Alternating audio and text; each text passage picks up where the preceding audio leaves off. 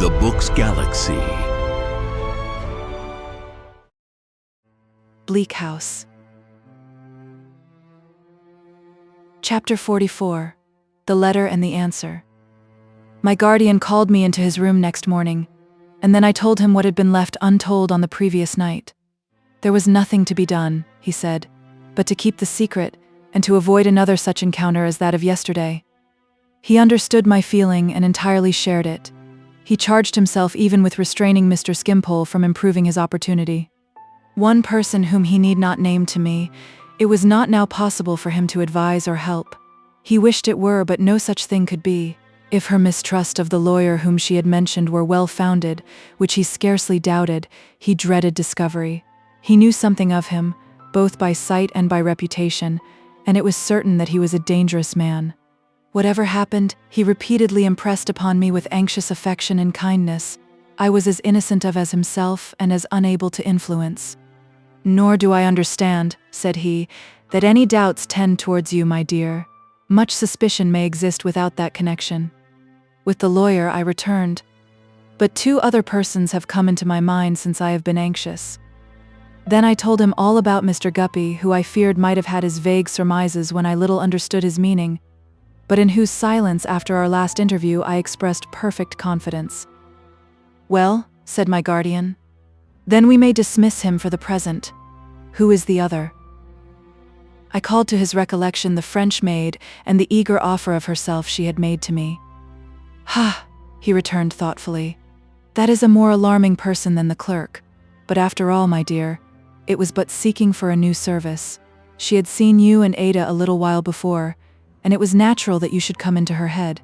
She merely proposed herself for your maid, you know. She did nothing more." "Her manner was strange," said I. "Yes, and her manner was strange when she took her shoes off and showed that cool relish for a walk that might have ended in her deathbed," said my guardian. "It would be useless self-distress and torment to reckon up such chances and possibilities. There are very few harmless circumstances that would not seem full of perilous meaning, so considered. Be hopeful, little woman. You can be nothing better than yourself. Be that, through this knowledge, as you were before you had it. It is the best you can do for everybody's sake, I sharing the secret with you." "Enlightening it, guardian, so much," said I. "Will be attentive to what passes in that family, so far as I can observe it from my distance. And if the time should come when I can stretch out a hand to render the least service to one whom it is better not to name even here, I will not fail to do it for her dear daughter's sake." I thanked him with my whole heart. What could I ever do but thank him? I was going out at the door when he asked me to stay a moment. Quickly turning round, I saw that same expression on his face again, and all at once, I don't know how, it flashed upon me as a new and far-off possibility that I understood it. "My dear Esther," said my guardian, "I have long had something in my thoughts that I have wished to say to you." "Indeed?" "I have had some difficulty in approaching it, and I still have. I should wish it to be so deliberately said and so deliberately considered. Would you object to my writing it?"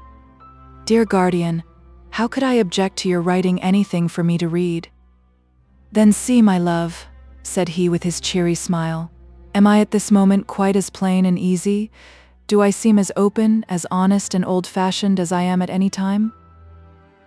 I answered in all earnestness, quite, with the strictest truth, for his momentary hesitation was gone. It had not lasted a minute, and his fine, sensible, cordial, sterling manner was restored.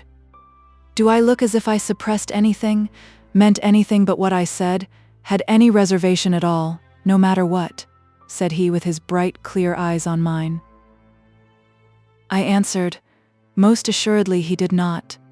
"Can you fully trust me, and thoroughly rely on what I profess, Esther?" "Most thoroughly," said I with my whole heart. "My dear girl," returned my guardian, "give me your hand." He took it in his, holding me lightly with his arm, and looking down into my face with the same genuine freshness and faithfulness of manner. The old protecting manner which had made that house my home in a moment said, "You have wrought changes in me, little woman, since the winter day in the stagecoach. First and last you have done me a world of good since that time." "Ah, guardian, what have you done for me since that time?" "But," said he, "that is not to be remembered now." It never can be forgotten. Yes, Esther, said he with a gentle seriousness. It is to be forgotten now, to be forgotten for a while. You are only to remember now that nothing can change me as you know me. Can you feel quite assured of that, my dear? I can, and I do, I said. That's much, he answered. That's everything, but I must not take that at a word.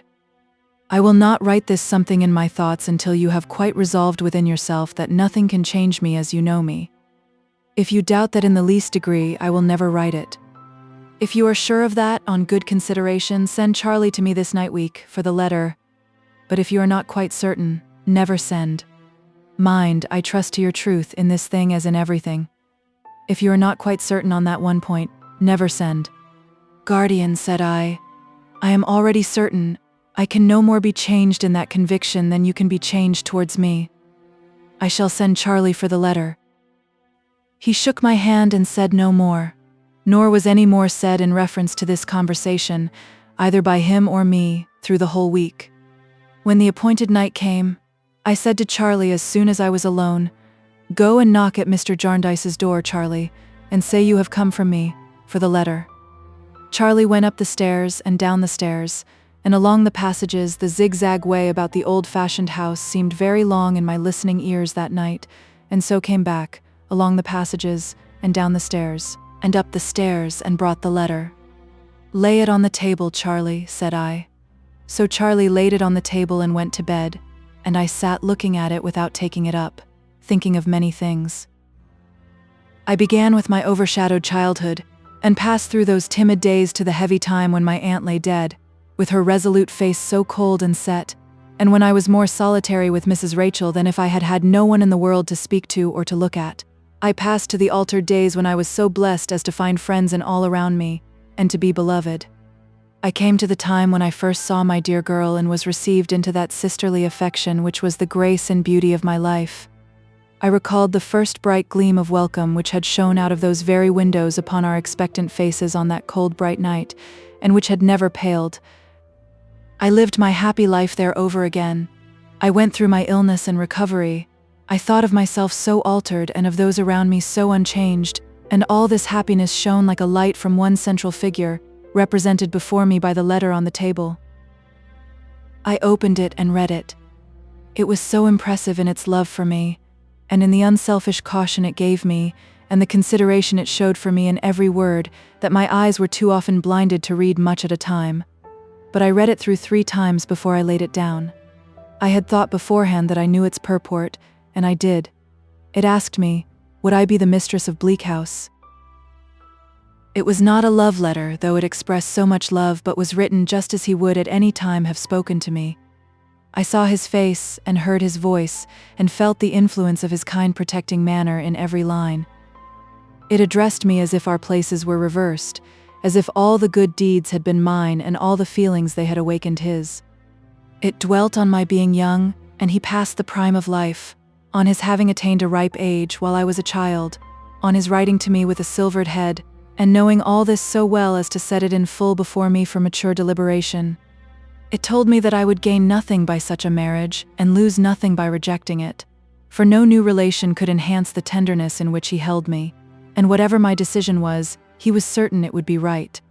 But he had considered this step anew since our late confidence and had decided on taking it, if it only served to show me through one poor instance that the whole world would readily unite to falsify the stern prediction of my childhood. I was the last to know what happiness I could bestow upon him, but of that he said no more, for I was always to remember that I owed him nothing, and that he was my debtor, and for very much.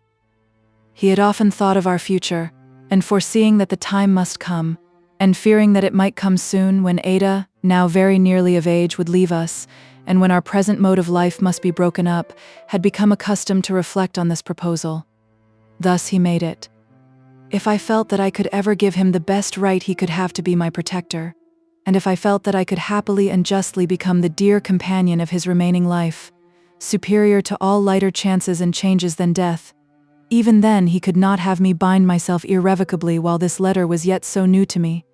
But even then I must have ample time for reconsideration. In that case, or in the opposite case, let him be unchanged in his old relation, in his old manner, in the old name by which I called him. And as to his bright Dame Durden and little housekeeper, she would ever be the same, he knew. This was the substance of the letter, written throughout with a justice and a dignity as if he were indeed my responsible guardian, impartially representing the proposal of a friend against whom in his integrity he stated the full case.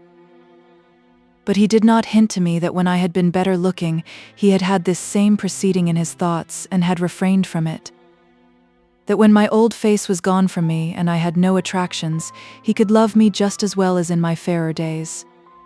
That the discovery of my birth gave him no shock, that his generosity rose above my disfigurement and my inheritance of shame.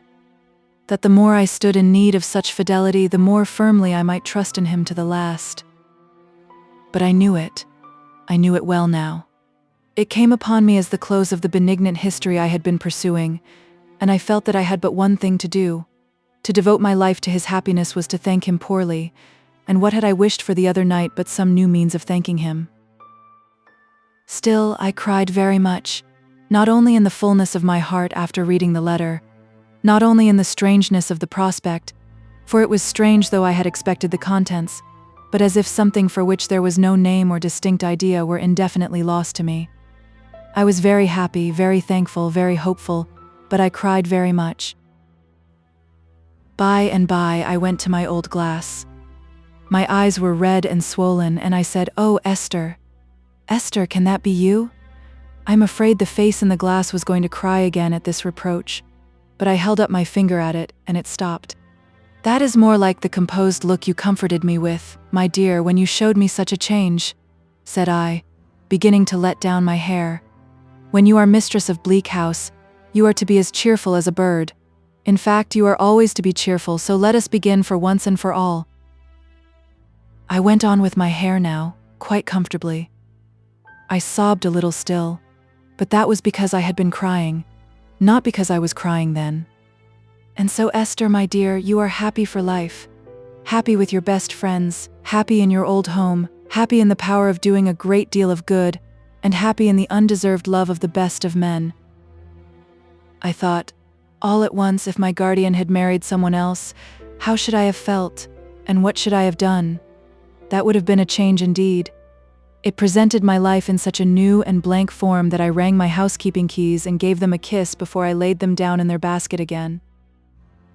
Then I went on to think, as I dressed my hair before the glass, how often had I considered within myself that the deep traces of my illness and the circumstances of my birth were only new reasons why I should be busy, useful, amiable, serviceable, in all honest, unpretending ways. This was a good time, to be sure, to sit down morbidly and cry. As to its seeming at all strange to me at first, if that were any excuse for crying, which it was not, that I was one day to be the mistress of Bleak House, why should it seem strange? Other people had thought of such things, if I had not. "Don't you remember, my plain dear," I asked myself, looking at the glass, "what Mrs. Woodcourt said before those scars were there about your marrying?" Perhaps the name brought them to my remembrance. The dried remains of the flowers. It would be better not to keep them now. They had only been preserved in memory of something wholly past and gone, but it would be better not to keep them now. They were in a book, and it happened to be in the next room, our sitting room, dividing Ada's chamber from mine. I took a candle and went softly in to fetch it from its shelf. After I had it in my hand, I saw my beautiful darling, through the open door, lying asleep, and I stole in to kiss her. It was weak in me, I know, and I could have no reason for crying, but I dropped a tear upon her dear face, and another, weaker than that. I took the withered flowers out and put them for a moment to her lips. I thought about her love for Richard, though, indeed, the flowers had nothing to do with that. Then I took them into my own room and burned them at the candle, and they were dust in an instant. On entering the breakfast room next morning, I found my guardian just as usual, quite as frank, as open and free, there being not the least constraint in his manner. There was none, or I think there was none, in mine. I was with him several times in the course of the morning, in and out, when there was no one there, and I thought it not unlikely that he might speak to me about the letter, but he did not say a word. So on the next morning, and the next, and for at least a week, over which time Mr. Skimpole prolonged his stay. I expected every day that my guardian might speak to me about the letter, but he never did. I thought then, growing uneasy, that I ought to write an answer. I tried over and over again in my own room at night, but I could not write an answer that at all began like a good answer, so I thought each night I would wait one more day, and I waited 7 more days, and he never said a word. At last, Mr. Skimpole having departed, we 3 were one afternoon going out for a ride, and I, being dressed before Ada and going down, came upon my guardian, with his back towards me, standing at the drawing-room window looking out. He turned on my coming in and said, smiling, "Aye, it's you, little woman, is it?" and looked out again. I had made up my mind to speak to him now. In short, I had come down on purpose. "Guardian," I said, rather hesitating and trembling, "when would you like to have the answer to the letter Charlie came for?" "When it's ready, my dear," he replied. "I think it is ready," said I. "Is Charlie to bring it?"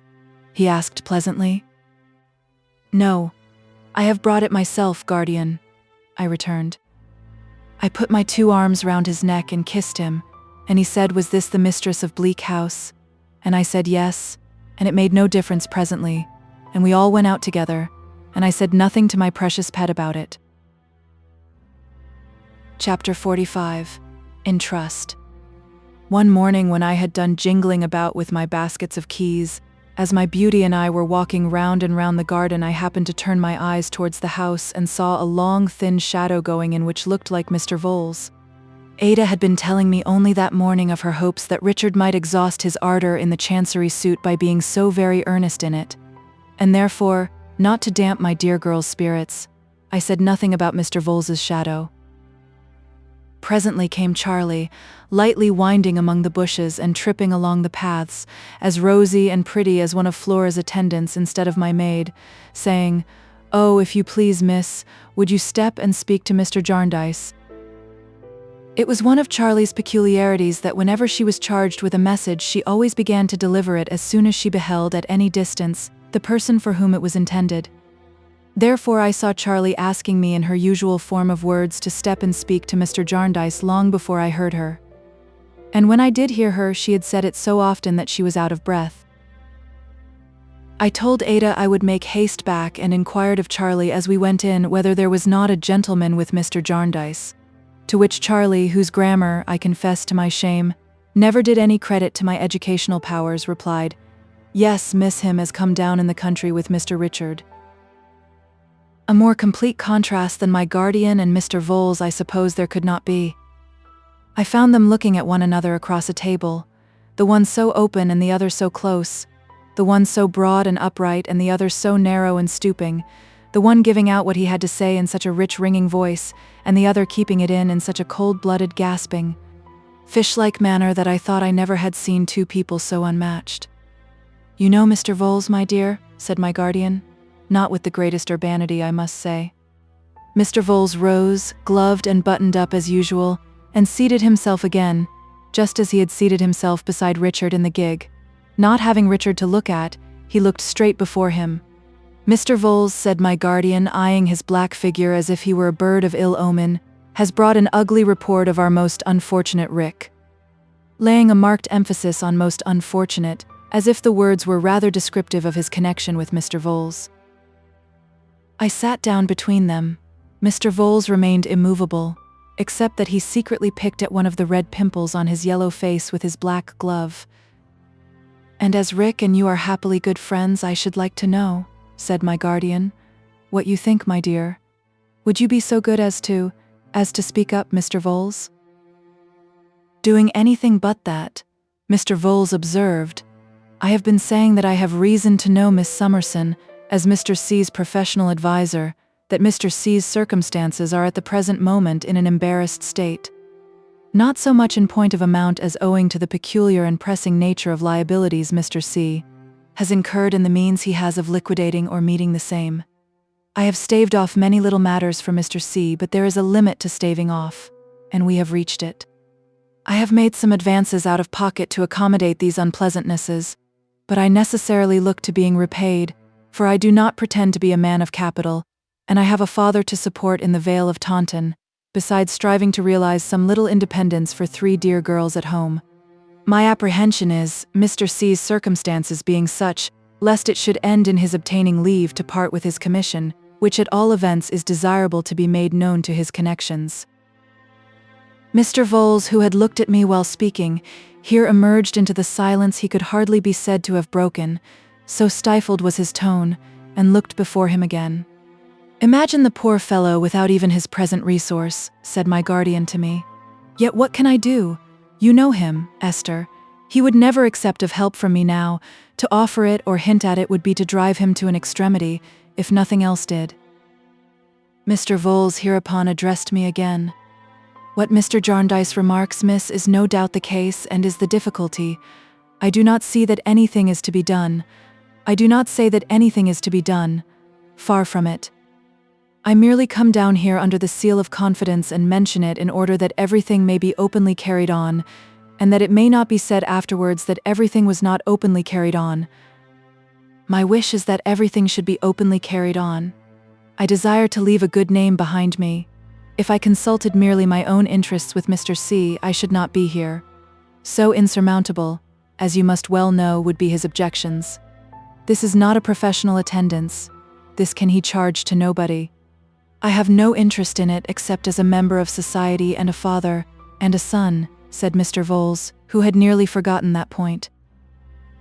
It appeared to us that Mr. Vholes said neither more nor less than the truth in intimating that he sought to divide the responsibility, such as it was, of knowing Richard's situation. I could only suggest that I should go down to Deal, where Richard was then stationed, and see him, and try if it were possible to avert the worst. Without consulting Mr. Vholes on this point, I took my guardian aside to propose it, while Mr. Vholes gauntly stalked to the fire and warmed his funeral gloves.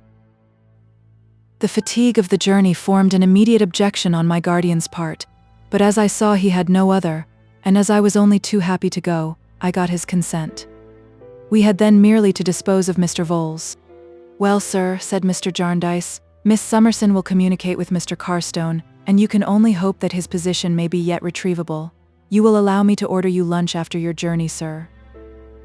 "I thank you, Mr. Jarndyce," said Mr. Vholes, putting out his long black sleeve to check the ringing of the bell.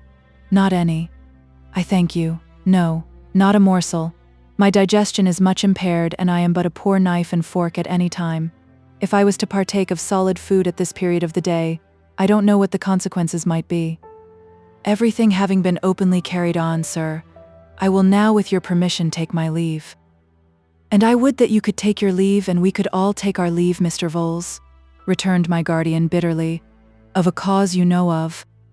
Mr. Vholes, whose black dye was so deep from head to foot that it had quite steamed before the fire, diffusing a very unpleasant perfume, made a short one-sided inclination of his head from the neck and slowly shook it. "We whose ambition it is to be looked upon in the light of respectable practitioners, sir, can but put our shoulders to the wheel. We do it, sir. At least I do it myself, and I wish to think well of my professional brethren, one and all. You are sensible of an obligation not to refer to me, miss, in communicating with Mr. C." I said I would be careful not to do it. "Just so, miss. Good morning. Mr. Jarndyce, good morning, sir." Mr. Vholes put his dead glove, which scarcely seemed to have any hand in it, on my fingers and then on my guardian's fingers, and took his long, thin shadow away. I thought of it on the outside of the coach, passing over all the sunny landscape between us and London, chilling the seed in the ground as it glided along. Of course it became necessary to tell Ada where I was going and why I was going, and of course she was anxious and distressed. But she was too true to Richard to say anything but words of pity and words of excuse, and in a more loving spirit still, my dear devoted girl, she wrote him a long letter, of which I took charge. Charlie was to be my traveling companion, though I am sure I wanted none, and would willingly have left her at home. We all went to London that afternoon, and finding 2 places in the mail, secured them. At our usual bedtime, Charlie and I were rolling away seaward with the Kentish letters. It was a night's journey in those coach times, but we had the mail to ourselves and did not find the night very tedious. It passed with me as I suppose it would with most people under such circumstances. At one while my journey looked hopeful, and at another hopeless. Now I thought I should do some good, and now I wondered how I could ever have supposed so. Now it seemed one of the most reasonable things in the world that I should have come, and now one of the most unreasonable. In what state I should find Richard, what I should say to him, and what he would say to me occupied my mind by turns with these two states of feeling, and the wheels seemed to play one tune, to which the burden of my guardian's letter set itself, over and over again all night. At last we came into the narrow streets of Deal, and very gloomy they were upon a raw, misty morning. The long, flat beach, with its little irregular houses, wooden and brick, and its litter of capstans and great boats and sheds, and bare upright poles with tackle and blocks, and loose gravelly waste places overgrown with grass and weeds, wore as dull an appearance as any place I ever saw. The sea was heaving under a thick white fog, and nothing else was moving but a few early rope-makers, who with the yarn twisted round their bodies looked as if, tired of their present state of existence, they were spinning themselves into cordage. But when we got into a warm room in an excellent hotel and sat down, comfortably washed and dressed, to an early breakfast, for it was too late to think of going to bed, Deal began to look more cheerful. Our little room was like a ship's cabin, and that delighted Charlie very much. Then the fog began to rise like a curtain, and numbers of ships that we had had no idea were near appeared. I don't know how many sail the waiter told us were then lying in the Downs. Some of these vessels were of grand size. One was a large Indiaman just come home, and when the sun shone through the clouds making silvery pools in the dark sea, the way in which these ships brightened and shadowed and changed, amid a bustle of boats pulling off from the shore to them, and from them to the shore, and a general life and motion in themselves and everything around them, was most beautiful. The large Indiaman was our great attraction because she had come into the Downs in the night. She was surrounded by boats, and we said how glad the people on board of her must be to come ashore. Charlie was curious too about the voyage, and about the heat in India, and the serpents and the tigers, and as she picked up such information much faster than grammar, I told her what I knew on those points. I told her too how people in such voyages were sometimes wrecked and cast on rocks, where they were saved by the intrepidity and humanity of one man. And Charlie asking how that could be, I told her how we knew at home of such a case. I had thought of sending Richard a note saying I was there, but it seemed so much better to go to him without preparation. As he lived in barracks, I was a little doubtful whether this was feasible, but we went out to reconnoiter. Peeping in at the gate of the barrack yard, we found everything very quiet at that time in the morning, and I asked a sergeant standing on the guardhouse steps where he lived. He sent a man before to show me, who went up some bare stairs, and knocked with his knuckles at a door, and left us. "Now then," cried Richard from within. So I left Charlie in the little passage, and going on to the half-open door said, "Can I come in, Richard? It's only Dame Durden." He was writing at a table with a great confusion of clothes, tin cases, books, boots, brushes, and portmanteaus strewn all about the floor. He was only half dressed in plain clothes, I observed, not in uniform, and his hair was unbrushed, and he looked as wild as his room. All this I saw after he had heartily welcomed me, and I was seated near him. For he started upon hearing my voice and caught me in his arms in a moment. Dear Richard, he was ever the same to me. Down to, poor fellow. To the end. He never received me but with something of his old merry boyish manner. "Good heaven, my dear little woman," said he. "How do you come here? Who could have thought of seeing you? Nothing the matter? Ada is well?" "Quite well. Lovelier than ever, Richard." "Ah," he said, leaning back in his chair. "My poor cousin. I was writing to you, Esther." So worn and haggard as he looked, even in the fullness of his handsome youth, leaning back in his chair and crushing the closely written sheet of paper in his hand. "Have you been at the trouble of writing all that? And am I not to read it after all?" I asked. "Oh, my dear," he returned with a hopeless gesture. "You may read it in the whole room. It is all over here." I mildly entreated him not to be despondent. I told him that I had heard by chance of his being in difficulty, and had come to consult with him what could best be done. "Like you, Esther, but useless, and so not like you," said he with a melancholy smile. "I am away on leave this day, should have been gone in another hour, and that is to smooth it over, for my selling out. Well, let bygones be bygones. So this calling follows the rest. I only want to have been in the church to have made the round of all the professions. Richard, I urged, it is not so hopeless as that. Esther, he returned. It is indeed. I am just so near disgrace as that those who are put in authority over me, as the catechism goes, would far rather be without me than with me, and they are right. Apart from debts and duns and all such drawbacks, I am not fit even for this employment. I have no care, no mind, no heart, no soul, but for one thing. Why, if this bubble hadn't broken now, he said, tearing the letter he had written into fragments and moodily casting them away, by driblets, how could I have gone abroad? I must have been ordered abroad, but how could I have gone? How could I, with my experience of that thing, trust even Voles unless I was at his back? I suppose he knew by my face what I was about to say, but he caught the hand I had laid upon his arm and touched my own lips with it to prevent me from going on. No, Dame Durden. 2 subjects I forbid, must forbid. The first is John Jarndyce. The second, you know what? Call it madness, and I tell you I can't help it now, and can't be sane. But it is no such thing. It is the one object I have to pursue. It is a pity I ever was prevailed upon to turn out of my road for any other. It would be wisdom to abandon it now after all the time, anxiety and pains I have bestowed upon it. Oh yes, true wisdom. It would be very agreeable too to some people, but I never will. He was in that mood in which I thought it best not to increase his determination, if anything could increase it, by opposing him. I took out Ada's letter and put it in his hand. Am I to read it now? He asked. As I told him yes, he laid it on the table, and resting his head upon his hand began.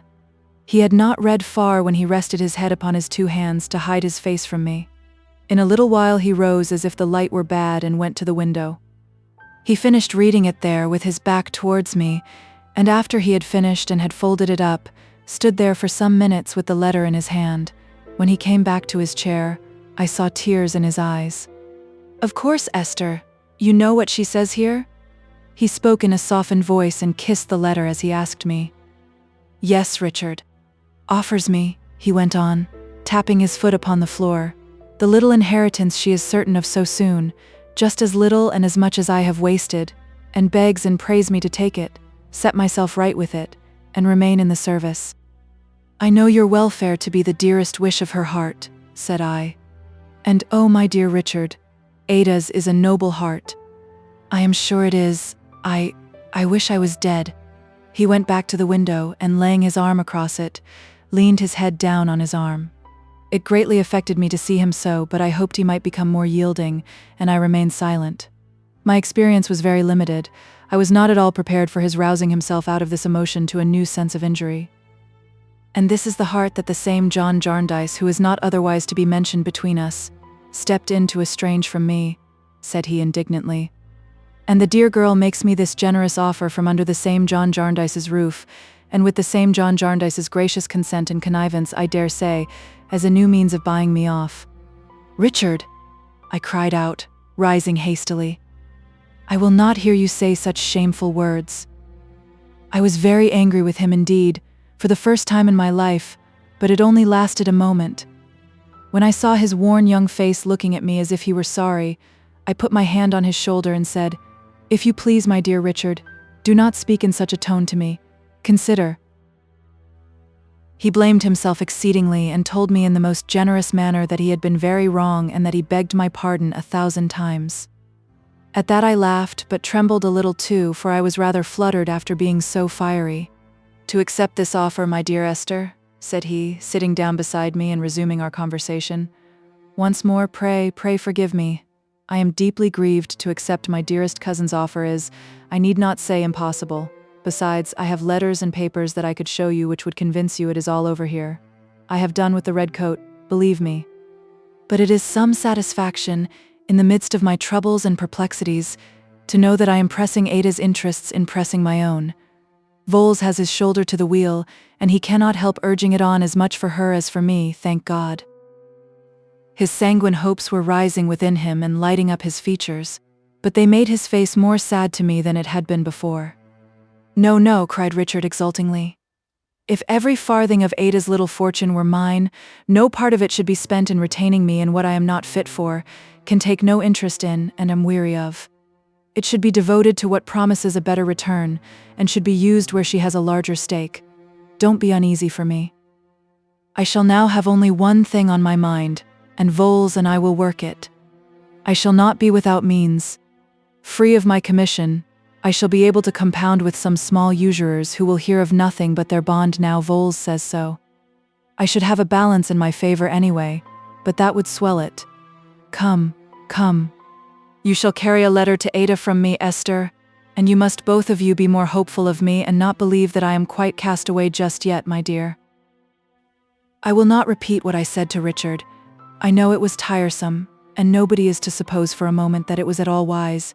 It only came from my heart. He heard it patiently and feelingly, but I saw that on the two subjects he had reserved it was at present hopeless to make any representation to him.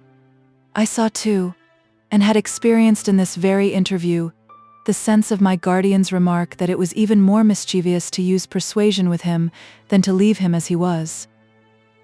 Therefore I was driven at last to asking Richard if he would mind convincing me that it really was all over there, as he had said, and that it was not his mere impression. He showed me without hesitation a correspondence making it quite plain that his retirement was arranged. I found from what he told me that Mr. Voles had copies of these papers and had been in consultation with him throughout.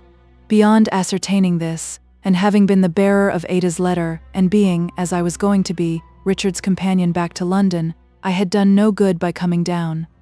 Admitting this to myself with a reluctant heart, I said I would return to the hotel and wait until he joined me there. So he threw a cloak over his shoulders and saw me to the gate, and Charlie and I went back along the beach. There was a concourse of people in one spot, surrounding some naval officers who were landing from a boat, and pressing about them with unusual interest. I said to Charlie this would be one of the great Indiaman's boats now, and we stopped to look. The gentlemen came slowly up from the waterside, speaking good-humoredly to each other and to the people around and glancing about them as if they were glad to be in England again. Charlie, Charlie, said I, come away, and I hurried on so swiftly that my little maid was surprised. It was not until we were shut up in our cabin room and I had had time to take breath that I began to think why I had made such haste. In one of the sunburnt faces I had recognized Mr. Alan Woodcourt, and I had been afraid of his recognizing me. I had been unwilling that he should see my altered looks. I had been taken by surprise and my courage had quite failed me. But I knew this would not do, and I now said to myself, my dear, there is no reason, there is and there can be no reason at all, why it should be worse for you now than it ever has been. What you were last month, you are today. You are no worse, you are no better. This is not your resolution. Call it up, Esther, call it up. I was in a great tremble with running and at first was quite unable to calm myself. But I got better, and I was very glad to know it. The party came to the hotel. I heard them speaking on the staircase. I was sure it was the same gentleman because I knew their voices again. I knew Mr. Woodcourt's. It would still have been a great relief to me to have gone away without making myself known, but I was determined not to do so. No, my dear, no, no, no, no. I untied my bonnet and put my veil half up. I mean half down, but it matters very little, and wrote on one of my cards that I happened to be there with Mr. Richard Carstone, and I sent it in to Mr. Woodcourt. He came immediately. I told him I was rejoiced to be by chance among the first to welcome him home to England, and I saw that he was very sorry for me. You have been in shipwreck and peril since you left us, Mr. Woodcourt, said I, but we can hardly call that a misfortune which enabled you to be so useful and so brave. We read of it with the truest interest. It first came to my knowledge through your old patient, poor Miss Flite, when I was recovering from my severe illness. Ah, little Miss Flite, he said. She lives the same life yet? Just the same. I was so comfortable with myself now as not to mind the veil and to be able to put it aside. Her gratitude to you, Mr. Woodcourt, is delightful. She is a most affectionate creature, as I have reason to say. You have found her so? He returned. I am glad of that. He was so very sorry for me that he could scarcely speak. I assure you, said I, that I was deeply touched by her sympathy and pleasure at the time I have referred to. I was grieved to hear that you had been very ill. I was very ill. But you have quite recovered? I have quite recovered my health and my cheerfulness, said I. You know how good my guardian is and what a happy life we lead, and I have everything to be thankful for and nothing in the world to desire. I felt as if he had greater commiseration for me than I had ever had for myself. It inspired me with new fortitude and new calmness to find that it was I who was under the necessity of reassuring him. I spoke to him of his voyage out and home and of his future plans, and of his probable return to India. He said that was very doubtful. He had not found himself more favored by fortune there than here. He had gone out a poor ship's surgeon and had come home nothing better. While we were talking, and when I was glad to believe that I had alleviated, if I may use such a term, the shock he had had in seeing me, Richard came in. He had heard downstairs who was with me, and they met with cordial pleasure. I saw that after their first greetings were over, and when they spoke of Richard's career, Mr. Woodcourt had a perception that all was not going well with him. He frequently glanced at his face as if there were something in it that gave him pain, and more than once he looked towards me as though he sought to ascertain whether I knew what the truth was. Yet Richard was in one of his sanguine states and in good spirits, and was thoroughly pleased to see Mr. Woodcourt again, whom he had always liked. Richard proposed that we all should go to London together, but Mr. Woodcourt, having to remain by his ship a little longer, could not join us. He dined with us, however, at an early hour, and became so much more like what he used to be that I was still more at peace to think I had been able to soften his regrets. Yet his mind was not relieved of Richard. When the coach was almost ready and Richard ran down to look after his luggage, he spoke to me about him. I was not sure that I had a right to lay his whole story open, but I referred in a few words to his estrangement from Mr. Jarndyce, and to his being entangled in the ill-fated Chancery suit. Mr. Woodcourt listened with interest and expressed his regret. "I saw you observe him rather closely," said I. "Do you think so changed?" "He is changed," he returned, shaking his head. I felt the blood rush into my face for the first time, but it was only an instantaneous emotion. I turned my head aside and it was gone. "It is not," said Mr. Woodcourt, "his being so much younger or older, or thinner or fatter, or paler or ruddier, as there being upon his face such a singular expression. I never saw so remarkable a look in a young person. One cannot say that it is all anxiety or all weariness, yet it is both and like ungrown despair." "You do not think he is ill?" said I. "No, he looked robust in body. That he cannot be at peace in mind, we have too much reason to know," I proceeded. "Mr. Woodcourt, you are going to London? Tomorrow or the next day. There is nothing Richard wants so much as a friend. He always liked you. Pray see him when you get there. Pray help him sometimes with your companionship if you can. You do not know of what service it might be. You cannot think how Ada and Mr. Jarndyce and even I, how we should all thank you, Mr. Woodcourt." "Miss Summerson," he said, more moved than he had been from the first, "before heaven I will be a true friend to him. I will accept him as a trust, and it shall be a sacred one." "God bless you," said I, with my eyes filling fast, but I thought they might, when it was not for myself. "Ada loves him, we all love him, but Ada loves him as we cannot. I will tell her what you say. Thank you, and God bless you, in her name." Richard came back as we finished exchanging these hurried words and gave me his arm to take me to the coach. "Woodcourt," he said, unconscious with what application, "pray let us meet in London." "Meet?" returned the other. "I have scarcely a friend there now but you. Where shall I find you?" "Why, I must get a lodging of some sort," said Richard, pondering. "Say at Vholes's Simon's Inn." "Good. Without loss of time." They shook hands heartily. When I was seated in the coach and Richard was yet standing in the street, Mr. Woodcourt laid his friendly hand on Richard's shoulder and looked at me. I understood him and waved mine in thanks. And in his last look as we drove away, I saw that he was very sorry for me. I was glad to see it. I felt for my old self as the dead may feel if they ever revisit these scenes. I was glad to be tenderly remembered, to be gently pitied, not to be quite forgotten. Chapter 46. Stop him.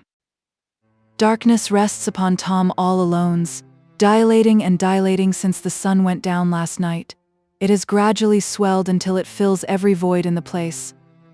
For a time there were some dungeon lights burning, as the lamp of life hums in Tom all alone's, heavily, heavily in the nauseous air, and winking as that lamp, too, winks in Tom all alone's at many horrible things. But they are blotted out.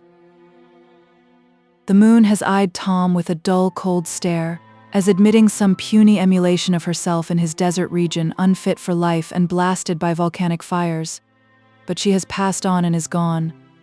The blackest nightmare in the infernal stables grazes on Tom all alone's, and Tom is fast asleep. Much mighty speech-making there has been, both in and out of Parliament, concerning Tom, and much wrathful disputation how Tom shall be got right.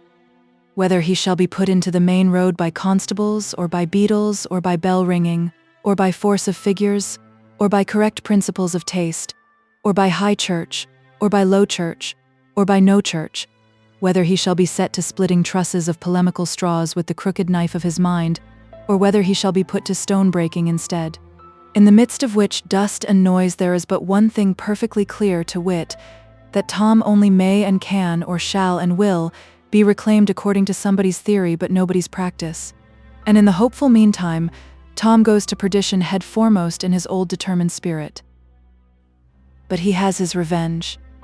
Even the winds are his messengers, and they serve him in these hours of darkness. There is not a drop of Tom's corrupted blood but propagates infection and contagion somewhere.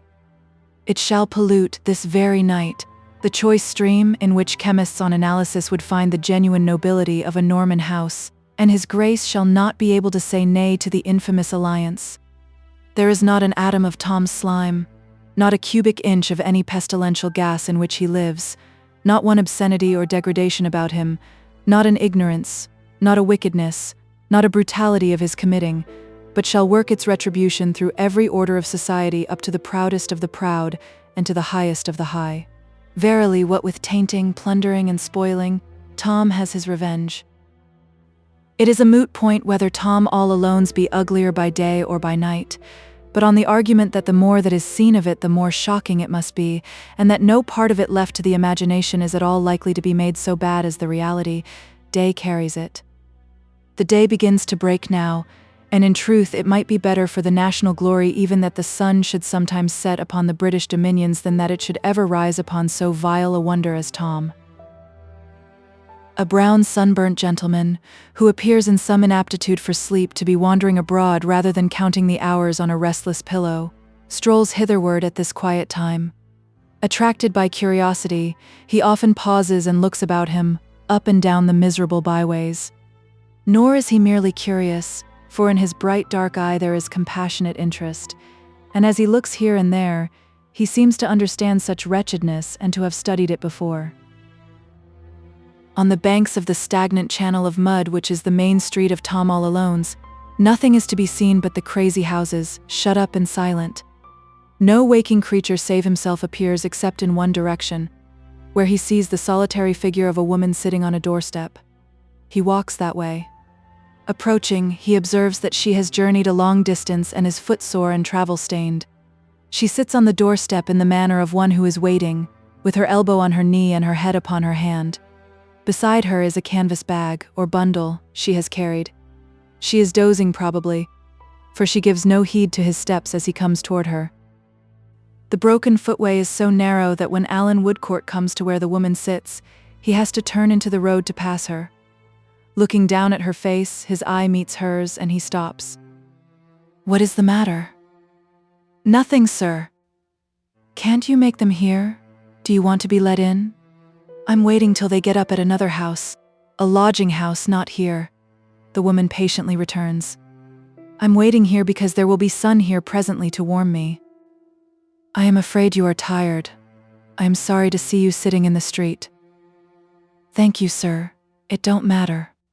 A habit in him of speaking to the poor and of avoiding patronage or condescension or childishness, which is the favorite device, many people deeming it quite a subtlety to talk to them like little spelling books, has put him on good terms with the woman easily.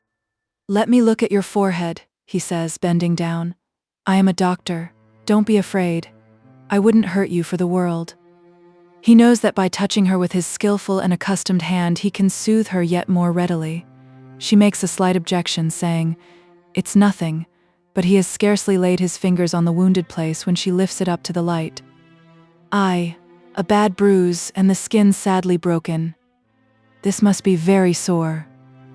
It do ache a little, sir, returns the woman with a started tear upon her cheek. Let me try to make it more comfortable. My handkerchief won't hurt you. Oh dear no, sir, I'm sure of that. He cleanses the injured place and dries it, and having carefully examined it and gently pressed it with the palm of his hand, takes a small case from his pocket, dresses it and binds it up. While he is thus employed, he says, after laughing at his establishing a surgery in the street, And so your husband is a brickmaker? How do you know that, sir? Asks the woman, astonished. Why, I suppose so from the color of the clay upon your bag and on your dress. And I know brickmakers go about working at piecework in different places, and I am sorry to say I have known them cruel to their wives too. The woman hastily lifts up her eyes as if she would deny that her injury is referable to such a cause, but feeling the hand upon her forehead, and seeing his busy and composed face, she quietly drops them again. Where is he now? Asks the surgeon. He got into trouble last night, sir, but he'll look for me at the lodging house. He will get into worse trouble if he often misuses his large and heavy hand, as he has misused it here. But you forgive him, brutal as he is, and I say no more of him, except that I wish he deserved it. You have no young child? The woman shakes her head. One as I calls mine, sir, but it's Liz's. Your own is dead, I see. Poor little thing. By this time he has finished and is putting up his case. I suppose you have some settled home? Is it far from here? He asks, good-humoredly making light of what he has done as she gets up and curtsies. It's a good 2 or 3 mile from here, sir. At St. Albans. You know St. Albans, sir? I thought you gave a start like, as if you did. Yes, I know something of it. And now I will ask you a question in return. Have you money for your lodging? Yes, sir, she says, really and truly, and she shows it. He tells her, in acknowledgement of her many subdued thanks, that she is very welcome, gives her good day, and walks away. Tom, all alone, is still asleep, and nothing is astir. Yes, something is. As he retraces his way to the point from which he descried the woman at a distance sitting on the step, he sees a ragged figure coming very cautiously along, crouching close to the soiled walls, which the wretchedest figure might as well avoid, and furtively thrusting a hand before it. It is the figure of a youth whose face is hollow and whose eyes have an emaciated glare. He is so intent on getting along unseen that even the apparition of a stranger in whole garments does not tempt him to look back. He shades his face with his ragged elbow as he passes on the other side of the way, and goes shrinking and creeping on with his anxious hand before him, and his shapeless clothes hanging in shreds. Clothes made for what purpose, or of what material, it would be impossible to say. They look, in color and in substance, like a bundle of rank leaves of swampy growth that rotted long ago. Alan Woodcourt pauses to look after him and note all this, with a shadowy belief that he has seen the boy before. He cannot recall how or where, but there is some association in his mind with such a form. He imagines that he must have seen it in some hospital or refuge, still, cannot make out why it comes with any special force on his remembrance. He is gradually emerging from Tom all Alone's in the morning light, thinking about it, when he hears running feet behind him, and looking round, sees the boy scouring towards him at great speed, followed by the woman. Stop him, cries the woman, almost breathless. Stop him, sir.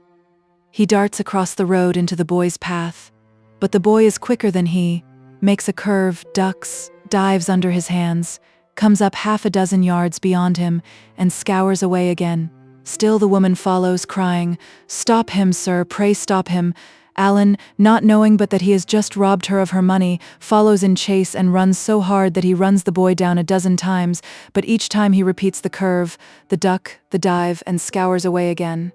To strike at him on any of these occasions would be to fell and disable him. But the pursuer cannot resolve to do that, and so the grimly ridiculous pursuit continues. At last the fugitive, hard-pressed, takes to a narrow passage and a court which has no thoroughfare. Here, against a hoarding of decaying timber, he is brought to bay and tumbles down, lying gasping at his pursuer, who stands and gasps at him until the woman comes up. "Oh, you, Joe," cries the woman. "What? I have found you at last." "Joe," repeats Alan, looking at him with attention. "Joe, stay, to be sure. I recollect this lad some time ago being brought before the coroner." "Yes, I see you once afore at the Inkwich," whimpers Joe. "What of that? Can't you never let such an unfortunate as me alone? An't I unfortunate enough for you yet? How unfortunate do you want me fur to be? I've been a chivied and a chivied, fussed by one on you and nixed by another on you, till I'm worrited to skins and bones. The Inkwich warn't my fault. I done nothink. He woes wery good to me. He woes. He woes the only one I knowed to speak to, as ever come across my crossing. It ain't wery likely I should want him to be inkwitched. I only wish I woes myself. I don't know why I don't go and make a hole in the water. I'm sure I don't." He says it with such a pitiable air, and his grimy tears appear so real, and he lies in the corner up against the hoarding so like a growth of fungus or any unwholesome excrescence produced there in neglect and impurity, that Alan Woodcourt is softened towards him. He says to the woman, "Miserable creature, what has he done?" To which she only replies, shaking her head at the prostrate figure more amazedly than angrily, "Oh, you, Joe, I have found you at last." "What has he done?" says Alan. "Has he robbed you?" "No, sir, no. Robbed me? He did nothing but what was kind-hearted by me, and that's the wonder of it." Alan looks from Joe to the woman, and from the woman to Joe, waiting for one of them to unravel the riddle. "But he was along with me, sir," says the woman. "Oh, you, Joe. He was along with me, sir, down at St. Albans, ill, and a young lady, Lord bless her for a good friend to me, took pity on him when I durstn't, and took him home." Alan shrinks back from him with a sudden horror. "Yes, sir. Yes, took him home, and made him comfortable, and like a thankless monster he ran away in the night, and never has been seen or heard of since till I set eyes on him just now. And that young lady that was such a pretty dear caught his illness, lost her beautiful looks, and wouldn't hardly be known for the same young lady now if it wasn't for her angel temper, and her pretty shape, and her sweet voice. Do you know it? You ungrateful wretch! Do you know that this is all along of you and of her goodness to you?" demands the woman, beginning to rage at him as she recalls it and breaking into passionate tears. The boy, in rough sorts, stunned by what he hears, falls to smearing his dirty forehead with his dirty palm, and to staring at the ground, and to shaking from head to foot until the crazy hoarding against which he leans rattles. Alan restrains the woman, merely by a quiet gesture, but effectually. "Richard told me," he falters. "I mean, I have heard of this. Don't mind me for a moment. I will speak presently." He turns away and stands for a while looking out at the covered passage. When he comes back, he has recovered his composure, except that he contends against an avoidance of the boy, which is so very remarkable that it absorbs the woman's attention. "You hear what she says? But get up. Get up." Joe, shaking and chattering, slowly rises and stands, after the manner of his tribe in a difficulty, sideways against the hoarding, resting one of his high shoulders against it, and covertly rubbing his right hand over his left, and his left foot over his right. "You hear what she says, and I know it's true. Have you been here ever since?"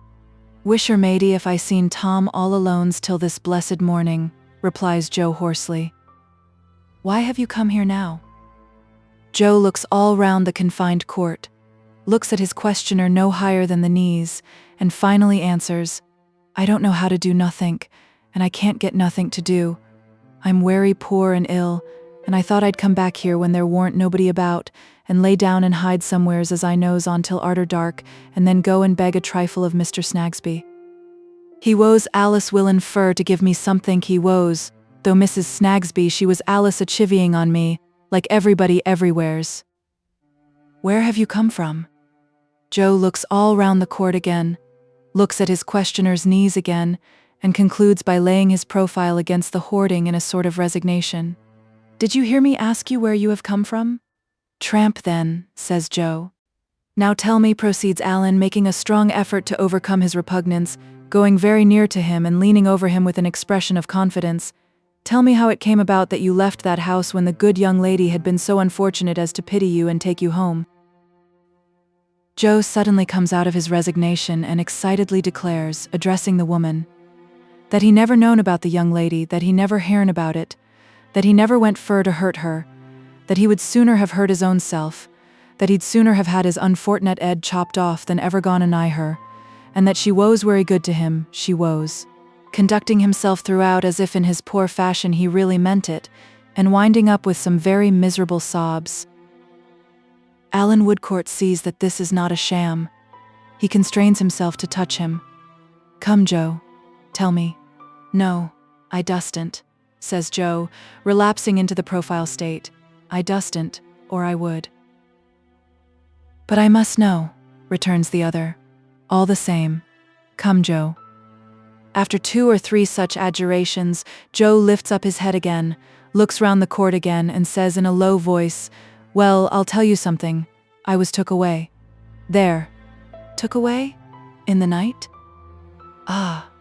Very apprehensive of being overheard, Joe looks about him and even glances up some 10 feet at the top of the hoarding, and through the cracks in it, lest the object of his distrust should be looking over or hidden on the other side. Who took you away? I dustn't name him, says Joe. I dustn't do it, sir. But I want, in the young lady's name, to know. You may trust me. No one else shall hear. Ah, but I don't know, replies Joe, shaking his head fearfully, as he don't hear. Why, he is not in this place. Oh, ain't he though? Says Joe. He's in all manner of places, all at once. Alan looks at him in perplexity, but discovers some real meaning and good faith at the bottom of this bewildering reply. He patiently awaits an explicit answer, and Joe, more baffled by his patience than by anything else, at last desperately whispers a name in his ear. I, says Alan. Why, what had you been doing? No think, sir. Never done no think to get myself into no trouble. Cept in not moving on in the Inkwitch. But I'm a moving on now. I'm a moving on to the burying ground, that's the move as I'm up to. No, we will try to prevent that. But what did he do with you? Put me in a hospital, replied Joe, whispering, till I was discharged. Then give me a little money, 4 half-bulls, what you may call half-crowns, and says hook it. Nobody wants you here, he says. You hook it. You go and tramp, he says. You move on, he says. Don't let me ever see you nowheres within 40 mile of London, or you'll repent it. So I shall, if ever he does see me, and he'll see me if I'm above ground, concludes Joe, nervously repeating all his former precautions and investigations. Alan considers a little, then remarks, turning to the woman but keeping an encouraging eye on Joe, he is not so ungrateful as you supposed. He had a reason for going away, though it was an insufficient one. Thank ye, sir, thank ye, exclaims Joe. There now. See how hard you woes upon me. But ony you tell the young lady what the gen'lman says, and it's all right. For you woes wery good to me too, and I knows it. Now, Joe, says Alan, keeping his eye upon him, come with me and I will find you a better place than this to lie down and hide in. If I take one side of the way and you the other to avoid observation, you will not run away. I know very well if you make me a promise. I won't. Not unless I woes to see him a-coming, sir. Very well. I take your word. Half the town is getting up by this time, and the whole town will be broad awake in another hour. Come along. Good day again, my good woman. Good day again, sir, and I thank you kindly many times again. She has been sitting on her bag, deeply attentive, and now rises and takes it up. Joe, repeating, "Only you tell the young lady as I never went fur to hurt her, and what the gen'lman says," nods and shambles and shivers and smears and blinks and half laughs and half cries, a farewell to her, and takes his creeping way along after Alan Woodcourt, close to the houses on the opposite side of the street. In this order, the two come up out of Tom all Alone's into the broad rays of the sunlight and the purer air. Chapter 47. Joe's Will. As Alan Woodcourt and Joe proceed along the streets where the high church spires and the distances are so near and clear in the morning light that the city itself seems renewed by rest, Alan revolves in his mind how and where he shall bestow his companion. It surely is a strange fact, he considers, that in the heart of a civilized world this creature in human form should be more difficult to dispose of than an unowned dog. But it is none the less a fact because of its strangeness, and the difficulty remains. At first he looks behind him often to assure himself that Joe is still really following. But look where he will, he still beholds him close to the opposite houses, making his way with his wary hand from brick to brick, and from door to door, and often, as he creeps along, glancing over at him watchfully. Soon satisfied that the last thing in his thoughts is to give him the slip, Alan goes on considering with a less divided attention what he shall do. A breakfast stall at a street corner suggests the first thing to be done. He stops there, looks round, and beckons Joe.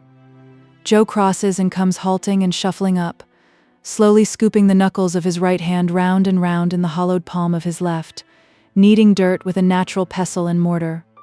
What is a dainty repast to Joe is then set before him, and he begins to gulp the coffee and to gnaw the bread and butter, looking anxiously about him in all directions as he eats and drinks, like a scared animal. But he is so sick and miserable that even hunger has abandoned him. "I thought I was almost a-starvin', sir," says Joe, soon putting down his food.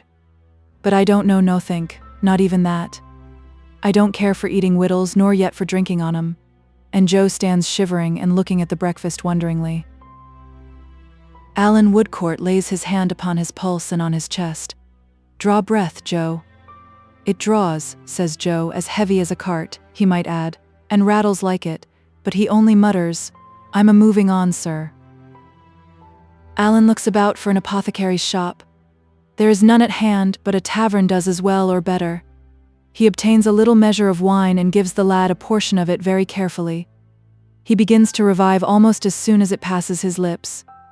"We may repeat that dose, Joe," observes Alan after watching him with his attentive face. "So, now we will take 5 minutes rest, and then go on again."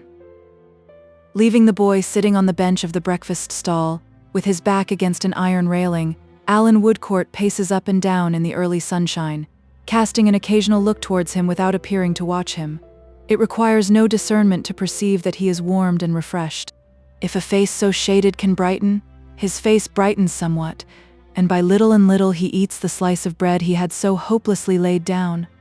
Observant of these signs of improvement, Alan engages him in conversation and elicits to his no small wonder the adventure of the lady in the veil, with all its consequences. Joe slowly munches as he slowly tells it. When he has finished his story and his bread, they go on again.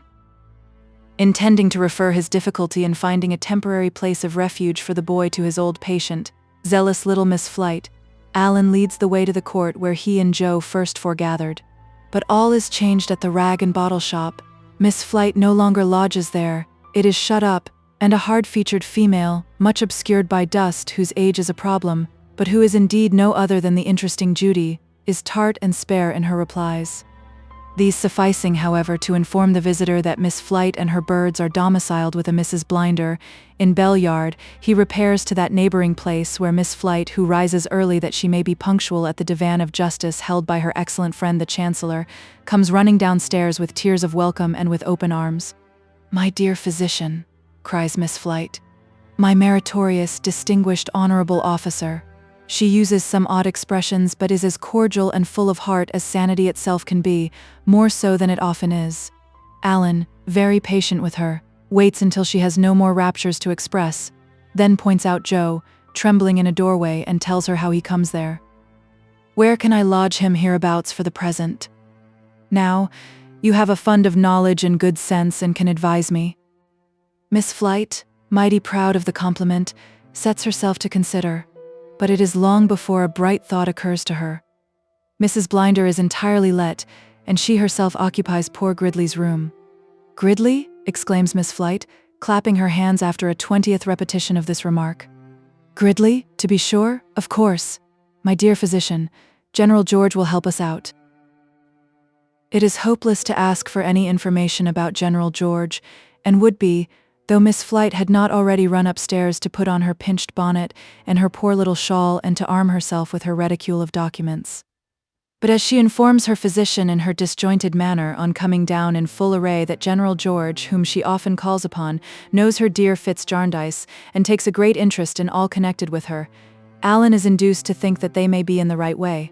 So he tells Joe, for his encouragement, that this walking about will soon be over now, and they repair to the General's. Fortunately, it is not far. From the exterior of George's shooting gallery, and the long entry, and the bare perspective beyond it, Alan Woodcourt augurs well. He also descries promise in the figure of Mr. George himself, striding towards them in his morning exercise with his pipe in his mouth, no stock on, and his muscular arms, developed by broadsword and dumbbell, weightily asserting themselves through his light shirt sleeves. "Your servant, sir," says Mr. George with a military salute, good-humoredly smiling all over his broad forehead up into his crisp hair. He then defers to Miss Flite, as with great stateliness and at some length she performs the courtly ceremony of presentation. He winds it up with another "Your servant, sir," and another salute.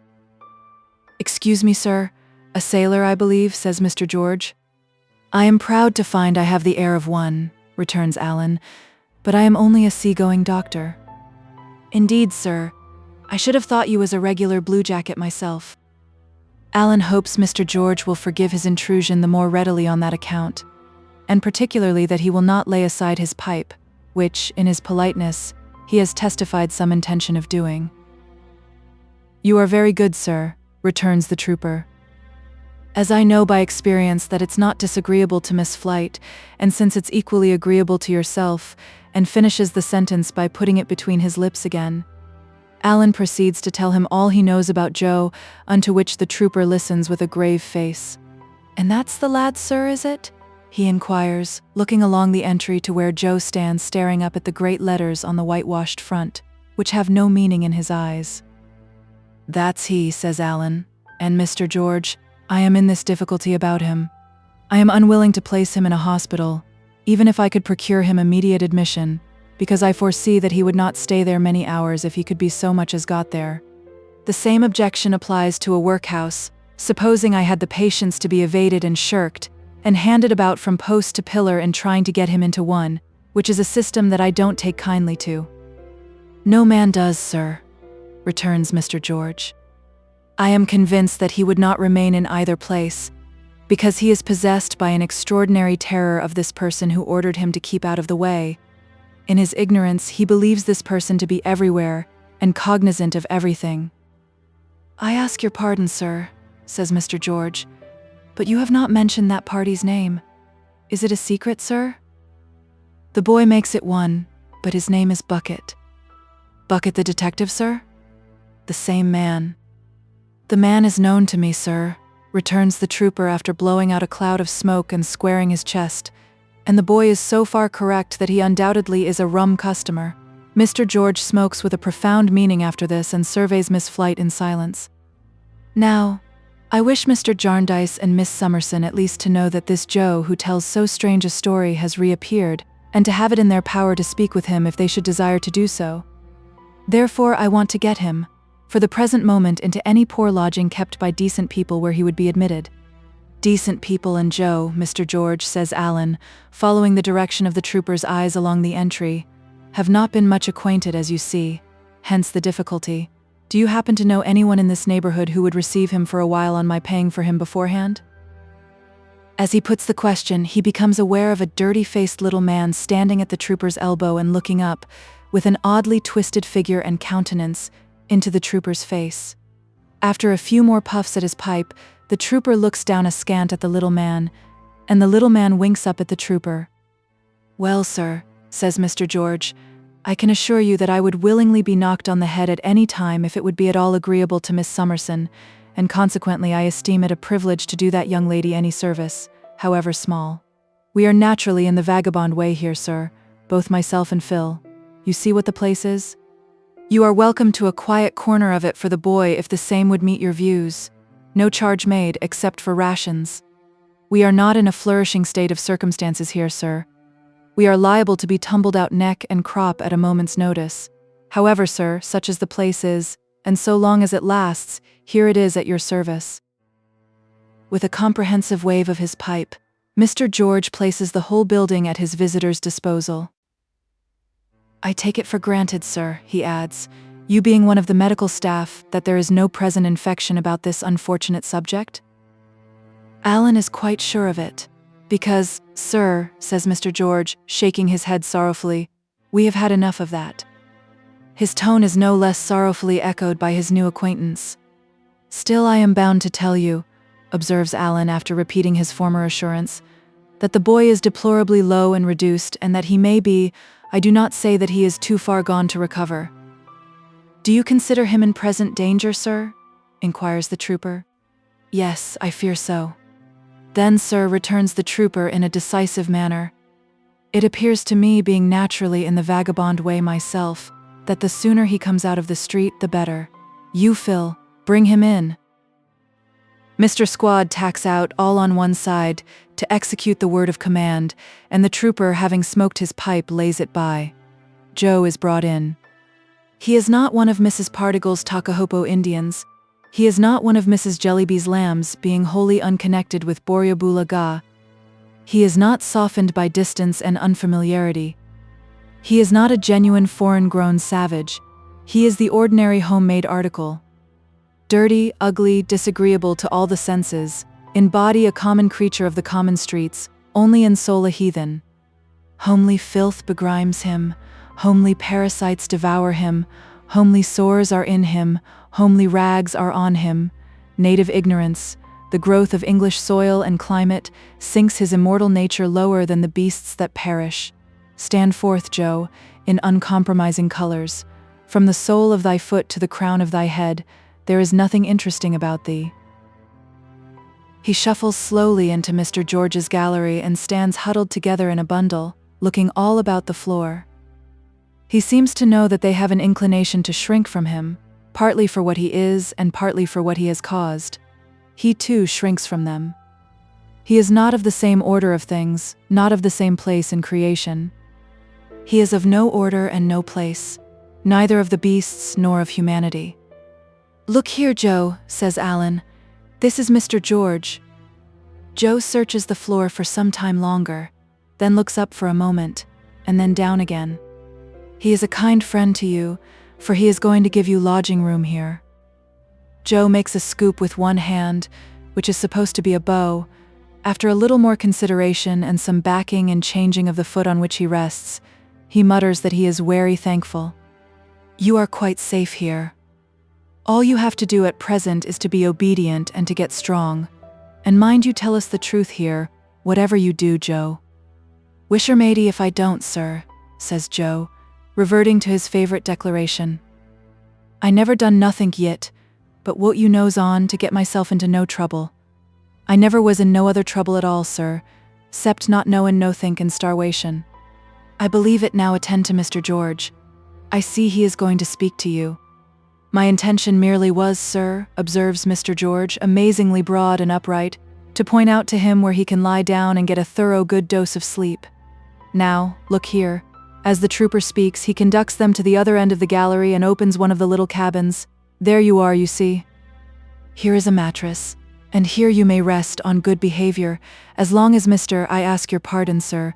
He refers apologetically to the card Alan has given him. "Mr. Woodcourt pleases. Don't you be alarmed if you hear shots, they'll be aimed at the target and not you. Now, there's another thing I would recommend, sir," says the trooper, turning to his visitor. "Phil, come here." Phil bears down upon them according to his usual tactics. "Here is a man, sir, who was found, when a baby, in the gutter. Consequently, it is to be expected that he takes a natural interest in this poor creature. You do, don't you, Phil?" "Certainly and surely I do, governor," is Phil's reply. "Now I was thinking, sir," says Mr. George in a martial sort of confidence, as if he were giving his opinion in a council of war at a drumhead, "that if this man was to take him to a bath, and was to lay out a few shillings in getting him 1 or 2 coarse articles—" "Mr. George, my considerate friend," returns Alan, taking out his purse. "It is the very favor I would have asked." Phil's squad and Joe are sent out immediately on this work of improvement.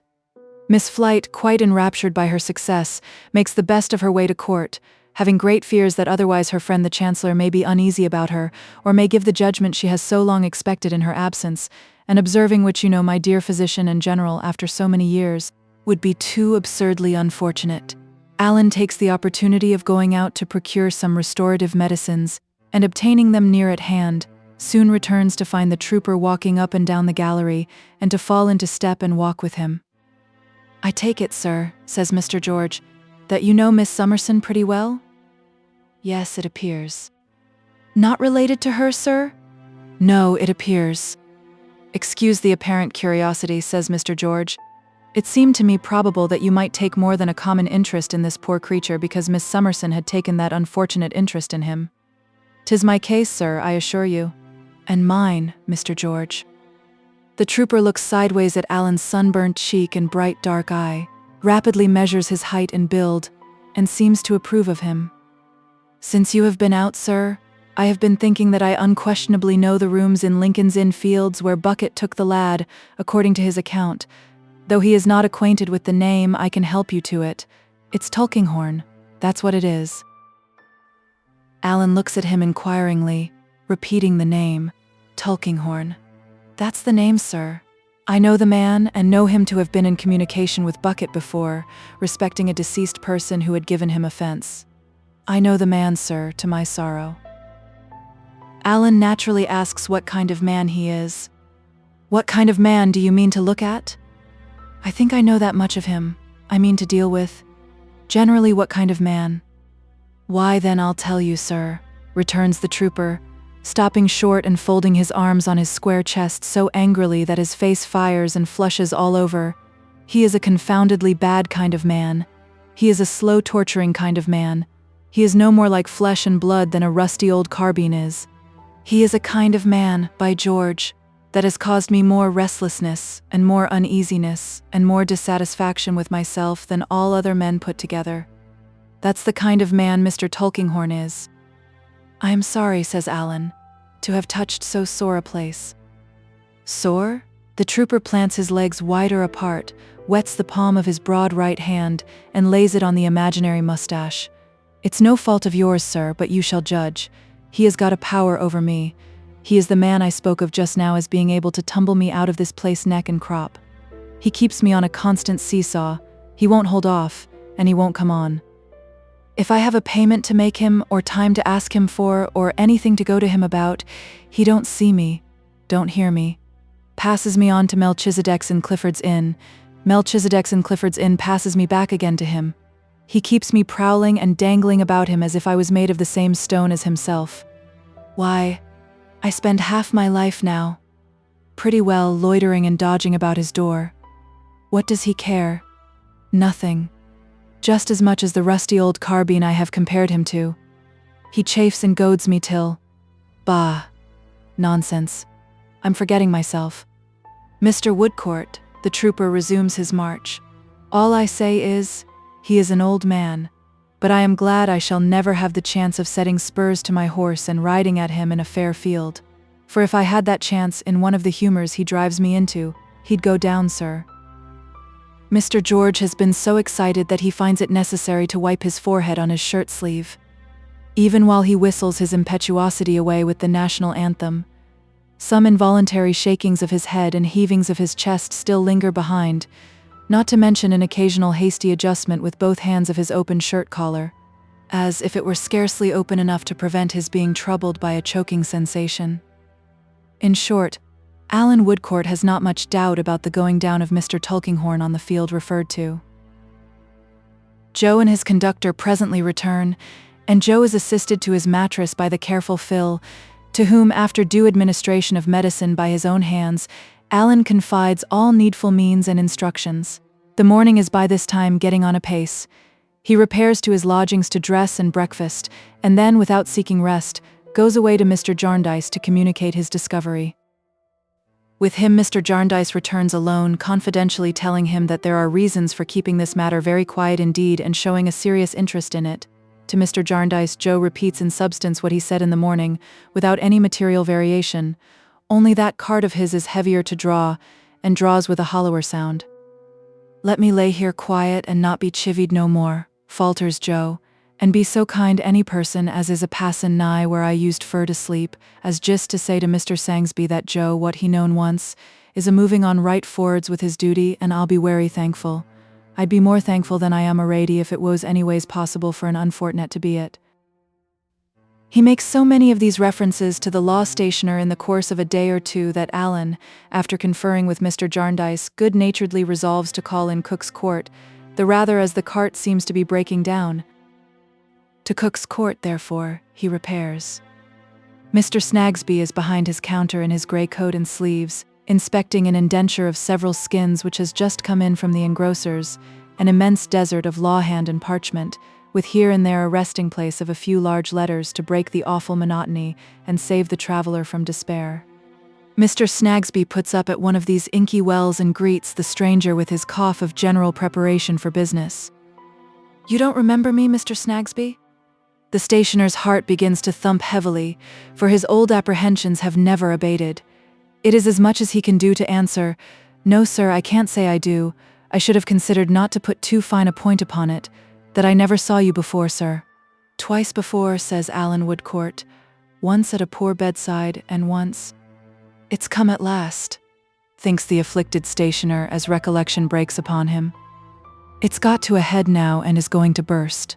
But he has sufficient presence of mind to conduct his visitor into the little counting-house and to shut the door. "Are you a married man, sir?" "No, I am not." "Would you make the attempt, though single," says Mr. Snagsby in a melancholy whisper, "to speak as low as you can? For my little woman is a-listening somewheres, or I'll forfeit the business and £500.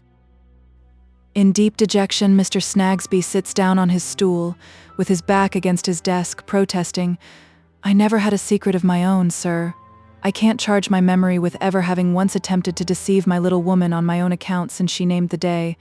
I wouldn't have done it, sir. Not to put too fine a point upon it, I couldn't have done it. I durstn't have done it. Whereas, and nevertheless, I find myself wrapped round with secrecy and mystery till my life is a burden to me." His visitor professes his regret to hear it, and asks him does he remember Joe. Mr. Snagsby answers with a suppressed groan, "Oh, don't he? You couldn't name an individual human being except myself, that my little woman is more set and determined against than Joe," says Mr. Snagsby. Alan asks why. "Why?" repeats Mr. Snagsby, in his desperation clutching at the clump of hair at the back of his bald head. "How should I know why? But you are a single person, sir, and may you long be spared to ask a married person such a question." With this beneficent wish, Mr. Snagsby coughs a cough of dismal resignation and submits himself to hear what the visitor has to communicate. "There again," says Mr. Snagsby, who, between the earnestness of his feelings and the suppressed tones of his voice, is discolored in the face. "At it again in a new direction. A certain person charges me, in the solemnest way, not to talk of Joe to anyone, even my little woman. Then comes another certain person, in the person of yourself, and charges me in an equally solemn way, not to mention Joe to that other certain person above all other persons. Why, this is a private asylum. Why, not to put too fine a point upon it, this is Bedlam, sir," says Mr. Snagsby. But it is better than he expected after all, being no explosion of the mind below him or deepening of the pit into which he has fallen, and being tender-hearted and affected by the account he hears of Joe's condition, he readily engages to look round as early in the evening as he can manage it quietly. He looks round very quietly when the evening comes, but it may turn out that Mrs. Snagsby is as quiet a manager as he. Joe is very glad to see his old friend and says, when they are left alone, that he takes it uncommon kind as Mr. Sangsby should come so far out of his way on accounts of sick as him. Mr. Snagsby, touched by the spectacle before him, immediately lays upon the table £50, that magic balsam of his for all kinds of wounds. "And how do you find yourself, my poor lad?" inquires the stationer with his cough of sympathy. "I am in luck, Mr. Sangsby. I am," returns Joe, "and don't want for nothink. I'm more comfortabler nor you can't think, Mr. Sangsby. I'm wery sorry that I done it, but I didn't go fur to do it, sir." The stationer softly lays down another £50 and asks him what it is that he is sorry for having done. "Mr. Sangsby," says Joe, "I went and give a illness to the lady as woes and yit as warn't the t'other lady, and none of 'em never says nothink to me for having done it, on accounts of their being Sir good and my having been son fortnit. The lady come herself and see me yesterday, and she says, "Ah, Joe," she says, "we thought we'd lost you, Joe," she says. And she sits down a-smilin' so quiet, and don't pass a word nor yet a look upon me for having done it. She don't. And I turns agin the wall. I doos, Mr. Sangsby. And Mr. Jarnders, I see him a-forced to turn away his own self. And Mr. Woodcott, he come fur to give me something fur to ease me, what he's Alice a-doin' on day and night, and when he come a-bending over me and a-speakin' up so bold, I see his tears a-fallin', Mr. Sangsby. The softened stationer deposits another half-crown on the table. Nothing less than a repetition of that infallible remedy will relieve his feelings. "What I was a-thinkin' on, Mr. Sangsby," proceeds Joe, "woes as you wos able to write werry large, p'raps?" "Yes, Joe, please God," returns the stationer. "Uncommon precious large, p'raps?" says Joe with eagerness. "Yes, my poor boy." Joe laughs with pleasure. "What I wos a-thinking on then, Mr. Sangsby, wos, that when I wos moved on as fur as ever I could go and couldn't be moved no furder, whether you might be so good p'raps as to write out, werry large so that anyone could see it anywheres, as that I wos werry truly hearty sorry that I done it and that I never went fur to do it, and that though I didn't know nothink at all, I knowed as Mr. Woodcott once cried over it and wos Alice grieved over it, and that I hoped as he'd be able to forgive me in his mind. If the writin' could be made to say it werry large, he might. It shall say it, Joe, very large." Joe laughs again. "Thank ye, Mr. Sangsby. It's werry kind of you, sir, and it makes me more comfortabler nor I was afore." The meek little stationer, with a broken and unfinished cough, slips down his fourth half-crown. He has never been so close to a case requiring so many, and is fain to depart. And Joe and he upon this little earth shall meet no more. No more. For the cart so hard to draw is near its journey's end and drags over stony ground. All round the clock it labors up the broken steps, shattered and worn. Not many times can the sun rise and behold it still upon its weary road. Phil's squad, with his smoky gunpowder visage, at once acts as nurse and works as armorer at his little table in a corner, often looking round and saying with a nod of his green baize cap and an encouraging elevation of his one eyebrow, "Hold up, my boy. Hold up." There, too, is Mr. Jarndyce many a time, and Alan Woodcourt almost always, both thinking, much, how strangely fate has entangled this rough outcast in the web of very different lives. There, too, the trooper is a frequent visitor, filling the doorway with his athletic figure and, from his superfluity of life and strength, seeming to shed down temporary vigor upon Joe, who never fails to speak more robustly in answer to his cheerful words. Joe is in a sleep or in a stupor today, and Alan Woodcourt, newly arrived, stands by him, looking down upon his wasted form. After a while he softly seats himself upon the bedside with his face towards him, just as he sat in the law writer's room, and touches his chest and heart. The cart had very nearly given up, but labors on a little more. The trooper stands in the doorway, still and silent. Phil has stopped in a low clinking noise, with his little hammer in his hand.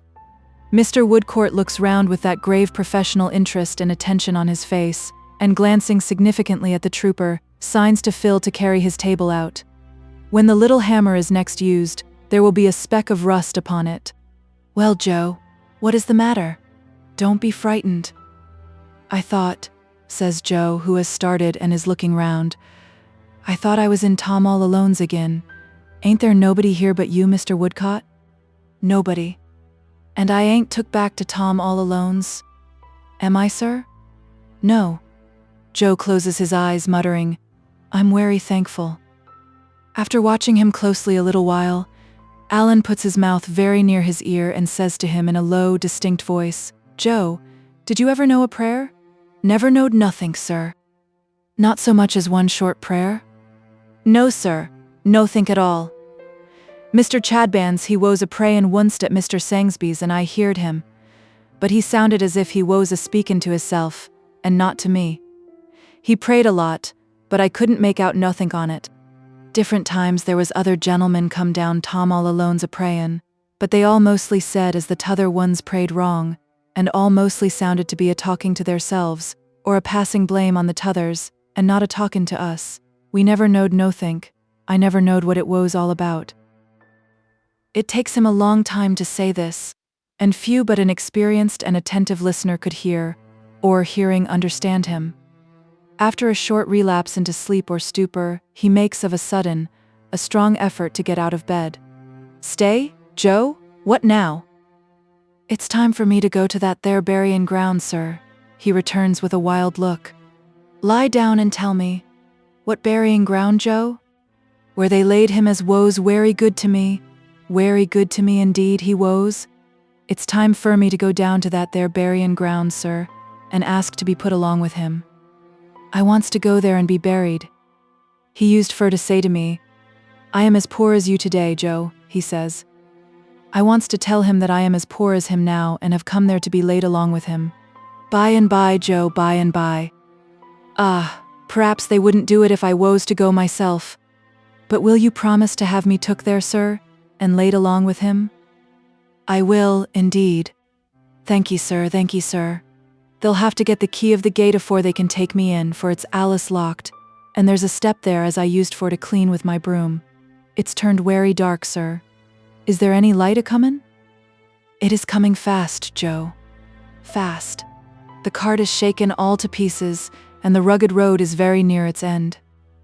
"Joe, my poor fellow." "I hear you, sir, in the dark, but I'm agropin. Let me catch hold of your hand."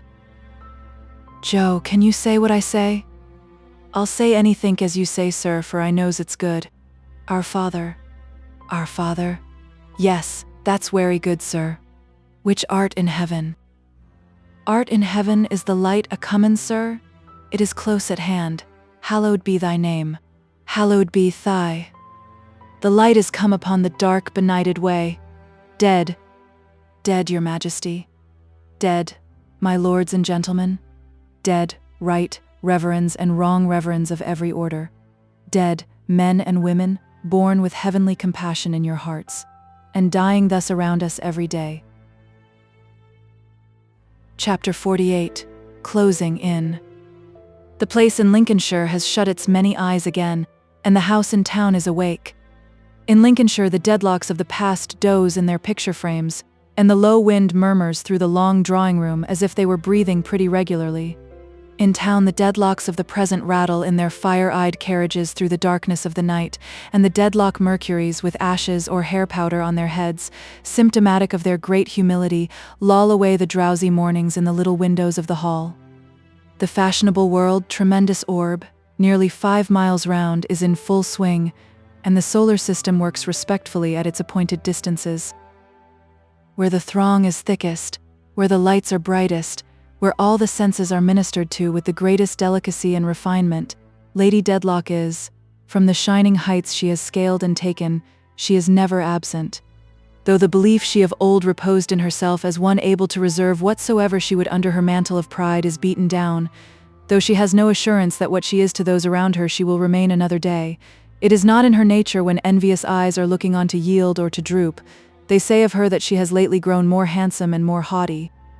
The debilitated cousin says of her that she's beauty enough, set up shop of women, but rather larming kind, reminding man fact, inconvenient woman, who will get out of bed and boss delishment, Shakespeare. Mr. Tulkinghorn says nothing, looks nothing. Now, as heretofore, he is to be found in doorways of rooms, with his limp white cravat loosely twisted into its old-fashioned tie, receiving patronage from the peerage and making no sign. Of all men he is still the last who might be supposed to have any influence upon my lady. Of all women she is still the last who might be supposed to have any dread of him. One thing has been much on her mind since their late interview in his turret room at Chesney Wold. She is now decided and prepared to throw it off. It is morning in the great world, afternoon according to the little sun. The Mercuries, exhausted by looking out of window, are reposing in the hall and hang their heavy heads, the gorgeous creatures like overblown sunflowers. Like them too, they seem to run to a deal of seed in their tags and trimmings. Sir Leicester in the library has fallen asleep for the good of the country over the report of a parliamentary committee. My lady sits in the room in which she gave audience to the young man of the name of Guppy. Rosa is with her, and has been writing for her and reading to her. Rosa is now at work upon embroidery or some such pretty thing, and as she bends her head over it, my lady watches her in silence, not for the first time today. Rosa. The pretty village face looks brightly up. Then, seeing how serious my lady is, looks puzzled and surprised. See to the door? Is it shut? Yes. She goes to it and returns, and looks yet more surprised. I am about to place confidence in you, child, for I know I may trust your attachment, if not your judgment. In what I am going to do, I will not disguise myself to you at least, but I confide in you, say nothing to anyone of what passes between us. The timid little beauty promises in all earnestness to be trustworthy. Do you know? Lady Dedlock asks her, signing to her to bring her chair nearer. Do you know, Rosa, that I am different to you from what I am to anyone? Yes, my lady, much kinder. But then I often think I know you as you really are. You often think you know me as I really am? Poor child. Poor child. She says it with a kind of scorn, though not of Rosa, and sits brooding, looking dreamily at her. Do you think, Rosa, you are any relief or comfort to me?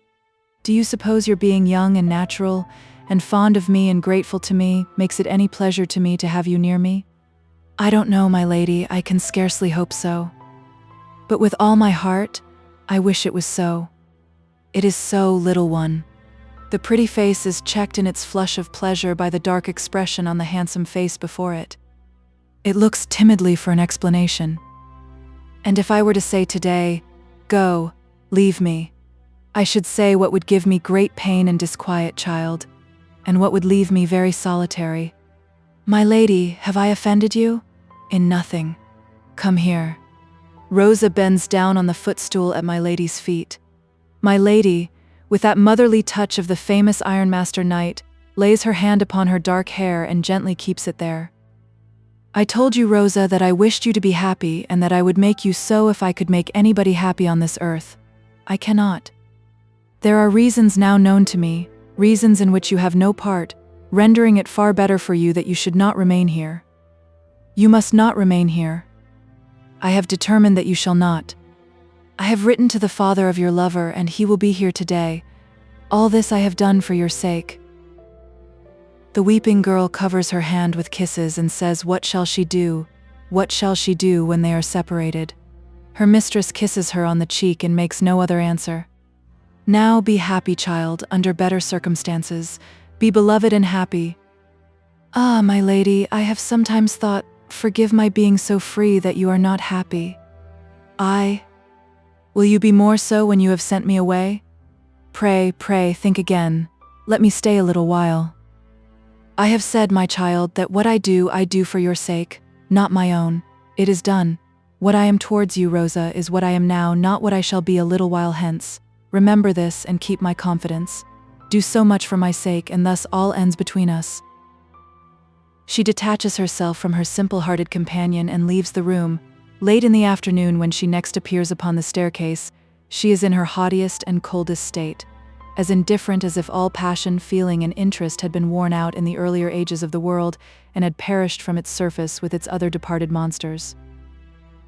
Mercury has announced Mr. Rouncewell, which is the cause of her appearance.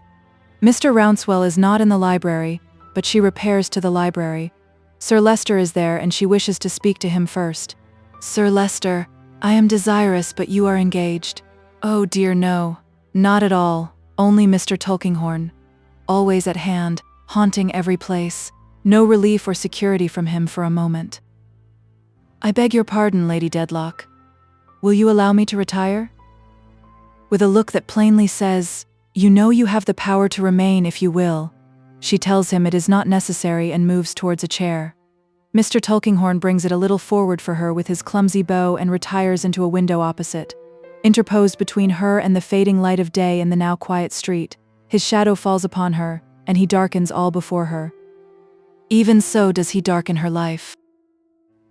It is a dull street under the best conditions, where the two long rows of houses stare at each other with that severity that half a dozen of its greatest mansions seem to have been slowly stared into stone rather than originally built in that material. It is a street of such dismal grandeur, so determined not to condescend to liveliness, that the doors and windows hold a gloomy state of their own in black paint and dust, and the echoing mews behind have a dry and massive appearance, as if they were reserved to stable the stone chargers of noble statues. Complicated garnish of ironwork entwines itself over the flights of steps in this awful street, and from these petrified bowers extinguishers for obsolete flambeaux gasp at the upstart gas. Here and there a weak little iron hoop, through which bold boys aspire to throw their friends' caps, its only present use, retains its place among the rusty foliage, sacred to the memory of departed oil. Nay, even oil itself, yet lingering at long intervals in a little absurd glass pot, with a knob in the bottom like an oyster, blinks and sulks at newer lights every night, like its high and dry master in the House of Lords. Therefore there is not much that Lady Dedlock, seated in her chair, could wish to see through the window in which Mr. Tulkinghorn stands. And yet, she sends a look in that direction as if it were her heart's desire to have that figure moved out of the way. Sir Leicester begs his lady's pardon, she was about to say, only that Mr. Rouncewell is here, he has called by my appointment, and that we had better make an end of the question of that girl. I am tired to death of the matter. What can I do to assist? Demands Sir Leicester in some considerable doubt. Let us see him here and have done with it. Will you tell them to send him up? Mr. Tulkinghorn, be so good as to ring. Thank you. Request, says Sir Leicester to Mercury, not immediately remembering the business term. Request the iron gentleman to walk this way. Mercury departs in search of the iron gentleman, finds and produces him. Sir Leicester receives that ferruginous person graciously. I hope you are well, Mr. Rouncewell. Be seated. My solicitor, Mr. Tulkinghorn. My lady was desirous, Mr. Rouncewell. Sir Leicester skillfully transfers him with a solemn wave of his hand. Was desirous to speak with you, Hem. I shall be very happy, returns the iron gentleman, to give my best attention to anything Lady Dedlock does me the honor to say. As he turns towards her, he finds that the impression she makes upon him is less agreeable than on the former occasion. A distant, supercilious air makes a cold atmosphere about her, and there is nothing in her bearing, as there was before, to encourage openness. Pray, sir, says Lady Dedlock listlessly, may I be allowed to inquire whether anything has passed between you and your son respecting your son's fancy? It is almost too troublesome to her languid eyes to bestow a look upon him as she asks this question. If my memory serves me, Lady Dedlock, I said, when I had the pleasure of seeing you before, that I should seriously advise my son to conquer that fancy. The ironmaster repeats her expression with a little emphasis. And did you? Oh, of course I did. Sir Leicester gives a nod, approving and confirmatory. Very proper. The iron gentleman, having said that he would do it, was bound to do it. No difference in this respect between the base metals and the precious. Highly proper. And pray, has he done so? Really, Lady Dedlock? I cannot make you a definite reply. I fear not. Probably not yet. In our condition of life, we sometimes couple an intention with our fancies, which renders them not altogether easy to throw off. I think it is rather our way to be in earnest. Sir Leicester has a misgiving that there may be a hidden Wat Tylerish meaning in this expression, and fumes a little. Mr. Rouncewell is perfectly good-humored and polite, but within such limits, evidently adapts his tone to his reception. Because, proceeds my lady, I have been thinking of the subject, which is tiresome to me. I am very sorry, I am sure. And also of what Sir Leicester said upon it, in which I quite concur. Sir Leicester flattered. And if you cannot give us the assurance that this fancy is at an end, I have come to the conclusion that the girl had better leave me. I can give no such assurance, Lady Dedlock. Nothing of the kind. Then she had better go. Excuse me, my lady, Sir Leicester considerately interposes, but perhaps this may be doing an injury to the young woman which she has not merited. Here is a young woman, says Sir Leicester, magnificently laying out the matter with his right hand like a service of plate, whose good fortune it is to have attracted the notice and favor of an eminent lady and to live, under the protection of that eminent lady, surrounded by the various advantages which such a position confers, and which are unquestionably very great. I believe unquestionably very great, sir, for a young woman in that station of life. The question then arises, Should that young woman be deprived of these many advantages and that good fortune simply because she has Sir Leicester, with an apologetic but dignified inclination of his head towards the ironmaster, winds up his sentence, has attracted the notice of Mr. Rouncewell's son? Now has she deserved this punishment? Is this just towards her? Is this our previous understanding? I beg your pardon, interposes Mr. Rouncewell's son's father. Sir Leicester, will you allow me? I think I may shorten the subject. Pray dismiss that from your consideration. If you remember anything so unimportant, which is not to be expected, you would recollect that my first thought in the affair was directly opposed to her remaining here. Dismiss the Dedlock patronage from consideration? Oh, Sir Leicester is bound to believe a pair of ears that have been handed down to him through such a family, or he really might have mistrusted their report of the iron gentleman's observations. It is not necessary, observes my lady in her coldest manner before he can do anything but breathe amazedly, to enter into these matters on either side.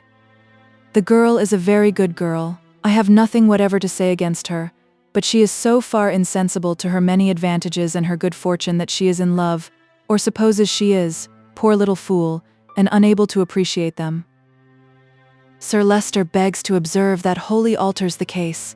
He might have been sure that my lady had the best grounds and reasons in support of her view. He entirely agrees with my lady. The young woman had better go.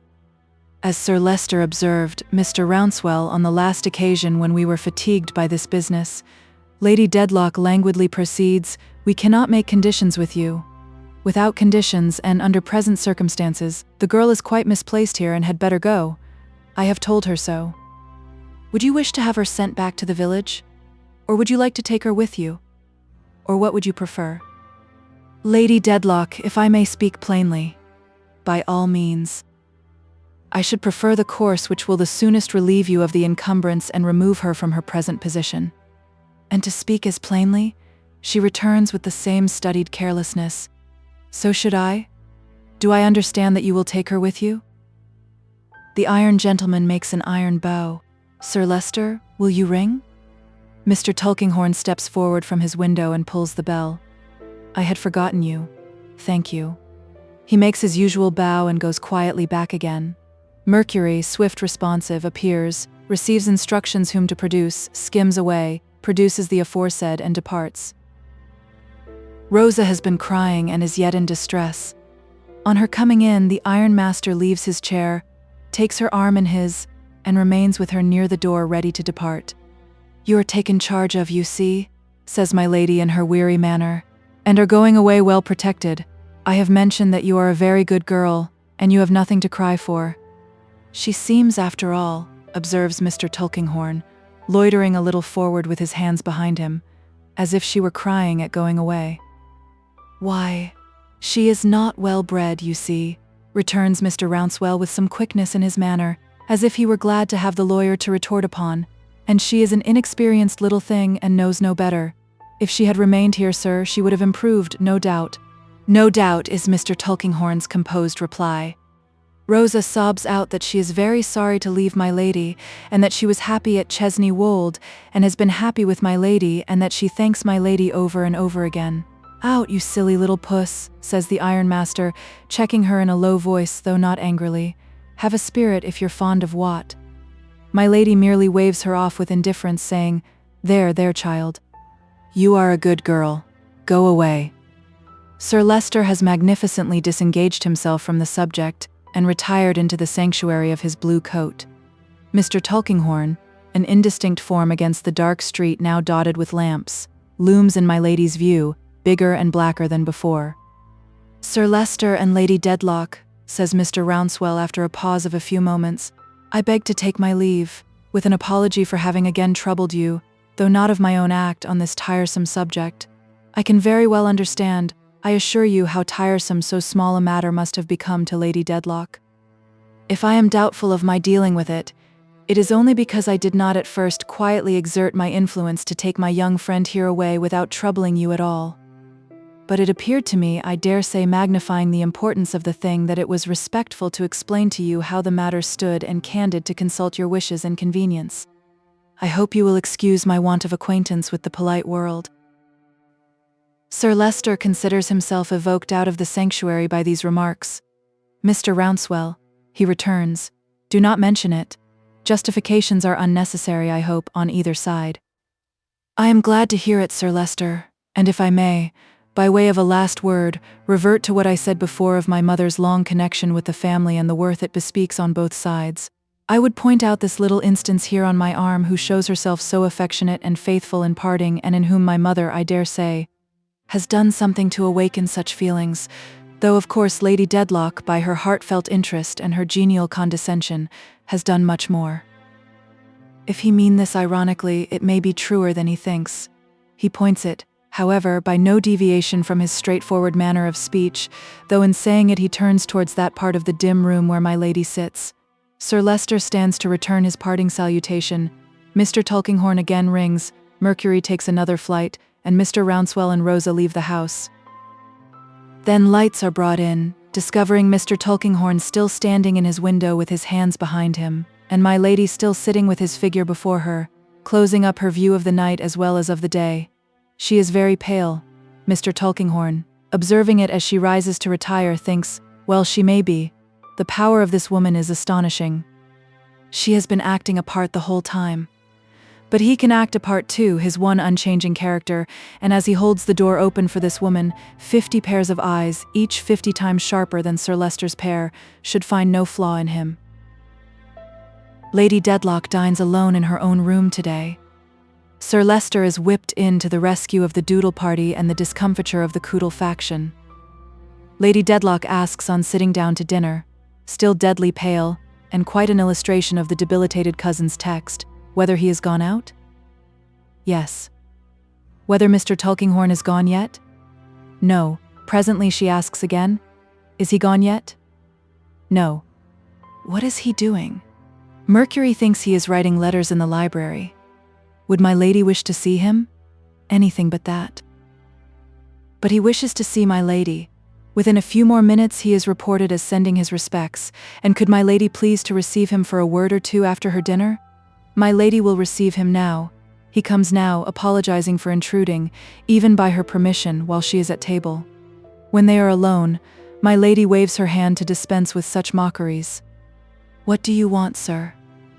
Why, Lady Dedlock, says the lawyer, taking a chair at a little distance from her, and slowly rubbing his rusty legs up and down, up and down, up and down, I am rather surprised by the course you have taken.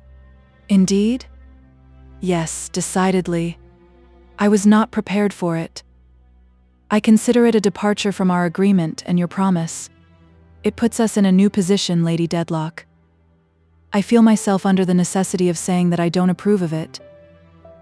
He stops in his rubbing and looks at her, with his hands on his knees. Imperturbable and unchangeable as he is, there is still an indefinable freedom in his manner which is new and which does not escape this woman's observation. I do not quite understand you. Oh, yes, you do, I think. I think you do. Come, Lady Dedlock. We must not fence and parry now. You know you like this girl. Well, sir? And you know and I know that you have not sent her away for the reasons you have assigned, but for the purpose of separating her as much as possible from, excuse my mentioning it as a matter of business, any reproach and exposure that impend over yourself. Well, sir? Well, Lady Dedlock, returns the lawyer, crossing his legs and nursing the uppermost knee. I object to that. I consider that a dangerous proceeding. I know it to be unnecessary and calculated to awaken speculation, doubt, rumor, I don't know what in the house. Besides, it is a violation of our agreement. You were to be exactly what you were before, whereas it must be evident to yourself, as it is to me, that you have been this evening very different from what you were before.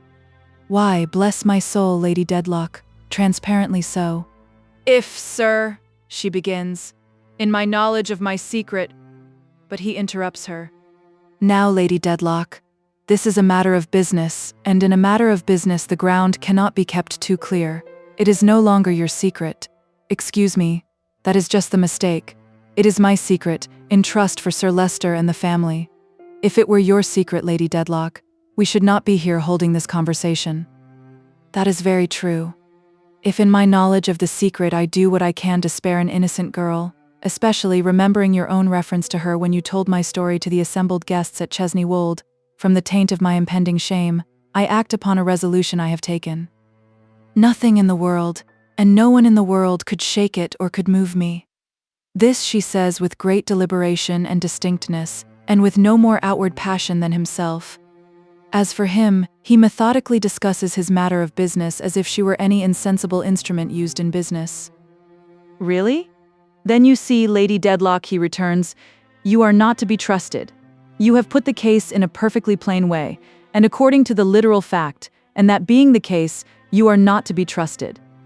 Perhaps you may remember that I expressed some anxiety on this same point when we spoke at night at Chesney Wold. Yes, says Mr. Tulkinghorn, coolly getting up and standing on the hearth. Yes. I recollect, Lady Dedlock, that you certainly referred to the girl, but that was before we came to our arrangement, and both the letter and the spirit of our arrangement altogether precluded any action on your part founded upon my discovery. There can be no doubt about that. As to sparing the girl, of what importance or value is she? Spare, Lady Dedlock. Here is a family name compromised. One might have supposed that the course was straight on, over everything, neither to the right nor to the left, regardless of all considerations in the way, sparing nothing, treading everything underfoot. She has been looking at the table. She lifts up her eyes and looks at him. There is a stern expression on her face, and a part of her lower lip is compressed under her teeth. This woman understands me, Mr. Tulkinghorn thinks as she lets her glance fall again. She cannot be spared. Why should she spare others? For a little while they are silent. Lady Dedlock has eaten no dinner but has twice or thrice poured out water with a steady hand and drunk it. She rises from table, takes a lounging chair and reclines in it, shading her face. There is nothing in her manner to express weakness or excite compassion. It is thoughtful, gloomy, concentrated. This woman, thinks Mr. Tulkinghorn, standing on the hearth, again a dark object closing up her view, is a study. He studies her at his leisure, not speaking for a time. She too studies something at her leisure. She is not the first to speak, appearing indeed so unlikely to be so, though he stood there until midnight, that even he is driven upon breaking silence. Lady Dedlock, the most disagreeable part of this business interview remains, but it is business. Our agreement is broken. A lady of your sense and strength of character will be prepared for my now declaring it void and taking my own course. I am quite prepared. Mr. Tulkinghorn inclines his head. That is all I have to trouble you with, Lady Dedlock. She stops him as he is moving out of the room by asking, "This is the notice I was to receive? I wish not to misapprehend you." Not exactly the notice you were to receive, Lady Dedlock, because the contemplated notice supposed the agreement to have been observed, but virtually the same. Virtually the same. The difference is merely in a lawyer's mind. You intend to give me no other notice? You are right. No. Do you contemplate undeceiving Sir Leicester tonight? A home question, says Mr. Tulkinghorn with a slight smile, and cautiously shaking his head at the shaded face. No, not tonight. Tomorrow? All things considered, I had better decline answering that question, Lady Dedlock. If I were to say I don't know when, exactly, you would not believe me, and it would answer no purpose. It may be tomorrow. I would rather say no more. You are prepared, and I hold out no expectations which circumstances might fail to justify. I wish you good evening. She removes her hand, turns her pale face towards him as he walks silently to the door, and stops him once again as he is about to open it. Do you intend to remain in the house any time? I heard you were writing in the library. Are you going to return there? Only for my hat. I am going home. She bows her eyes rather than her head. The movement is so slight and curious, and he withdraws. Clear of the room, he looks at his watch but is inclined to doubt it by a minute or thereabouts. There is a splendid clock upon the staircase, famous as splendid clocks not often are for its accuracy. And what do you say? Mr. Tulkinghorn inquires, referring to it. What do you say? If it said now, don't go home. What a famous clock hereafter. If it said tonight of all the nights that it has counted off, to this old man of all the young and old men who have ever stood before it, don't go home. With its sharp, clear bell, it strikes 7:15, and ticks on again. Why, you are worse than I thought you, says Mr. Tulkinghorn, muttering reproof to his watch. 2 minutes wrong? At this rate you won't last my time. What a watch to return good for evil if it ticked in answer. Don't go home. He passes out into the streets and walks on, with his hands behind him, under the shadow of the lofty houses, many of whose mysteries, difficulties, mortgages, delicate affairs of all kinds are treasured up within his old black satin waistcoat. He is in the confidence of the very bricks and mortar. The high chimney stacks telegraph family secrets to him. Yet there is not a voice in a mile of them to whisper, "Don't go home." Through the stir and motion of the commoner streets, through the roar and jar of many vehicles, many feet, many voices, with the blazing shop lights lighting him on, the west wind blowing him on, and the crowd pressing him on, he is pitilessly urged upon his way, and nothing meets him murmuring, "Don't go home." Arrived at last in his dull room to light his candles, and look round and up, and see the Roman pointing from the ceiling, there is no new significance in the Roman's hand tonight, or in the flutter of the attendant groups to give him the late warning, "Don't come here." It is a moonlight night, but the moon, being past the full, is only now rising over the great wilderness of London. The stars are shining as they shone above the turret leads at Chesney Wold. This woman, as he has of late been so accustomed to call her, looks out upon them. Her soul is turbulent within her. She is sick at heart and restless. The large rooms are too cramped and close. She cannot endure their restraint and will walk alone in a neighboring garden. Too capricious and imperious in all she does to be the cause of much surprise in those about her as to anything she does. This woman, loosely muffled, goes out into the moonlight. Mercury attends with the key. Having opened the garden gate, he delivers the key into his lady's hands at her request, and is bidden to go back. She will walk there some time to ease her aching head. She may be an hour, she may be more. She needs no further escort. The gate shuts upon its spring with a clash, and he leaves her passing on into the dark shade of some trees. A fine night, and a bright large moon, and multitudes of stars. Mr. Tulkinghorn, in repairing to his cellar and in opening and shutting those resounding doors, has to cross a little prison-like yard. He looks up casually, thinking what a fine night, what a bright large moon, what multitudes of stars. A quiet night too. A very quiet night. When the moon shines very brilliantly, a solitude and stillness seem to proceed from her that influence even crowded places full of life. Not only is it a still night on dusty high roads and on hill summits, whence a wide expanse of country may be seen in repose, quieter and quieter as it spreads away into a fringe of trees against the sky with the grey ghost of a bloom upon them. Not only is it a still night in gardens and in woods, and on the river where the water meadows are fresh and green, and the stream sparkles on among pleasant islands, murmuring weirs and whispering rushes. Not only does the stillness attend it as it flows where houses cluster thick, where many bridges are reflected in it, where wharves and shipping make it black and awful, where it winds from these disfigurements through marshes whose grim beacons stand like skeletons washed ashore, where it expands through the boulder region of rising grounds, rich in cornfield, windmill, and steeple, and where it mingles with the ever-heaving sea. Not only is it a still night on the deep, and on the shore where the watcher stands to see the ship with her spread wings cross the path of light that appears to be presented to only him. But even on this stranger's wilderness of London there is some rest. Its steeples and towers and its one great dome grow more ethereal. Its smoky housetops lose their grossness in the pale effulgence. The noises that arise from the streets are fewer and are softened, and the footsteps on the pavements pass more tranquilly away. In these fields of Mr. Tulkinghorn's inhabiting, where the shepherds play on chancery pipes that have no stop, and keep their sheep in the fold by hook and by crook until they have shorn them exceeding close, every noise is merged, this moonlight night, into a distant ringing hum, as if the city were a vast glass vibrating. What's that? Who fired a gun or pistol? Where was it? The few foot passengers start, stop, and stare about them. Some windows and doors are opened and people come out to look. It was a loud report and echoed and rattled heavily. It shook one house, or so a man says who was passing. It has aroused all the dogs in the neighborhood, who bark vehemently. Terrified cats scamper across the road, while the dogs are yet barking and howling. There is one dog howling like a demon. The church clocks, as if they were startled too, begin to strike. The hum from the streets likewise seems to swell into a shout, but it is soon over. Before the last clock begins to strike 10, there is a lull. When it has ceased, the fine night, the bright large moon, and multitudes of stars are left at peace again. Has Mr. Tulkinghorn been disturbed? His windows are dark and quiet, and his door is shut. It must be something unusual indeed to bring him out of his shell. Nothing is heard of him, nothing is seen of him.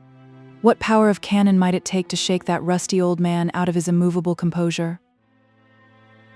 For many years the persistent Roman has been pointing, with no particular meaning, from that ceiling.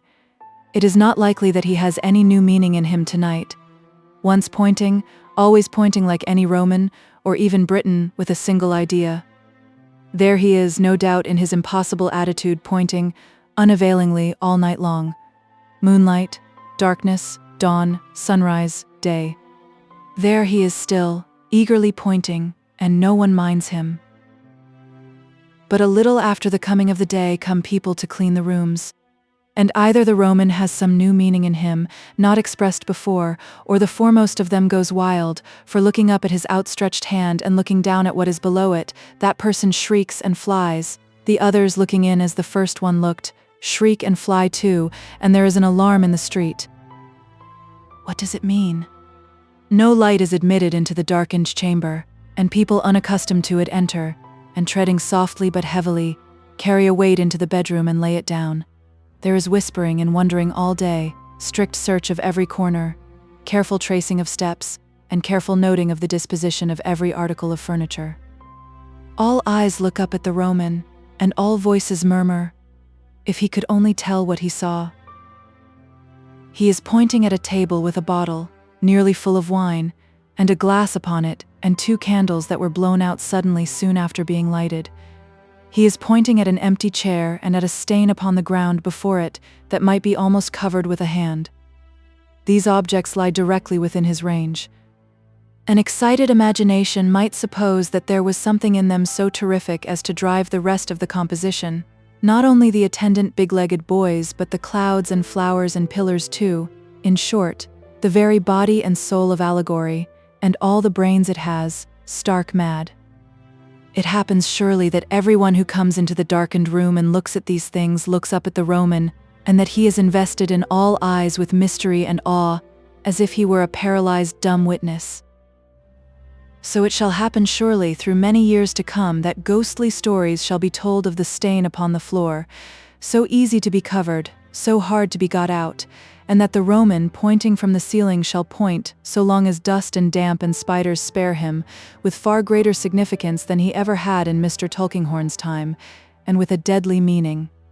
For Mr. Tulkinghorn's time is over for evermore, and the Roman pointed at the murderous hand uplifted against his life, and pointed helplessly at him, from night to morning, lying face downward on the floor, shot through the heart. Chapter 49. Dutiful Friendship. A great annual occasion has come round in the establishment of Mr. Matthew Bagnet, otherwise Lignum Vitae, ex-artilleryman and present bassoon player. An occasion of feasting and festival, the celebration of a birthday in the family. It is not Mr. Bagnet's birthday. Mr. Bagnet merely distinguishes that epoch in the musical instrument business by kissing the children with an extra smack before breakfast, smoking an additional pipe after dinner, and wondering towards evening what his poor old mother is thinking about it, a subject of infinite speculation, and rendered so by his mother having departed this life 20 years. Some men rarely revert to their father, but seem in the bank books of their remembrance to have transferred all the stock of filial affection into their mother's name. Mr. Bagnet is one of these. Perhaps his exalted appreciation of the merits of the old girl causes him usually to make the noun substantive goodness of the feminine gender. It is not the birthday of one of the 3 children. Those occasions are kept with some marks of distinction, but they rarely overleap the bounds of happy returns and a pudding. On young Woolwich's last birthday, Mr. Bagnet certainly did, after observing on his growth and general advancement, proceed in a moment of profound reflection on the changes wrought by time, to examine him in the catechism, accomplishing with extreme accuracy the questions number 1 and 2, "What is your name? And who gave you that name?" But there, failing in the exact precision of his memory, and substituting for number 3 the question, "And how do you like that name?" which he propounded with a sense of its importance, in itself so edifying and improving as to give it quite an orthodox air. This, however, was a speciality on that particular birthday, and not a general solemnity. It is the old girl's birthday, and that is the greatest holiday and reddest letter day in Mr. Bagnet's calendar. The auspicious event is always commemorated according to certain forms settled and prescribed by Mr. Bagnet some years since. Mr. Bagnet, being deeply convinced that to have a pair of fowls for dinner is to attain the highest pitch of imperial luxury, invariably goes forth himself very early in the morning of this day to buy a pair. He is as invariably taken in by the vendor and installed in the possession of the oldest inhabitants of any coop in Europe. Returning with these triumphs of toughness tied up in a clean blue and white cotton handkerchief, essential to the arrangements, he in a casual manner invites Mrs. Bagnet to declare at breakfast what she would like for dinner. Mrs. Bagnet, by a coincidence never known to fail, replying fowls, Mr. Bagnet instantly produces his bundle from a place of concealment amidst general amazement and rejoicing. He further requires that the old girl shall do nothing all day long but sit in her very best gown, and be served by himself and the young people. As he is not illustrious for his cookery, this may be supposed to be a matter of state rather than enjoyment on the old girl's part, but she keeps her state with all imaginable cheerfulness. On this present birthday, Mr. Bagnet has accomplished the usual preliminaries. He has bought 2 specimens of poultry, which, if there be any truth in adages, were certainly not caught with chaff, to be prepared for the spit. He has amazed and rejoiced the family by their unlooked-for production. He is himself directing the roasting of the poultry, and Mrs. Bagnet, with her wholesome brown fingers itching to prevent what she sees going wrong, sits in her gown of ceremony, an honored guest. Quebec and Malta lay the cloth for dinner, while Woolwich, serving as beseems him under his father, keeps the fowls revolving. To these young scullions Mrs. Bagnet occasionally imparts a wink or a shake of the head, or a crooked face, as they made mistakes. "At 1:30, says Mr. Bagnet. "To the minute. They'll be done."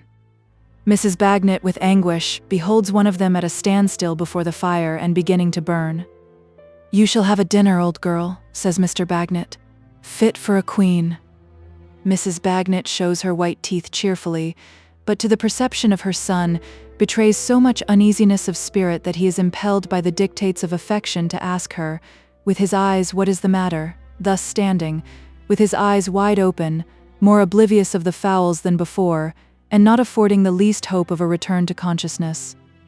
Fortunately, his elder sister perceives the cause of the agitation in Mrs. Bagnet's breast, and with an admonitory poke recalls him. The stopped fowls going round again, Mrs. Bagnet closes her eyes in the intensity of her relief.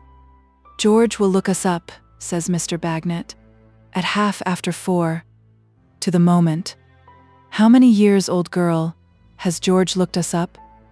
This afternoon? Ah, lignum, as many as make an old woman of a young one, I begin to think. Just about that, and no less," returns Mrs. Bagnet, laughing and shaking her head. "Old girl," says Mr. Bagnet, "never mind, you'd be as young as ever you was if you wasn't younger, which you are, as everybody knows." Quebec and Malta here exclaim, with clapping of hands, that Bluffy is sure to bring mother something, and begin to speculate on what it will be. "Do you know, Lignum," says Mrs. Bagnet, casting a glance on the tablecloth and winking salt at Malta with her right eye, and shaking the pepper away from Quebec with her head, "I begin to think George is in the roving way again." "George," returns Mr. Bagnet, "will never desert and leave his old comrade in the lurch. Don't be afraid of it." "No, Lignum, no, I don't say he will. I don't think he will. But if he could get over this money trouble of his, I believe he would be off." Mr. Bagnet asks why. "Well," returns his wife, considering, "George seems to me to be getting not a little impatient and restless. I don't say but what he's as free as ever. Of course he must be free or he wouldn't be George, but he smarts and seems put out." "He's extra drilled," says Mr. Bagnet, "by a lawyer who would put the devil out." "There's something in that," his wife assents. "But so it is, Lignum." Further conversation is prevented, for the time, by the necessity under which Mr. Bagnet finds himself of directing the whole force of his mind to the dinner, which is a little endangered by the dry humor of the fowls and not yielding any gravy, and also by the made gravy acquiring no flavor and turning out of a flaxen complexion. With a similar perverseness, the potatoes crumble off forks in the process of peeling, upheaving from their centers in every direction, as if they were subject to earthquakes. The legs of the fowls, too, are longer than could be desired, and extremely scaly. Overcoming these disadvantages to the best of his ability, Mr. Bagnet at last dishes and they sit down at table, Mrs. Bagnet occupying the guest's place at his right hand. It is well for the old girl that she has but one birthday in a year, for two such indulgences in poultry might be injurious. Every kind of finer tendon and ligament that is in the nature of poultry to possess is developed in these specimens in the singular form of guitar strings. Their limbs appear to have struck roots into their breasts and bodies, as aged trees strike roots into the earth. Their legs are so hard as to encourage the idea that they must have devoted the greater part of their long and arduous lives to pedestrian exercises and the walking of matches. But Mr. Bagnet, unconscious of these little defects, sets his heart on Mrs. Bagnet eating a most severe quantity of the delicacies before her, and as that good old girl would not cause him a moment's disappointment on any day, least of all on such a day, for any consideration, she imperils her digestion fearfully. How young Woolwich cleans the drumsticks without being of ostrich descent, his anxious mother is at a loss to understand. The old girl has another trial to undergo after the conclusion of the repast in sitting in state to see the room cleared, the hearth swept, and the dinner service washed up and polished in the backyard. The great delight and energy with which the two young ladies apply themselves to these duties, turning up their skirts in imitation of their mother and skating in and out on little scaffolds of pattens, inspire the highest hopes for the future, but some anxiety for the present. The same causes lead to confusion of tongues, a clattering of crockery, a rattling of tin mugs, a whisking of brooms, and an expenditure of water, all in excess, while the saturation of the young ladies themselves is almost too moving a spectacle for Mrs. Bagnet to look upon with the calmness proper to her position. At last the various cleansing processes are triumphantly completed. Quebec and Malta appear in fresh attire, smiling and dry, pipes, tobacco, and something to drink are placed upon the table, and the old girl enjoys the first peace of mind she ever knows on the day of this delightful entertainment. When Mr. Bagnet takes his usual seat, the hands of the clock are very near to 4:30. As they mark it accurately, Mr. Bagnet announces, "George, military time." It is George, and he has hearty congratulations for the old girl whom he kisses on the great occasion, and for the children, and for Mr. Bagnet. "Happy returns to all," says Mr. George. "But George, old man," cries Mrs. Bagnet, looking at him curiously, "what's come to you?" "Come to me? Ah, you are so white, George, for you, and look so shocked. Now don't he, Lignum?"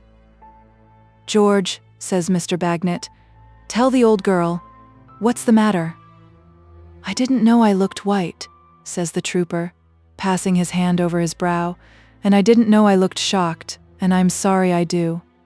But the truth is, that boy who was taken in at my place died yesterday afternoon, and it has rather knocked me over." "Poor creature," says Mrs. Bagnet with a mother's pity. "Is he gone? Dear, dear. I didn't mean to say anything about it, for it's not birthday talk, but you have got it out of me, you see, before I sit down." "I should have roused up in a minute," says the trooper, making himself speak more gaily. "But you're so quick, Mrs. Bagnet." "You're right, the old girl," says Mr. Bagnet, "is as quick as powder. And what's more, she's the subject of the day and will stick to her," cries Mr. George. "See here, I have brought a little brooch along with me. It's a poor thing, you know, but it's a keepsake. That's all the good it is, Mrs. Bagnet." Mr. George produces his present, which is greeted with admiring leapings and clappings by the young family, and with a species of reverential admiration by Mr. Bagnet. "Old girl," says Mr. Bagnet, "tell him my opinion of it." "Why, it's a wonder, George," Mrs. Bagnet exclaims. "It's the beautifulest thing that ever was seen." "Good," says Mr. Bagnet. "My opinion." "It's so pretty, George," cries Mrs. Bagnet, turning it on all sides and holding it out at arm's length, that it seems too choice for me. Bad, says Mr. Bagnet. Not my opinion. But whatever it is, 100,000 thanks, old fellow, says Mrs. Bagnet, her eyes sparkling with pleasure, and her hand stretched out to him. And though I have been a cross-grained soldier's wife to you sometimes, George, we are as strong friends, I am sure, in reality as ever can be. Now you shall fasten it on yourself, for good luck if you will, George.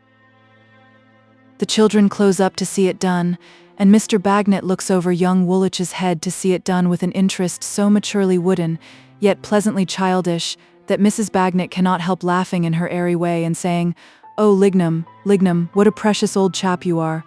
But the trooper fails to fasten the brooch. His hand shakes, he is nervous, and it falls off. "Would anyone believe this?" says he, catching it as it drops and looking round. "I am so out of sorts that I bungle at an easy job like this." Mrs. Bagnet concludes that for such a case there is no remedy like a pipe, and fastening the brooch herself in a twinkling, causes the trooper to be inducted into his usual snug place and the pipes to be got into action. "If that don't bring you round, George," says she, "just throw your eye across here at your present now and then, and the two together must do it." "You ought to do it of yourself," George answers. "I know that very well, Mrs. Bagnet. I'll tell you how, one way and another, the blues have got to be too many for me. Here was this poor lad. 'Twas dull work to see him dying as he did, and not be able to help him." "What do you mean, George? You did help him. You took him under your roof." "I helped him so far, but that's little. I mean, Mrs. Bagnet, there he was, dying without ever having been taught much more than to know his right hand from his left, and he was too far gone to be helped out of that." "Ah, poor creature," says Mrs. Bagnet. "Then," says the trooper, not yet lighting his pipe, and passing his heavy hand over his hair, that brought up Gridley in a man's mind. His was a bad case too, in a different way. Then the two got mixed up in a man's mind with a flinty old rascal who had to do with both. And to think of that rusty carbine, stock and barrel, standing up on end in his corner, hard, indifferent, taking everything so evenly, it made flesh and blood tingle, I do assure you. "My advice to you," returns Mrs. Bagnet, "is to light your pipe and tingle that way. It's wholesomer and comfortabler, and better for the health altogether." "You're right," says the trooper, "and I'll do it." So he does it, though still with an indignant gravity that impresses the young Bagnets, and even causes Mr. Bagnet to defer the ceremony of drinking Mrs. Bagnet's health, always given by himself on these occasions in a speech of exemplary terseness. But the young ladies having composed what Mr. Bagnet is in the habit of calling the mixture, and George's pipe being now in a glow, Mr. Bagnet considers it his duty to proceed to the toast of the evening. He addresses the assembled company in the following terms. "George, Woolwich, Quebec, Malta. This is her birthday. Take a day's march, and you won't find such another. Here's towards her." The toast having been drunk with enthusiasm, Mrs. Bagnet returns thanks in a neat address of corresponding brevity. This model composition is limited to the 3 words, "and wishing yours," which the old girl follows up with a nod at everybody in succession and a well-regulated swig of the mixture. This she again follows up, on the present occasion, by the wholly unexpected exclamation, "Here's a man."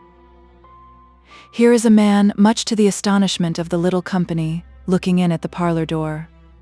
He is a sharp-eyed man, a quick, keen man, and he takes in everybody's look at him, all at once, individually and collectively, in a manner that stamps him a remarkable man.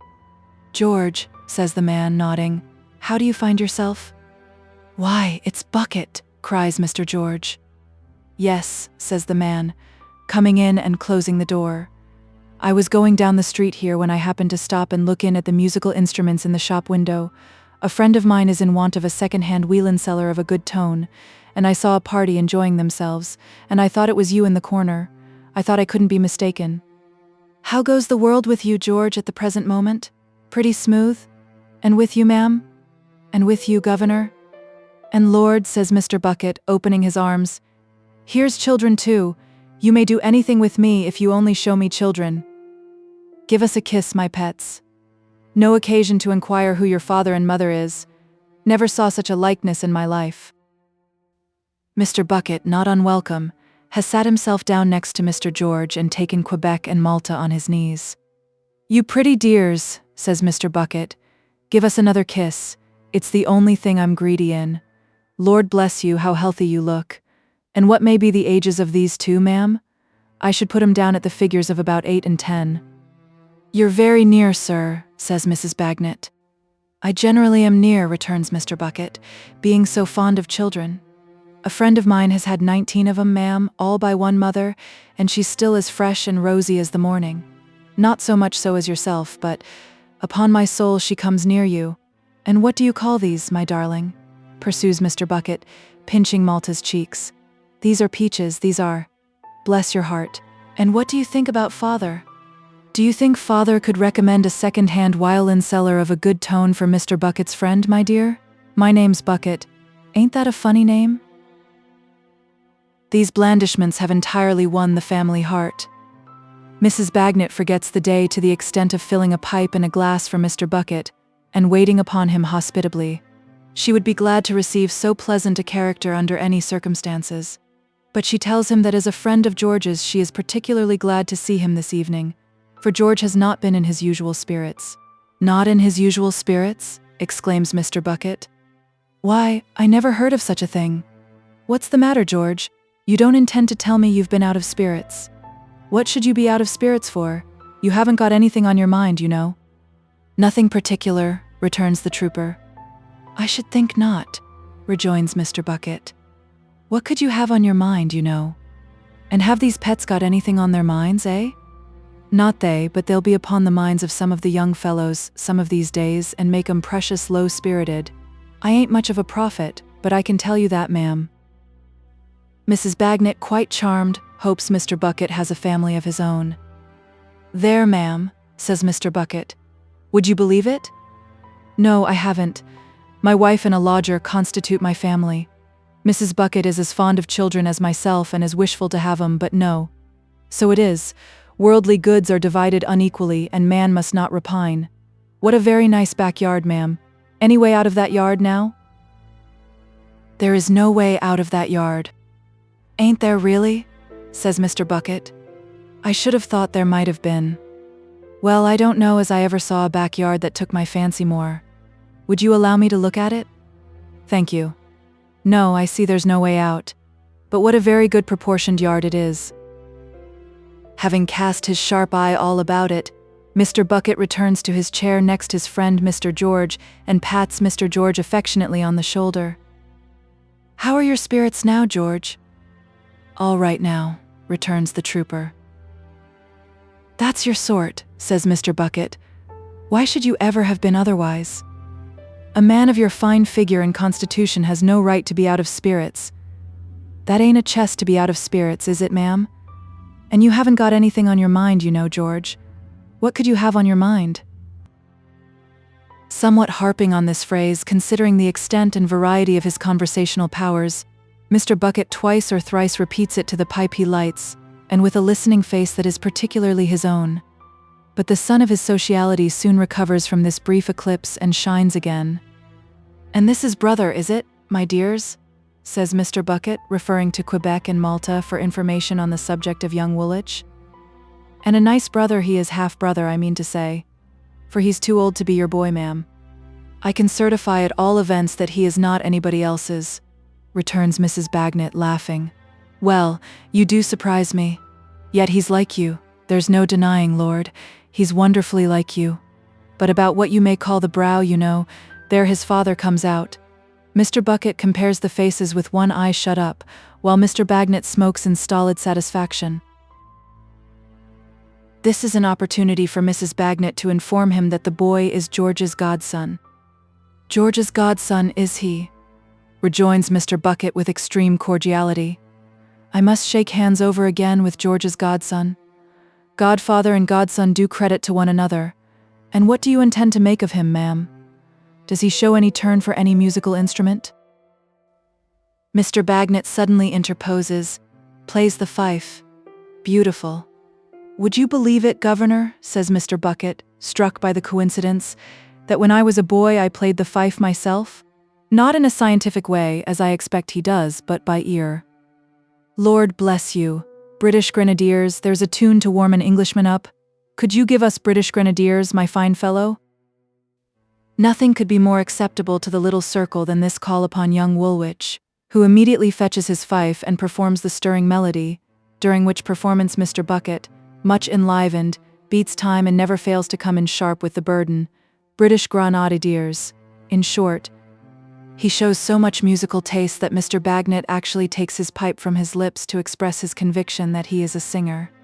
Mr. Bucket receives the harmonious impeachment so modestly, confessing how that he did once chaunt a little, for the expression of the feelings of his own bosom, and with no presumptuous idea of entertaining his friends that he is asked to sing. Not to be behindhand in the sociality of the evening, he complies and gives them "Believe Me" if all those endearing young charms. This ballad, he informs Mrs. Bagnet, he considers to have been his most powerful ally in moving the heart of Mrs. Bucket when a maiden, and inducing her to approach the altar. Mr. Bucket's own words are to come up to the scratch. This sparkling stranger is such a new and agreeable feature in the evening that Mr. George, who testified no great emotions of pleasure on his entrance, begins, in spite of himself, to be rather proud of him. He is so friendly, is a man of so many resources and so easy to get on with, that it is something to have made him known there. Mr. Bagnet becomes, after another pipe, so sensible of the value of his acquaintance that he solicits the honor of his company on the old girl's next birthday. If anything can more closely cement and consolidate the esteem which Mr. Bucket has formed for the family, it is the discovery of the nature of the occasion.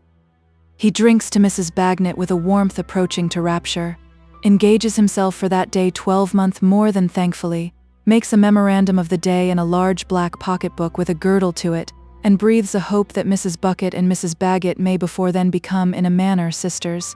As he says himself, what is public life without private ties? He is in his humble way a public man, but it is not in that sphere that he finds happiness. No, it must be sought within the confines of domestic bliss. It is natural, under these circumstances, that he, in his turn, should remember the friend to whom he is indebted for so promising an acquaintance. And he does. He keeps very close to him. Whatever the subject of the conversation, he keeps a tender eye upon him. He waits to walk home with him. He is interested in his very boots and observes even them attentively as Mr. George sits smoking cross-legged in the chimney corner. At length Mr. George rises to depart. At the same moment Mr. Bucket, with the secret sympathy of friendship, also rises. He dotes upon the children to the last, and remembers the commission he has undertaken for an absent friend. "Respecting that second-hand wheelin seller, Governor, could you recommend me such a thing?" "Scores," says Mr. Bagnet. "I am obliged to you," returns Mr. Bucket, squeezing his hand. "You're a friend in need, a good tone, mind you. My friend is a regular dab at it. Ecod, he saws away at Mozart and Handel and the rest of the bigwigs like a thorough workman. And you needn't," says Mr. Bucket in a considerate and private voice, "you needn't commit yourself to too low a figure, Governor. I don't want to pay too large a price for my friend, but I want you to have your proper percentage and be remunerated for your loss of time. That is but fair. Every man must live, and ought to it." Mr. Bagnet shakes his head at the old girl to the effect that they have found a jewel of price. "Suppose I was to give you a look-in, say at 10:30 tomorrow morning? Perhaps you could name the figures of a few wheelin sellers of a good tone?" says Mr. Bucket. Nothing easier. Mr. and Mrs. Bagnet both engage to have the requisite information ready and even hint to each other at the practicability of having a small stock collected there for approval. "Thank you," says Mr. Bucket. "Thank you. Good night, ma'am. Good night, Governor. Good night, darlings. I am much obliged to you for one of the pleasantest evenings I ever spent in my life." They, on the contrary, are much obliged to him for the pleasure he has given them in his company, and so they part with many expressions of goodwill on both sides. "Now, George, old boy," says Mr. Bucket, taking his arm at the shop door, "come along." As they go down the little street and the Bagnets pause for a minute looking after them, Mrs. Bagnet remarks to the worthy Lignum that Mr. Bucket almost clings to George like, and seems to be really fond of him. The neighboring streets being narrow and ill-paved, it is a little inconvenient to walk there two abreast and arm in arm. Mr. George therefore soon proposes to walk singly, But Mr. Bucket, who cannot make up his mind to relinquish his friendly hold, replies, "Wait half a minute, George. I should wish to speak to you first." Immediately afterwards he twists him into a public house and into a parlor, where he confronts him and claps his own back against the door. "Now, George," says Mr. Bucket, "duty is duty and friendship is friendship. I never want the two to clash if I can help it. I have endeavored to make things pleasant tonight, and I put it to you whether I have done it or not. You must consider yourself in custody, George." "Custody? What for?" returns the trooper, thunderstruck. "Now, George," says Mr. Bucket, urging a sensible view of the case upon him with his fat forefinger, "duty, as you know very well, is one thing, and conversation is another. It's my duty to inform you that any observations you may make will be liable to be used against you. Therefore, George, be careful what you say. You don't happen to have heard of a murder?" "Murder? Now, George," says Mr. Bucket, keeping his forefinger in an impressive state of action, "bear in mind what I've said to you. I ask you nothing. You've been in low spirits this afternoon. I say, you don't happen to have heard of a murder? No. Where has there been a murder?" "Now, George," says Mr. Bucket, "don't you go and commit yourself. I'm a-going to tell you what I want you for. There has been a murder in Lincoln's Inn Fields, gentleman of the name of Tulkinghorn. He was shot last night. I want you for that." The trooper sinks upon a seat behind him, and great drops start out upon his forehead, and a deadly pallor overspreads his face. "Bucket, it's not possible that Mr. Tulkinghorn has been killed and that you suspect me?" "George," returns Mr. Bucket, keeping his forefinger going, "it is certainly possible because it's the case. This deed was done last night at 10 o'clock. Now you know where you were last night at 10 o'clock, and you'll be able to prove it, no doubt." Last night," repeats the trooper thoughtfully. Then it flashes upon him. "Why, great heaven, I was there last night." "So I have understood, George," returns Mr. Bucket with great deliberation. "So I have understood. Likewise, you've been very often there. You've been seen hanging about the place, and you've been heard more than once in a wrangle with him, and it's possible, I don't say it's certainly so, mind you, but it's possible that he may have been heard to call you a threatening, murdering, dangerous fellow." The trooper gasps as if he would admit it all if he could speak. "Now, George," continues Mr. Bucket, putting his hat upon the table with an air of business rather in the upholstery way than otherwise, "my wish is, as it has been all the evening, to make things pleasant. I tell you plainly there's a reward out of 100 guineas, offered by Sir Leicester Dedlock, Baronet. You and me have always been pleasant together, but I have got a duty to discharge, and if that 100 guineas is to be made, it may as well be made by me as any other man. On all of which accounts, I should hope it was clear to you that I must have you, and that I'm damned if I don't have you. Am I to call in any assistance, or is the trick done?" Mr. George has recovered himself and stands up like a soldier. "Come," he says, "I am ready." "George," continues Mr. Bucket, "wait a bit." With his upholsterer manner, as if the trooper were a window to be fitted up, he takes from his pocket a pair of handcuffs. "This is a serious charge, George, and such is my duty." The trooper flushes angrily and hesitates a moment, but holds out his two hands, clasped together, and says, "There, put them on." Mr. Bucket adjusts them in a moment. "How do you find them? Are they comfortable? If not, say so, for I wish to make things as pleasant as is consistent with my duty, and I've got another pair in my pocket." This remark he offers like a most respectable tradesman anxious to execute an order neatly and to the perfect satisfaction of his customer. "They'll do as they are? Very well. Now, you see, George," he takes a cloak from a corner and begins adjusting it about the trooper's neck. "I was mindful of your feelings when I come out, and brought this on purpose. There? Who's the wiser?" "Only I," returns the trooper, "but as I know it, do me one more good turn and pull my hat over my eyes." "Really, though? Do you mean it? Ain't it a pity? It looks so. I can't look chance men in the face with these things on." Mr. George hurriedly replies, "Do, for God's sake, pull my hat forward."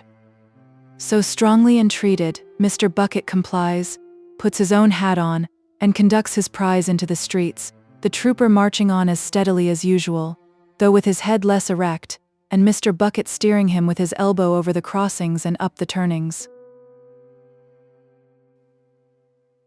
Chapter 50. Esther's Narrative.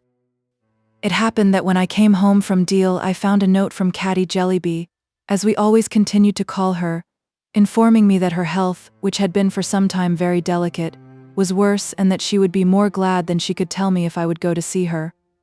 It was a note of a few lines, written from the couch on which she lay and enclosed to me in another from her husband, in which he seconded her entreaty with much solicitude. Caddy was now the mother, and I the godmother, of such a poor little baby, such a tiny old-faced mite, with a countenance that seemed to be scarcely anything but cap border, and a little lean long-fingered hand, always clenched under its chin. It would lie in this attitude all day, with its bright specks of eyes open, wondering, as I used to imagine, how it came to be so small and weak. Whenever it was moved, it cried, but at all other times it was so patient that the sole desire of its life appeared to be to lie quiet and think. It had curious little dark veins in its face and curious little dark marks under its eyes like faint remembrances of poor Caddy's inky days, and altogether to those who were not used to it, it was quite a piteous little sight. But it was enough for Caddy that she was used to it. The projects with which she beguiled her illness, for little Esther's education, and little Esther's marriage, and even for her own old age as the grandmother of little Esther's, was so prettily expressive of devotion to this pride of her life that I should be tempted to recall some of them but for the timely remembrance that I am getting on irregularly as it is. To return to the letter. Caddy had a superstition about me which had been strengthening in her mind ever since that night long ago when she had lain asleep with her head in my lap. She almost, I think I must say quite, believed that I did her good whenever I was near her. Now, although this was such a fancy of the affectionate girl's that I am almost ashamed to mention it, still it might have all the force of a fact when she was really ill. Therefore I set off to Caddy, with my guardian's consent, post-haste, and she and Prince made so much of me that there never was anything like it. Next day I went again to sit with her, and next day I went again. It was a very easy journey, for I had only to rise a little earlier in the morning, and keep my accounts, and attend to housekeeping matters before leaving home. But when I had made these 3 visits, my guardian said to me, on my return at night, "Now, little woman, this will never do. Constant dropping will wear away a stone, and constant coaching will wear out a Dame Durden. We will go to London for a while and take possession of our old lodgings." "Not for me, dear guardian," said I, "for I never feel tired," which was strictly true. I was only too happy to be in such request. "For me, then," returned my guardian, "or for Ada, or for both of us? It is somebody's birthday tomorrow, I think." "Truly, I think it is," said I, kissing my darling, who would be 21 tomorrow. "Well," observed my guardian, half pleasantly, half seriously, "that's a great occasion and will give my fair cousin some necessary business to transact in assertion of her independence, and will make London a more convenient place for all of us.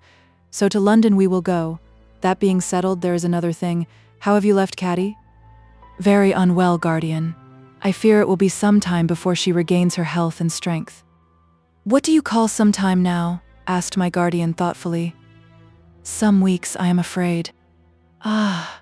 He began to walk about the room with his hands in his pockets, showing that he had been thinking as much. "Now, what do you say about her doctor? Is he a good doctor, my love?" I felt obliged to confess that I knew nothing to the contrary, but that Prince and I had agreed only that evening that we would like his opinion to be confirmed by someone. "Well, you know," returned my guardian quickly, "there's Woodcourt." I had not meant that, and was rather taken by surprise. For a moment all that I had had in my mind in connection with Mr. Woodcourt seemed to come back and confuse me. "You don't object to him, little woman?" "Object to him, guardian? Oh no. And you don't think the patient would object to him?" So far from that, I had no doubt of her being prepared to have a great reliance on him and to like him very much. I said that he was no stranger to her personally, for she had seen him often in his kind attendance on Miss Flight. "Very good," said my guardian. "He has been here today, my dear, and I will see him about it tomorrow." I felt in this short conversation, though I did not know how, for she was quiet, and we interchanged no look, that my dear girl well remembered how merrily she had clasped me round the waist when no other hands than Caddy's had brought me the little parting token. This caused me to feel that I ought to tell her, and Caddy too, that I was going to be the mistress of Bleak House, and that if I avoided that disclosure any longer I might become less worthy in my own eyes of its master's love. Therefore, when we went upstairs and had waited listening until the clock struck 12 in order that only I might be the first to wish my darling all good wishes on her birthday, and to take her to my heart, I set before her, just as I had set before myself, the goodness and honor of her cousin John and the happy life that was in store for me. If ever my darling were fonder of me at one time than another in all our intercourse, she was surely fondest of me that night, and I was so rejoiced to know it and so comforted by the sense of having done right in casting this last idle reservation away that I was 10 times happier than I had been before. I had scarcely thought it a reservation a few hours ago, but now that it was gone I felt as if I understood its nature better. Next day we went to London. We found our old lodging vacant, and in half an hour were quietly established there, as if we had never gone away. Mr. Woodcourt dined with us to celebrate my darling's birthday, and we were as pleasant as we could be with the great blank among us that Richard's absence naturally made on such an occasion. After that day I was for some weeks, 8 or 9 as I remember, very much with Caddy, and thus it fell out that I saw less of Ada at this time than any other since we had first come together, except the time of my own illness. She often came to Caddy's, but our function there was to amuse and cheer her, and we did not talk in our usual confidential manner. Whenever I went home at night we were together, but Caddy's rest was broken by pain, and I often remained to nurse her. With her husband and her poor little mite of a baby to love and their home to strive for, what a good creature Caddy was. So self-denying, so uncomplaining, so anxious to get well on their account, so afraid of giving trouble, and so thoughtful of the unassisted labors of her husband and the comforts of old Mr. Turveydrop. I had never known the best of her until now, and it seemed so curious that her pale face and helpless figure should be lying there day after day where dancing was the business of life, where the kit and the apprentices began early every morning in the ballroom, and where the untidy little boy waltzed by himself in the kitchen all the afternoon. At Caddy's request I took the supreme direction of her apartment, trimmed it up and pushed her, couch and all, into a lighter and more airy and more cheerful corner than she had yet occupied. Then, every day, when we were in our neatest array, I used to lay my small namesake in her arms and sit down to chat or work or read to her. It was at one of the first of these quiet times that I told Caddy about Bleak House. We had other visitors besides Ada. First of all we had Prince, who in his hurried intervals of teaching used to come softly in and sit softly down, with a face of loving anxiety for Caddy and the very little child.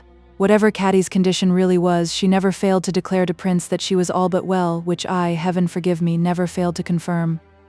This would put Prince in such good spirits that he would sometimes take the kit from his pocket and play a chord or two to astonish the baby, which I never knew it to do in the least degree, for my tiny namesake never noticed it at all. Then there was Mrs. Jellyby. She would come occasionally with her usual distraught manner, and sit calmly looking miles beyond her grandchild as if her attention were absorbed by a young boreobulan on its native shores. As bright-eyed as ever, as serene, and as untidy, she would say, "Well, Caddy, child, and how do you do today?" and then would sit amiably smiling and taking no notice of the reply, or would sweetly glide off into a calculation of the number of letters she had lately received and answered, or of the coffee-bearing power of Boreobulaga. This she would always do with a serene contempt for our limited sphere of action, not to be disguised. Then there was old Mr. Turveydrop, who was from morning to night and from night to morning the subject of innumerable precautions. If the baby cried, it was nearly stifled lest the noise should make him uncomfortable. If the fire wanted stirring in the night, it was surreptitiously done lest his rest should be broken. If Caddy required any little comfort that the house contained, she first carefully discussed whether he was likely to require it too. In return for this consideration he would come into the room once a day, all but blessing it, showing a condescension and a patronage and a grace of manner in dispensing the light of his high-shouldered presence from which I might have supposed him, if I had not known better, to have been the benefactor of Caddy's life. "My Caroline," he would say, making the nearest approach that he could to bending over her.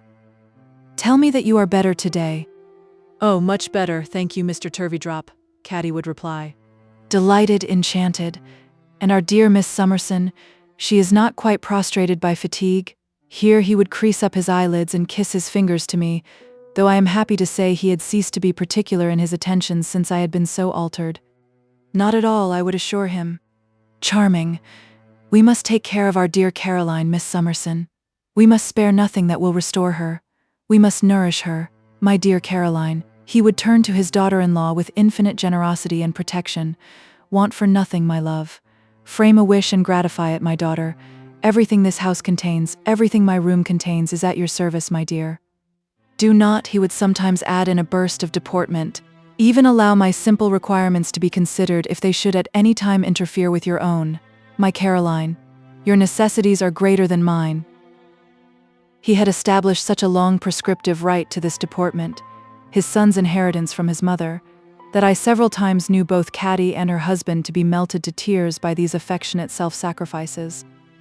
Nay, my dears, he would remonstrate, and when I saw Caddy's thin arm about his fat neck as he said it, I would be melted too, though not by the same process. Nay, nay, I have promised never to leave ye. Be dutiful and affectionate towards me, and I ask no other return. Now bless ye, I am going to the park. He would take the air there presently and get an appetite for his hotel dinner.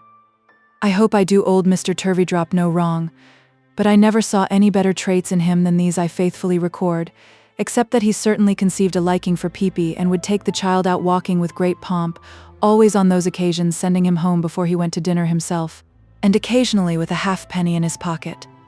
But even this disinterestedness was attended with no inconsiderable cost, to my knowledge, for before Peepy was sufficiently decorated to walk hand in hand with the professor of deportment, he had to be newly dressed, at the expense of Caddy and her husband, from top to toe. Last of our visitors, there was Mr. Jellyby. Really, when he used to come in of an evening and ask Caddy in his meek voice how she was, and then sit down with his head against the wall and make no attempt to say anything more, I liked him very much. If he found me bustling about doing any little thing, he sometimes half took his coat off, as if with an intention of helping by a great exertion, but he never got any further. His sole occupation was to sit with his head against the wall, looking hard at the thoughtful baby, and I could not quite divest my mind of a fancy that they understood one another. I have not counted Mr. Woodcourt among our visitors because he was now Caddy's regular attendant. She soon began to improve under his care, but he was so gentle, so skillful, so unwearying in the pains he took that it is not to be wondered at, I am sure.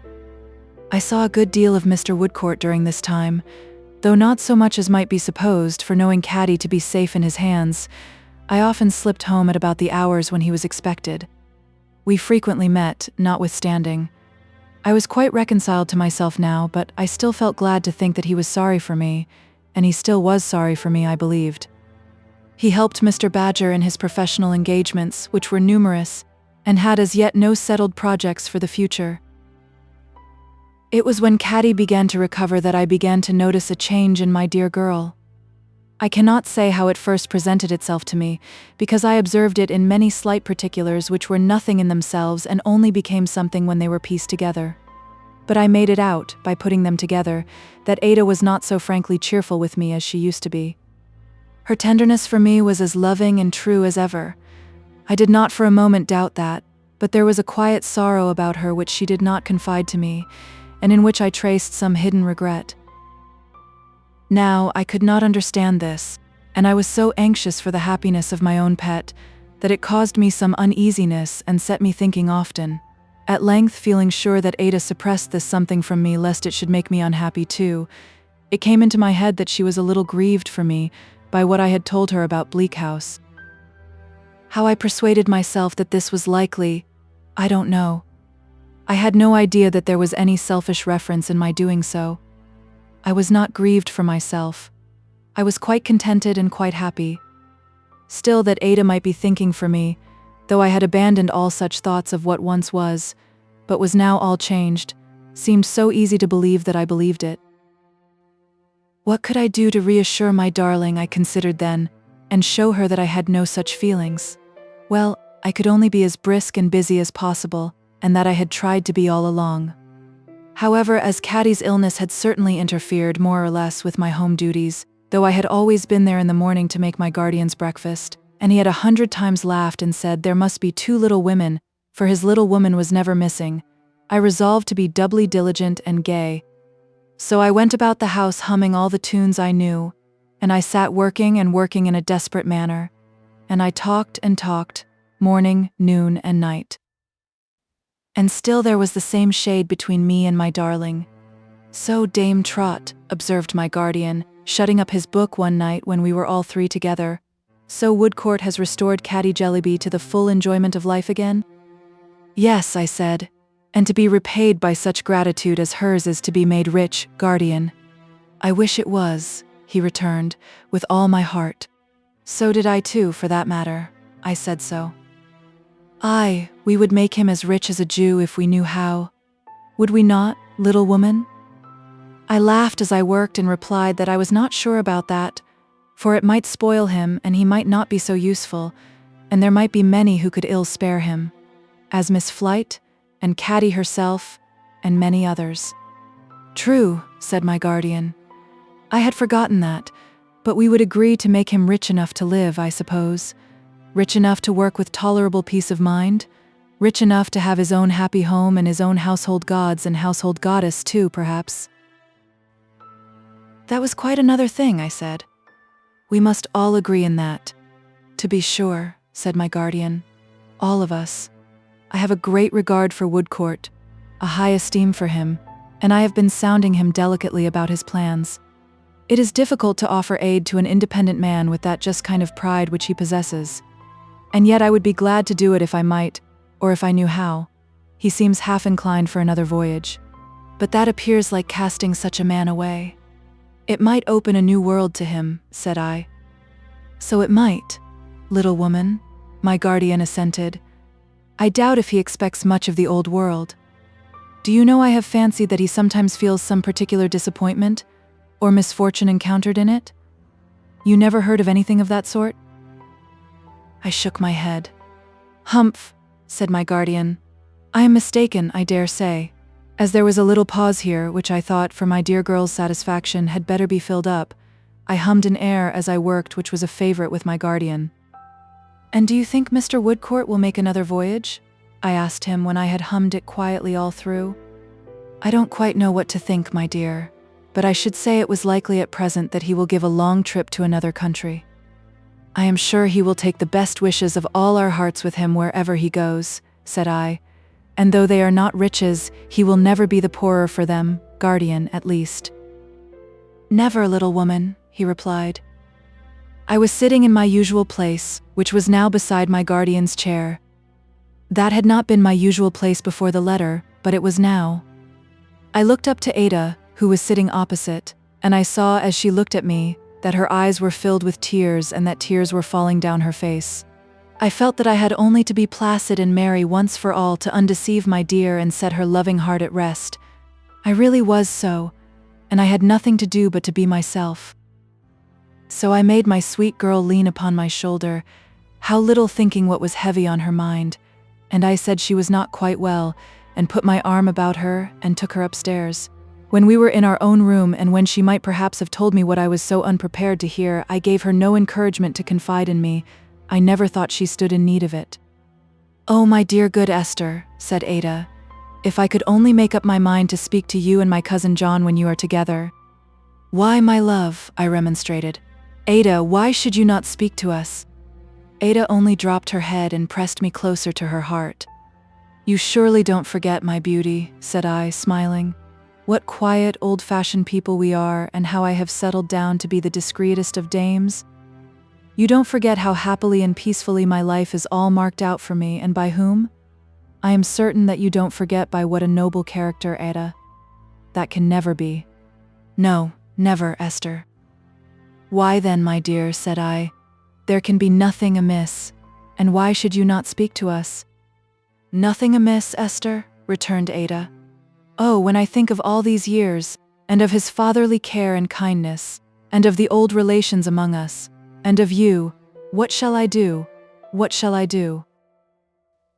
I looked at my child in some wonder, but I thought it better not to answer otherwise than by cheering her, and so I turned off into many little recollections of our life together and prevented her from saying more. When she lay down to sleep, and not before, I returned to my guardian to say good night, and then I came back to Ada and sat near her for a little while. She was asleep, and I thought as I looked at her that she was a little changed. I had thought so more than once lately. I could not decide, even looking at her while she was unconscious, how she was changed. But something in the familiar beauty of her face looked different to me. My guardian's old hopes of her and Richard arose sorrowfully in my mind, and I said to myself, she has been anxious about him, and I wondered how that love would end. When I had come home from Caddy's while she was ill, I had often found Ada at work, and she had always put her work away, and I had never known what it was. Some of it now lay in a drawer near her, which was not quite closed. I did not open the drawer, but I still rather wondered what the work could be, for it was evidently nothing for herself. And I noticed as I kissed my dear that she lay with one hand under her pillow so that it was hidden. How much less amiable I must have been than they thought me, how much less amiable than I thought myself, to be so preoccupied with my own cheerfulness and contentment as to think that it only rested with me to put my dear girl right and set her mind at peace. But I lay down, self-deceived, in that belief, and I awoke in it next day to find that there was still the same shade between me and my darling. Chapter 51. Enlightened. When Mr. Woodcourt arrived in London, he went that very same day to Mr. Vholes's in Simon's Inn, for he never once, from the moment when I entreated him to be a friend to Richard, neglected or forgot his promise. He had told me that he accepted the charge as a sacred trust, and he was ever true to it in that spirit. He found Mr. Vholes in his office and informed Mr. Vholes of his agreement with Richard that he should call there to learn his address. "Just so, sir," said Mr. Vholes. "Mr. C's address is not 100 miles from here, sir." "Mr. C's address is not 100 miles from here. Would you take a seat, sir?" Mr. Woodcourt thanked Mr. Vholes, but he had no business with him beyond what he had mentioned. "Just so, sir." "I believe, sir," said Mr. Vholes, still quietly insisting on the seat by not giving the address, "that you have influence with Mr. C. Indeed, I am aware that you have." "I was not aware of it myself," returned Mr. Woodcourt, "but I suppose you know best." "Sir," rejoined Mr. Vholes, self-contained as usual, voice and all, "it is a part of my professional duty to know best. It is a part of my professional duty to study and to understand a gentleman who confides his interests to me. In my professional duty I shall not be wanting, sir, if I know it. I may, with the best intentions, be wanting in it without knowing it, but not if I know it, sir." Mr. Woodcourt again mentioned the address. "Give me leave, sir," said Mr. Vholes. "Bear with me for a moment, sir. Mr. C is playing for a considerable stake and cannot play without, need I say what? Money, I presume?" "Sir," said Mr. Vholes, "to be honest with you, honesty being my golden rule, whether I gain by it or lose, and I find that I generally lose, money is the word. Now, sir, upon the chances of Mr. C's game I express to you no opinion, no opinion. It might be highly impolitic in Mr. C, after playing so long and so high, to leave off. It might be the reverse, I say nothing." "No, sir," said Mr. Vholes, bringing his hand flat down upon his desk in a positive manner, "nothing." "You seem to forget," returned Mr. Woodcourt, "that I ask you to say nothing and have no interest in anything you say." "Pardon me, sir," retorted Mr. Vholes. "You do yourself an injustice. No, sir, pardon me, you shall not in my office, if I know it, do yourself an injustice. You are interested in anything and in everything that relates to your friend. I know human nature much better, sir, than to admit for an instant that a gentleman of your appearance is not interested in whatever concerns his friend." "Well," replied Mr. Woodcourt, "that may be. I am particularly interested in his address." "The number, sir," said Mr. Vholes parenthetically, "I believe I have already mentioned. If Mr. C is to continue to play for this considerable stake, sir, he must have funds. Understand me. There are funds in hand at present. I ask for nothing. There are funds in hand, but for the onward play, more funds must be provided, unless Mr. C is to throw away what he has already ventured, which is wholly and solely a point for his consideration. This, sir, I take the opportunity of stating openly to you as the friend of Mr. C. Without funds, I shall always be happy to appear and act for Mr. C, to the extent of all such costs as are safe to be allowed out of the estate, not beyond that." "I could not go beyond that, sir, without wronging someone." I must either wrong my 3 dear girls or my venerable father, who is entirely dependent on me, in the Vale of Taunton, or someone. Whereas, sir, my resolution is, call it weakness or folly if you please, to wrong no one." Mr. Woodcourt rather sternly rejoined that he was glad to hear it. "I wish, sir," said Mr. Vholes, "to leave a good name behind me. Therefore I take every opportunity of openly stating to a friend of Mr. C how Mr. C is situated. As to myself, sir, the laborer is worthy of his hire. If I undertake to put my shoulder to the wheel, I do it, and I earn what I get. I am here for that purpose. My name is painted on the door outside with that object." "And Mr. Carstone's address, Mr. Vholes?" "Sir," returned Mr. Vholes, "as I believe I have already mentioned, it is next door. On the 2nd story you will find Mr. C's apartments. Mr. C desires to be near his professional advisor, and I am far from objecting, for I court inquiry." Upon this Mr. Woodcourt wished Mr. Vholes good day and went in search of Richard, the change in whose appearance he began to understand now but too well. He found him in a dull room, fadedly furnished, much as I had found him in his barrack room but a little while before, except that he was not writing but was sitting with a book before him, from which his eyes and thoughts were far astray. As the door chanced to be standing open, Mr. Woodcourt was in his presence for some moments without being perceived, and he told me that he never could forget the haggardness of his face and the dejection of his manner before he was aroused from his dream. "Woodcourt, my dear fellow," cried Richard, starting up with extended hands, "you come upon my vision like a ghost." "A friendly one," he replied, "and only waiting, as they say ghosts do, to be addressed. How does the mortal world go?" They were seated now, near together. "Badly enough, and slowly enough," said Richard, speaking at least for my part of it. "What part is that?" "The Chancery part." "I never heard," returned Mr. Woodcourt, shaking his head, "of its going well yet." "Nor I," said Richard moodily. "Who ever did?" He brightened again in a moment and said with his natural openness, "Woodcourt, I should be sorry to be misunderstood by you, even if I gained by it in your estimation. You must know that I have done no good this long time. I have not intended to do much harm, but I seem to have been capable of nothing else. It may be that I should have done better by keeping out of the net into which my destiny has worked me. But I think not, though I dare say you will soon hear, if you have not already heard, a very different opinion. To make short of a long story, I am afraid I have wanted an object, but I have an object now, or it has me, and it is too late to discuss it. Take me as I am, and make the best of me." "A bargain," said Mr. Woodcourt. "Do as much by me in return."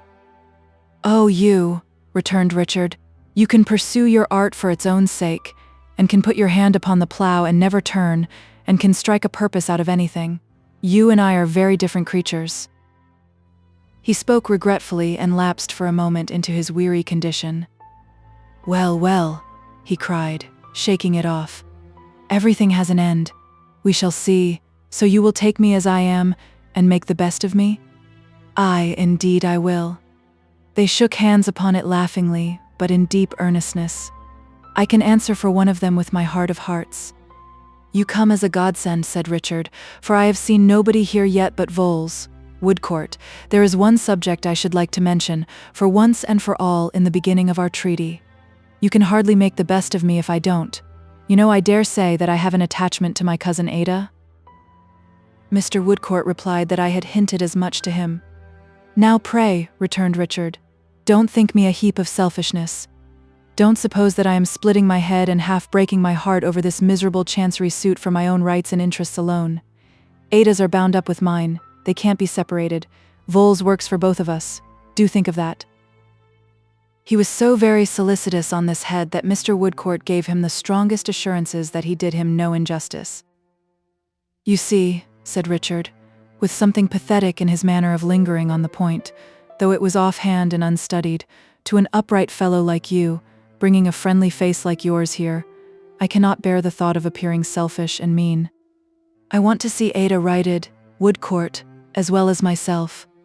I want to do my utmost to right her, as well as myself. I venture what I can scrape together to extricate her, as well as myself. Do, I beseech you, think of that, Afterwards, when Mr. Woodcourt came to reflect on what had passed, he was so very much impressed by the strength of Richard's anxiety on this point, that in telling me generally of his first visit to Simon's Inn, he particularly dwelt upon it. It revived a fear I had had before that my dear girl's little property would be absorbed by Mr. Vholes, and that Richard's justification to himself would be sincerely this. It was just as I began to take care of Caddy that the interview took place, and I now returned to the time when Caddy had recovered, and the shade was still between me and my darling. I proposed to Ada that morning that we should go and see Richard. It a little surprised me to find that she hesitated and was not so radiantly willing as I had expected. "My dear," said I, "you have not had any difference with Richard since I have been so much away?" "No, Esther." "Not heard of him, perhaps?" said I. "Yes, I have heard of him," said Ada. Such tears in her eyes, and such love in her face. I could not make my darling out. "Should I go to Richard's by myself?" I said. "No." Ada thought I had better not go by myself. Would she go with me? Yes, Ada thought she had better go with me. Should we go now? Yes, let us go now. Well, I could not understand my darling with the tears in her eyes and the love in her face. We were soon equipped and went out. It was a somber day, and drops of chill rain fell at intervals. It was one of those colorless days when everything looks heavy and harsh. The houses frowned at us. The dust rose at us. The smoke swooped at us. Nothing made any compromise about itself or wore a softened aspect. I fancied my beautiful girl quite out of place in the rugged streets, and I thought there were more funerals passing along the dismal pavements than I had ever seen before. We had first to find out Simon's Inn. We were going to inquire in a shop when Ada said she thought it was near Chancery Lane. "We are not likely to be far out, my love, if we go in that direction," said I. So to Chancery Lane we went, and there, sure enough, we saw it written up. Simon's Inn. We had next to find out the number. Or Mr. Vholes's office will do, I recollected. For Mr. Vholes's office is next door, upon which Ada said, perhaps that was Mr. Vholes's office in the corner there, and it really was. Then came the question, which of the two next doors? I was going for the one, and my darling was going for the other, and my darling was right again. So up we went to the second story, when we came to Richard's name in great white letters on a hearse-like panel. I should have knocked, but Ada said perhaps we had better turn the handle and go in. Thus we came to Richard, poring over a table covered with dusty bundles of papers which seemed to me like dusty mirrors reflecting his own mind. Wherever I looked I saw the ominous words that ran in it repeated, Jarndyce and Jarndyce. He received us very affectionately, and we sat down. "If you had come a little earlier," he said, "you would have found Woodcourt here. There never was such a good fellow as Woodcourt is.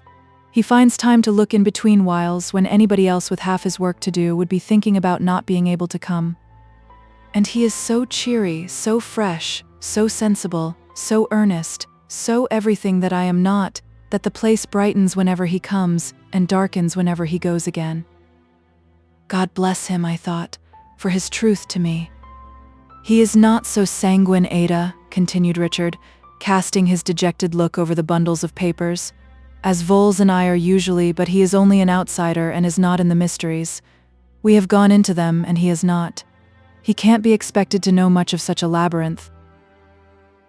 As his look wandered over the papers again and he passed his two hands over his head, I noticed how sunken and how large his eyes appeared, how dry his lips were, and how his fingernails were all bitten away. "Is this a healthy place to live in, Richard, do you think?"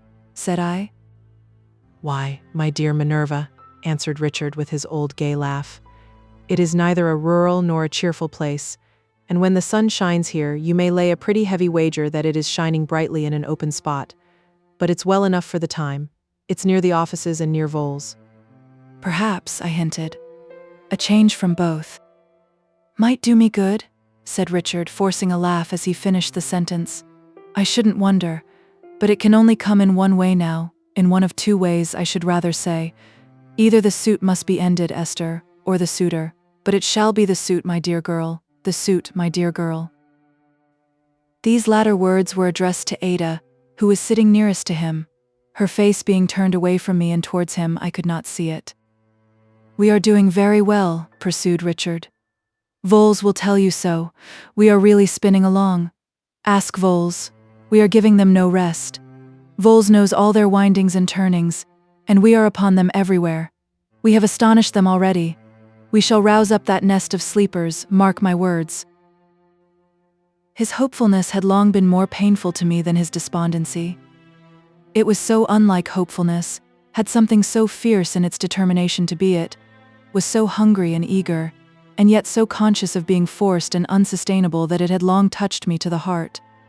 But the commentary upon it, now indelibly written in his handsome face, made it far more distressing than it used to be. I say indelibly, for I felt persuaded that if the fatal cause could have been forever terminated, according to his brightest visions in that same hour, the traces of the premature anxiety, self-reproach, and disappointment it had occasioned him would have remained upon his features to the hour of his death. "The sight of our dear little woman," said Richard, "Ada still remaining silent and quiet, is so natural to me, and her compassionate face is so like the face of old days." "Ah, no, no." I smiled and shook my head. "So exactly like the face of old days," said Richard in his cordial voice, and taking my hand with the brotherly regard which nothing ever changed, "that I can't make pretenses with her. I fluctuate a little, that's the truth. Sometimes I hope, my dear, and sometimes I don't quite despair, but nearly. I get," said Richard, relinquishing my hand gently and walking across the room, "so tired." He took a few turns up and down and sunk upon the sofa. "I get," he repeated gloomily, "so tired. It is such weary, weary work."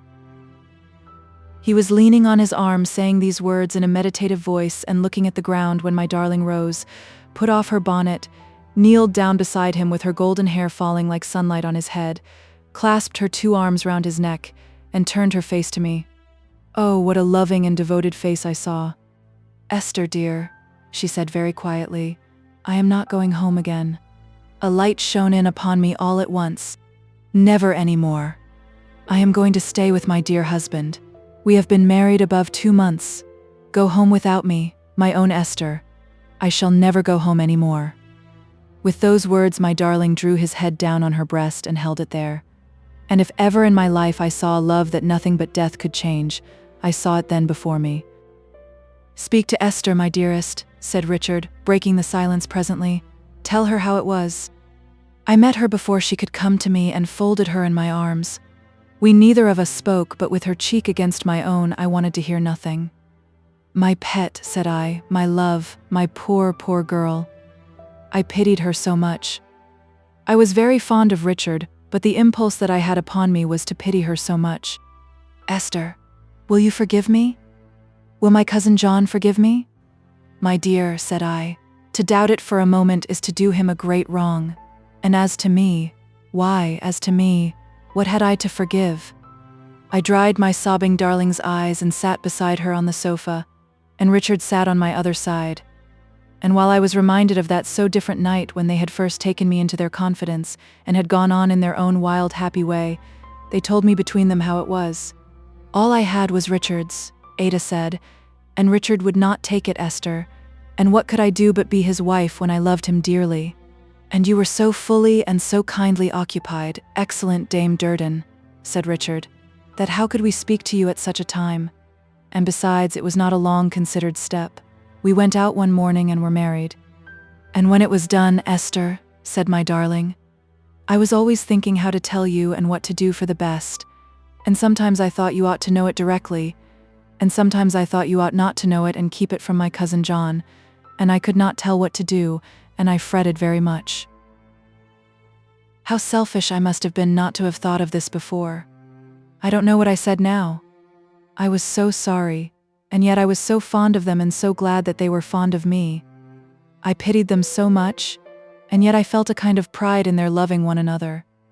I never had experienced such painful and pleasurable emotion at one time, and in my own heart I did not know which predominated. But I was not there to darken their way.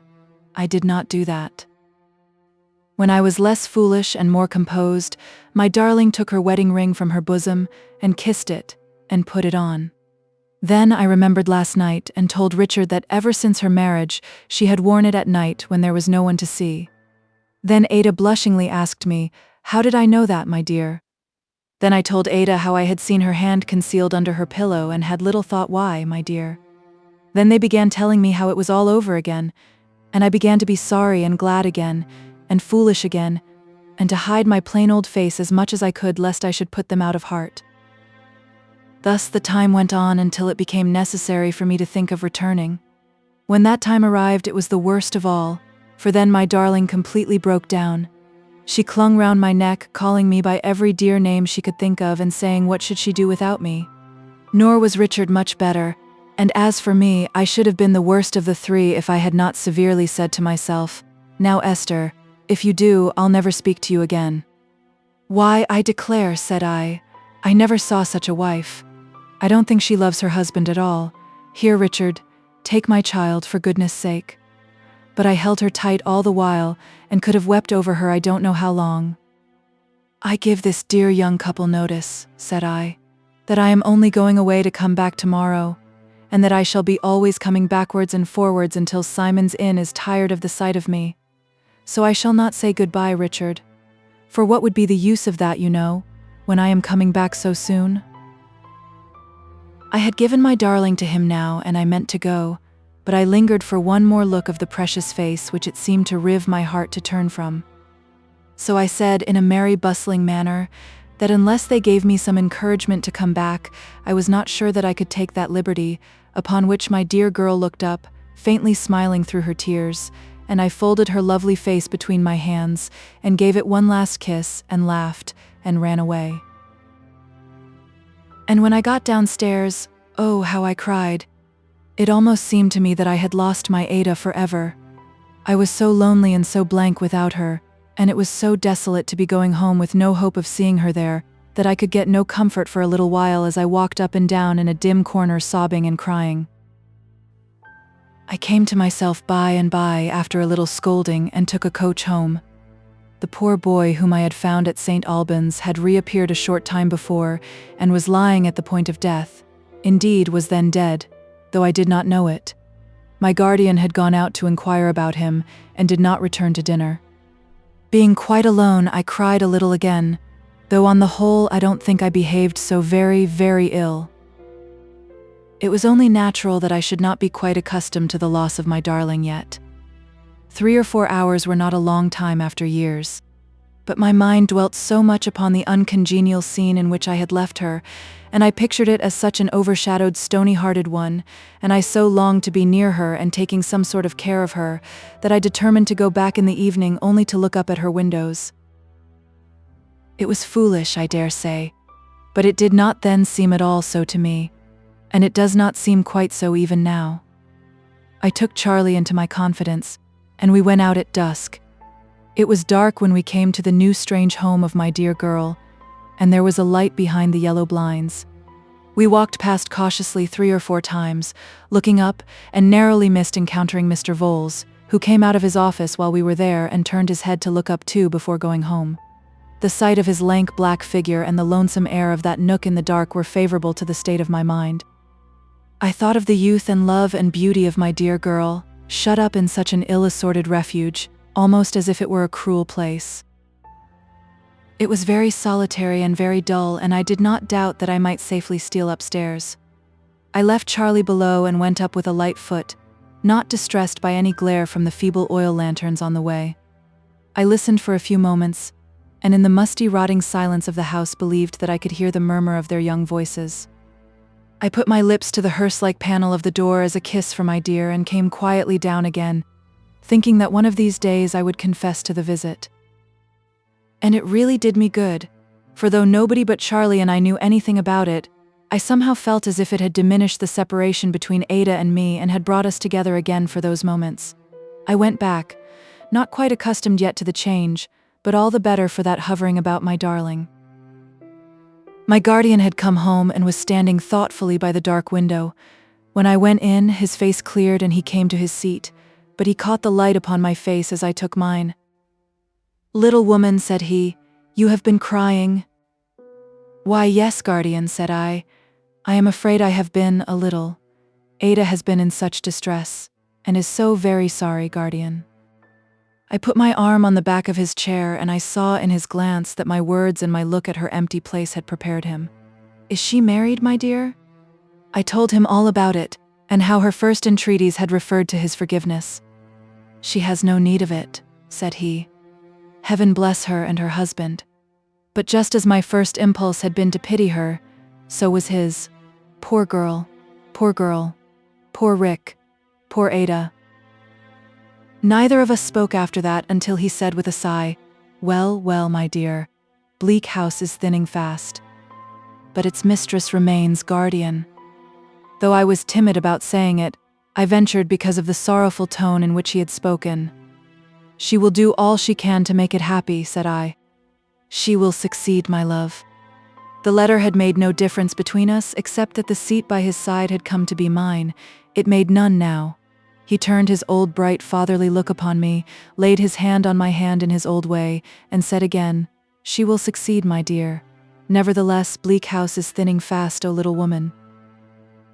I was sorry presently that this was all we said about that. I was rather disappointed. I feared I might not quite have been all I had meant to be since the letter and the answer. Chapter 52. Obstinacy.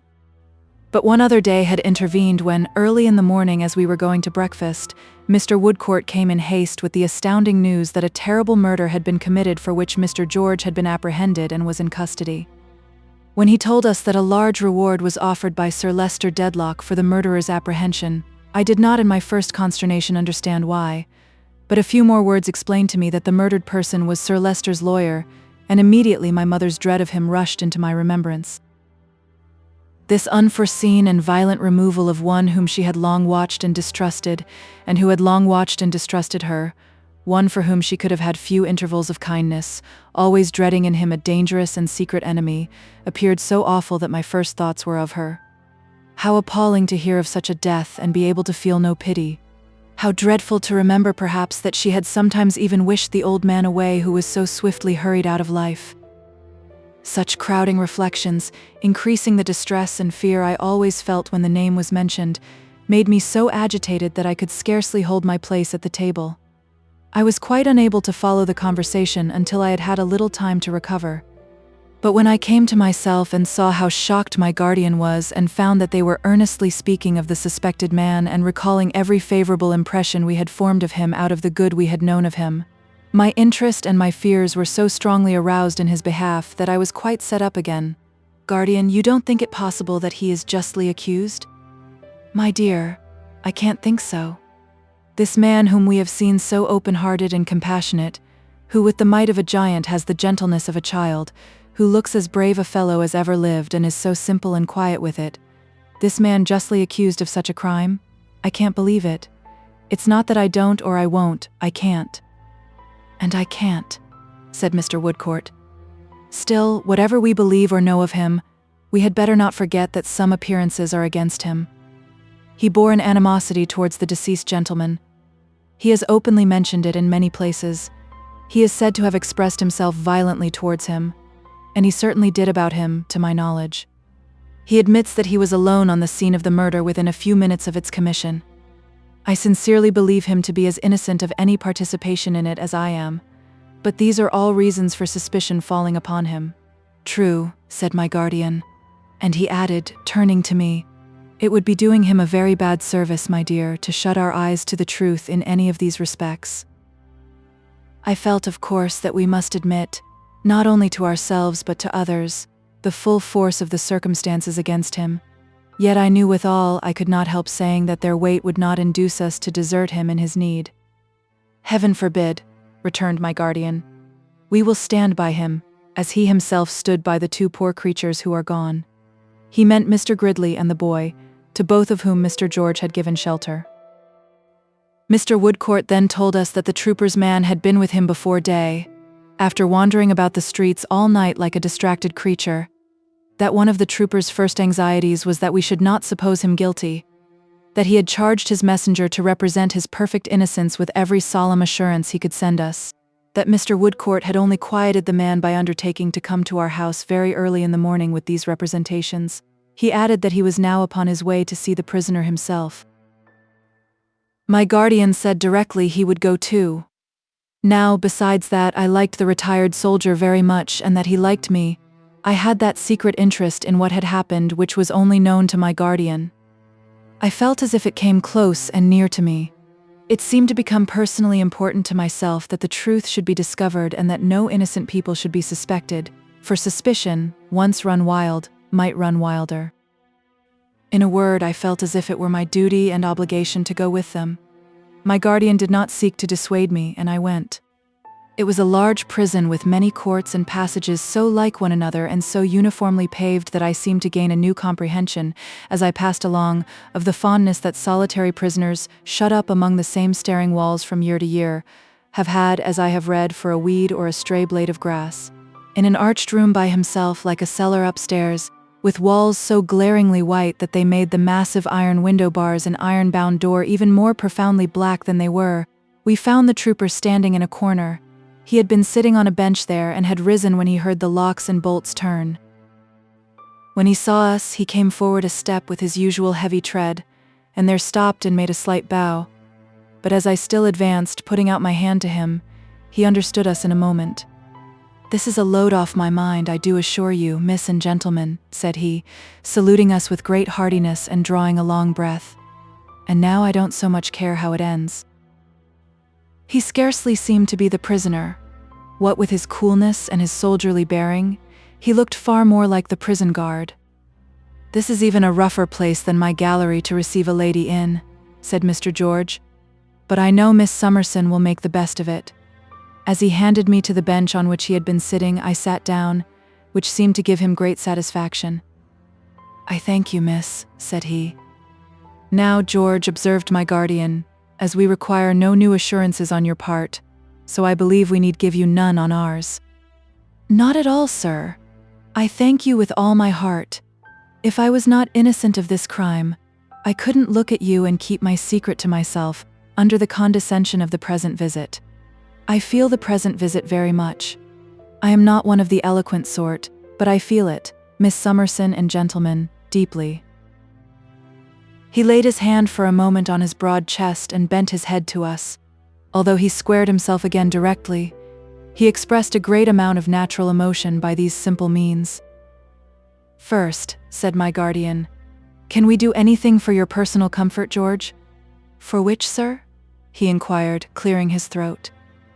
"For your personal comfort? Is there anything you want that would lessen the hardship of this confinement?" "Well, sir," replied George, after a little cogitation, "I am equally obliged to you, but tobacco being against the rules, I can't say that there is." "You will think of many little things perhaps by and by.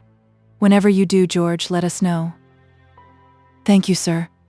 Howsoever," observed Mr. George with one of his sunburnt smiles, "a man who has been knocking about the world in a vagabond kind of a way as long as I have gets on well enough in a place like the present, so far as that goes." "Next, as to your case," observed my guardian.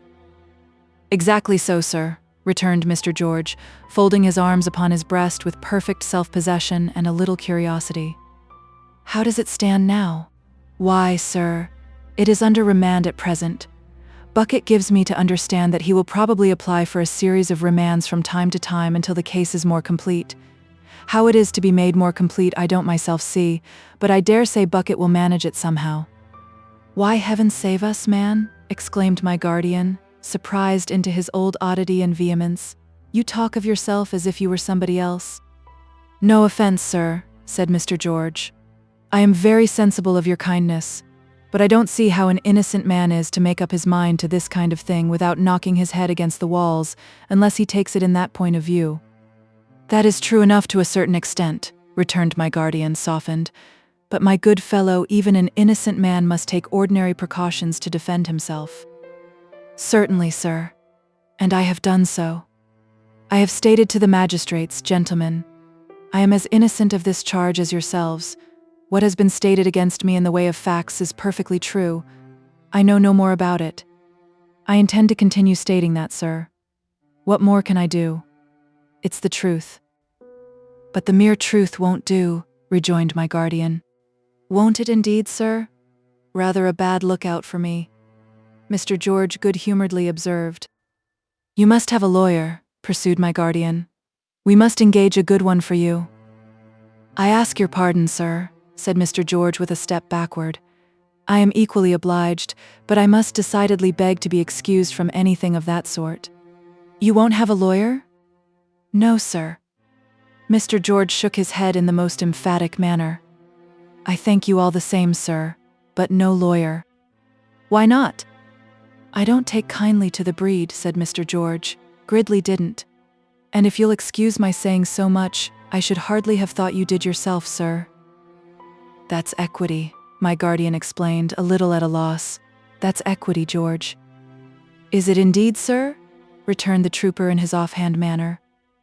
I am not acquainted with those shades of names myself, but in a general way I object to the breed. Unfolding his arms and changing his position, he stood with one massive hand upon the table and the other on his hip, as complete a picture of a man who was not to be moved from a fixed purpose as ever I saw. It was in vain that we all three talked to him and endeavored to persuade him. He listened with that gentleness which went so well with his bluff bearing, but was evidently no more shaken by our representations that his place of confinement was. Pray think once more, Mr. George, said I. Have you no wish in reference to your case? I certainly could wish it to be tried, miss, he returned, by court-martial. But that is out of the question, as I am well aware. If you will be so good as to favor me with your attention for a couple of minutes, miss, not more, I'll endeavor to explain myself as clearly as I can. He looked at us all three in turn, shook his head a little as if he were adjusting it in the stock and collar of a tight uniform, and after a moment's reflection went on. You see, miss, I have been handcuffed and taken into custody and brought here. I am a marked and disgraced man, and here I am. My shooting gallery is rummaged, high and low, by bucket. Such property as I have, 'tis small is turned this way and that till it don't know itself, and as aforesaid, here I am. I don't particular complain of that. Though I am in these present quarters through no immediately preceding fault of mine, I can very well understand that if I hadn't gone into the vagabond way in my youth, this wouldn't have happened. It has happened. Then comes the question how to meet it. He rubbed his swarthy forehead for a moment with a good-humored look and said apologetically, I am such a short-winded talker that I must think a bit. Having thought a bit, he looked up again and resumed. How to meet it? Now, the unfortunate deceased was himself a lawyer and had a pretty tight hold of me. I don't wish to rake up his ashes, but he had what I should call, if he was living, a devil of a tight hold of me. I don't like his trade the better for that. If I had kept clear of his trade, I should have kept outside this place. But that's not what I mean. Now, suppose I had killed him.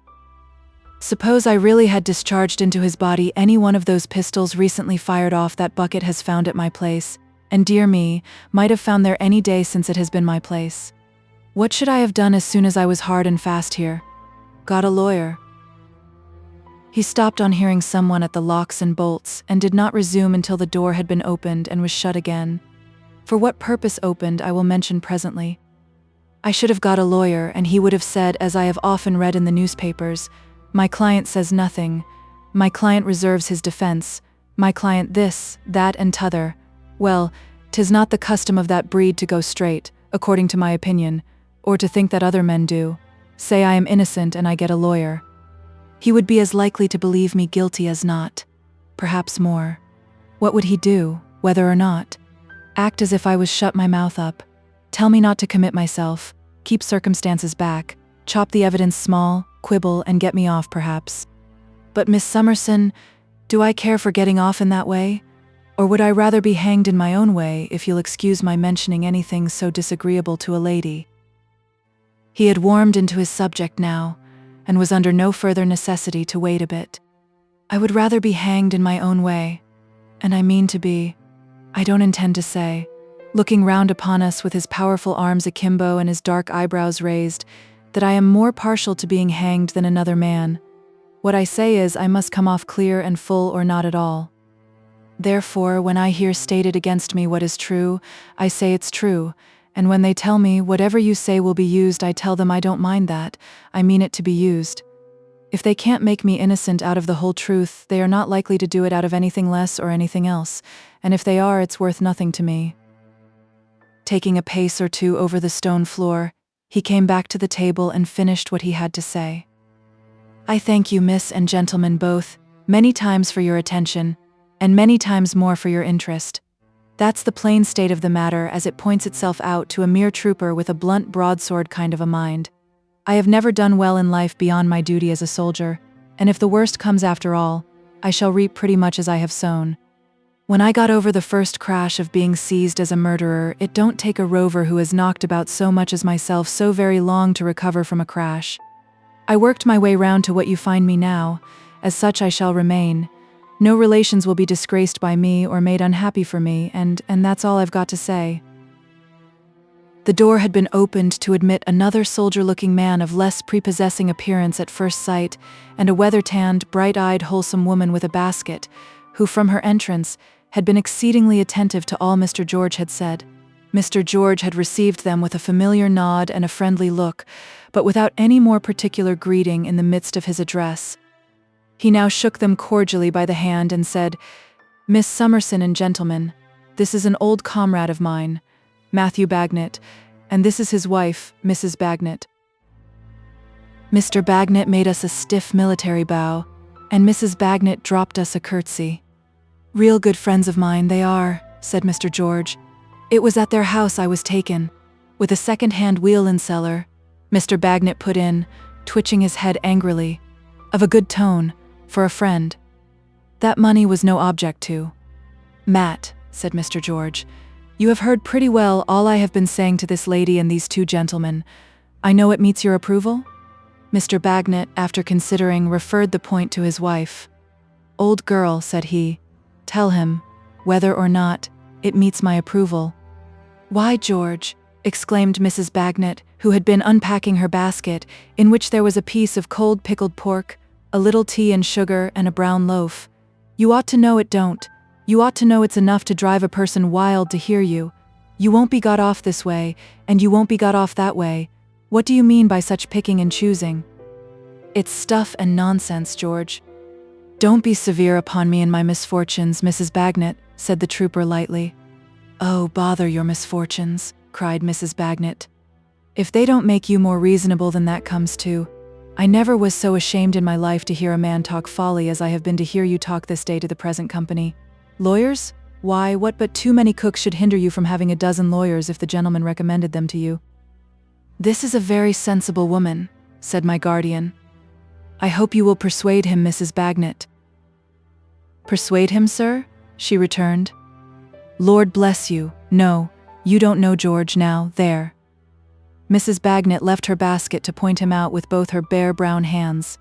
"There he stands as self-willed and as determined a man, in the wrong way, as ever put a human creature under heaven out of patience. You could as soon take up and shoulder an 48-pounder by your own strength as turn that man, when he has got a thing into his head and fixed it there." "Why, don't I know him?" cried Mrs. Bagnet. "Don't I know you, George? You don't mean to set up for a new character with me after all these years, I hope?" Her friendly indignation had an exemplary effect upon her husband, who shook his head at the trooper several times as a silent recommendation to him to yield.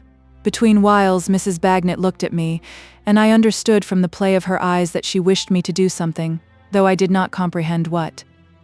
"But I have given up talking to you, old fellow, years and years," said Mrs. Bagnet as she blew a little dust off the pickled pork, looking at me again. "And when ladies and gentlemen know you as well as I do, they'll give up talking to you too.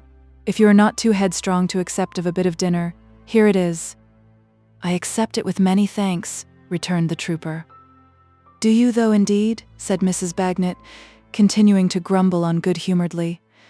"I'm sure I'm surprised at that. I wonder you don't starve in your own way also. It would only be like you. Perhaps you'll set your mind upon that next." Here she again looked at me, and I now perceived from her glances at the door and at me, by turns, that she wished us to retire and to await her following us outside the prison. Communicating this by similar means to my guardian and Mr. Woodcourt, I rose. "We hope you will think better of it, Mr. George," said I, "and we shall come to see you again, trusting to find you more reasonable." "More grateful, Miss Summerson. You can't find me, he returned. But more persuadable we can, I hope, said I. And let me entreat you to consider that the clearing up of this mystery and the discovery of the real perpetrator of this deed may be of the last importance to others besides yourself. He heard me respectfully, but without much heeding these words, which I spoke a little turned from him, already on my way to the door. He was observing this, they afterwards told me, my height and figure, which seemed to catch his attention all at once. "'Tis curious," said he, "and yet I thought so at the time." My guardian asked him what he meant. "Why, sir," he answered, "when my ill fortune took me to the dead man's staircase on the night of his murder, I saw a shape so like Miss Summerson's go by me in the dark that I had half a mind to speak to it. For an instant I felt such a shudder as I never felt before or since, and hope I shall never feel again. It came downstairs as I went up," said the trooper, "and crossed the moonlighted window with a loose black mantle on. I noticed a deep fringe to it. However, it has nothing to do with the present subject, excepting that Miss Summerson looked so like it at the moment that it came into my head. I cannot separate and define the feelings that arose in me after this. It is enough that the vague duty and obligation I had felt upon me from the first of following the investigation was, without my distinctly daring to ask myself any question, increased, and that I was indignantly sure of there being no possibility of a reason for my being afraid. We three went out of the prison and walked up and down at some short distance from the gate, which was in a retired place. We had not waited long when Mr. and Mrs. Bagnet came out too and quickly joined us. There was a tear in each of Mrs. Bagnet's eyes, and her face was flushed and hurried. "I didn't let George see what I thought about it, you know, miss," was her first remark when she came up, "but he's in a bad way, poor old fellow." "Not with care and prudence and good help," said my guardian. "A gentleman like you ought to know best, sir," returned Mrs. Bagnet, hurriedly drying her eyes on the hem of her grey cloak. "But I am uneasy for him. He has been so careless and said so much that he never meant. The gentlemen of the juries might not understand him as Lignum and me do. And then such a number of circumstances have happened bad for him, and such a number of people will be brought forward to speak against him, and bucket is so deep," with a second-hand wail and cellar, "and said he played the fife when a boy," Mr. Bagnet added with great solemnity. "Now, I tell you, miss," said Mrs. Bagnet, "and when I say miss, I mean all. Just come into the corner of the wall and I'll tell you." Mrs. Bagnet hurried us into a more secluded place and was at first too breathless to proceed, occasioning Mr. Bagnet to say, "Old girl, tell 'em." "Why then, miss," the old girl proceeded, untying the strings of her bonnet for more air, "you could as soon move Dover Castle as move George on this point, unless you had got a new power to move him with. And I have got it." "You are a jewel of a woman," said my guardian. "Go on." "Now, I tell you, miss," she proceeded, clapping her hands in her hurry and agitation a dozen times in every sentence, "that what he says concerning no relations is all bosh. They don't know of him, but he does know of them. He has said more to me at odd times than to anybody else, and it warn't for nothing that he once spoke to my Woolwich about whitening and wrinkling mothers' heads. For £50 he had seen his mother that day. She's alive and must be brought here straight." Instantly, Mrs. Bagnet put some pins into her mouth and began pinning up her skirts all round a little higher than the level of her grey cloak, which she accomplished with surpassing dispatch and dexterity. "Lignum," said Mrs. Bagnet, "you take care of the children, old man, and give me the umbrella. I'm away to Lincolnshire to bring that old lady here." "But bless the woman," cried my guardian with his pocket. "How is she going? What money has she got?" Mrs. Bagnet made another application to her skirts and brought forth a leathern purse in which she hastily counted over a few shillings, and which she then shut up with perfect satisfaction. "Never you mind for me, miss. I'm a soldier's wife and accustomed to travel my own way. Lignum, old boy," kissing him, "1 for yourself, 3 for the children. Now I'm away into Lincolnshire after George's mother." And she actually set off while we three stood looking at one another lost in amazement. She actually trudged away in her grey cloak at a sturdy pace, and turned the corner, and was gone. "Mr. Bagnet," said my guardian, "do you mean to let her go in that way?" "Can't help it," he returned. "Made her way home once from another quarter of the world, with the same grey cloak, and same umbrella. Whatever the old girl says, do it. Whenever the old girl says, "I'll do it," she does it. Then she is as honest and genuine as she looks, rejoined my guardian, and it is impossible to say more for her. She's colour sergeant of the Nonpareil battalion, said Mr. Bagnet, looking at us over his shoulder as he went his way also, and there's not such another, but I never owned to it before her. Discipline must be maintained. Chapter 53. The Track. Mr. Bucket and his fat forefinger are much in consultation together under existing circumstances. When Mr. Bucket has a matter of this pressing interest under his consideration, the fat forefinger seems to rise to the dignity of a familiar demon. He puts it to his ears and it whispers information. He puts it to his lips and it enjoins him to secrecy. He rubs it over his nose and it sharpens his scent. He shakes it before a guilty man and it charms him to his destruction. The augurs of the detective temple invariably predict that when Mr. Bucket and that finger are in much conference, a terrible avenger will be heard of before long. Otherwise mildly studious in his observation of human nature, on the whole a benignant philosopher not disposed to be severe upon the follies of mankind, Mr. Bucket pervades a vast number of houses and strolls about an infinity of streets, to outward appearance rather languishing for want of an object. He is in the friendliest condition towards his species and will drink with most of them. He is free with his money, affable in his manners, innocent in his conversation, but through the placid stream of his life there glides an undercurrent of forefinger. Time and place cannot bind Mr. Bucket. Like man in the abstract, he is here today and gone tomorrow, but, very unlike man indeed, he is here again the next day. This evening he will be casually looking into the iron extinguishers at the door of Sir Leicester Dedlock's house in town, and tomorrow morning he will be walking on the leads at Chesney Wold, where erst the old man walked whose ghost is propitiated with 100 guineas. Drawers, desks, pockets, all things belonging to him, Mr. Bucket examines. A few hours afterwards, he and the Roman will be alone together comparing forefingers. It is likely that these occupations are irreconcilable with home enjoyment, but it is certain that Mr. Bucket at present does not go home. Though in general he highly appreciates the society of Mrs. Bucket, a lady of a natural detective genius, which if it had been improved by professional exercise might have done great things, but which has paused at the level of a clever amateur, he holds himself aloof from that dear solace. Mrs. Bucket is dependent on their lodger, fortunately an amiable lady in whom she takes an interest, for companionship and conversation. A great crowd assembles in Lincoln's Inn Fields on the day of the funeral. Sir Leicester Dedlock attends the ceremony in person. Strictly speaking, there are only 3 other human followers, that is to say, Lord Doodle, William Buffy, and the debilitated cousin, thrown in as a makeweight, but the amount of inconsolable carriages is immense. The peerage contributes more four-wheeled affliction than has ever been seen in that neighbourhood. Such is the assemblage of armorial bearings on coach panels that the Herald's College might be supposed to have lost its father and mother at a blow. The Duke of Foodle sends a splendid pile of dust and ashes, with silver wheelboxes, patent axles, all the last improvements, and 3 bereaved worms, 6 feet high, holding on behind in a bunch of woe.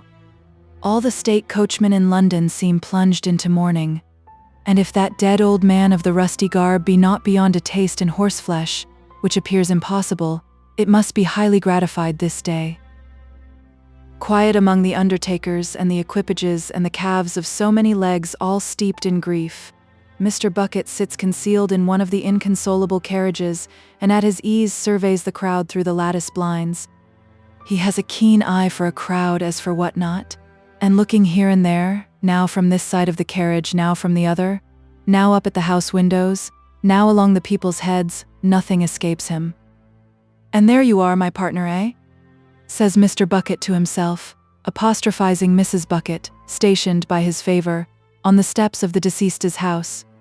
"And so you are, and so you are, and very well indeed you are looking, Mrs. Bucket."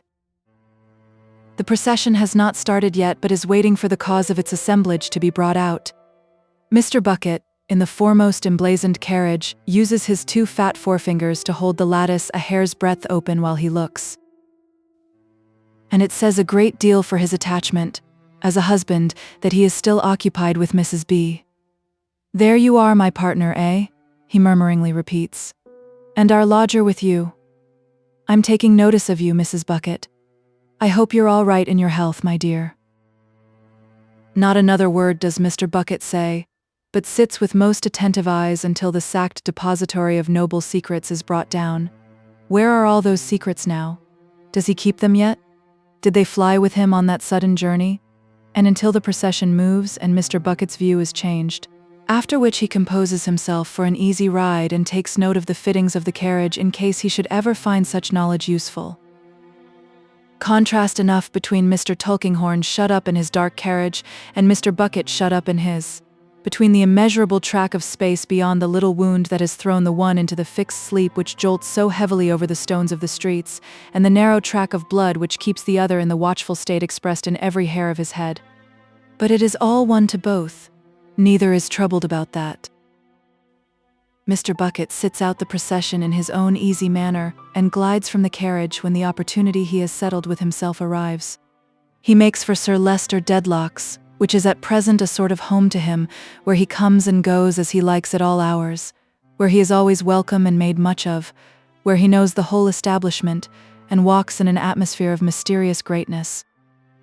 No knocking or ringing for Mr. Bucket. He has caused himself to be provided with a key and can pass in at his pleasure.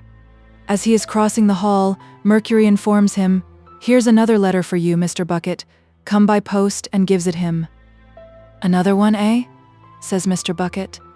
If Mercury should chance to be possessed by any lingering curiosity as to Mr. Bucket's letters, that wary person is not the man to gratify it. Mr. Bucket looks at him as if his face were a vista of some miles in length, and he were leisurely contemplating the same. "Do you happen to carry a box?" says Mr. Bucket. Unfortunately, Mercury is no snuff-taker. "Could you fetch me a pinch from anywheres?" says Mr. Bucket. "Thank ye. It don't matter what it is, I'm not particular as to the kind. Thank ye." Having leisurely helped himself from a canister borrowed from somebody downstairs for the purpose, and having made a considerable show of tasting it, first with one side of his nose and then with the other, Mr. Bucket, with much deliberation, pronounces it of the right sort and goes on, letter in hand. Now, although Mr. Bucket walks upstairs to the little library within the larger one with the face of a man who receives some scores of letters every day, it happens that much correspondence is not incidental to his life. He is no great scribe, rather handling his pen like the pocket staff he carries about with him, always convenient to his grasp, and discourages correspondence with himself and others as being too artless and direct a way of doing delicate business. Further, he often sees damaging letters produced in evidence and has occasion to reflect that it was a green thing to write them. For these reasons he has very little to do with letters, either as sender or receiver, and yet he has received a round half-dozen within the last 24 hours.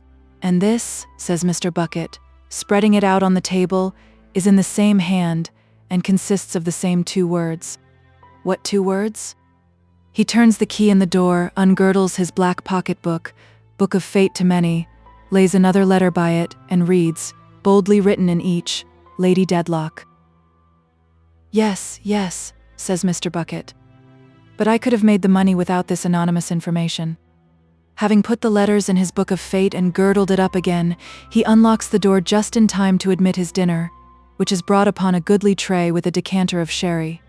Mr. Bucket frequently observes, in friendly circles where there is no restraint, that he likes a toothful of your fine old brown East Ender sherry better than anything you can offer him. Consequently, he fills and empties his glass with a smack of his lips, and is proceeding with his refreshment when an idea enters his mind. Mr. Bucket softly opens the door of communication between that room and the next and looks in. The library is deserted, and the fire is sinking low. Mr. Bucket's eye, after taking a pigeon flight round the room, alights upon a table where letters are usually put as they arrive. Several letters for Sir Leicester are upon it. Mr. Bucket draws near and examines the directions. No, he says, there's none in that hand. It's only me as is written to. I can break it to Sir Leicester Dedlock, Baronet, tomorrow. With that, he returns to finish his dinner with a good appetite, and after a light nap, is summoned into the drawing-room. Sir Leicester has received him there these several evenings past to know whether he has anything to report. The debilitated cousin, much exhausted by the funeral, and Volumnia are in attendance. Mr. Bucket makes 3 distinctly different bows to these 3 people. A bow of homage to Sir Leicester, a bow of gallantry to Volumnia, and a bow of recognition to the debilitated cousin, to whom it airily says, "You are a swell about town, and you know me, and I know you." Having distributed these little specimens of his tact, Mr. Bucket rubs his hands. "Have you anything new to communicate, officer?" inquires Sir Leicester. "Do you wish to hold any conversation with me in private?" "Why not tonight, Sir Leicester Dedlock, Baronet?" "Because my time," pursues Sir Leicester, "is wholly at your disposal with a view to the vindication of the outraged majesty of the law." Mr. Bucket coughs and glances at Volumnia, rouged and necklaced, as though he would respectfully observe, "I do assure you, you're a pretty creature. I've seen hundreds worse looking at your time of life. I have indeed." The fair Volumnia, not quite unconscious perhaps of the humanizing influence of her charms, pauses in the writing of cocked hat notes and meditatively adjusts the pearl necklace. Mr. Bucket prices that decoration in his mind and thinks it as likely as not that Volumnia is writing poetry. "If I have not," pursues Sir Leicester, "in the most emphatic manner adjured you, officer, to exercise your utmost skill in this atrocious case, I particularly desire to take the present opportunity of rectifying any omission I may have made. Let no expense be a consideration. I am prepared to defray all charges. You can incur none in pursuit of the object you have undertaken that I shall hesitate for a moment to bear."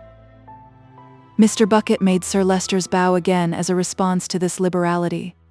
"My mind," Sir Leicester adds with a generous warmth, "has not, as may be easily supposed, recovered its tone since the late diabolical occurrence. It is not likely ever to recover its tone, but it is full of indignation tonight after undergoing the ordeal of consigning to the tomb the remains of a faithful, a zealous, a devoted adherent." Sir Leicester's voice trembles and his grey hair stirs upon his head. Tears are in his eyes, the best part of his nature is aroused. "I declare," he says, "I solemnly declare that until this crime is discovered, and in the course of justice, punished, I almost feel as if there were a stain upon my name.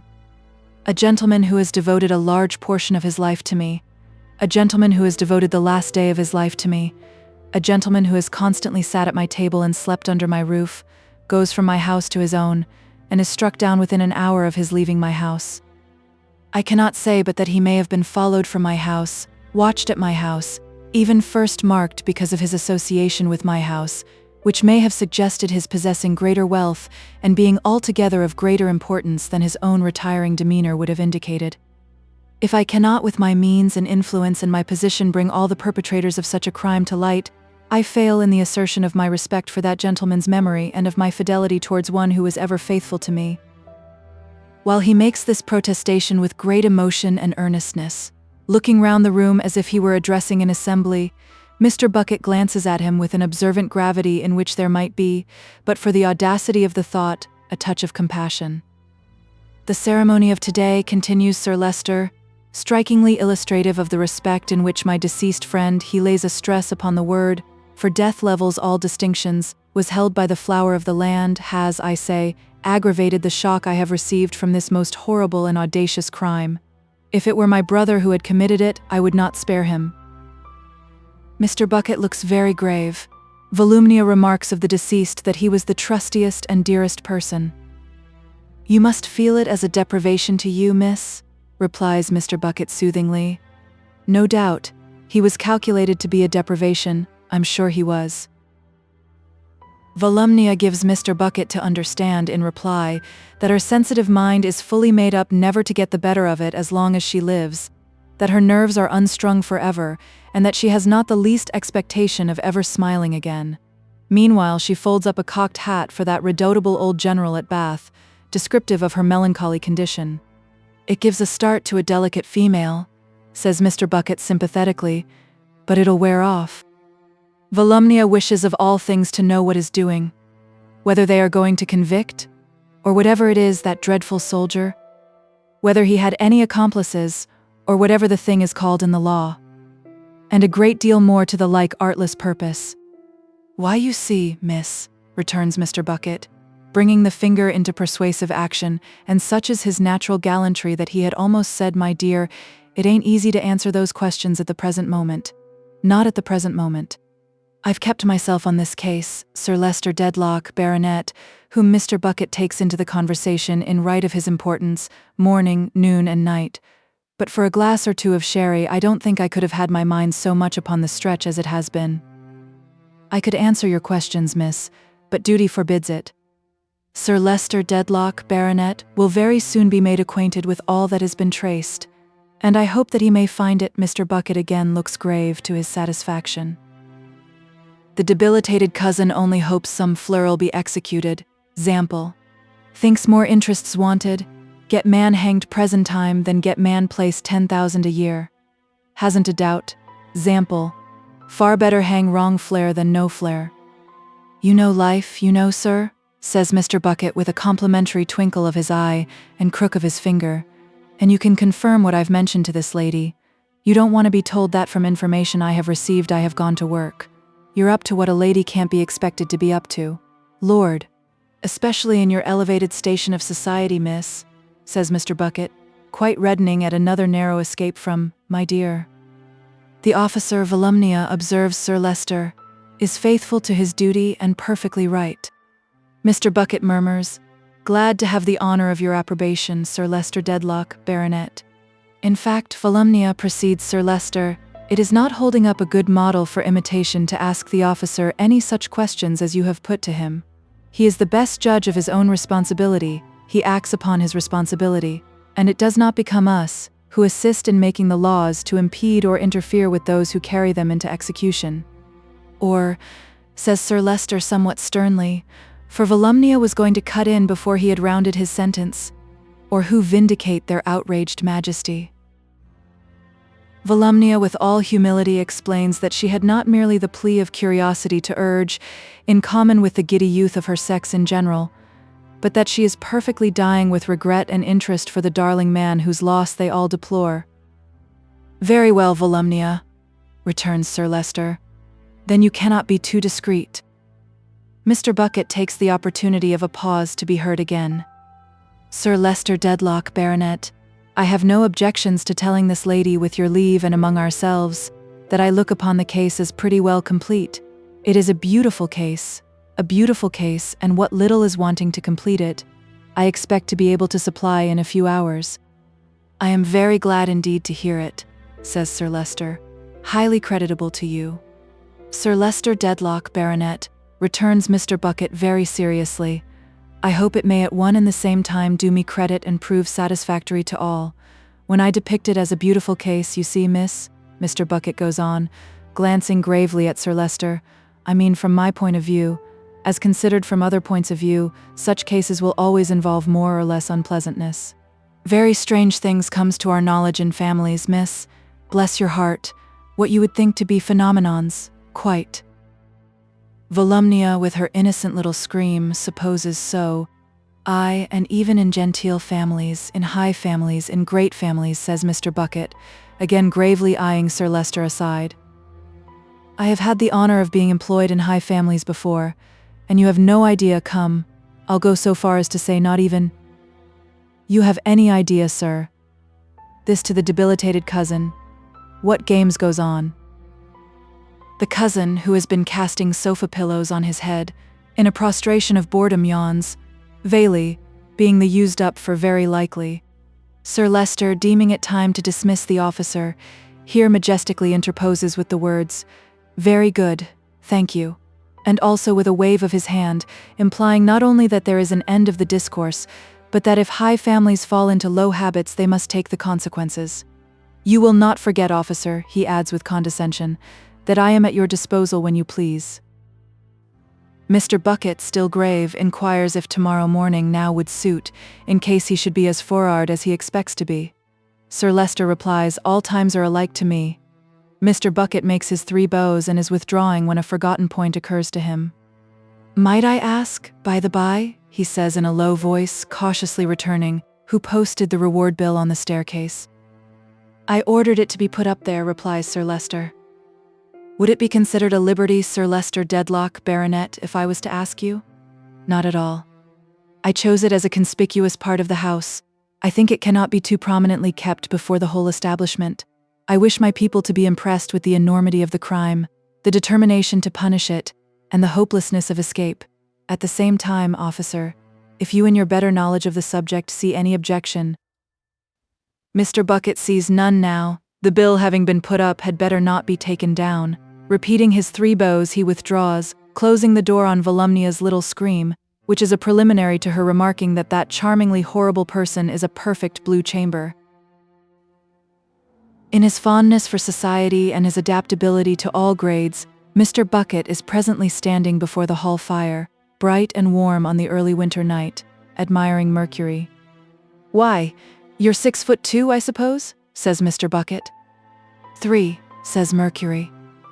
"Are you so much? But then, you see, you're broad in proportion and don't look it. You're not one of the weak-legged ones, you ain't. Was you ever modeled now?" Mr. Bucket asks, conveying the expression of an artist into the turn of his eye and head. "Mercury never was modeled." "Then you ought to be, you know," says Mr. Bucket, "and a friend of mine that you'll hear of one day as a Royal Academy sculptor would stand something handsome to make a drawing of your proportions for the marble. My lady's out, ain't she?" "Out to dinner." "Goes out pretty well every day, don't she?" "Yes." "Not to be wondered at," says Mr. Bucket. "Such a fine woman as her, so handsome and so graceful and so elegant, is like a fresh lemon on a dinner table, ornamental wherever she goes. Was your father in the same way of life as yourself?" Answer in the negative. "Mine was," says Mr. Bucket. "My father was first a page, then a footman, then a butler, then a steward, then an innkeeper. Lived universally respected, and died lamented.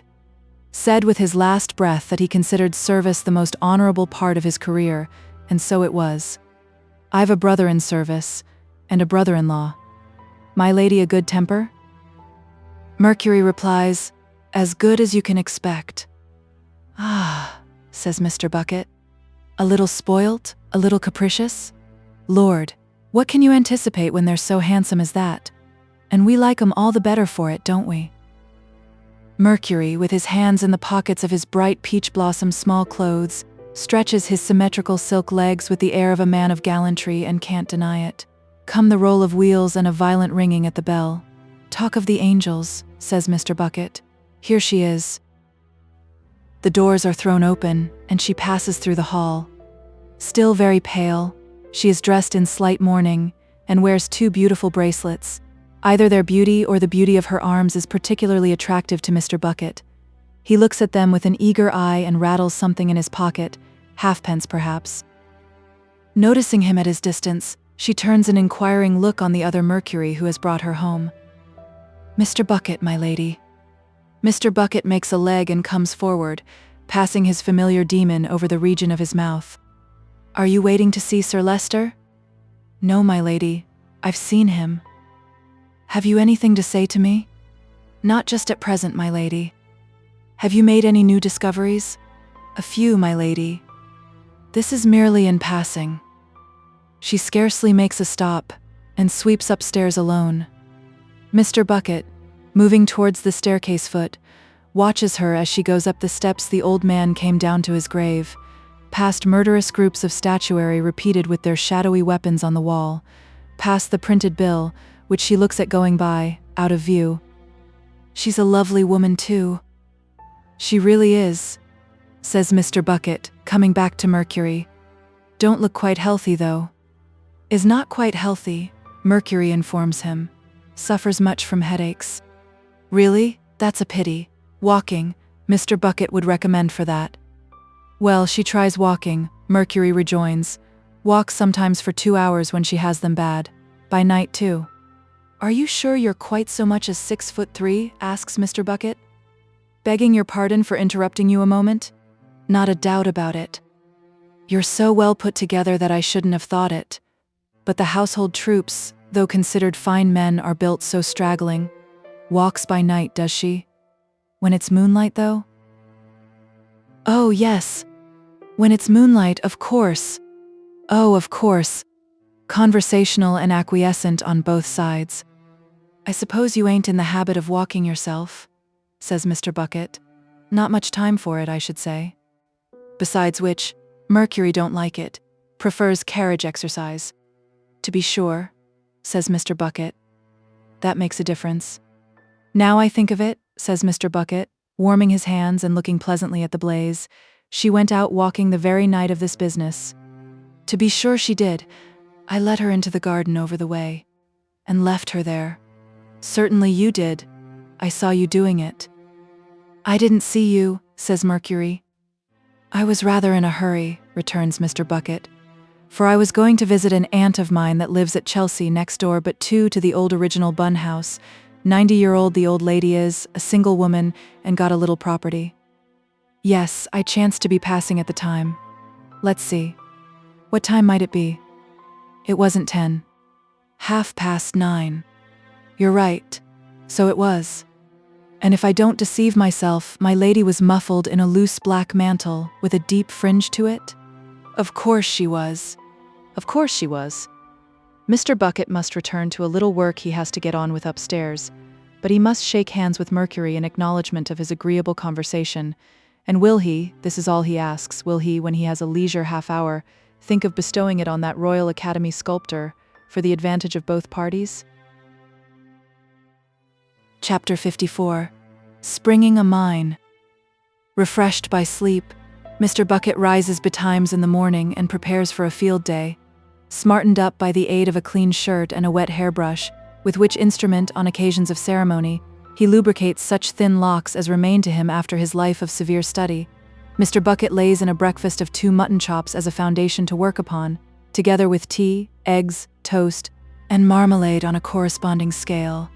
Having much enjoyed these strengthening matters, and having held subtle conference with his familiar demon, he confidently instructs Mercury just to mention quietly to Sir Leicester Dedlock, Baronet, that whenever he's ready for me, I'm ready for him. A gracious message being returned that Sir Leicester will expedite his dressing and join Mr. Bucket in the library within 10 minutes. Mr. Bucket repairs to that apartment and stands before the fire with his finger on his chin, looking at the blazing coals. Thoughtful Mr. Bucket is, as a man may be with weighty work to do, but composed, sure, confident. From the expression of his face he might be a famous whist player for a large stake, say 100 guineas certain with the game in his hand, but with a high reputation involved in his playing his hand out to the last card in a masterly way. Not in the least anxious or disturbed is Mr. Bucket when Sir Leicester appears, but he eyes the baronet aside as he comes slowly to his easy chair with that observant gravity of yesterday, in which there might have been yesterday, but for the audacity of the idea, a touch of compassion. I am sorry to have kept you waiting, officer, but I am rather later than my usual hour this morning. I am not well.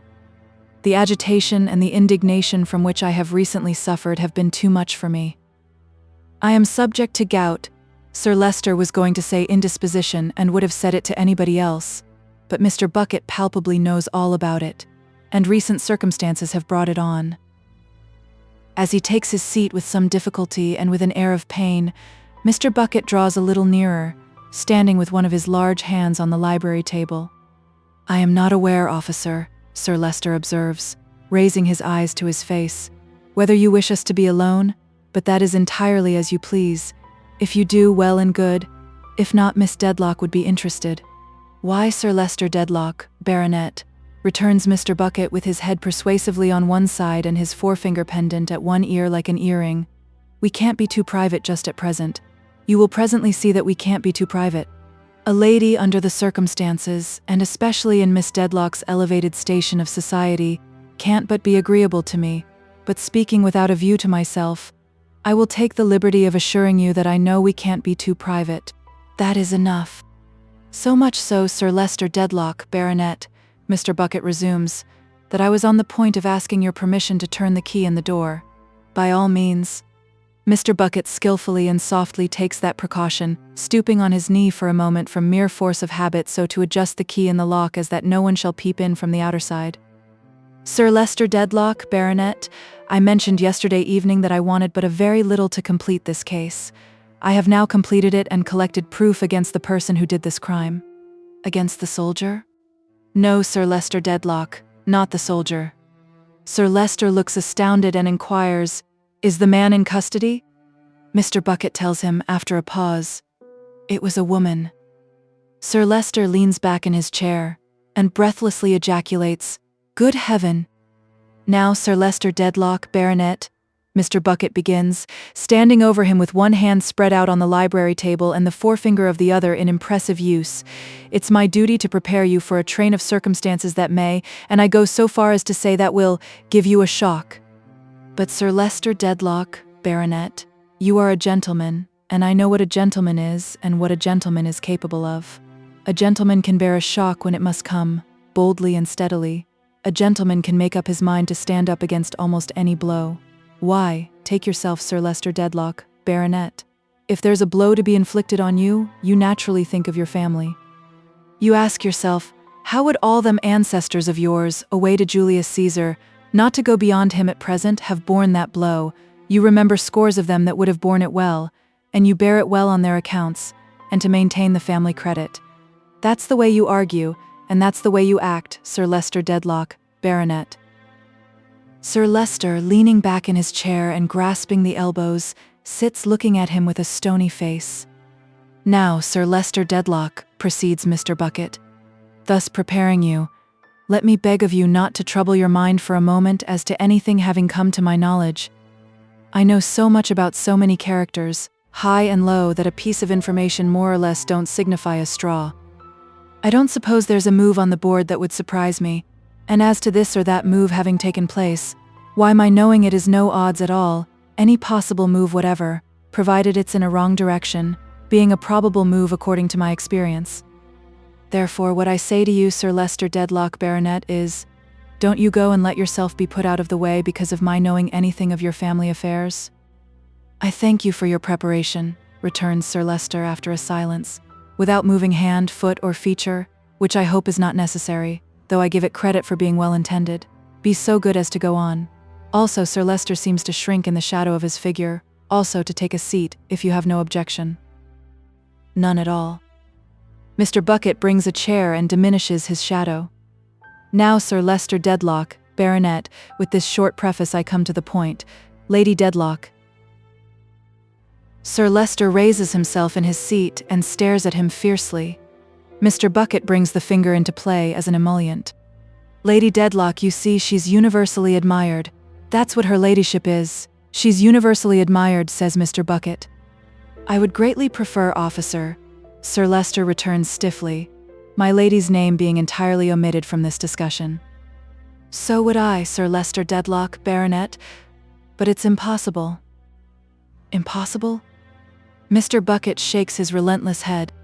"Sir Leicester Dedlock, Baronet, it's altogether impossible. What I have got to say is about her ladyship. She is the pivot it all turns on."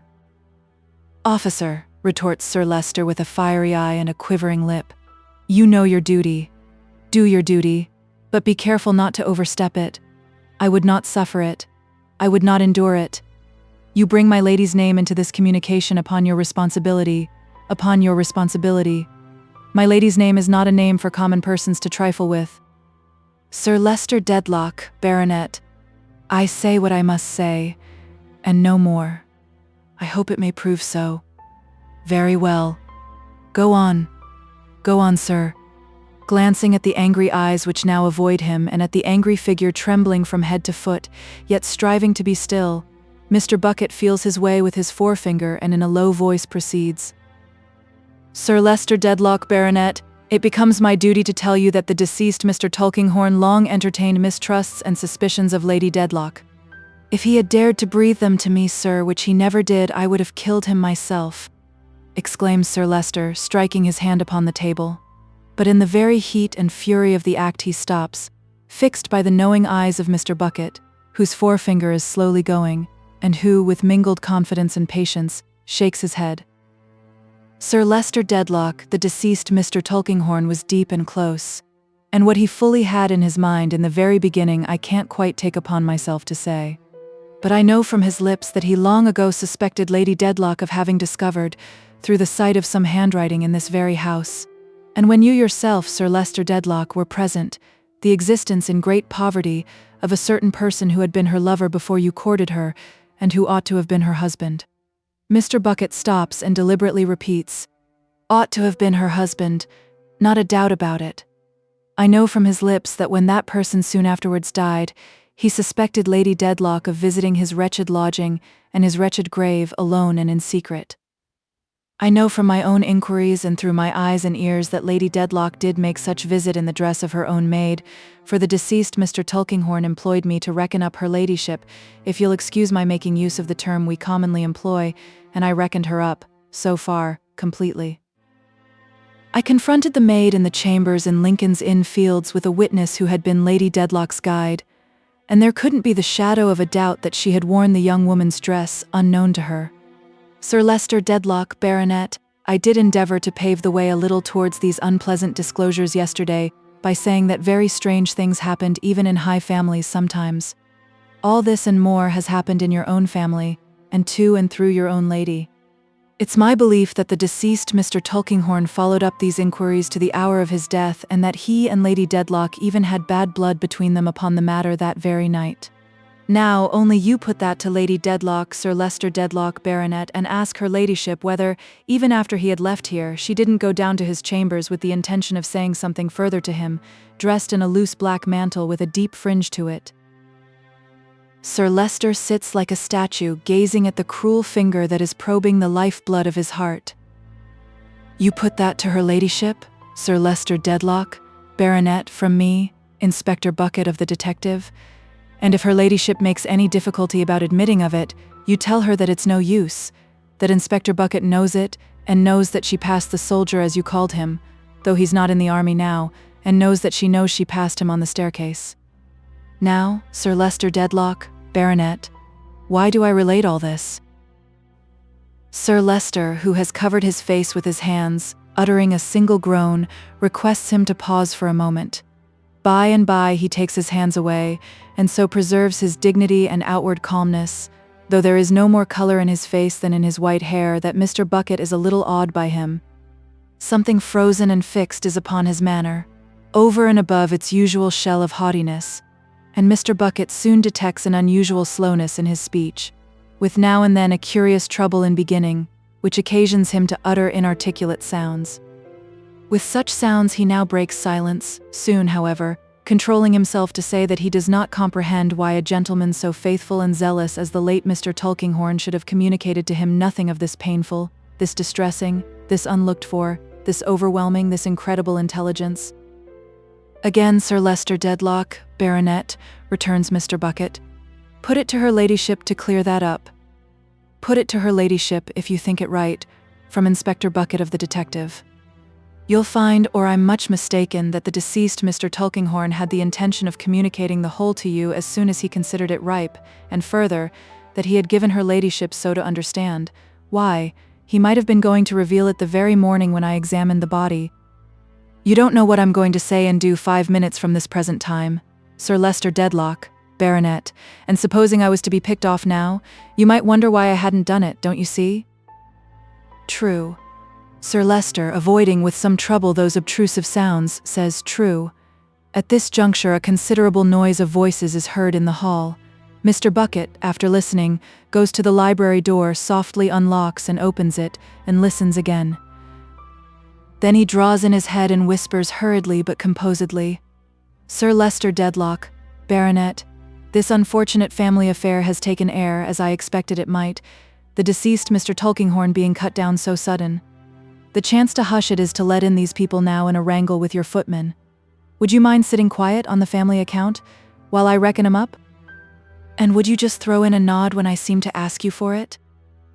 Sir Leicester indistinctly answers, Officer, the best you can, the best you can. And Mr. Bucket, with a nod and a sagacious crook of the forefinger, slips down into the hall, where the voices quickly die away. He is not long in returning, a few paces ahead of Mercury and a brother deity also powdered and in peach-blossomed smalls, who bear between them a chair in which is an incapable old man. Another man and 2 women come behind, directing the pitching of the chair in an affable and easy manner. Mr. Bucket dismisses the Mercuries and locks the door again. Sir Leicester looks on at this invasion of the sacred precincts with an icy stare. Now, perhaps you may know me, ladies and gentlemen, says Mr. Bucket in a confidential voice. I am Inspector Bucket of the detective, I am, and this, producing the tip of his convenient little staff from his breast pocket, is my authority. Now, you wanted to see Sir Leicester Dedlock, Baronet. Well, you do see him, and mind you, it ain't everyone as is admitted to that honor. Your name, old gentleman, is Smallweed. That's what your name is. I know it well. Well, and you never heard any harm of it? Cries Mr. Smallweed in a shrill, loud voice. You don't happen to know why they killed the pig, do you? Retorts Mr. Bucket with a steadfast look, but without loss of temper. No. Why, they killed him, says Mr. Bucket, on account of his having so much cheek. Don't you get into the same position, because it isn't worthy of you? You ain't in the habit of conversing with a deaf person, are you? Yes, snarls Mr. Smallweed, my wife's deaf. That accounts for your pitching your voice so high. But as she ain't here, just pitch it an octave or two lower, will you? And I'll not only be obliged to you, but it'll do you more credit, says Mr. Bucket. This other gentleman is in the preaching line, I think? Name of Chadband, Mr. Smallweed puts in, speaking henceforth in a much lower key. Once had a friend and brother sergeant of the same name, says Mr. Bucket, offering his hand, and consequently feel a liking for it. Mrs. Chadband, no doubt?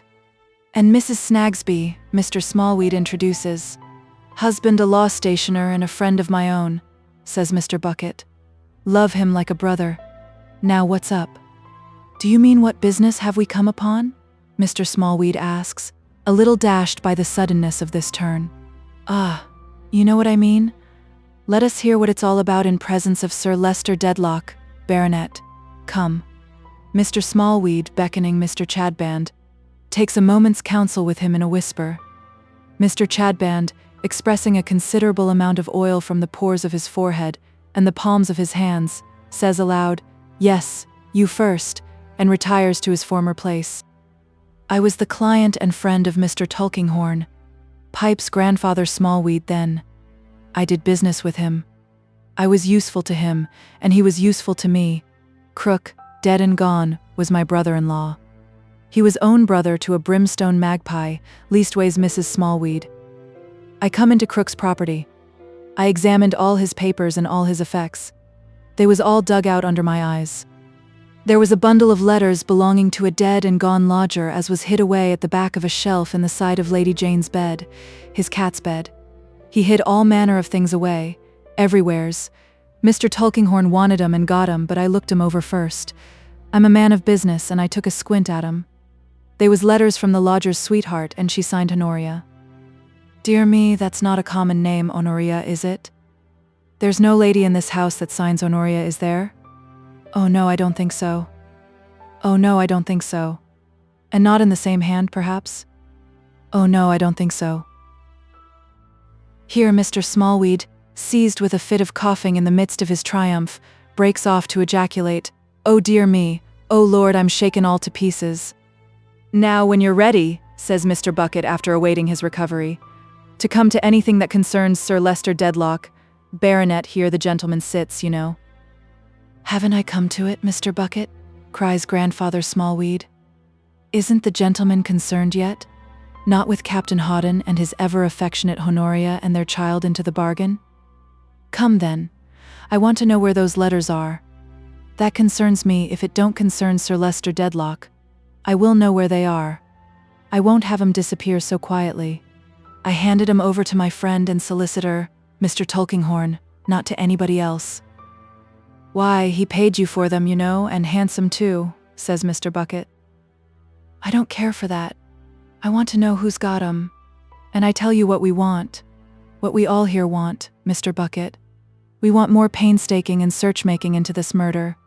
We know where the interest and the motive was, and you have not done enough. If George the vagabond dragoon had any hand in it, he was only an accomplice and was set on. You know what I mean as well as any man. Now I tell you what, says Mr. Bucket, instantaneously altering his manner, coming close to him, and communicating an extraordinary fascination to the forefinger. I am damned if I am a-going to have my case spoilt, or interfered with, or anticipated by so much as half a second of time by any human being in creation. You want more painstaking and search-making, you do? Do you see this hand? And do you think that I don't know the right time to stretch it out and put it on the arm that fired that shot? Such is the dread power of the man, and so terribly evident it is that he makes no idle boast, that Mr. Smallweed begins to apologize. Mr. Bucket, dismissing his sudden anger, checks him. The advice I give you is, don't you trouble your head about the murder. That's my affair. You keep half an eye on the newspapers, and I shouldn't wonder if you was to read something about it before long, if you look sharp. I know my business, and that's all I've got to say to you on that subject. Now about those letters? You want to know who's got 'em? I don't mind telling you. I have got 'em. Is that the packet? Mr. Smallweed looks with greedy eyes at the little bundle Mr. Bucket produces from a mysterious part of his coat and identifies it as the same. What have you got to say next? Asks Mr. Bucket. Now, don't open your mouth too wide, because you don't look handsome when you do it. I want £500. No, you don't, you mean 50, says Mr. Bucket humorously. It appears, however, that Mr. Smallweed means 500. That is, I am deputed by Sir Leicester Dedlock, Baronet, to consider without admitting or promising anything, this bit of business, says Mr. Bucket. Sir Leicester mechanically bows his head, and you ask me to consider a proposal of £500? Why, it's an unreasonable proposal. 250 would be bad enough, but better than that. Hadn't you better say 250? Mr. Smallweed is quite clear that he had better not. Then, says Mr. Bucket, let's hear Mr. Chadband. Lord, many a time I've heard my old fellow sergeant of that name, and a moderate man he was in all respects as ever I come across. Thus invited, Mr. Chadband steps forth, and after a little sleek smiling and a little oil grinding with the palms of his hands, delivers himself as follows. My friends, we are now, Rachel, my wife, and I, in the mansions of the rich and great. Why are we now in the mansions of the rich and great, my friends? Is it because we are invited? Because we are bidden to feast with them? Because we are bidden to rejoice with them? Because we are bidden to play the lute with them? Because we are bidden to dance with them? No. Then why are we here, my friends? Are we in possession of a sinful secret, and do we require corn and wine and oil, or what is much the same thing, money, for the keeping thereof? Probably so, my friends. You're a man of business, you are, returns Mr. Bucket, very attentive, and consequently you're going on to mention what the nature of your secret is. You are right, you couldn't do better. Let us then, my brother, in a spirit of love, says Mr. Chadband with a cunning eye, proceed unto it. Rachel, my wife, advance. Mrs. Chadband, more than ready, so advances as to jostle her husband into the background and confronts Mr. Bucket with a hard, frowning smile. Since you want to know what we know, says she, I'll tell you. I helped to bring up Miss Hawdon, her ladyship's daughter. I was in the service of her ladyship's sister, who was very sensitive to the disgrace her ladyship brought upon her, and gave out even to her ladyship that the child was dead. She was very nearly so when she was born. But she's alive, and I know her. With these words and a laugh, and laying a bitter stress on the word ladyship, Mrs. Chadband folds her arms and looks implacably at Mr. Bucket. I suppose now, returns that officer, you will be expecting a £20 note or a present of about that figure? Mrs. Chadband merely laughs and contemptuously tells him he can offer 20 pence. My friend the law stationer's good lady over there, says Mr. Bucket, luring Mrs. Snagsby forward with the finger. What may your game be, ma'am? Mrs. Snagsby is at first prevented, by tears and lamentations, from stating the nature of her game, but by degrees it confusedly comes to light that she is a woman overwhelmed with injuries and wrongs, whom Mr. Snagsby has habitually deceived, abandoned, and sought to keep in darkness, and whose chief comfort, under her afflictions, has been the sympathy of the late Mr. Tulkinghorn, who showed so much commiseration for her on one occasion of his calling in Cook's Court in the absence of her perjured husband, that she has of late habitually carried to him all her woes. Everybody, it appears, the present company excepted, has plotted against Mrs. Snagsby's peace. There is Mr. Guppy, clerk to Kenge and Carboy, who was at first as open as the sun at noon, but who suddenly shut up as close as midnight, under the influence, no doubt, of Mr. Snagsby's suborning and tampering. There is Mr. Weevil, friend of Mr. Guppy, who lived mysteriously up a court, owing to the like coherent causes. There was Crook, deceased, there was Nimrod, deceased, and there was Joe, deceased, and they were all in it. In what, Mrs. Snagsby does not with particularity express, but she knows that Joe was Mr. Snagsby's son, as well as if a trumpet had spoken it, and she followed Mr. Snagsby when he went on his last visit to the boy. And if he was not his son, why did he go? The one occupation of her life has been, for some time back, to follow Mr. Snagsby to and fro, and up and down, and to piece suspicious circumstances together, and every circumstance that has happened has been most suspicious, and in this way she has pursued her object of detecting and confounding her false husband night and day. Thus did it come to pass that she brought the Chadbands and Mr. Tulkinghorn together, and conferred with Mr. Tulkinghorn on the change in Mr. Guppy, and helped to turn up the circumstances in which the present company are interested, casually by the wayside, being still and ever on the great high road that is to terminate in Mr. Snagsby's full exposure and a matrimonial separation. All this Mrs. Snagsby, as an injured woman, and the friend of Mrs. Chadband, and the follower of Mr. Chadband, and the mourner of the late Mr. Tulkinghorn, is here to certify under the seal of confidence, with every possible confusion and involvement possible and impossible, having no pecuniary motive whatever, no scheme or project but the one mentioned, and bringing here, and taking everywhere her own dense atmosphere of dust arising from the ceaseless working of her mill of jealousy. While this exordium is in hand, and it takes some time, Mr. Bucket, who has seen through the transparency of Mrs. Snagsby's vinegar at a glance, confers with his familiar demon and bestows his shrewd attention on the Chadbands and Mr. Smallweed. Sir Leicester Dedlock remains immovable, with the same icy surface upon him, except that he once or twice looks towards Mr. Bucket, as relying on that officer alone of all mankind. Very good, says Mr. Bucket. Now I understand you, you know, and being deputed by Sir Leicester Dedlock, Baronet, to look into this little matter. Again Sir Leicester mechanically bows in confirmation of the statement. Can give it my fair and full attention. Now I won't allude to conspiring to extort money or anything of that sort, because we are men and women of the world here, and our object is to make things pleasant. But I tell you what I do wonder at. I am surprised that you should think of making a noise below in the hall. It was so opposed to your interests. That's what I look at. We wanted to get in, pleads Mr. Smallweed. Why, of course you wanted to get in, Mr. Bucket asserts with cheerfulness. But for an old gentleman at your time of life, what I call truly venerable, mind you, with his wits sharpened, as I have no doubt they are, by the loss of the use of his limbs, which occasions all his animation to mount up into his head, not to consider that if he don't keep such a business as the present as close as possible it can't be worth a mag to him, is so curious. You see your temper got the better of you, that's where you lost ground, says Mr. Bucket in an argumentative and friendly way. I only said I wouldn't go without one of the servants came up to Sir Leicester Dedlock, returns Mr. Smallweed. That's it. That's where your temper got the better of you. Now, you keep it under another time and you'll make money by it. Shall I ring for them to carry you down? When are we to hear more of this? Mrs. Chadband sternly demands. Bless your heart for a true woman. Always curious your delightful sex is, replies Mr. Bucket with gallantry. I shall have the pleasure of giving you a call tomorrow or next day, not forgetting Mr. Smallweed and his proposal of $250. 500, exclaims Mr. Smallweed. All right, nominally 500.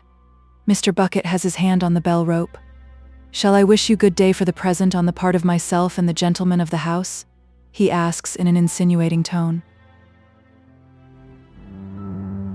Nobody having the hardihood to object to his doing so, he does it, and the party retire as they came up. Mr. Bucket follows them to the door and returning, says with an air of serious business, Sir Leicester Dedlock, Baronet, it's for you to consider whether or not to buy this up. I should recommend, on the whole, it's being bought up myself, and I think it may be bought pretty cheap. You see that little pickled cowcumber of a Mrs. Snagsby has been used by all sides of the speculation and has done a deal more harm in bringing odds and ends together than if she had meant it. Mr. Tulkinghorn deceased, he held all these horses in his hand and could have drove 'em his own way, I haven't a doubt, but he was fetched off the box head foremost, and now they have got their legs over the traces and are all dragging and pulling their own ways. So it is, and such is life. The cat's away and the mice they play, the frost breaks up and the water runs. Now, with regard to the party to be apprehended. Sir Leicester seems to wake, though his eyes have been wide open, and he looks intently at Mr. Bucket, as Mr. Bucket refers to his watch. "The party to be apprehended is now in this house," proceeds Mr. Bucket, putting up his watch with a steady hand and with rising spirits, "and I'm about to take her into custody in your presence. Sir Leicester Dedlock, Baronet. Don't you say a word nor yet stir. There'll be no noise and no disturbance at all. I'll come back in the course of the evening, if agreeable to you, and endeavor to meet your wishes respecting this unfortunate family matter and the knobbiest way of keeping it quiet. Now, Sir Leicester Dedlock, Baronet, don't you be nervous on account of the apprehension at present coming off. You shall see the whole case clear, from first to last." Mr. Bucket rings, goes to the door, briefly whispers Mercury, shuts the door and stands behind it with his arms folded. After a suspense of a minute or two, the door slowly opens and a Frenchwoman enters. Mademoiselle Hortense. The moment she is in the room, Mr. Bucket claps the door to and puts his back against it. The suddenness of the noise occasions her to turn, and then for the first time she sees Sir Leicester Dedlock in his chair. "I ask you pardon," she mutters hurriedly. "They tell me there was no one here." Her step towards the door brings her front to front with Mr. Bucket. Suddenly a spasm shoots across her face and she turns deadly pale. "This is my lodger, Sir Leicester Dedlock," says Mr. Bucket, nodding at her. "This foreign young woman has been my lodger for some weeks back." "What do Sir Leicester care for that, you think, my angel?" returns Mademoiselle in a jocular strain. "Why, my angel," returns Mr. Bucket. "We shall see." Mademoiselle Hortense eyes him with a scowl upon her tight face, which gradually changes into a smile of scorn.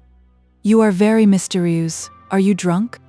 "Tolerable sober, my angel," returns Mr. Bucket.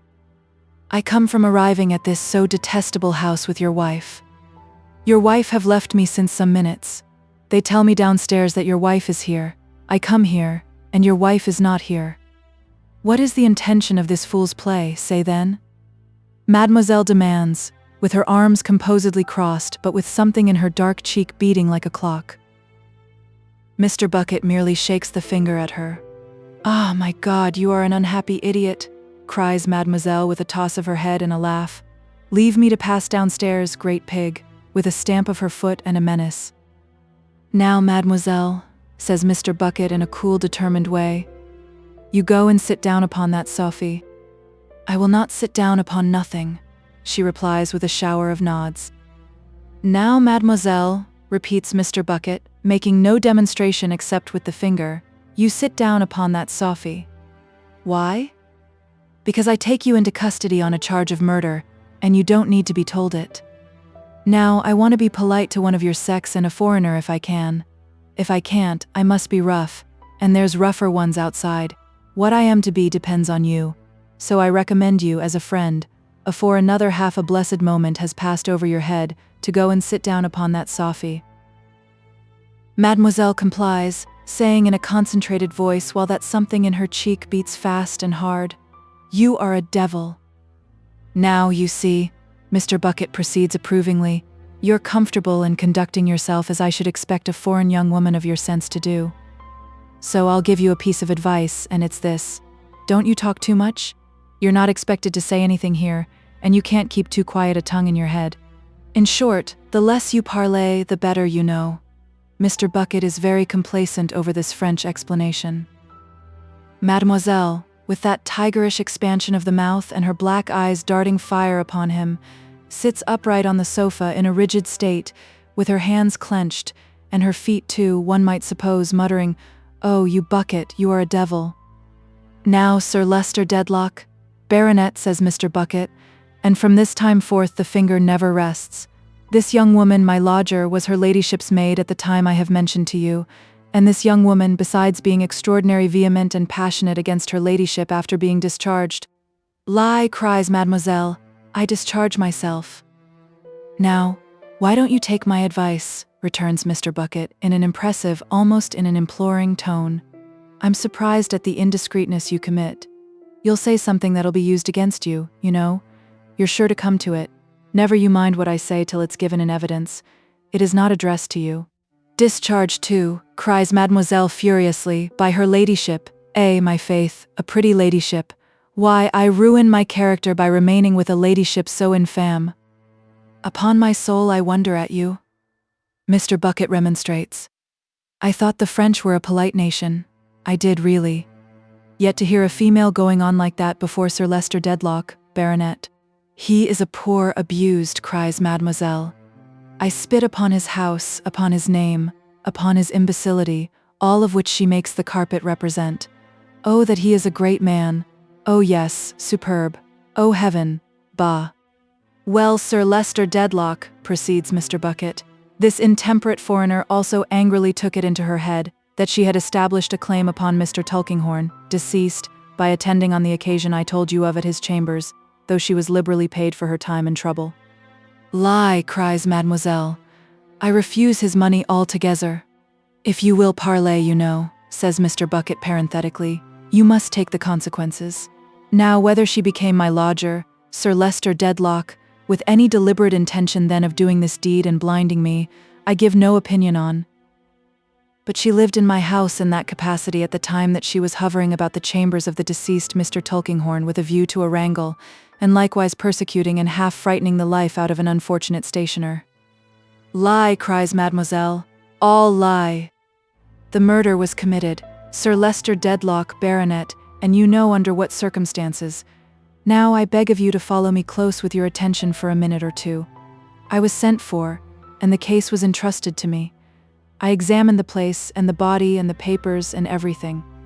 From information I received from a clerk in the same house, I took George into custody as having been seen hanging about there on the night, and at very nigh the time of the murder, also as having been overheard in high words with the deceased on former occasions, even threatening him, as the witness made out.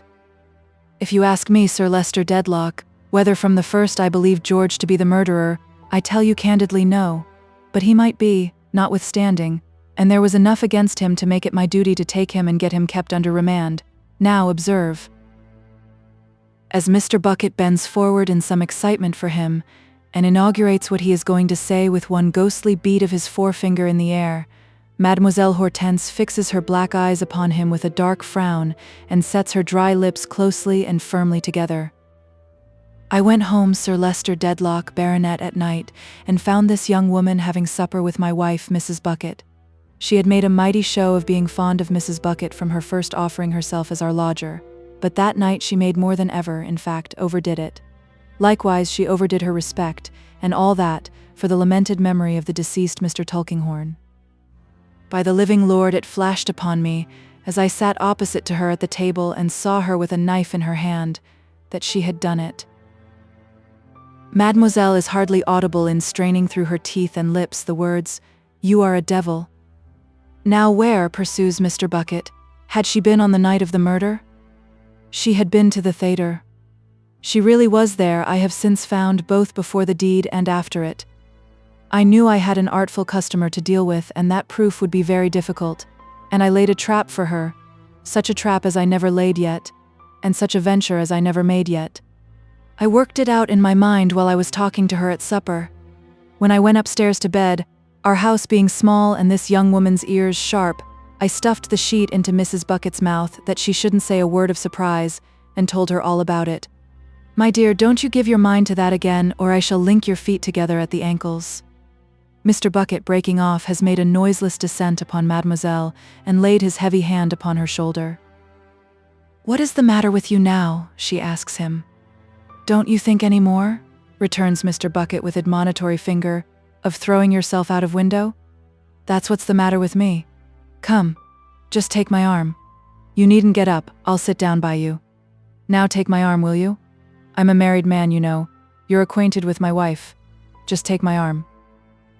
Vainly endeavoring to moisten those dry lips, with a painful sound she struggles with herself and complies.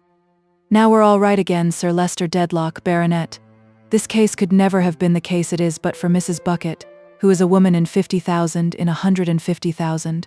To throw this young woman off her guard, I have never set foot in our house since, though I've communicated with Mrs. Bucket in the baker's loaves and in the milk as often as required. My whispered words to Mrs. Bucket when she had the sheet in her mouth were, "My dear, can you throw her off continually with natural accounts of my suspicions against George, and this and that and t'other? Can you do without rest and keep watch upon her night and day? Can you undertake to say, she shall do nothing without my knowledge, she shall be my prisoner without suspecting it? She shall no more escape from me than from death, and her life shall be my life, and her soul my soul till I have got her, if she did this murder? Mrs. Bucket says to me, as well as she could speak on account of the sheet, Bucket, I can, and she has acted up to it glorious. Lies, mademoiselle interposes. All lies, my friend. Sir Leicester Dedlock, Baronet, how did my calculations come out under these circumstances? When I calculated that this impetuous young woman would overdo it in new directions, was I wrong or right? I was right. What does she try to do? Don't let it give you a turn. To throw the murder on her ladyship. Sir Leicester rises from his chair and staggers down again. And she got encouragement in it from hearing that I was always here, which was done a purpose. Now open that pocketbook of mine, Sir Leicester Dedlock, if I may take the liberty of throwing it towards you, and look at the letters sent to me, each with the 2 words Lady Dedlock in it. Open the one directed to yourself, which I stopped this very morning, and read the 3 words Lady Dedlock, murderess, in it. These letters have been falling about like a shower of ladybirds. What do you say now to Mrs. Bucket, from her spy place, having seen them all written by this young woman? What do you say to Mrs. Bucket having, within this half-hour, secured the corresponding ink and paper, fellow half-sheets and what-not? What do you say to Mrs. Bucket having watched the posting of 'em every one by this young woman, Sir Leicester Dedlock, Baronet? Mr. Bucket asks, triumphant in his admiration of his lady's genius. 2 things are especially observable as Mr. Bucket proceeds to a conclusion. First, that he seems imperceptibly to establish a dreadful right of property in Mademoiselle. Secondly, that the very atmosphere she breathes seems to narrow and contract about her, as if a close net or a pall were being drawn nearer and yet nearer around her breathless figure. There is no doubt that her ladyship was on the spot at the eventful period, says Mr. Bucket, and my foreign friend here saw her, I believe, from the upper part of the staircase. Her ladyship and George and my foreign friend were all pretty close on one another's heels. But that don't signify any more, so I'll not go into it. I found the wadding of the pistol with which the deceased Mr. Tulkinghorn was shot. It was a bit of the printed description of your house at Chesney Wold. Not much in that, you'll say, Sir Leicester Dedlock, Baronet. No. But when my foreign friend here is so thoroughly off her guard as to think it a safe time to tear up the rest of that leaf, and when Mrs. Bucket puts the pieces together and finds the wadding wanting, it begins to look like Queer Street. These are very long lies, Mademoiselle interposes. You prose great deal. Is it that you have almost all finished, or are you speaking always? Sir Leicester Dedlock, Baronet, proceeds Mr. Bucket, who delights in a full title and does violence to himself when he dispenses with any fragment of it. The last point in the case which I am now going to mention shows the necessity of patience in our business, and never doing a thing in a hurry. I watched this young woman yesterday without her knowledge when she was looking at the funeral, in company with my wife, who planned to take her there, and I had so much to convict her, and I saw such an expression in her face, and my mind so rose against her malice towards her ladyship, and the time was altogether such a time for bringing down what you may call retribution upon her, that if I had been a younger hand with less experience, I should have taken her certain. Equally last night, when her ladyship, as is so universally admired I am sure, come home looking, why, Lord, a man might almost say like Venus rising from the ocean. It was so unpleasant and inconsistent to think of her being charged with a murder of which she was innocent that I felt quite to want to put an end to the job. What should I have lost? Sir Leicester Dedlock, Baronet. I should have lost the weapon. My prisoner here proposed to Mrs. Bucket, after the departure of the funeral, that they should go per bus a little ways into the country and take tea at a very decent house of entertainment. Now, near that house of entertainment, there's a piece of water. At tea, my prisoner got up to fetch her pocket handkerchief from the bedroom where the bonnets was. She was rather a long time gone and came back a little out of wind. As soon as they came home, this was reported to me by Mrs. Bucket, along with her observations and suspicions. I had the piece of water dragged by moonlight, in presence of a couple of our men, and the pocket pistol was brought up before it had been there 6 hours. Now, my dear, put your arm a little further through mine and hold it steady, and I shan't hurt you. In a trice, Mr. Bucket snaps a handcuff on her wrist. That's one, says Mr. Bucket. Now the other, darling. 2 and all told. He rises, She rises too. Where? She asks him, darkening her large eyes until their drooping lids almost conceal them, and yet they stare. Where is your false, your treacherous and cursed wife? She's gone for'ard to the police office, returns Mr. Bucket. You'll see her there, my dear. I would like to kiss her, exclaims Mademoiselle Hortense, panting tigress-like. You'd bite her, I suspect, says Mr. Bucket. I would, making her eyes very large. I would love to tear her limb from limb. Bless you, darling, says Mr. Bucket with the greatest composure. I'm fully prepared to hear that. Your sex have such a surprising animosity against one another when you do differ. You don't mind me half so much, do you? No, though you are a devil still. Angel and devil by turns, eh? Cries Mr. Bucket. But I am in my regular employment, you must consider. Let me put your shawl tidy. I've been lady's maid to a good many before now. Anything wanting to the bonnet? There's a cab at the door. Mademoiselle Hortense, casting an indignant eye at the glass, shakes herself perfectly neat in one shake and looks, to do her justice, uncommonly genteel. Listen then, my angel, says she after several sarcastic nods. You are very spiritual, but can you restore him back to life? Mr. Bucket answers, not exactly. That is droll. Listen yet one time. You are very spiritual. Can you make an honorable lady of her? Don't be so malicious, says Mr. Bucket. Or a haughty gentleman of him, cries Mademoiselle, referring to Sir Leicester with ineffable disdain. Oh, then regard him, the poor infant, ha ha ha. Come, come, why this is worse parleying than the other, says Mr. Bucket. Come along. You cannot do these things? Then you can do as you please with me. It is but the death, it is all the same. Let us go, my angel. Adieu, you old man grey. I pity you and I despise you. With these last words she snaps her teeth together as if her mouth closed with a spring. It is impossible to describe how Mr. Bucket gets her out, but he accomplishes that feat in a manner so peculiar to himself, enfolding and pervading her like a cloud, and hovering away with her as if he were a homely Jupiter, and she the object of his affections. Sir Leicester, left alone, remains in the same attitude, as though he were still listening, and his attention were still occupied. At length he gazes round the empty room, and finding it deserted, rises unsteadily to his feet, pushes back his chair, and walks a few steps, supporting himself by the table. Then he stops, and with more of those inarticulate sounds, lifts up his eyes and seems to stare at something. Heaven knows what he sees.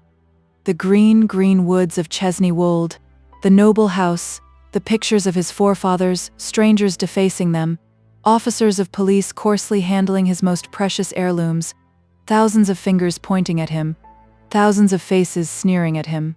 But if such shadows flit before him to his bewilderment, there is one other shadow which he can name with something like distinctness even yet, and to which alone he addresses his tearing of his white hair and his extended arms. It is she in association with whom, saving that she has been for years a main fibre of the root of his dignity and pride, he has never had a selfish thought. It is she whom he has loved, admired, honored, and set up for the world to respect. It is she who, at the core of all the constrained formalities and conventionalities of his life, has been a stock of living tenderness and love, susceptible as nothing else is of being struck with the agony he feels. He sees her almost to the exclusion of himself, and cannot bear to look upon her cast down from the high place she has graced so well. And even to the point of his sinking on the ground, oblivious of his suffering, he can yet pronounce her name with something like distinctness in the midst of those intrusive sounds, and in a tone of mourning and compassion rather than reproach. Chapter 55. Flight. Inspector Bucket of the detective has not yet struck his great blow, as just now chronicled, but is yet refreshing himself with sleep preparatory to his field day, when through the night and along the freezing wintry roads a chaise and pair comes out of Lincolnshire, making its way towards London. Railroads shall soon traverse all this country, and with a rattle and a glare the engine and train shall shoot like a meteor over the wide night landscape, turning the moon paler. But as yet such things are non-existent in these parts, though not wholly unexpected. Preparations are afoot, measurements are made, ground is staked out. Bridges are begun, and their not yet united piers desolately look at one another over roads and streams like brick and mortar couples with an obstacle to their union. Fragments of embankments are thrown up and left as precipices with torrents of rusty carts and barrows tumbling over them. Tripods of tall poles appear on hilltops, where there are rumors of tunnels. Everything looks chaotic and abandoned in full hopelessness. Along the freezing roads and through the night, the postchaise makes its way without a railroad on its mind. Mrs. Rouncewell, so many years housekeeper at Chesney Wold, sits within the chaise, and by her side sits Mrs. Bagnet with her grey cloak and umbrella. The old girl would prefer the bar in front, as being exposed to the weather and a primitive sort of perch more in accordance with her usual course of travelling, but Mrs. Rouncewell is too thoughtful of her comfort to admit of her proposing it. The old lady cannot make enough of the old girl. She sits, in her stately manner, holding her hand, and regardless of its roughness, puts it often to her lips. "You are a mother, my dear soul," says she many times, "and you found out my George's mother." "Why, George," returns Mrs. Bagnet, "was always free with me, ma'am, and when he said at our house to my Woolwich that of all the things my Woolwich could have to think of when he grew to be a man, the comfortablest would be that he had never brought a sorrowful line into his mother's face, or turned a hair of her head grey, then I felt sure, from his way, that something fresh had brought his own mother into his mind. I had often known him say to me in past times that he had behaved bad to her." "Never, my dear," returns Mrs. Rouncewell, bursting into tears. "My blessing on him, never. He was always fond of me, and loving to me was my George. But he had a bold spirit, and he ran a little wild and went for a soldier. And I know he waited at first in letting us know about himself, till he should rise to be an officer. And when he didn't rise, I know he considered himself beneath us, and wouldn't be a disgrace to us. For he had a lion heart, had my George, always from a baby." The old lady's hands stray about her as of yore, while she recalls, all in a tremble, what a likely lad, what a fine lad, what a gay, good-humoured, clever lad he was, how they all took to him down at Chesney Wold, how Sir Leicester took to him when he was a young gentleman, how the dogs took to him, how even the people who had been angry with him forgave him the moment he was gone, poor boy. And now to see him after all, and in a prison too, and the broad stomacher heaves and the quaint, upright, old-fashioned figure bends under its load of affectionate distress. Mrs. Bagnet, with the instinctive skill of a good, warm heart, leaves the old housekeeper to her emotions for a little while, not without passing the back of her hand across her own motherly eyes, and presently chirps up in her cheery manner, "So I says to George when I goes to call him in to tea, he pretended to be smoking his pipe outside, 'What ails you this afternoon, George?' 'For gracious sake? I have seen all sorts, and I have seen you pretty often in season and out of season, abroad and at home, and I never see you so melancholy penitent.' 'Why, Mrs. Bagnet,' says George, 'it's because I am melancholy and penitent both, this afternoon, that you see me so?' 'What have you done, old fellow?' I says. 'Why, Mrs. Bagnet,' says George, shaking his head, 'what I have done has been done this many a long year, and is best not tried to be undone now. If I ever get to heaven, it won't be for being a good son to a widowed mother. I say no more. Now, ma'am, when George says to me that it's best not tried to be undone now, I have my thoughts as I have often had before, and I draw it out of George how he comes to have such things on him that afternoon. Then George tells me that he has seen by chance, at the lawyer's office, a fine old lady that has brought his mother plain before him, and he runs on about that old lady till he quite forgets himself, and paints her picture to me as she used to be, years upon years back. So I says to George when he is done, 'Who is this old lady he has seen?' And George tells me it's Mrs. Rouncewell, housekeeper for more than half a century to the Dedlock family down at Chesney Wold in Lincolnshire. George has frequently told me before that he's a Lincolnshire man, and I says to my old Lignum that night, 'Lignum, that's his mother for £45. All this Mrs. Bagnet now relates for the 20th time at least within the last 4 hours, trilling it out like a kind of bird, with a pretty high note, that it may be audible to the old lady above the hum of the wheels. 'Bless you and thank you,' says Mrs. Rouncewell. 'Bless you and thank you, my worthy soul.' 'Dear heart,' cries Mrs. Bagnet in the most natural manner. 'No thanks to me, I am sure. Thanks to yourself, ma'am, for being so ready to pay 'em. And mind once more, ma'am, what you had best do on finding George to be your own son is to make him, for your sake, have every sort of help to put himself in the right and clear himself of a charge of which he is as innocent as you or me. It won't do to have truth and justice on his side. He must have law and lawyers, exclaims the old girl, apparently persuaded that the latter form a separate establishment and have dissolved partnership with truth and justice forever and a day. He shall have, says Mrs. Rouncewell, all the help that can be got for him in the world, my dear. I will spend all I have and thankfully to procure it. Sir Leicester will do his best, the whole family will do their best. I know something, my dear, and will make my own appeal, as his mother parted from him all these years and finding him in a jail at last. The extreme disquietude of the old housekeeper's manner in saying this, her broken words and her wringing of her hands make a powerful impression on Mrs. Bagnet, and would astonish her but that she refers them all to her sorrow for her son's condition.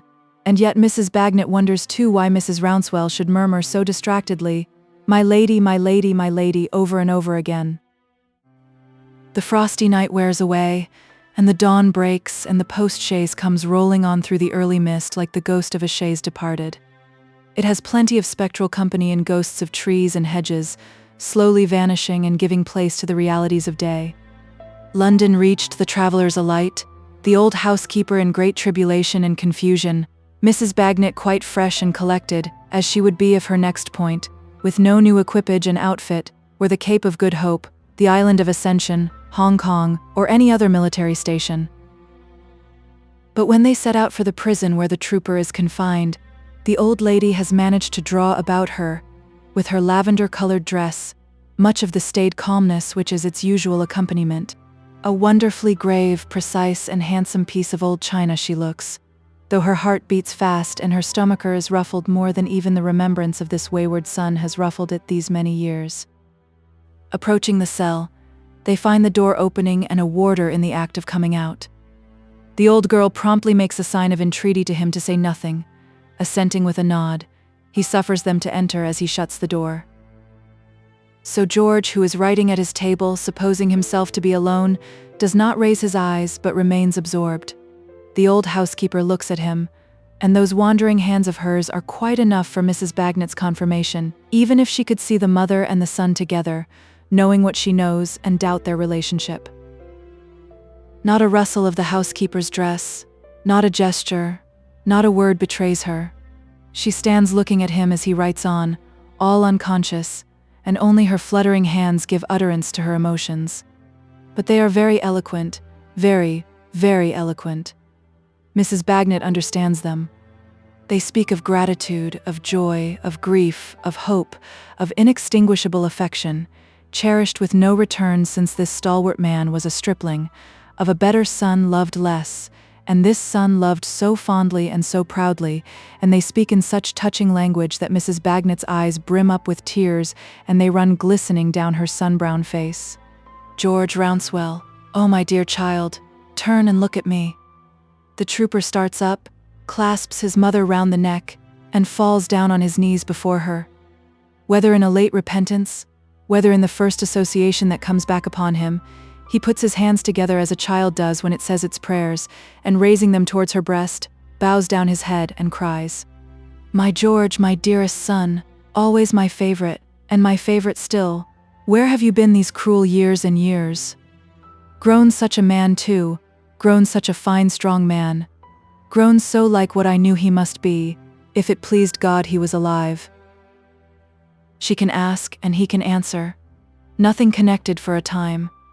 All that time the old girl, turned away, leans one arm against the whitened wall, leans her honest forehead upon it, wipes her eyes with her serviceable grey cloak, and quite enjoys herself like the best of old girls as she is.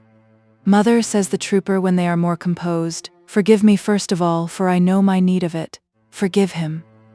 She does it with all her heart and soul. She always has done it. She tells him how she has had it written in her will, these many years, that he was her beloved son George. She has never believed any ill of him, never. If she had died without this happiness, and she is an old woman now and can't look to live very long, she would have blessed him with her last breath, if she had had her senses as her beloved son George. Mother, I have been an undutiful trouble to you, and I have my reward. But of late years I have had a kind of glimmering of a purpose in me too. When I left home I didn't care much, Mother. I am afraid not a great deal for leaving, and went away and listed harum-scarum, making believe to think that I cared for nobody, no, not I, and that nobody cared for me.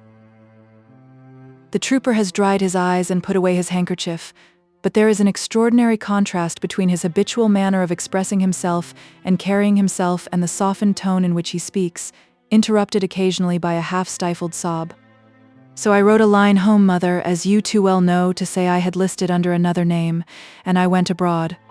Abroad, at one time I thought I would write home next year when I might be better off, and when that year was out I thought I would write home next year when I might be better off, and when that year was out again, perhaps I didn't think much about it.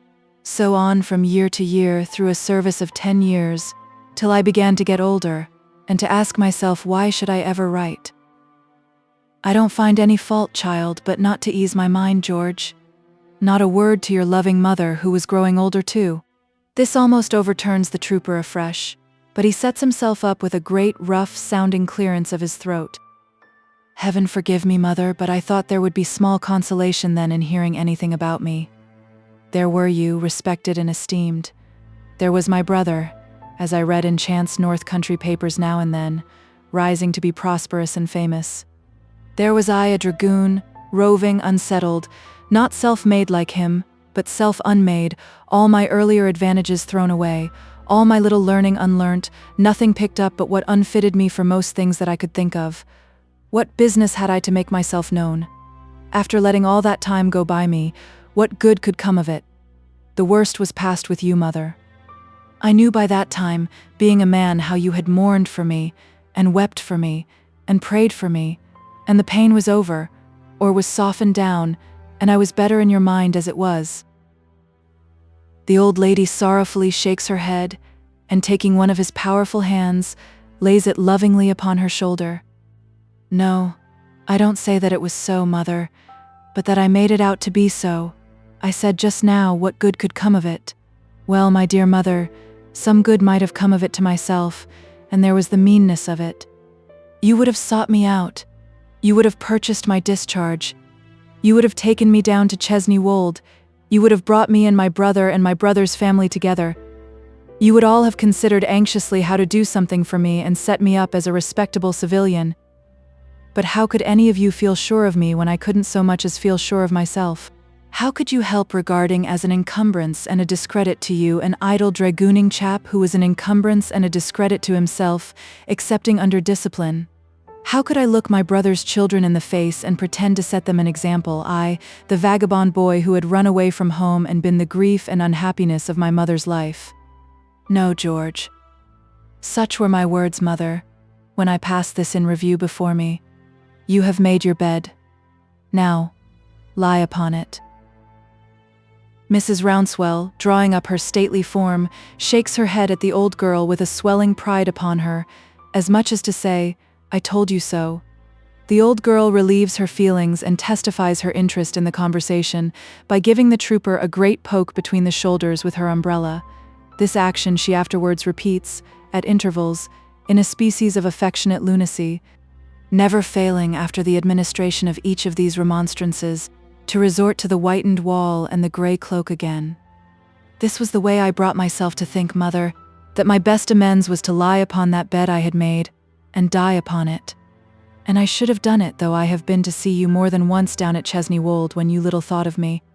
But for my old comrade's wife here, who I find has been too many for me. But I thank her for it. I thank you for it, Mrs. Bagnet, with all my heart and might. To which Mrs. Bagnet responds with 2 pokes.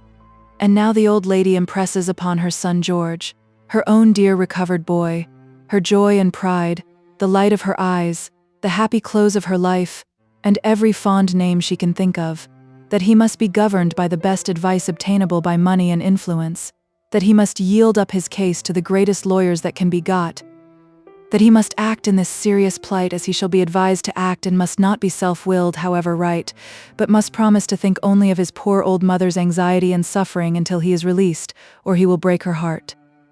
Mother, 'tis little enough to consent to, returns the trooper, stopping her with a kiss.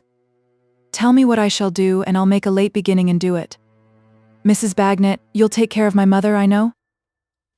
A very hard poke from the old girl's umbrella. "If you'll bring her acquainted with Mr. Jarndyce and Miss Summerson, she will find them of her way of thinking, and they will give her the best advice and assistance. And George," says the old lady, "we must send with all haste for your brother. He is a sensible sound man, as they tell me, out in the world beyond Chesney Wold, my dear, though I don't know much of it myself, and will be of great service." "Mother," returns the trooper, "is it too soon to ask a favor?" "Surely not, my dear." "Then grant me this one great favor. Don't let my brother know." "Not know what, my dear?" "Not know of me. In fact, mother, I can't bear it. I can't make up my mind to it. He has proved himself so different from me, and has done so much to raise himself while I've been soldiering, that I haven't brass enough in my composition to see him in this place and under this charge. How could a man like him be expected to have any pleasure in such a discovery? It's impossible. No, keep my secret from him, mother. Do me a greater kindness than I deserve, and keep my secret from my brother, of all men." "But not always, dear George?" "Why, mother? Perhaps not for good and all, though I may come to ask that too, but keep it now, I do entreat you. If it's ever broke to him that his rip of a brother has turned up, I could wish," says the trooper, shaking his head very doubtfully, "to break it myself and be governed as to advancing or retreating by the way in which he seems to take it." As he evidently has a rooted feeling on this point, and as the depth of it is recognized in Mrs. Bagnet's face, his mother yields her implicit assent to what he asks. For this he thanks her kindly. "In all other respects, my dear mother, I'll be as tractable and obedient as you can wish. On this one alone I stand out. So now I am ready even for the lawyers. I have been drawing up," he glances at his writing on the table, "an exact account of what I knew of the deceased and how I came to be involved in this unfortunate affair. It's entered, plain and regular, like an orderly book. Not a word in it but what's wanted for the facts. I did intend to read it, straight on end, whensoever I was called upon to say anything in my defense. I hope I may be let to do it still, but I have no longer a will of my own in this case, and whatever is said or done, I give my promise not to have any." Matters being brought to this so far satisfactory pass, and time being on the wane, Mrs. Bagnet proposes a departure. Again and again the old lady hangs upon her son's neck, and again the trooper holds her to his broad chest. "Where are you going to take my mother, Mrs. Bagnet?" "I am going to the town house, my dear, the family house. I have some business there that must be looked to directly," Mrs. Rouncewell answers. "Will you see my mother safe there in a coach, Mrs. Bagnet? But of course I know you will. Why should I ask it?" "Why indeed?" Mrs. Bagnet expresses with the umbrella. "Take her, my old friend, and take my gratitude along with you. Kisses to Quebec and Malta, love to my godson, a hearty shake of the hand to Lignum, and this for yourself, and I wish it was 10,000 pound in gold, my dear." So saying, the trooper puts his lips to the old girl's tanned forehead, and the door shuts upon him in his cell.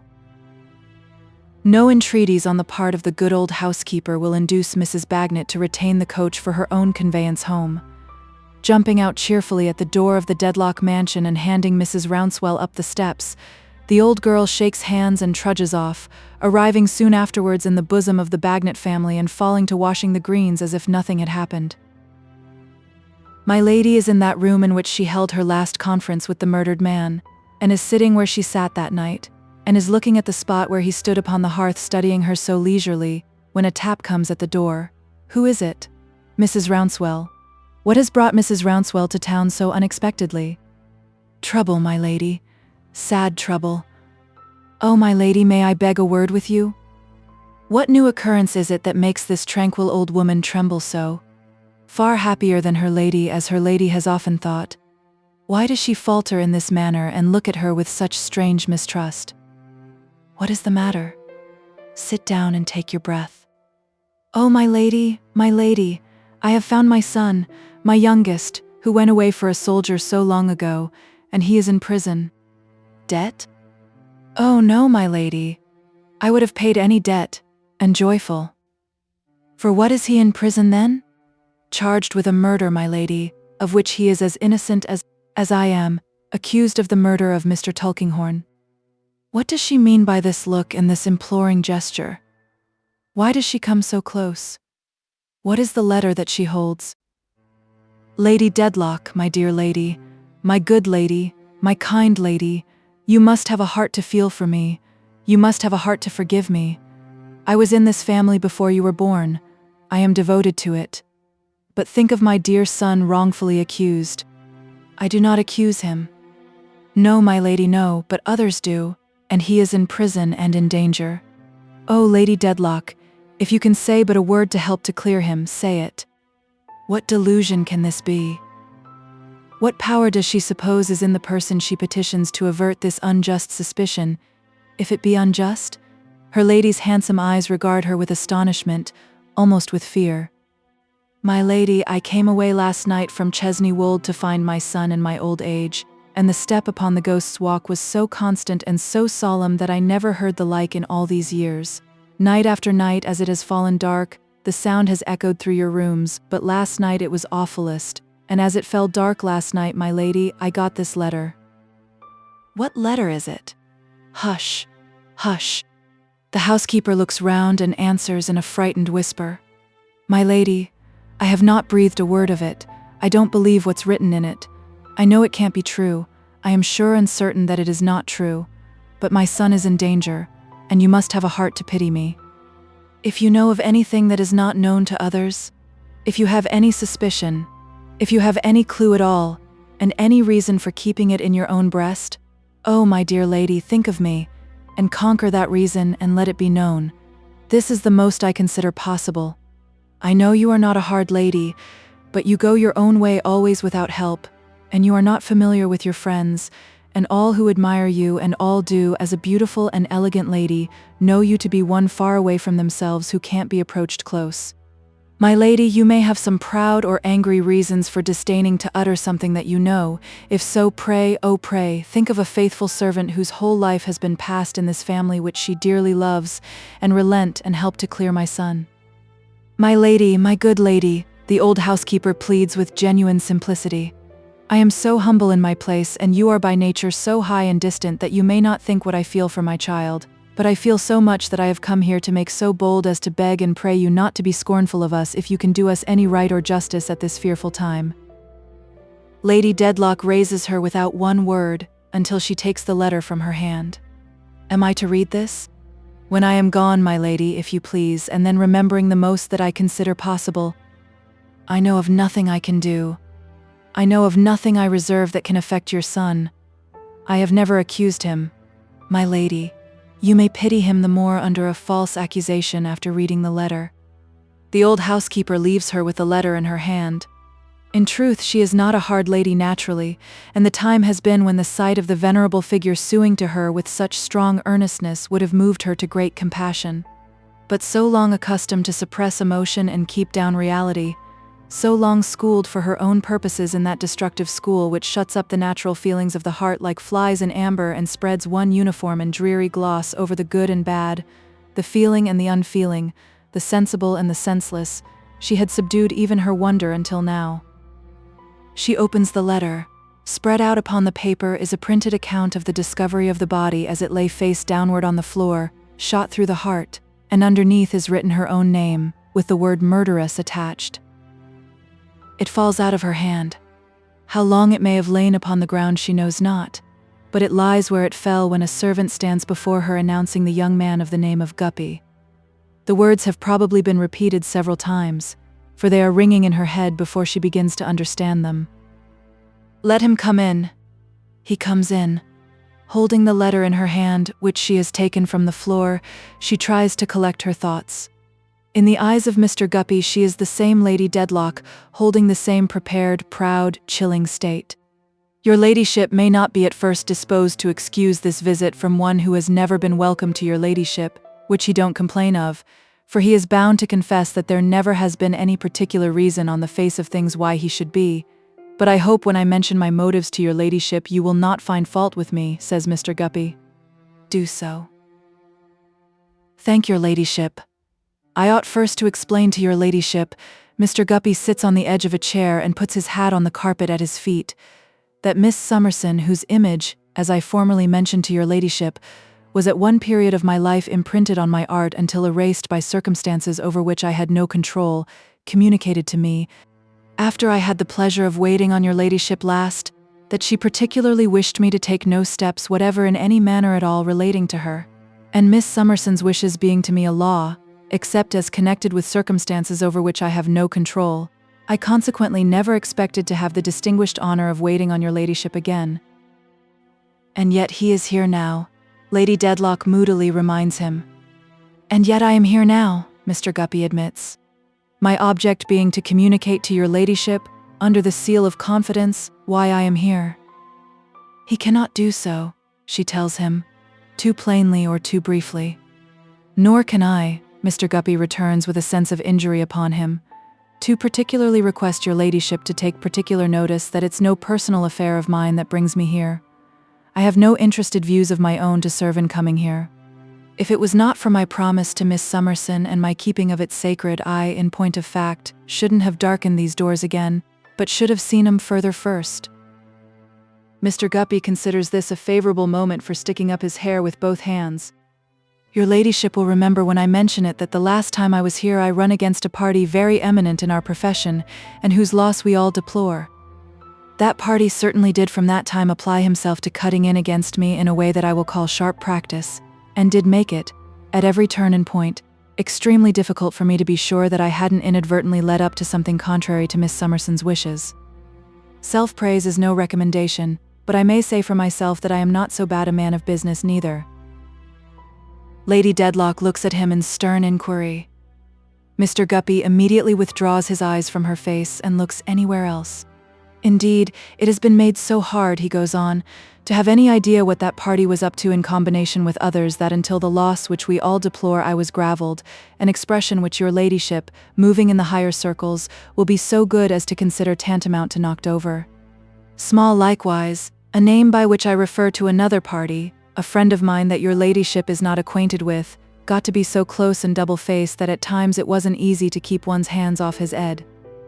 However, what with the exertion of my humble abilities, and what with the help of a mutual friend by the name of Mr. Tony Weevil, who is of a high aristocratic turn and has your ladyship's portrait always hanging up in his room, I have now reasons for an apprehension as to which I come to put your ladyship upon your guard. First, will your ladyship allow me to ask you whether you have had any strange visitors this morning? I don't mean fashionable visitors, but such visitors, for instance, as Miss Barbary's old servant, or as a person without the use of his lower extremities, carried upstairs similarly to a guy? No. Then I assure your ladyship that such visitors have been here and have been received here, because I saw them at the door, and waited at the corner of the square till they came out, and took half an hour's turn afterwards to avoid them. What have I to do with that, or what have you? I do not understand you. What do you mean? Your ladyship, I come to put you on your guard. There may be no occasion for it. Very well. Then I have only done my best to keep my promise to Miss Summerson. I strongly suspect from what Small has dropped, and from what we have corkscrewed out of him, that those letters I was to have brought to your ladyship were not destroyed when I supposed they were. That if there was anything to be blown upon, it is blown upon that the visitors I have alluded to have been here this morning to make money of it, and that the money is made, or making. Mr. Guppy picks up his hat and rises. Your ladyship, you know best whether there's anything in what I say or whether there's nothing.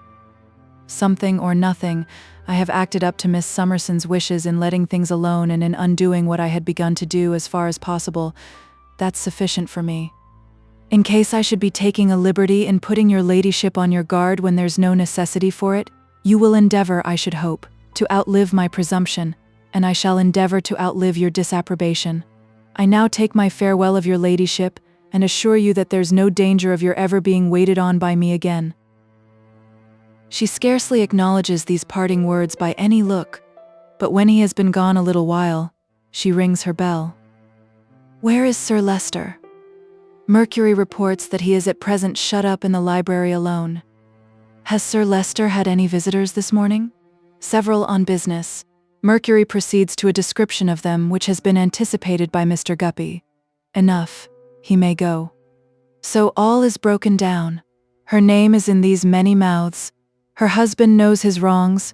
Her shame will be published, may be spreading while she thinks about it, and in addition to the thunderbolt so long foreseen by her, so unforeseen by him, she is denounced by an invisible accuser as the murderess of her enemy. Her enemy he was, and she has often, often, often wished him dead. Her enemy he is, even in his grave. This dreadful accusation comes upon her like a new torment at his lifeless hand.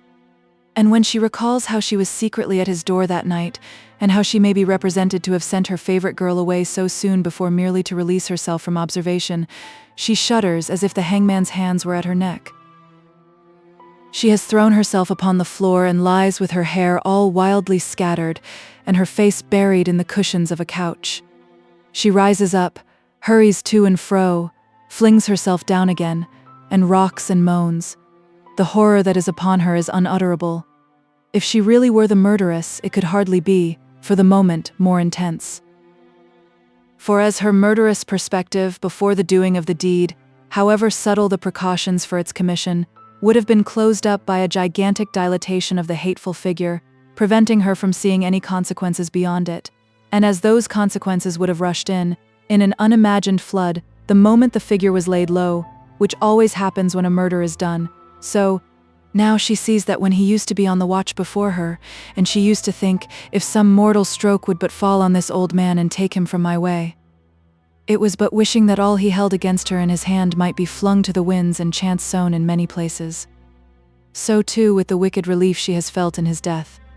What was his death but the keystone of a gloomy arch removed, and now the arch begins to fall in 1,000 fragments, each crushing and mangling piecemeal.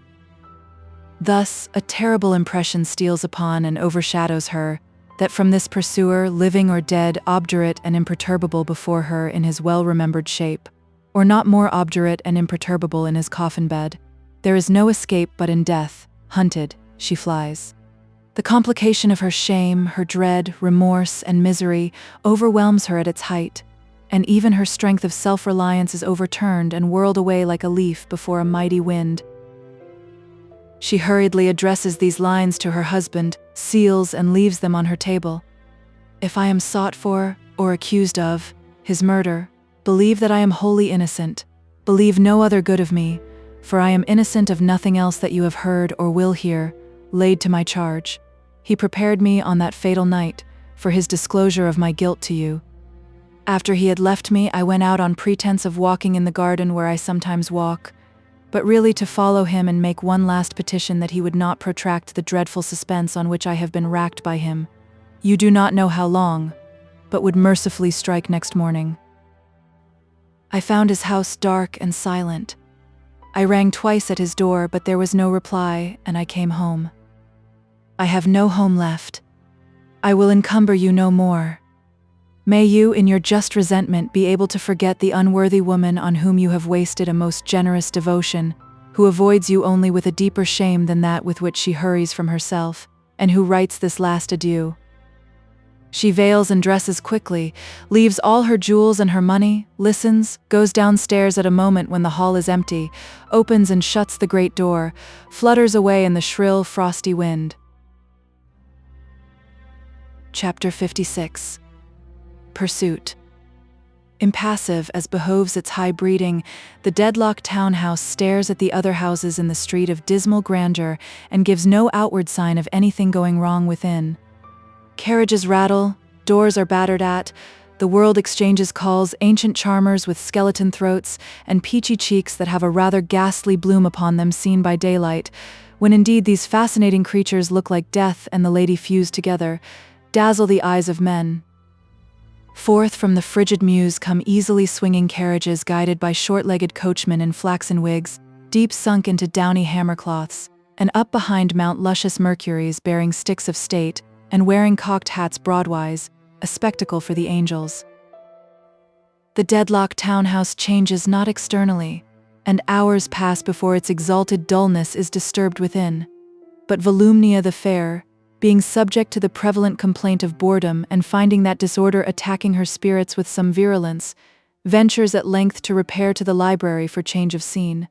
Her gentle tapping at the door producing no response, she opens it and peeps in. seeing no one there, takes possession. The sprightly Dedlock is reputed, in that grass-grown city of the ancients, Bath, to be stimulated by an urgent curiosity which impels her on all convenient and inconvenient occasions to sidle about, with a golden glass at her eye, peering into objects of every description. Certain it is that she avails herself of the present opportunity of hovering over her kinsman's letters and papers like a bird, taking a short peck at this document and a blink with her head on one side at that document, and hopping about from table to table with her glass at her eye in an inquisitive and restless manner. In the course of these researches she stumbles over something, and turning her glass in that direction, sees her kinsman lying on the ground like a felled tree. Volumnia's pet little scream acquires a considerable augmentation of reality from this surprise, and the house is quickly in commotion. Servants tear up and down stairs, bells are violently rung, doctors are sent for, and Lady Dedlock is sought in all directions but not found. Nobody has seen or heard her since she last rang her bell. Her letter to Sir Leicester is discovered on her table, but it is doubtful yet whether he has not received another missive from another world requiring to be personally answered, and all the living languages and all the dead are as one to him. They lay him down upon his bed, and chafe, and rub, and fan, and put ice to his head, and try every means of restoration. Howbeit, the day has ebbed away, and it is night in his room before his stertorous breathing lulls or his fixed eyes show any consciousness of the candle that is occasionally passed before them. But when this change begins, it goes on, and by he nods or moves his eyes, or even his hand in token that he hears and comprehends. He fell down this morning, a handsome stately gentleman, somewhat infirm but of a fine presence, and with a well-filled face. He lies upon his bed, an aged man with sunken cheeks, the decrepit shadow of himself. His voice was rich and mellow, and he had so long been thoroughly persuaded of the weight and import to mankind of any word he said that his words really had come to sound as if there were something in them. But now he can only whisper, and what he whispers sounds like what it is, mere jumble and jargon. His favorite and faithful housekeeper stands at his bedside. It is the first act he notices, and he clearly derives pleasure from it. After vainly trying to make himself understood in speech, he makes signs for a pencil, so inexpressively that they cannot at first understand him. It is his old housekeeper who makes out what he wants, and brings in a slate. After pausing for some time, he slowly scrawls upon it in a hand that is not his. Chesney Wold? No, she tells him. He is in London. He was taken ill in the library this morning. Right thankful she is that she happened to come to London and is able to attend upon him. It is not an illness of any serious consequence, Sir Leicester. You will be much better tomorrow, Sir Leicester. All the gentlemen say so. This, with the tears coursing down her fair old face. After making a survey of the room and looking with particular attention all round the bed where the doctors stand, he writes, My lady went out, Sir Leicester, before you were taken ill, and don't know of your illness yet. He points again, in great agitation, at the two words. They all try to quiet him, but he points again with increased agitation. On their looking at one another, not knowing what to say, he takes the slate once more and writes, My lady, for God's sake, where? And makes an imploring moan. It is thought better that his old housekeeper should give him Lady Dedlock's letter, the contents of which no one knows or can surmise. She opens it for him, and puts it out for his perusal. Having read it twice by a great effort, he turns it down so that it shall not be seen and lies moaning. He passes into a kind of relapse or into a swoon, and it is an hour before he opens his eyes, reclining on his faithful and attached old servant's arm. The doctors know that he is best with her, and when not actively engaged about him, stand aloof. The slate comes into requisition again, but the word he wants to write he cannot remember. His anxiety, his eagerness, and affliction at this pass are pitiable to behold. It seems as if he must go mad in the necessity he feels for haste and the inability under which he labors of expressing to do what or to fetch whom. He has written the letter B, and there stopped. Of a sudden, in the height of his misery, he puts Mr. before it. The old housekeeper suggests Bucket. Thank heaven, that's his meaning. Mr. Bucket is found to be downstairs, by appointment, Shall he come up? There is no possibility of misconstruing Sir Leicester's burning wish to see him or the desire he signifies to have the room cleared of everyone but the housekeeper. It is speedily done, and Mr. Bucket appears. Of all men upon earth, Sir Leicester seems fallen from his high estate to place his sole trust and reliance upon this man. Sir Leicester Dedlock, Baronet, I'm sorry to see you like this. I hope you'll cheer up. I'm sure you will, on account of the family credit. Sir Leicester puts her letter in his hands and looks intently in his face while he reads it. A new intelligence comes into Mr. Bucket's eye as he reads on. With one hook of his finger, while that eye is still glancing over the words, he indicates, Sir Leicester Dedlock, Baronet, I understand you. Sir Leicester writes upon the slate, full forgiveness. Find. Mr. Bucket stops his hand. Sir Leicester Dedlock, Baronet, I'll find her. But my search after her must be begun out of hand. Not a minute must be lost. With the quickness of thought, he follows Sir Leicester Dedlock's look towards a little box upon a table. Bring it here, Sir Leicester Dedlock, Baronet. Certainly.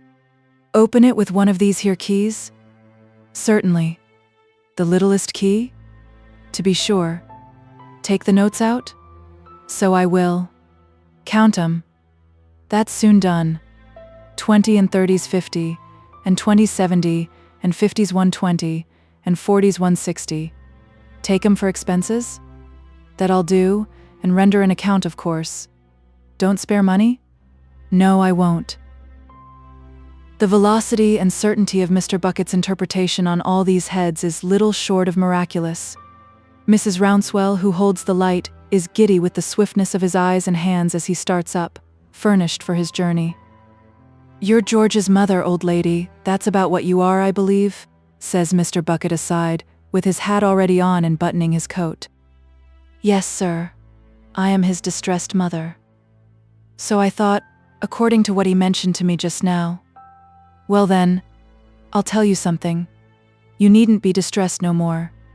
Your son's all right. Now, don't you begin a-crying, because what you've got to do is to take care of Sir Leicester Dedlock, Baronet, and you won't do that by crying. As to your son, he's all right, I tell you. And he sends his loving duty, and hoping you're the same. He's discharged honorable. That's about what he is, with no more imputation on his character than there is on yours. And yours is a tidy one. I'll bet £1. You may trust me, for I took your son. He conducted himself in a game way, too, on that occasion, and he's a fine-made man, and you're a fine-made old lady, and you're a mother and son, the pair of you as might be showed for models in a caravan. Sir Leicester Dedlock, Baronet, what you've trusted to me I'll go through with. Don't you be afraid of my turning out of my way right or left, or taking a sleep or a wash or a shave till I have found what I go in search of. Say everything as is kind and forgiving on your part. Sir Leicester Dedlock, Baronet, I will. And I wish you better, and these family affairs smoothed over as, Lord, many other family affairs equally has been, and equally will be to the end of time. With this peroration, Mr. Bucket, buttoned up, goes quietly out, looking steadily before him as if he were already piercing the night in quest of the fugitive. His first step is to take himself to Lady Dedlock's rooms and look all over them for any trifling indication that may help him.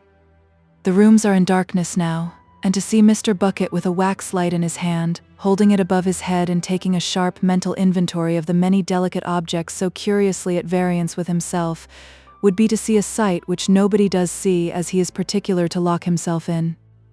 A spicy boudoir this, says Mr. Bucket, who feels in a manner furbished up in his French by the blow of the morning. Must have cost a sight of money. Rum articles to cut away from these, she must have been hard put to it. Opening and shutting table drawers and looking into caskets and jewel cases, he sees the reflection of himself in various mirrors, and moralizes thereon. One might suppose I was a-moving in the fashionable circles and getting myself up for Almack's, says Mr. Bucket. I begin to think I must be a swell in the Guards without knowing it. Ever looking about, he has opened a dainty little chest in an inner drawer. His great hand, turning over some gloves which it can scarcely feel, they are so light and soft within it, comes upon a white handkerchief. "Let's have a look at you," says Mr. Bucket, putting down the light. "What should you be kept by yourself for? What's your motive? Are you her ladyship's property? Or somebody else's? You've got a mark upon you somewheres or another, I suppose." He finds it as he speaks, Esther Summerson. "Oh," says Mr. Bucket, pausing, with his finger at his ear. "Come, I'll take you." He completes his observations as quietly and carefully as he has carried them on, leaves everything else precisely as he found it, glides away after some 5 minutes in all, and passes into the street. With a glance upward at the dimly lighted windows of Sir Leicester's room, he sets off, full swing, to the nearest coach stand, picks out the horse for his money, and directs to be driven to the shooting gallery. Mr. Bucket does not claim to be a scientific judge of horses, but he lays out a little money on the principal events in that line, and generally sums up his knowledge of the subject in the remark that when he sees a horse as can go, he knows him. His knowledge is not at fault in the present instance. Clattering over the stones at a dangerous pace, yet thoughtfully bringing his keen eyes to bear on every slinking creature whom he passes in the midnight streets, and even on the lights in upper windows where people are going or gone to bed, and on all the turnings that he rattles by, and alike on the heavy sky, and on the earth where the snow lies thin, for something may present itself to assist him anywhere. He dashes to his destination at such a speed that when he stops the horse half smothers him in a cloud of steam. "Unbear him half a moment to freshen him up, and I'll be back."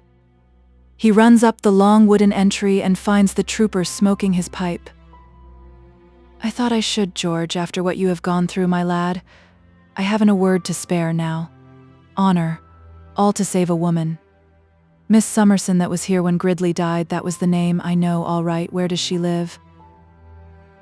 The trooper has just come from there and gives him the address, near Oxford Street. "You won't repent it, George. Good night."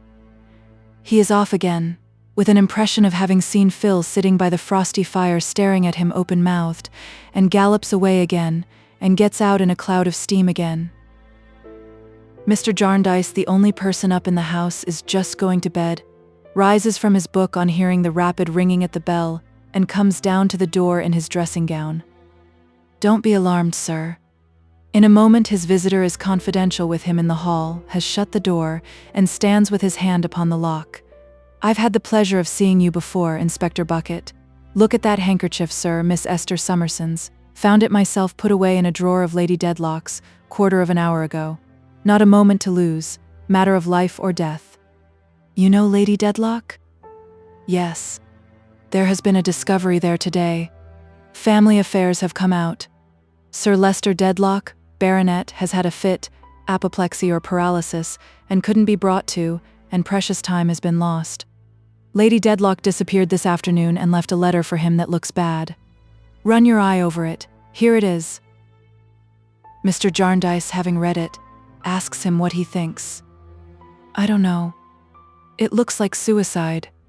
Anyways, there's more and more danger, every minute, of its drawing to that. I'd give £100 an hour to have got the start of the present time. Now, Mr. Jarndyce, I am employed by Sir Leicester Dedlock, Baronet, to follow her and find her, to save her and take her his forgiveness. I have money and full power, but I want something else. I want Miss Summerson." Mr. Jarndyce in a troubled voice repeats, "Miss Summerson?" Now, Mr. Jarndyce, Mr. Bucket has read his face with the greatest attention all along. "I speak to you as a gentleman of a humane heart, and under such pressing circumstances as don't often happen. If ever delay was dangerous, it's dangerous now. And if ever you couldn't afterwards forgive yourself for causing it, this is the time. 8 or 10 hours, worth, as I tell you, £100 apiece at least, have been lost since Lady Dedlock disappeared. I am charged to find her. I am Inspector Bucket. Besides all the rest that's heavy on her, she has upon her, as she believes, suspicion of murder. If I follow her alone, she, being in ignorance of what Sir Leicester Dedlock, Baronet, has communicated to me, may be driven to desperation. But if I follow her in company with a young lady, answering to the description of a young lady that she has a tenderness for, I ask no question, and I say no more than that, she will give me credit for being friendly. Let me come up with her and be able to have the hold upon her of putting that young lady forward, and I'll save her and prevail with her if she is alive. Let me come up with her alone, a hard matter, and I'll do my best, but I don't answer for what the best may be. Time flies. It's getting on for 1 o'clock. When 1 strikes, there's another hour gone, and it's worth £1,000 now instead of 100. This is all true, and the pressing nature of the case cannot be questioned. Mr. Jarndyce begs him to remain there while he speaks to Miss Summerson. Mr. Bucket says he will, but acting on his usual principle does no such thing, following upstairs instead and keeping his man in sight. So he remains, dodging and lurking about in the gloom of the staircase while they confer. In a very little time Mr. Jarndyce comes down and tells him that Miss Summerson will join him directly and place herself under his protection to accompany him where he pleases. Mr. Bucket, satisfied, expresses high approval and awaits her coming at the door. There he mounts a high tower in his mind and looks out far and wide. Many solitary figures he perceives creeping through the streets, many solitary figures out on heaths and roads and lying under haystacks, but the figure that he seeks is not among them.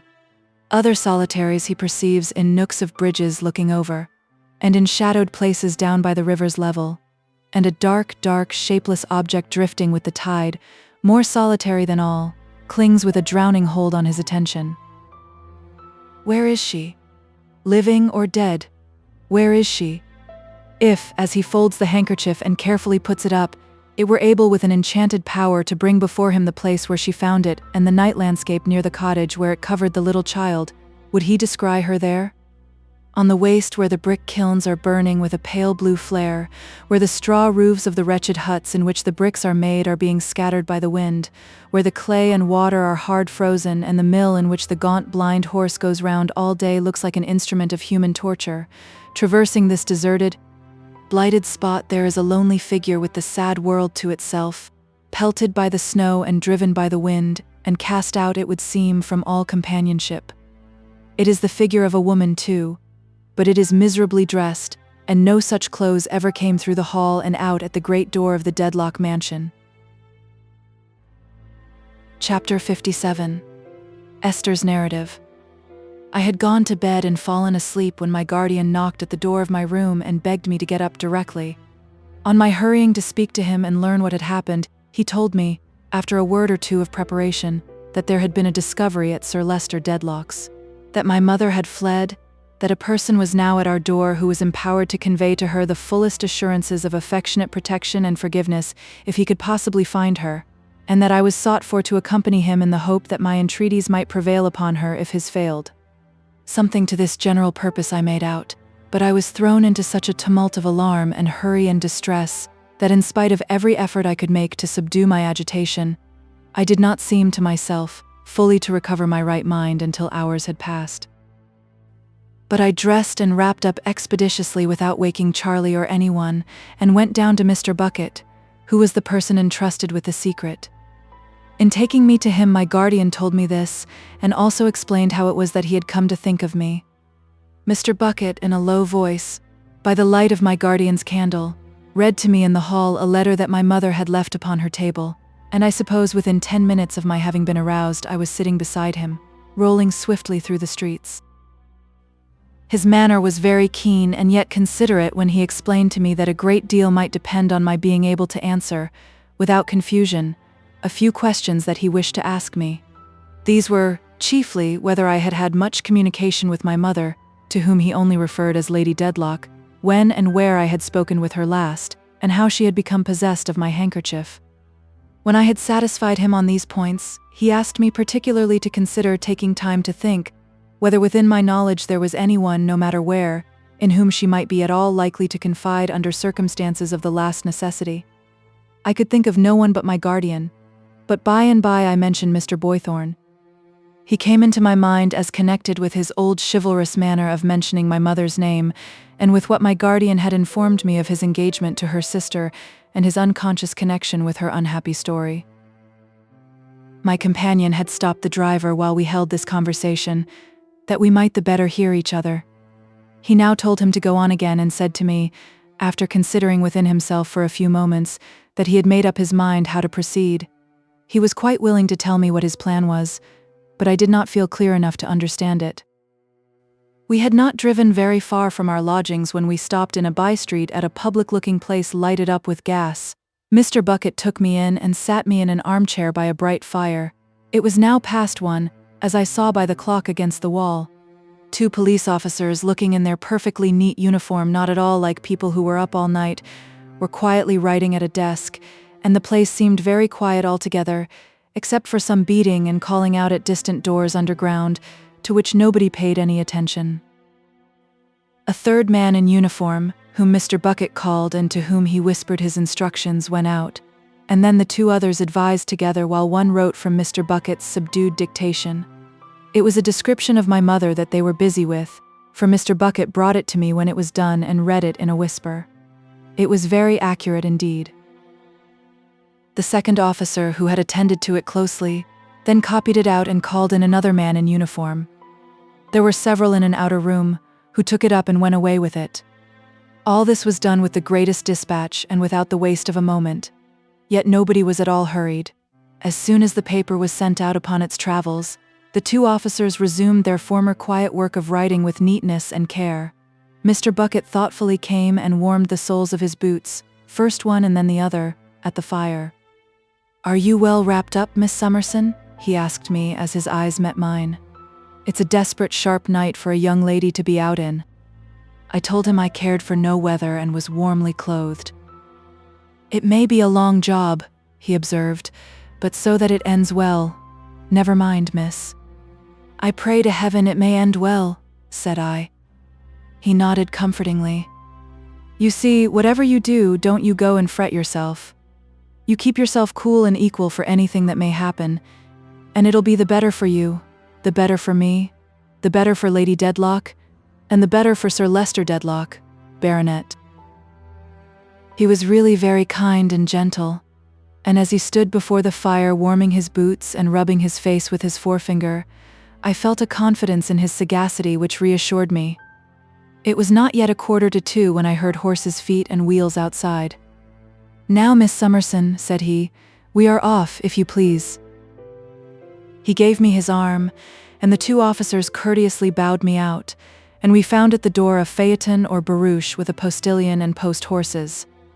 Mr. Bucket handed me in and took his own seat on the box. The man in uniform whom he had sent to fetch this equipage then handed him up a dark lantern at his request, and when he had given a few directions to the driver, we rattled away. I was far from sure that I was not in a dream. We rattled with great rapidity through such a labyrinth of streets that I soon lost all idea where we were, except that we had crossed and recrossed the river, and still seemed to be traversing a low-lying, waterside dense neighborhood of narrow thoroughfares checkered by docks and basins, high piles of warehouses, swing bridges, and masts of ships. At length we stopped at the corner of a little slimy turning, which the wind from the river, rushing up it, did not purify, and I saw my companion by the light of his lantern in conference with several men who looked like a mixture of police and sailors. Against the mouldering wall by which they stood, there was a bill on which I could discern the words, "Found drowned," and this and an inscription about drags possessed me with the awful suspicion shadowed forth in our visit to that place. I had no need to remind myself that I was not there by the indulgence of any feeling of mine to increase the difficulties of the search, or to lessen its hopes, or enhance its delays. I remained quiet, but what I suffered in that dreadful spot I never can forget. And still it was like the horror of a dream. A man yet dark and muddy, in long swollen sodden boots and a hat like them, was called out of a boat and whispered with Mr. Bucket, who went away with him down some slippery steps, as if to look at something secret that he had to show. They came back, wiping their hands upon their coats, after turning over something wet, but thank God it was not what I feared. After some further conference, Mr. Bucket, whom everybody seemed to know and defer to, went in with the others at a door and left me in the carriage, while the driver walked up and down by his horses to warm himself. The tide was coming in, as I judged from the sound it made, and I could hear it break at the end of the alley with a little rush towards me. It never did so, and I thought it did so hundreds of times, in what can have been at the most a quarter of an hour, and probably was less, but the thought shuddered through me that it would cast my mother at the horse's feet. Mr. Bucket came out again, exhorting the others to be vigilant, darkened his lantern, and once more took his seat. Don't you be alarmed, Miss Summerson, on account of our coming down here, he said, turning to me. I only want to have everything in train, and to know that it is in train by looking after it myself. Get on, my lad. We appeared to retrace the way we had come.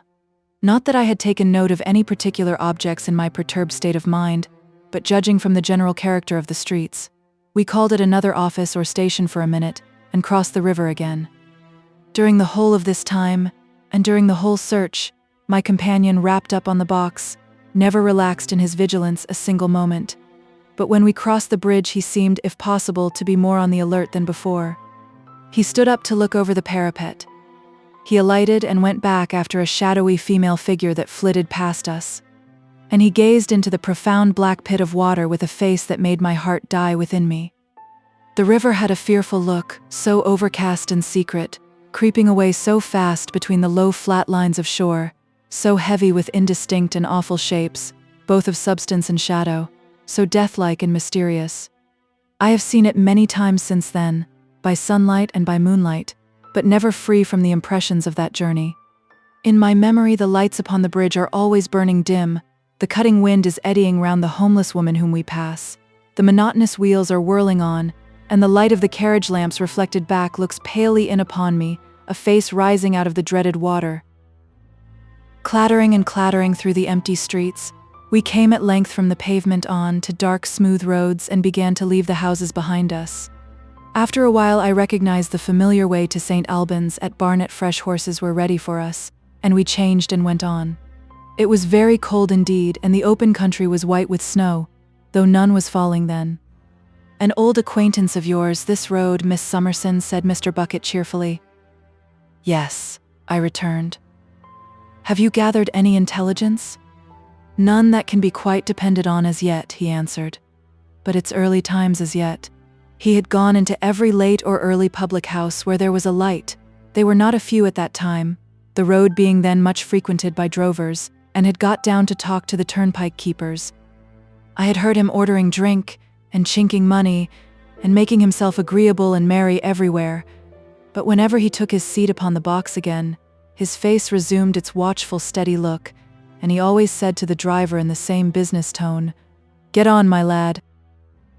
With all these stoppages, it was between 5 and 6 o'clock, and we were yet a few miles short of St. Albans when he came out of one of these houses and handed me in a cup of tea. "Drink it, Miss Summerson. It'll do you good. You're beginning to get more yourself now, ain't you?" I thanked him and said I hoped so.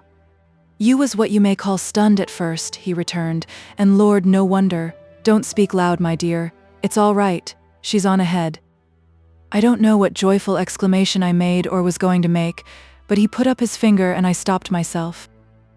"Passed through here on foot this evening about 8 or 9. I heard of her first at the Archway toll over at Highgate, but couldn't make quite sure. Traced her all along, on and off. Picked her up at one place and dropped her at another, but she's before us now, safe. Take hold of this cup and saucer, ostler.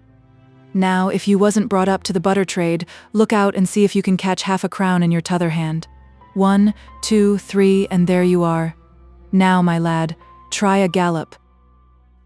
We were soon in St. Albans and alighted a little before day, when I was just beginning to arrange and comprehend the occurrences of the night, and really to believe that they were not a dream.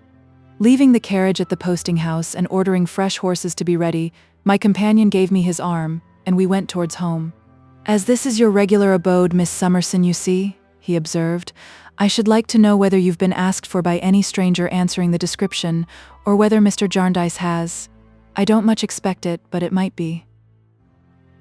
As we ascended the hill, he looked about him with a sharp eye. The day was now breaking, and reminded me that I had come down it one night, as I had reason for remembering, with my little servant and poor Joe, whom he called Tovey. I wondered how he knew that. "When you passed a man upon the road, just yonder, you know," said Mr. Bucket. "Yes, I remembered that too, very well." "That was me," said Mr. Bucket. Seeing my surprise, he went on, "I drove down in a gig that afternoon to look after that boy.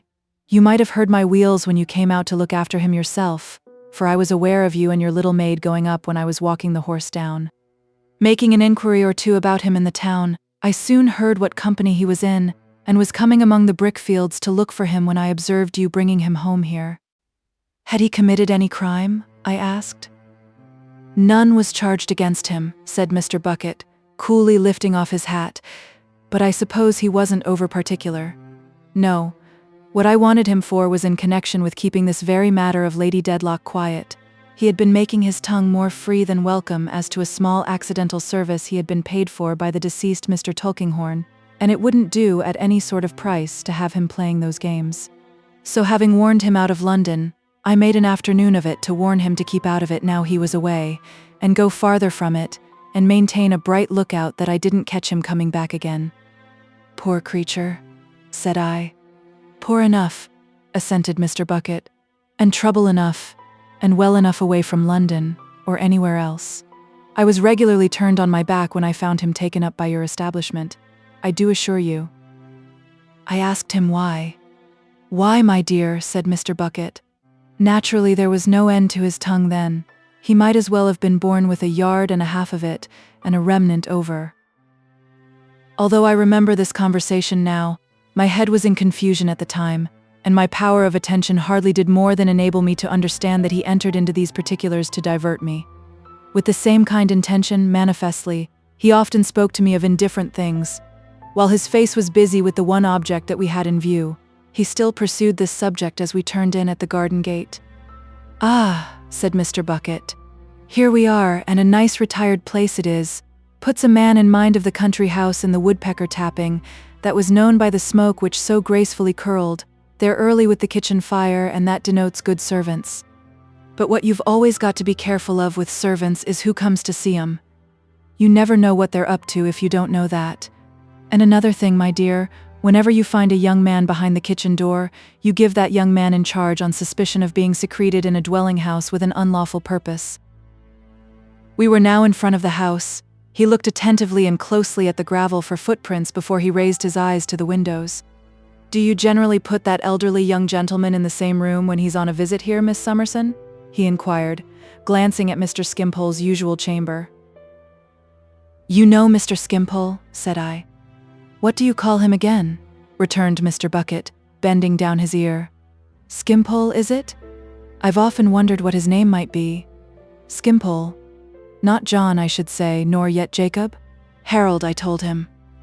Harold, yes. He's a queer bird is Harold, said Mr. Bucket, eyeing me with great expression. He is a singular character, said I. No idea of money, observed Mr. Bucket. He takes it, though. I involuntarily returned for answer that I perceived Mr. Bucket knew him. Why, now I'll tell you, Miss Summerson, he replied. Your mind will be all the better for not running on one point too continually, and I'll tell you for a change. It was him as pointed out to me where Tove was. I made up my mind that night to come to the door and ask for Tove, if that was all. But willing to try a move or so first, if any such was on the board, I just pitched up a morsel of gravel at that window where I saw a shadow. As soon as Harold opens it, and I have had a look at him, thinks I, you're the man for me. So I smoothed him down a bit about not wanting to disturb the family after they was gone to bed, and about its being a thing to be regretted that charitable young ladies should harbor vagrants. And then, when I pretty well understood his ways, I said I should consider a FIPA note well bestowed if I could relieve the premises of Tufe without causing any noise or trouble.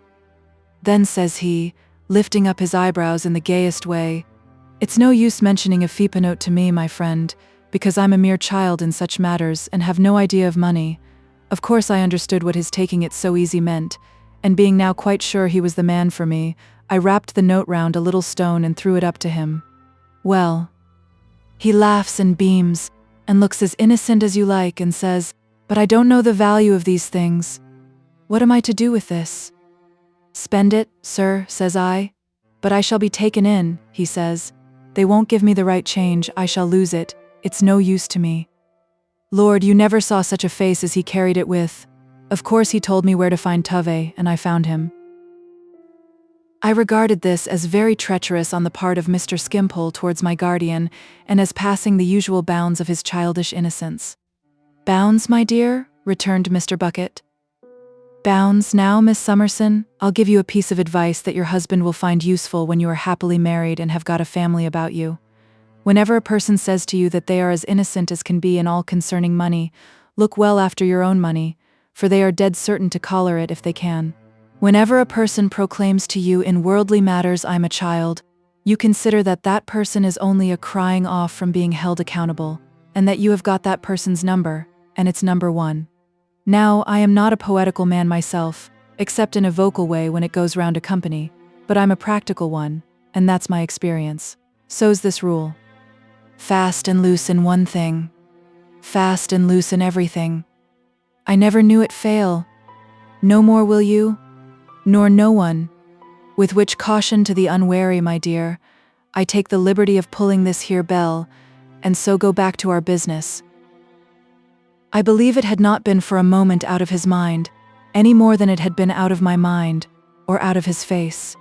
The whole household were amazed to see me, without any notice, at that time in the morning, and so accompanied, and their surprise was not diminished by my inquiries. No one, however, had been there. It could not be doubted that this was the truth.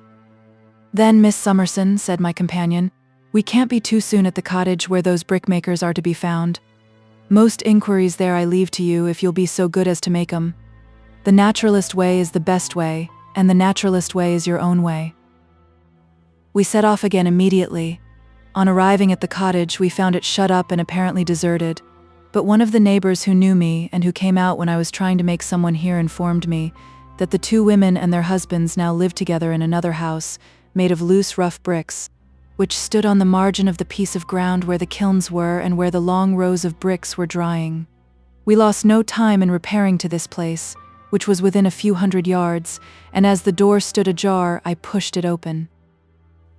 There were only 3 of them sitting at breakfast, the child lying asleep on a bed in the corner. It was Jenny, the mother of the dead child, who was absent. The other woman rose on seeing me, and the men, though they were, as usual, sulky and silent, each gave me a morose nod of recognition.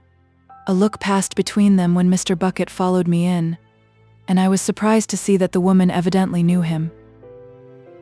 I had asked leave to enter, of course.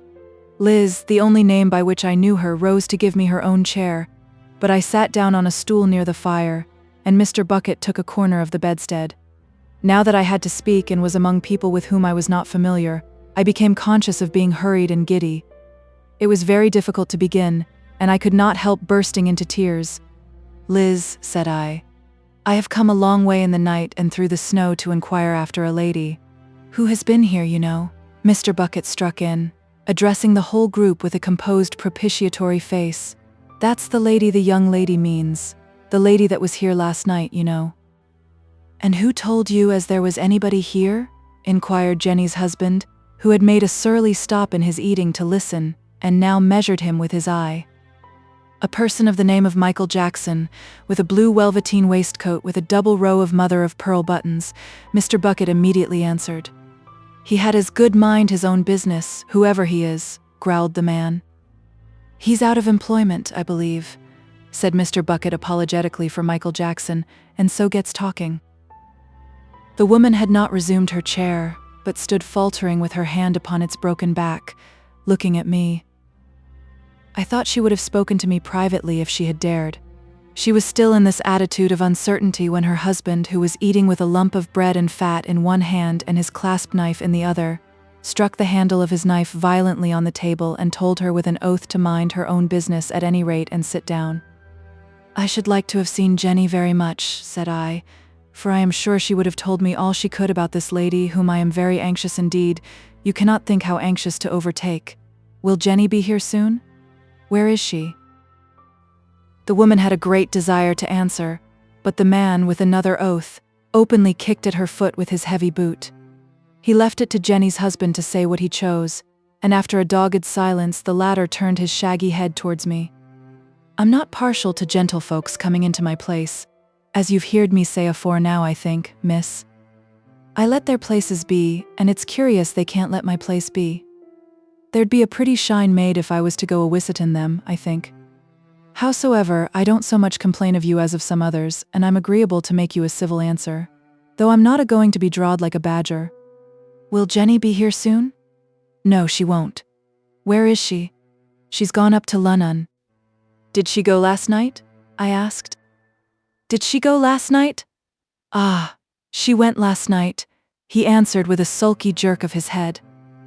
But was she here when the lady came? And what did the lady say to her? And where is the lady gone?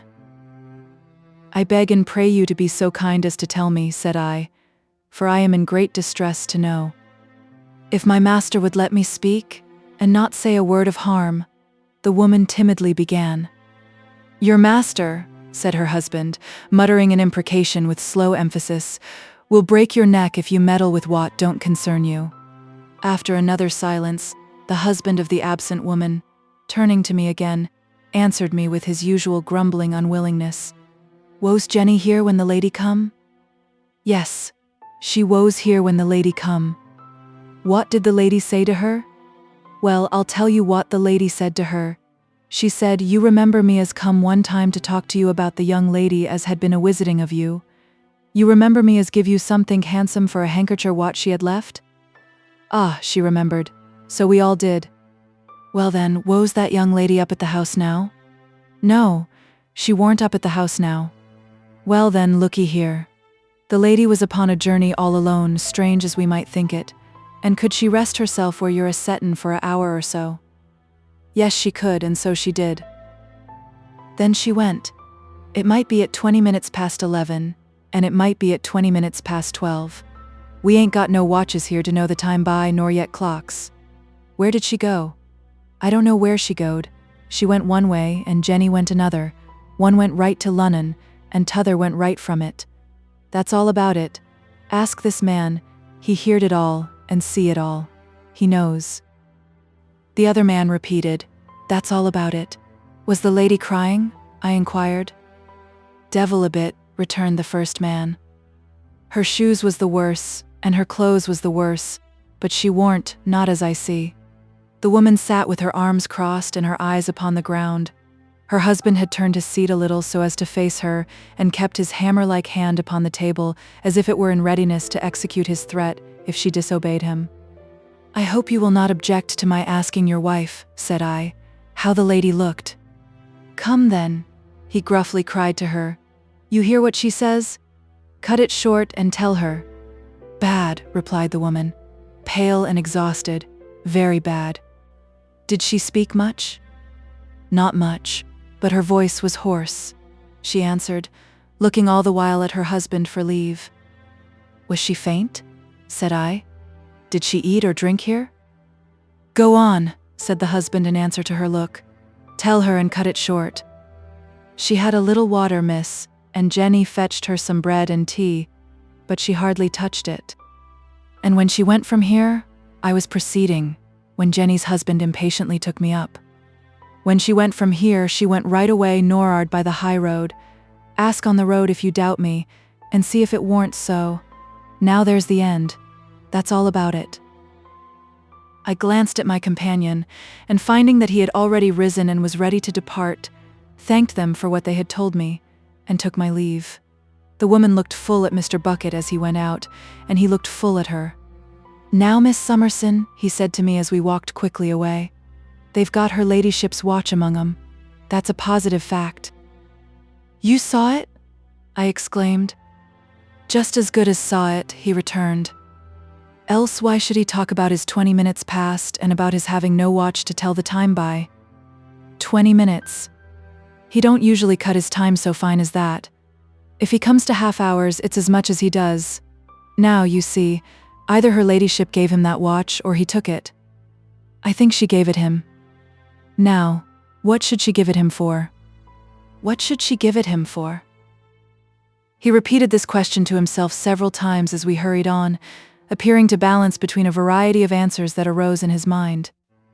If time could be spared, said Mr. Bucket, which is the only thing that can't be spared in this case, I might get it out of that woman. But it's too doubtful a chance to trust to under present circumstances. They are up to keeping a close eye upon her, and any fool knows that a poor creetur like her, beaten and kicked and scarred and bruised from head to foot, will stand by the husband that ill uses her through thick and thin. There's something kept back. It's a pity but what we had seen the other woman. I regretted it exceedingly, for she was very grateful, and I felt sure would have resisted no entreaty of mine. "It's possible, Miss Summerson," said Mr. Bucket, pondering on it, "that her ladyship sent her up to London with some word for you, and it's possible that her husband got the watch to let her go. It don't come out altogether so plain as to please me, but it's on the cards. Now, I don't take kindly to laying out the money of Sir Leicester Dedlock, Baronet, on these roughs, and I don't see my way to the usefulness of it at present. No, so far our road, Miss Summerson, is forward, straight ahead, and keeping everything quiet." We called at home once more that I might send a hasty note to my guardian, and then we hurried back to where we had left the carriage. The horses were brought out as soon as we were seen coming, and we were on the road again in a few minutes. It had set in snowing at daybreak, and it now snowed hard. The air was so thick with the darkness of the day and the density of the fall that we could see but a very little way in any direction. Although it was extremely cold, the snow was but partially frozen, and it churned with a sound as if it were a beach of small shells under the hoofs of the horses into mire and water. They sometimes slipped and floundered for a mile together, and we were obliged to come to a standstill to rest them. One horse fell 3 times in this first stage, and trembled so, and was so shaken that the driver had to dismount from his saddle and lead him at last. I could eat nothing and could not sleep, and I grew so nervous under those delays and the slow pace at which we traveled that I had an unreasonable desire upon me to get out and walk. Yielding to my companion's better sense, however, I remained where I was. All this time kept fresh by a certain enjoyment of the work in which he was engaged. He was up and down at every house we came to, addressing people whom he had never beheld before as old acquaintances, running in to warm himself at every fire he saw, talking and drinking and shaking hands at every bar and tap, friendly with every wagoner, wheelwright, blacksmith, and toll-taker. Yet never seeming to lose time, and always mounting to the box again with his watchful, steady face and his businesslike, "Get on, my lad." When we were changing horses the next time, he came from the stable yard with the wet snow encrusted upon him and dropping off him, plashing and crashing through it to his wet knees as he had been doing frequently since we left St. Albans, and spoke to me at the carriage side. "Keep up your spirits. It's certainly true that she came on here, Miss Summerson. There's not a doubt of the dress by this time, and the dress has been seen here." "Still on foot?" said I. "Still on foot. I think the gentleman you mentioned must be the point she's aiming at, and yet I don't like his living down in her own part of the country neither." "I know so little," said I. "There may be someone else nearer here, of whom I never heard." "That's true.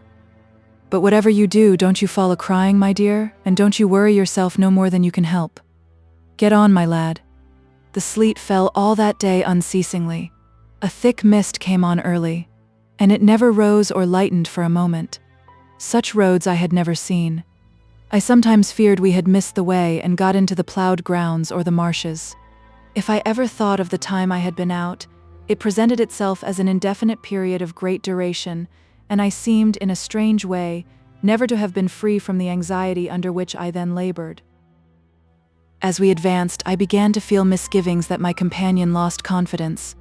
He was the same as before with all the roadside people, but he looked graver when he sat by himself on the box. I saw his finger uneasily going across and across his mouth during the whole of one long, weary stage. I overheard that he began to ask the drivers of coaches and other vehicles coming towards us what passengers they had seen in other coaches and vehicles that were in advance.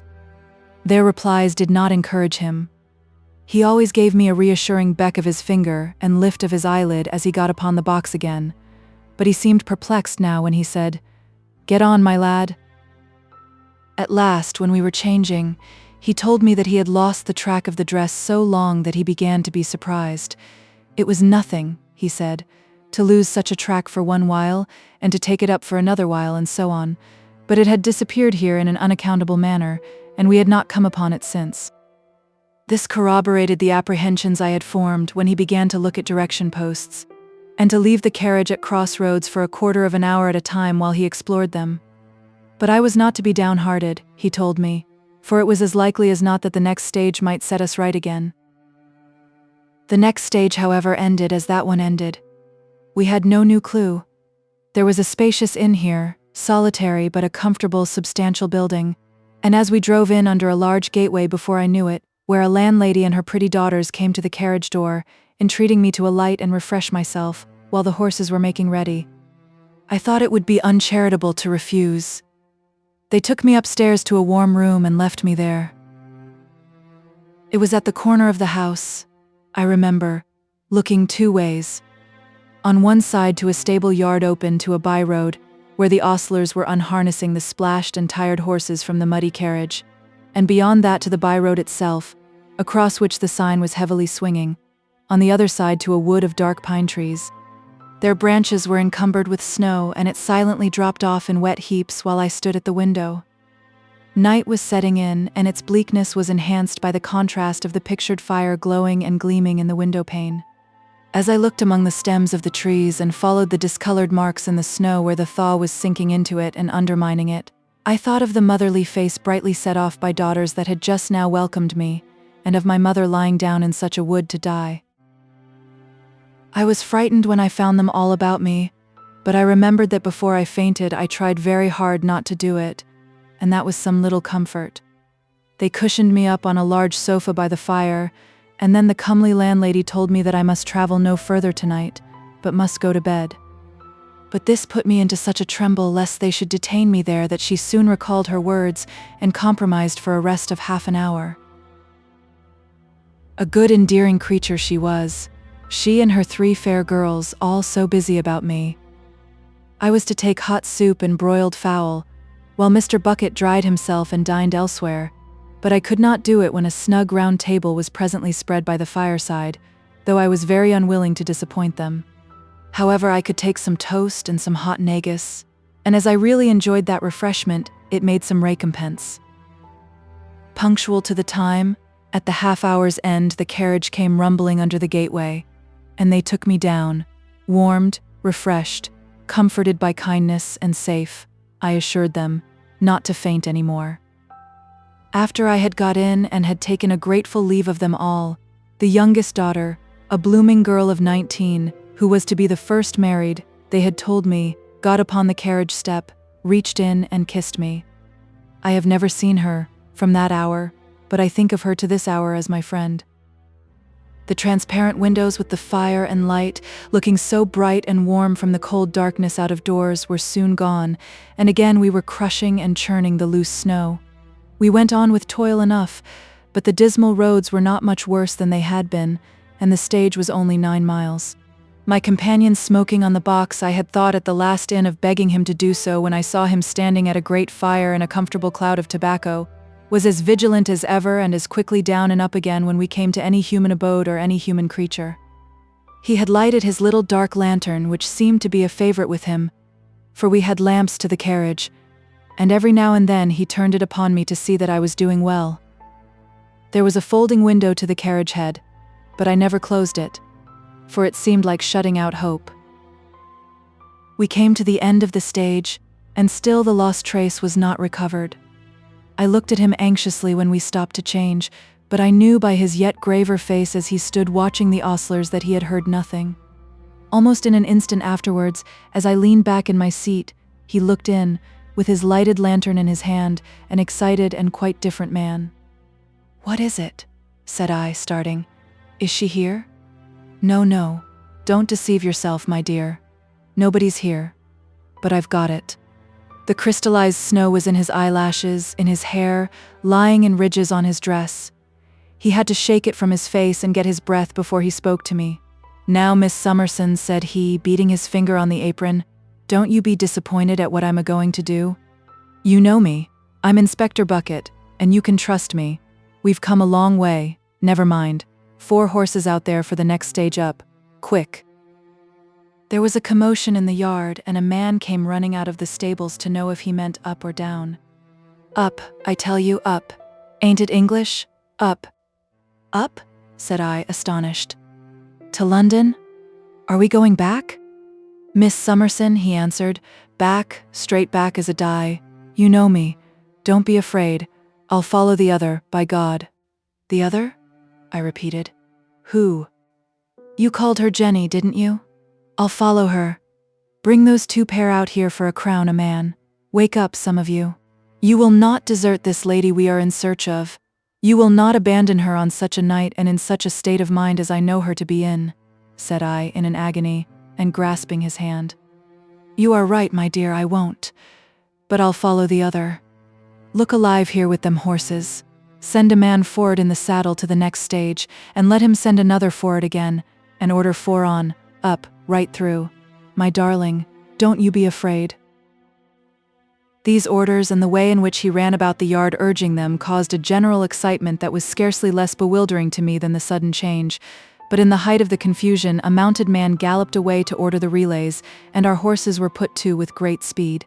My dear, said Mr. Bucket, jumping to his seat and looking in again, you'll excuse me if I'm too familiar. Don't you fret and worry yourself no more than you can help. I say nothing else at present, but you know me, my dear, now don't you? I endeavored to say that I knew he was far more capable than I of deciding what we ought to do, but was he sure that this was right? Could I not go forward by myself in search of? I grasped his hand again in my distress and whispered it to him, of my own mother. My dear, he answered, I know, and would I put you wrong? Do you think? Inspector Bucket, now you know me, don't you? What could I say but yes? Then you keep up as good a heart as you can, and you rely upon me for standing by you, no less than by Sir Leicester Dedlock, Baronet. Now, are you right there? All right, sir. Off she goes then, and get on, my lads. We were again upon the melancholy road by which we had come, tearing up the miry sleet and thawing snow as if they were torn up by a water-wheel.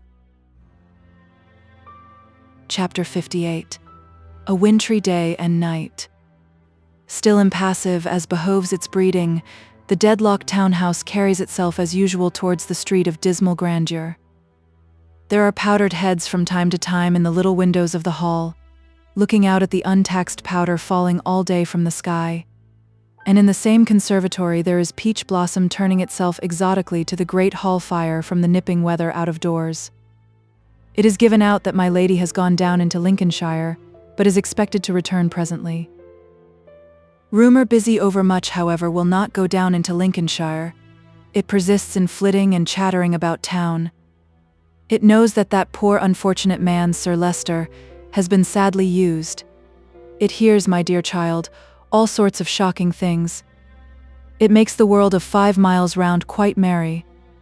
Not to know that there is something wrong at the Dedlocks is to augur yourself unknown. One of the peachy-cheeked charmers with the skeleton throats is already apprised of all the principal circumstances that will come out before the Lords on Sir Leicester's application for a bill of divorce. At Blaze and Sparkles the jewelers and at Sheen and Glosses the mercers, it is and will be for several hours the topic of the age, the feature of the century. The patronesses of those establishments, albeit so loftily inscrutable, being as nicely weighed and measured there as any other article of the stock in trade, are perfectly understood in this new fashion by the rawest hand behind the counter. Our people, Mr. Jones, said Blaze and Sparkle to the hand in question on engaging him. Our people, sir, are sheep, mere sheep. Where 2 or 3 marked ones go, all the rest follow. Keep those 2 or 3 in your eye, Mr. Jones, and you have the flock. So, likewise, Sheen and Gloss to their Jones, in reference to knowing where to have the fashionable people and how to bring what they, Sheen and Gloss, choose into fashion. On similar unerring principles, Mr. Slattery the librarian, and indeed the great farmer of gorgeous sheep, admits this very day, why yes, sir, there certainly are reports concerning Lady Dedlock, very current indeed among my high connections, sir. You see, my high connection must talk about something, sir, and it's only to get a subject into vogue with 1 or 2 ladies I could name to make it go down with the whole. Just what I should have done with those ladies, sir, in the case of any novelty you had left to me to bring in. They have done of themselves in this case through knowing Lady Dedlock and being perhaps a little innocently jealous of her too, sir. You'll find, sir, that this topic will be very popular among my high connection. If it had been a speculation, sir, it would have brought money. And when I say so, you may trust to my being right, sir. For I have made it my business to study my high connection, and to be able to wind it up like a clock, sir. Thus rumor thrives in the capital, and will not go down into Lincolnshire. By 5:30 post-meridian, Horse Guards time, it has even elicited a new remark from the Honourable Mr. Stables, which bids fair to outshine the old one, on which he has so long rested his colloquial reputation. This sparkling sally is to the effect that although he always knew she was the best-groomed woman in the stud, he had no idea she was a bolter. It is immensely received in turf circles.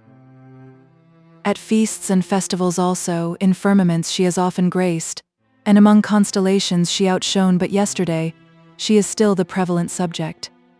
What is it? Who is it? When was it? Where was it? How was it? She is discussed by her dear friends with all the genteelest slang in vogue, with the last new word, the last new manner, the last new drawl, and the perfection of polite indifference. A remarkable feature of the theme is that it is found to be so inspiring that several people come out upon it who never came out before, positively say things. William Buffy carries one of these smartnesses from the place where he dines down to the house, where the whip for his party hands it about with his snuff-box to keep men together who want to be off, with such effect that the speaker, who has had it privately insinuated into his own ear under the corner of his wig, cries, "Order at the bar," 3 times without making an impression. And not the least amazing circumstance connected with her being vaguely the town talk is that people hovering on the confines of Mr. Slattery's high connection, people who know nothing and ever did know nothing about her, think it essential to their reputation to pretend that she is their topic too, and to retail her at second hand with the last new word and the last new manner, and the last new drawl, and the last new polite indifference, and all the rest of it, all at second hand but considered equal to new in inferior systems and to fainter stars. If there be any man of letters, art, or science among these little dealers, how noble in him to support the feeble sisters on such majestic crutches. So goes the wintry day outside the Dedlock mansion. How within it? Sir Leicester, lying in his bed, can speak a little, though with difficulty and indistinctness. He is enjoined to silence and to rest, and they have given him some opiate to lull his pain, for his old enemy is very hard with him. He is never asleep, though sometimes he seems to fall into a dull waking doze. He caused his bedstead to be moved out nearer to the window when he heard it was such inclement weather, and his head to be so adjusted that he could see the driving snow and sleet. He watches it as it falls, throughout the whole wintry day. Upon the least noise in the house, which is kept hushed, his hand is at the pencil. The old housekeeper, sitting by him, knows what he would write and whispers, "No, he has not come back yet, Sir Leicester. It was late last night when he went. He has been but a little time gone yet." He withdraws his hand and falls to looking at the sleet and snow again until they seem, by being long looked at, to fall so thick and fast that he is obliged to close his eyes for a minute on the giddy whirl of white flakes and icy blots. He began to look at them as soon as it was light. The day is not yet far spent when he conceives it to be necessary that her rooms should be prepared for her.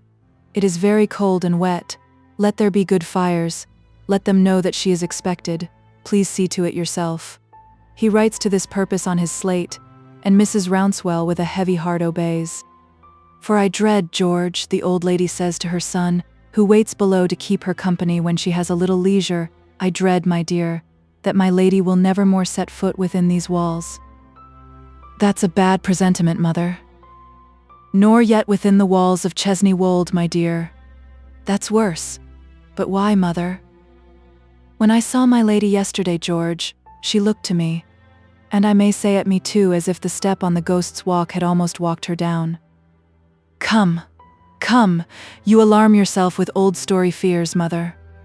"No, I don't, my dear. No, I don't. It's going on for 60 years that I have been in this family, and I never had any fears for it before. But it's breaking up, my dear. The great old Dedlock family is breaking up." "I hope not, mother. I am thankful I have lived long enough to be with Sir Leicester in this illness and trouble, for I know I am not too old nor too useless to be a welcomer sight to him than anybody else in my place would be. But the step on the Ghost's Walk will walk my lady down, George. It has been many a day behind her, and now it will pass her and go on." "Well, mother dear, I say again, I hope not." "Ah, so do I, George," the old lady returns, shaking her head and parting her folded hands. "But if my fears come true, and he has to know it, who will tell him?" "Are these her rooms?" "These are my lady's rooms, just as she left them." "Why, now," says the trooper, glancing round him and speaking in a lower voice, I begin to understand how you come to think as you do think, Mother. Rooms get an awful look about them when they are fitted up, like these, for one person you are used to see in them, and that person is away under any shadow, let alone being God knows where. He is not far out, as all partings foreshadow the great final one, so empty rooms, bereft of a familiar presence, mournfully whisper what your room and what mine must one day be. My lady's state has a hollow look, thus gloomy and abandoned, and in the inner apartment, where Mr. Bucket last night made his secret perquisition, the traces of her dresses and her ornaments, even the mirrors accustomed to reflect them when they were a portion of herself, have a desolate and vacant air. Dark and cold as the wintry day is, it is darker and colder in these deserted chambers than in many a hut that will barely exclude the weather, and though the servants heap fires in the grates and set the couches and the chairs within the warm glass screens that let their ruddy light shoot through to the furthest corners, there is a heavy cloud upon the rooms which no light will dispel. The old housekeeper and her son remain until the preparations are complete, and then she returns upstairs.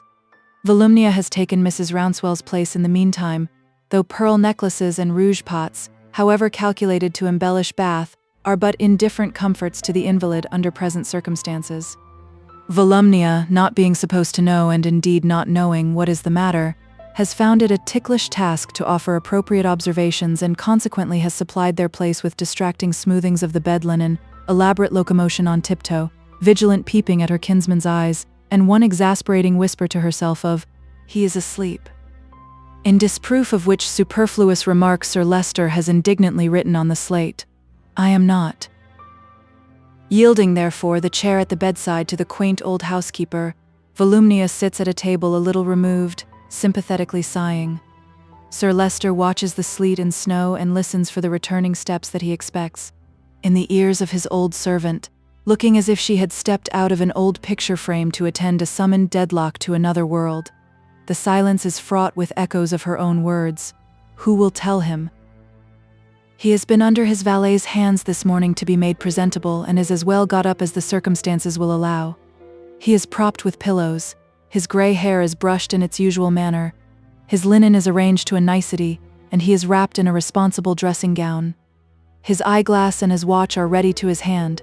It is necessary less to his own dignity now perhaps than for her sake, that he should be seen as little disturbed and as much himself as may be. Women will talk, and Volumnia, though a deadlock, is no exceptional case. He keeps her here. There is little doubt to prevent her talking somewhere else. He is very ill, but he makes his presence stand against distress of mind and body most courageously.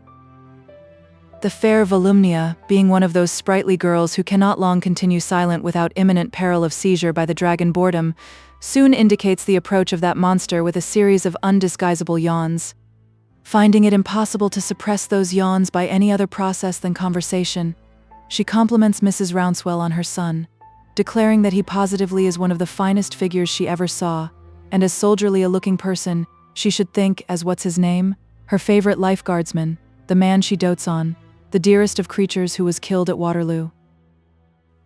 Sir Leicester hears this tribute with so much surprise and stares about him in such a confused way that Mrs. Rouncewell feels it necessary to explain.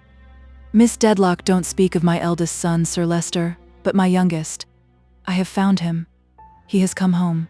Sir Leicester breaks silence with a harsh cry. "George? Your son George come home, Mrs. Rouncewell?" The old housekeeper wipes her eyes. "Thank God. Yes, Sir Leicester." Does this discovery of someone lost, this return of someone so long gone, come upon him as a strong confirmation of his hopes? Does he think, shall I not, with the aid I have, recall her safely after this, there being fewer hours in her case than there are years in his? It is of no use entreating him. He is determined to speak now, and he does. In a thick crowd of sounds, but still intelligibly enough to be understood. "Why did you not tell me, Mrs. Rouncewell?" "It happened only yesterday, Sir Leicester, and I doubted your being well enough to be talked to of such things. Besides, the giddy Volumnia now remembers with her little scream that nobody was to have known of his being Mrs. Rouncewell's son and that she was not to have told, but Mrs. Rouncewell protests with warmth enough to swell the stomacher that of course she would have told Sir Leicester as soon as he got better. "Where is your son George, Mrs. Rouncewell?" asks Sir Leicester. Mrs. Rouncewell, not a little alarmed by his disregard of the doctor's injunctions, replies, "In London." "Where in London?" Mrs. Rouncewell is constrained to admit that he is in the house. "Bring him here to my room. Bring him directly." The old lady can do nothing but go in search of him. Sir Leicester, with such power of movement as he has, arranges himself a little to receive him. When he has done so, he looks out again at the falling sleet and snow and listens again for the returning steps. A quantity of straw has been tumbled down in the street to deaden the noises there, and she might be driven to the door perhaps without his hearing wheels. He is lying thus, apparently forgetful of his newer and minor surprise, when the housekeeper returns, accompanied by her trooper son. Mr. George approaches softly to the bedside, makes his bow, squares his chest, and stands, with his face flushed, very heartily ashamed of himself. "Good heaven, and it is really George Rouncewell," exclaims Sir Leicester. "Do you remember me, George?" The trooper needs to look at him and to separate this sound from that sound before he knows what he has said. But doing this and being a little helped by his mother, he replies, "I must have a very bad memory, indeed, Sir Leicester, if I failed to remember you." "When I look at you, George Rouncewell," Sir Leicester observes with difficulty, "I see something of a boy at Chesney Wold. I remember well, very well." He looks at the trooper until tears come into his eyes, and then he looks at the sleet and snow again. "I ask your pardon, Sir Leicester," says the trooper, "but would you accept of my arms to raise you up? You would lie easier, Sir Leicester, if you would allow me to move you. If you please, George Rouncewell, if you will be so good." The trooper takes him in his arms like a child, lightly raises him, and turns him with his face more towards the window. "Thank you. You have your mother's gentleness," returns Sir Leicester, "and your own strength. Thank you." He signs to him with his hand not to go away.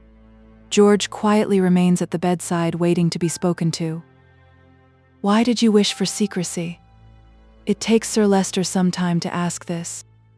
"Truly I am not much to boast of, Sir Leicester, and I should still, Sir Leicester, if you was not so indisposed, which I hope you will not be long, I should still hope for the favor of being allowed to remain unknown in general. That involves explanations not very hard to be guessed at, not very well timed here, and not very creditable to myself. However opinions may differ on a variety of subjects, I should think it would be universally agreed, Sir Leicester, that I am not much to boast of." "You have been a soldier," observes Sir Leicester, "and a faithful one." George makes his military bow. "As far as that goes, Sir Leicester, I have done my duty under discipline, and it was the least I could do."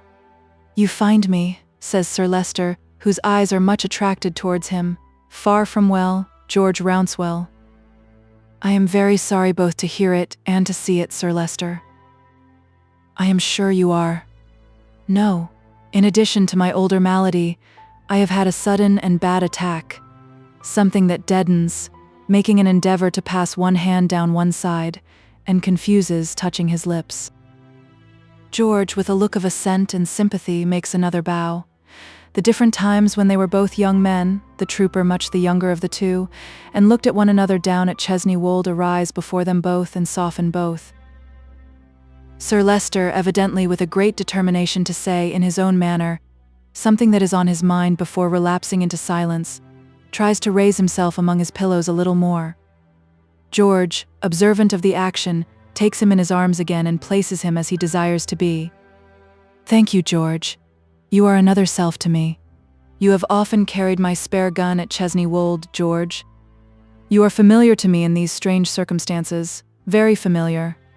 He has put Sir Leicester's sounder arm over his shoulder and lifting him up, and Sir Leicester is slow in drawing it away again as he says these words. "I was about to add," he presently goes on, "I was about to add, respecting this attack, that it was unfortunately simultaneous with a slight misunderstanding between my lady and myself. I do not mean that there was any difference between us, for there has been none, but that there was a misunderstanding of certain circumstances important only to ourselves, which deprives me, for a little while, of my lady's society. She has found it necessary to make a journey. I trust will shortly return. Volumnia. Do I make myself intelligible? The words are not quite under my command in the manner of pronouncing them. Volumnia understands him perfectly, and in truth he delivers himself with far greater plainness than could have been supposed possible a minute ago. The effort by which he does so is written in the anxious and laboring expression of his face. Nothing but the strength of his purpose enables him to make it. Therefore, Volumnia, I desire to say in your presence, and in the presence of my old retainer and friend, Mrs. Rouncewell, whose truth and fidelity no one can question, and in the presence of her son George, who comes back like a familiar recollection of my youth in the home of my ancestors at Chesney Wold, in case I should relapse, in case I should not recover, in case I should lose both my speech and the power of writing, though I hope for better things. The old housekeeper weeping silently. Volumnia in the greatest agitation with the freshest bloom on her cheeks. The trooper with his arms folded and his head a little bent, respectfully attentive. Therefore I desire to say and to call you all to witness, beginning, Volumnia, with yourself most solemnly, that I am on unaltered terms with Lady Dedlock, that I assert no cause whatever of complaint against her, that I have ever had the strongest affection for her, and that I retain it undiminished. Say this to herself, and to everyone. If you ever say less than this, you will be guilty of deliberate falsehood to me. Volumnia tremblingly protests that she will observe his injunctions to the letter. My lady is too high in position, too handsome, too superior in most respects to the best of those by whom she is surrounded, not to have her enemies and traducers, I dare say. Let it be known to them, as I make it known to you, that being of sound mind, memory, and understanding, I revoke no disposition I have made in her favor. I abridge nothing I have ever bestowed upon her. I am on unaltered terms with her, and I recall having the full power to do it if I were so disposed. As you see, no act I have done for her advantage and happiness. His formal array of words might have at any other time, as it has often had, something ludicrous in it, but at this time it is serious and affecting. His noble earnestness, his fidelity, his gallant shielding of her, his generous conquest of his own wrong and his own pride for her sake, are simply honorable, manly, and true. Nothing less worthy can be seen through the luster of such qualities in the commonest mechanic. Nothing less worthy can be seen in the best-born gentleman. In such a light both aspire alike, both rise alike, both children of the dust shine equally. Overpowered by his exertions, he lays his head back on his pillows and closes his eyes for not more than a minute, when he again resumes his watching of the weather and his attention to the muffled sounds. In the rendering of those little services and in the manner of their acceptance, the trooper has become installed as necessary to him. Nothing has been said, but it is quite understood. He falls a step or two backward to be out of sight and mounts guard a little behind his mother's chair. The day is now beginning to decline. The mist and the sleet into which the snow has all resolved itself are darker, and the blaze begins to tell more vividly upon the room walls and furniture. The gloom augments, the bright gas springs up in the streets, and the pertinacious oil lamps which yet hold their ground there, with their source of life half frozen and half thawed, twinkle gaspingly like fiery fish out of water as they are.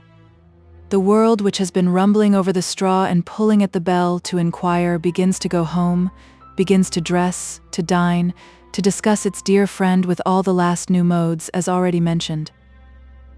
Now does Sir Leicester become worse, restless, uneasy, and in great pain. Volumnia, lighting a candle, with a predestined aptitude for doing something objectionable, is bidden to put it out again, for it is not yet dark enough.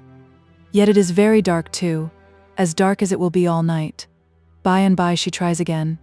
No, put it out. It is not dark enough yet. His old housekeeper is the first to understand that he is striving to uphold the fiction with himself, that it is not growing late. Dear Sir Leicester, my honored master, she softly whispers, I must, for your own good, and my duty, take the freedom of begging and praying that you will not lie here in the lone darkness watching and waiting and dragging through the time. Let me draw the curtains and light the candles and make things more comfortable about you.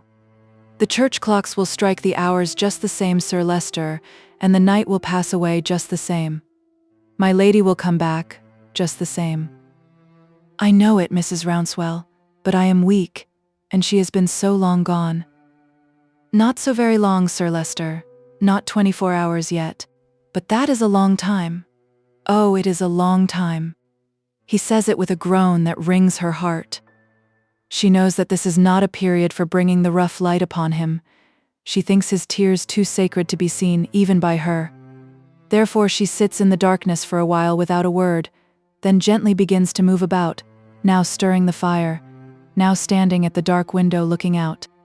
Finally he tells her, with recovered self-command, "As you say, Mrs. Rouncewell, it is no worse for being confessed. It is getting late, and they are not come. Light the room. When it is lighted and the weather shut out, it is only left to him to listen." But they find that however dejected and ill he is, he brightens when a quiet pretense is made of looking at the fires in her rooms and being sure that everything is ready to receive her. Poor pretense as it is, these allusions to her being expected keep up hope within him. Midnight comes, and with it the same blank. The carriages in the streets are few, and other late sounds in that neighborhood there are none, unless a man so very nomadically drunk as to stray into the frigid zone goes brawling and bellowing along the pavement. Upon this wintry night it is so still that listening to the intense silence is like looking at intense darkness. If any distant sound be audible in this case, it departs through the gloom like a feeble light in that, and all is heavier than before. The corporation of servants are dismissed to bed, not unwilling to go, for they were up all last night, and only Mrs. Rouncewell and George keep watch in Sir Leicester's room. As the night lags tardily on, or rather when it seems to stop altogether, at between 2 and 3 o'clock, they find a restless craving on him to know more about the weather, now he cannot see it. Hence George, patrolling regularly every half hour to the rooms so carefully looked after, extends his march to the hall door, looks about him, and brings back the best report he can make of the worst of nights, the sleet still falling and even the stone footways lying ankle-deep in icy sludge. Volumnia, in her room up a retired landing on the staircase, the second turning past the end of the carving and gilding, a cousinly room containing a fearful abortion of a portrait of Sir Leicester banished for its crimes, and commanding in the day a solemn yard planted with dried-up shrubs like antediluvian specimens of black tea, is a prey to horrors of many kinds. Not last nor least among them, possibly, is a horror of what may befall her little income in the event, as she expresses it, of anything happening to Sir Leicester. Anything, in this sense, meaning one thing only, and that the last thing that can happen to the consciousness of any baronet in the known world. An effect of these horrors is that Volumnia finds she cannot go to bed in her own room or sit by the fire in her own room, but must come forth with her fair head tied up in a profusion of shawl, and her fair form enrobed in drapery, and parade the mansion like a ghost, particularly haunting the rooms, warm and luxurious, prepared for one who still does not return. Solitude under such circumstances being not to be thought of, Volumnia is attended by her maid, who, impressed from her own bed for that purpose, extremely cold, very sleepy, and generally an injured maid as condemned by circumstances to take office with a cousin, when she had resolved to be maid to nothing less than 10,000 a year, has not a sweet expression of countenance. The periodical visits of the trooper to these rooms, however, in the course of his patrolling is an assurance of protection and company both to mistress and maid, which renders them very acceptable in the small hours of the night. Whenever he is heard advancing, they both make some little decorative preparation to receive him.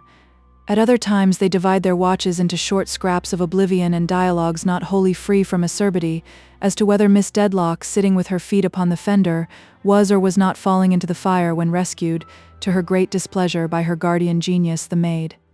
"How is Sir Leicester now, Mr. George?" inquires Volumnia, adjusting her cowl over her head. "Why, Sir Leicester is much the same, miss. He is very low and ill, and he even wanders a little sometimes." "Has he asked for me?" inquires Volumnia tenderly. "Why, no, I can't say he has, miss, not within my hearing, that is to say." "This is a truly sad time, Mr. George." "It is indeed, miss. Hadn't you better go to bed?" "You had a deal better go to bed, Miss Dedlock," quoth the maid sharply. But Volumnia answers no. No. She may be asked for. She may be wanted at a moment's notice. She never should forgive herself if anything was to happen and she was not on the spot. She declines to enter on the question, mooted by the maid, how the spot comes to be there, and not in her room, which is nearer to Sir Leicester's, but staunchly declares that on the spot she will remain. Volumnia further makes a merit of not having closed an eye as if she had 20 or 30, though it is hard to reconcile this statement with her having most indisputably opened 2 within 5 minutes. But when it comes to 4 o'clock, and still the same blank Volumnia's constancy begins to fail her, or rather it begins to strengthen, for she now considers that it is her duty to be ready for the morrow, when much may be expected of her, that, in fact, howsoever anxious to remain upon the spot, it may be required of her as an act of self-devotion to desert the spot. So when the trooper reappears with his, "Hadn't you better go to bed, miss?" and when the maid protests more sharply than before, "You had a deal better go to bed, Miss Dedlock," she meekly rises and says, "Do with me what you think best." Mr. George undoubtedly thinks it best to escort her on his arm to the door of her cousinly chamber, and the maid as undoubtedly thinks it best to hustle her into bed with mighty little ceremony. Accordingly, these steps are taken, and now the trooper, in his rounds, has the house to himself. There is no improvement in the weather. From the portico, from the eaves, from the parapet, from every ledge and post and pillar drips the thawed snow. It has crept, as if for shelter, into the lintels of the great door, under it, into the corners of the windows, into every chink and crevice of retreat, and there wastes and dies. It is falling still, upon the roof, upon the skylight, even through the skylight, and drip, drip, drip, with the regularity of the ghost's walk, on the stone floor below. The trooper, his old recollections awakened by the solitary grandeur of a great house, no novelty to him once at Chesney Wold, goes up the stairs and through the chief rooms, holding up his light at arm's length. Thinking of his varied fortunes within the last few weeks, and of his rustic boyhood, and of the 2 periods of his life so strangely brought together across the wide intermediate space, thinking of the murdered man whose image is fresh in his mind, thinking of the lady who has disappeared from these very rooms and the tokens of whose recent presence are all here, thinking of the master of the house upstairs and of the foreboding, who will tell him? He looks here and looks there, and reflects how he might see something now, which it would tax his boldness to walk up to, lay his hand upon, and prove to be a fancy. But it is all blank, blank as the darkness above and below, while he goes up the great staircase again, blank as the oppressive silence. All is still in readiness, George Rouncewell? Quite orderly and right, Sir Leicester. No word of any kind? The trooper shakes his head. No letter that can possibly have been overlooked. But he knows there is no such hope as that, and lays his head down without looking for an answer. Very familiar to him, as he said himself some hours ago, George Rouncewell lifts him into easier positions through the long remainder of the blank wintry night, and equally familiar with his unexpressed wish, extinguishes the light and undraws the curtains at the first late break of day. The day comes like a phantom, cold, colorless, and vague. It sends a warning streak before it of a death-like hue, as if it cried out, "Look what I am bringing you who watch there. Who will tell him?" Chapter 59. Esther's Narrative. It was 3 o'clock in the morning when the houses outside London did at last begin to exclude the country and to close us in with streets. We had made our way along roads in a far worse condition than when we had traversed them by daylight, both the fall and the thaw having lasted ever since. But the energy of my companion never slackened. It had only been, as I thought, of less assistance than the horses in getting us on, and it had often aided them. They had stopped exhausted halfway up hills, they had been driven through streams of turbulent water, they had slipped down and become entangled with the harness, but he and his little lantern had been always ready, and when the mishap was set right, I had never heard any variation in his cool, "Get on, my lads." The steadiness and confidence with which he had directed our journey back I could not account for. Never wavering, he never even stopped to make an inquiry until we were within a few miles of London. A very few words here and there were then enough for him, and thus we came, at between 3 and 4 o'clock in the morning, into Islington. I will not dwell on the suspense and anxiety with which I reflected all this time that we were leaving my mother farther and farther behind every minute. I think I had some strong hope that he must be right and could not fail to have a satisfactory object in following this woman, but I tormented myself with questioning it and discussing it during the whole journey. What was to ensue when we found her, and what could compensate us for this loss of time were questions also that I could not possibly dismiss. My mind was quite tortured by long dwelling on such reflections when we stopped. We stopped in a high street where there was a coach stand. My companion paid our 2 drivers, who were as completely covered with splashes as if they had been dragged along the roads like the carriage itself, and giving them some brief direction where to take it, lifted me out of it and into a hackney coach he had chosen from the rest. "Why, my dear," he said as he did this, "how wet you are." I had not been conscious of it, but the melted snow had found its way into the carriage, and I had got out 2 or 3 times when a fallen horse was plunging and had to be got up, and the wet had penetrated my dress. I assured him it was no matter, but the driver, who knew him, would not be dissuaded by me from running down the street to his stable, whence he brought an armful of clean, dry straw. They shook it out and strewed it well about me, and I found it warm and comfortable. "Now, my dear," said Mr. Bucket, with his head in at the window after I was shut up, "we're going to mark this person down. It may take a little time, but you don't mind that. You're pretty sure that I've got a motive, ain't you?" I little thought what it was, little thought in how short a time I should understand it better, but I assured him that I had confidence in him. "So you may have, my dear," he returned, "and I tell you what, if you only repose half as much confidence in me as I repose in you after what I've experienced of you, that'll do. Lord, you're no trouble at all. I never see a young woman in any station of society, and I've seen many elevated ones too, conduct herself like you have conducted yourself since you was called out of your bed. You're a pattern, you know. That's what you are," said Mr. Bucket warmly. "You're a pattern." I told him I was very glad, as indeed I was, to have been no hindrance to him, and that I hoped I should be none now. "My dear," he returned, "when a young lady is as mild as she's game, and as game as she's mild, that's all I ask, and more than I expect. She then becomes a queen, and that's about what you are yourself." With these encouraging words, they really were encouraging to me under those lonely and anxious circumstances, he got upon the box, and we once more drove away. Where we drove I neither knew then nor have ever known since, but we appeared to seek out the narrowest and worst streets in London.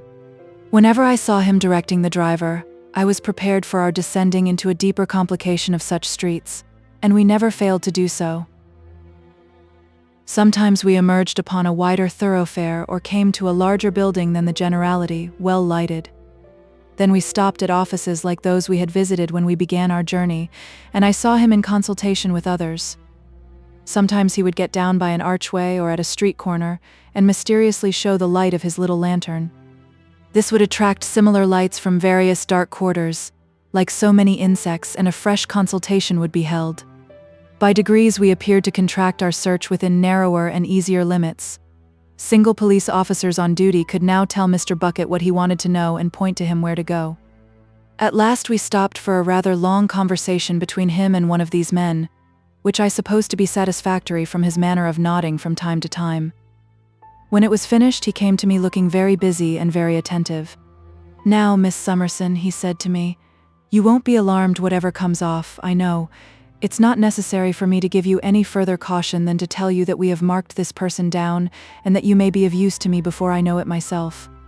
I don't like to ask such a thing, my dear, but would you walk a little way?" Of course I got out directly and took his arm. "It ain't so easy to keep your feet," said Mr. Bucket, "but take time."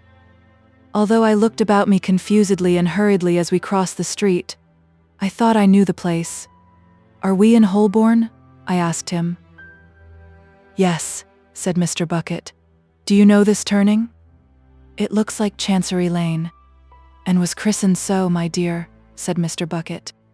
We turned down it, and as we went shuffling through the sleet, I heard the clock strike 5:30. We passed on in silence and as quickly as we could with such a foothold, when someone coming towards us on the narrow pavement, wrapped in a cloak, stopped and stood aside to give me room. In the same moment I heard an exclamation of wonder and my own name from Mr. Woodcourt. I knew his voice very well. It was so unexpected and so, I don't know what to call it, whether pleasant or painful, to come upon it after my feverish wandering journey, and in the midst of the night, that I could not keep back the tears from my eyes. It was like hearing his voice in a strange country. "My dear Miss Summerson, that you should be out at this hour and in such weather." He had heard from my guardian of my having been called away on some uncommon business, and said so to dispense with any explanation. I told him that we had but just left a coach and were going, but then I was obliged to look at my companion. Why, you see, Mr. Woodcourt, he had caught the name from me. We are a-going at present into the next street, Inspector Bucket. Mr. Woodcourt, disregarding my remonstrances, had hurriedly taken off his cloak and was putting it about me. That's a good move too, said Mr. Bucket, assisting. A very good move. May I go with you? Said Mr. Woodcourt. I don't know whether to me or to my companion. Why, Lord, exclaimed Mr. Bucket, taking the answer on himself. Of course you may. It was all said in a moment, and they took me between them, wrapped in the cloak. I have just left Richard, said Mr. Woodcourt. I have been sitting with him since 10 o'clock last night. Oh dear me, he is ill. No, believe me, not ill but not quite well.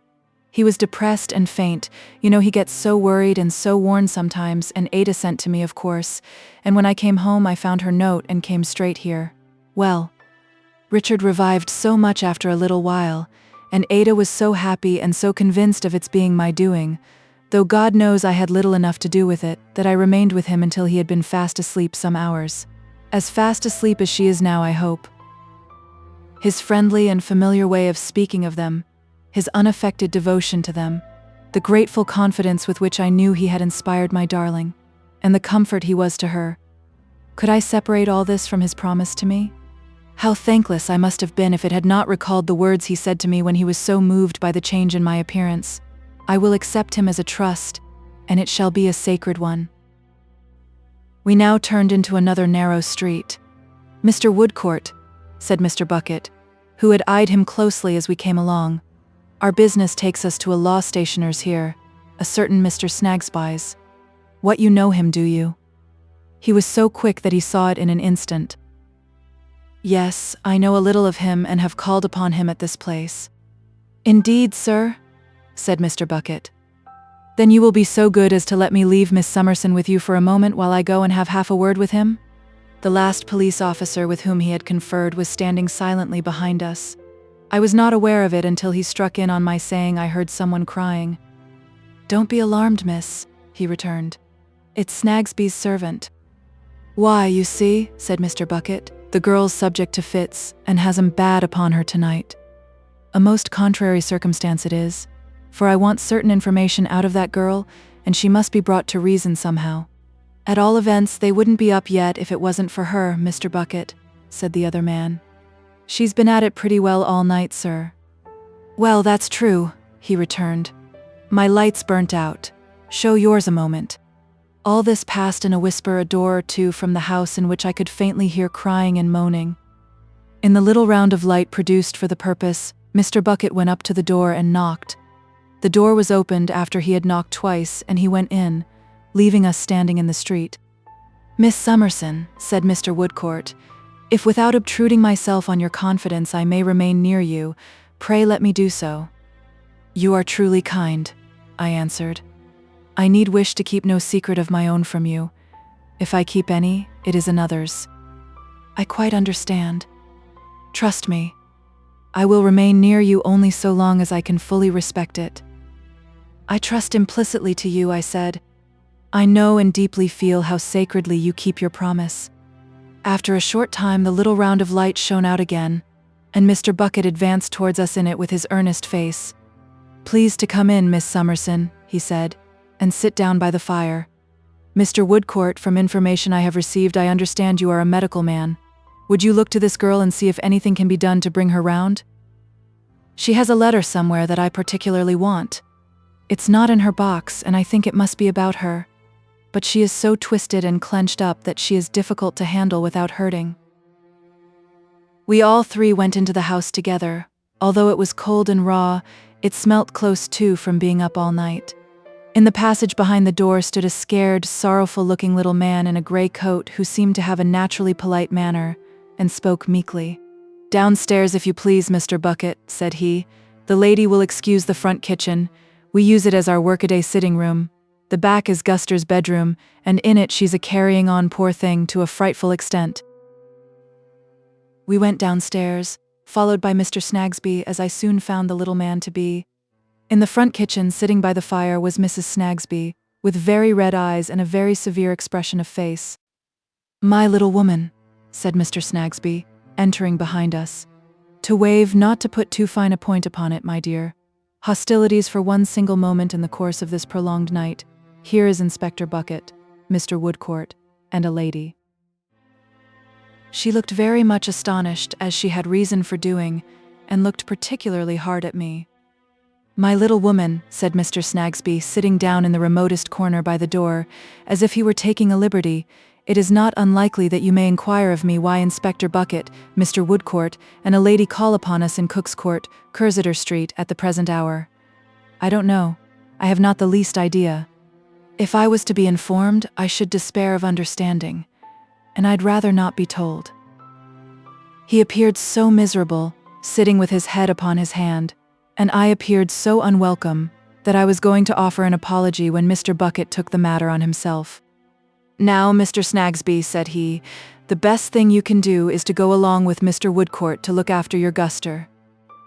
"My guster, Mr. Bucket," cried Mr. Snagsby. "Go on, sir, go on. I shall be charged with that next.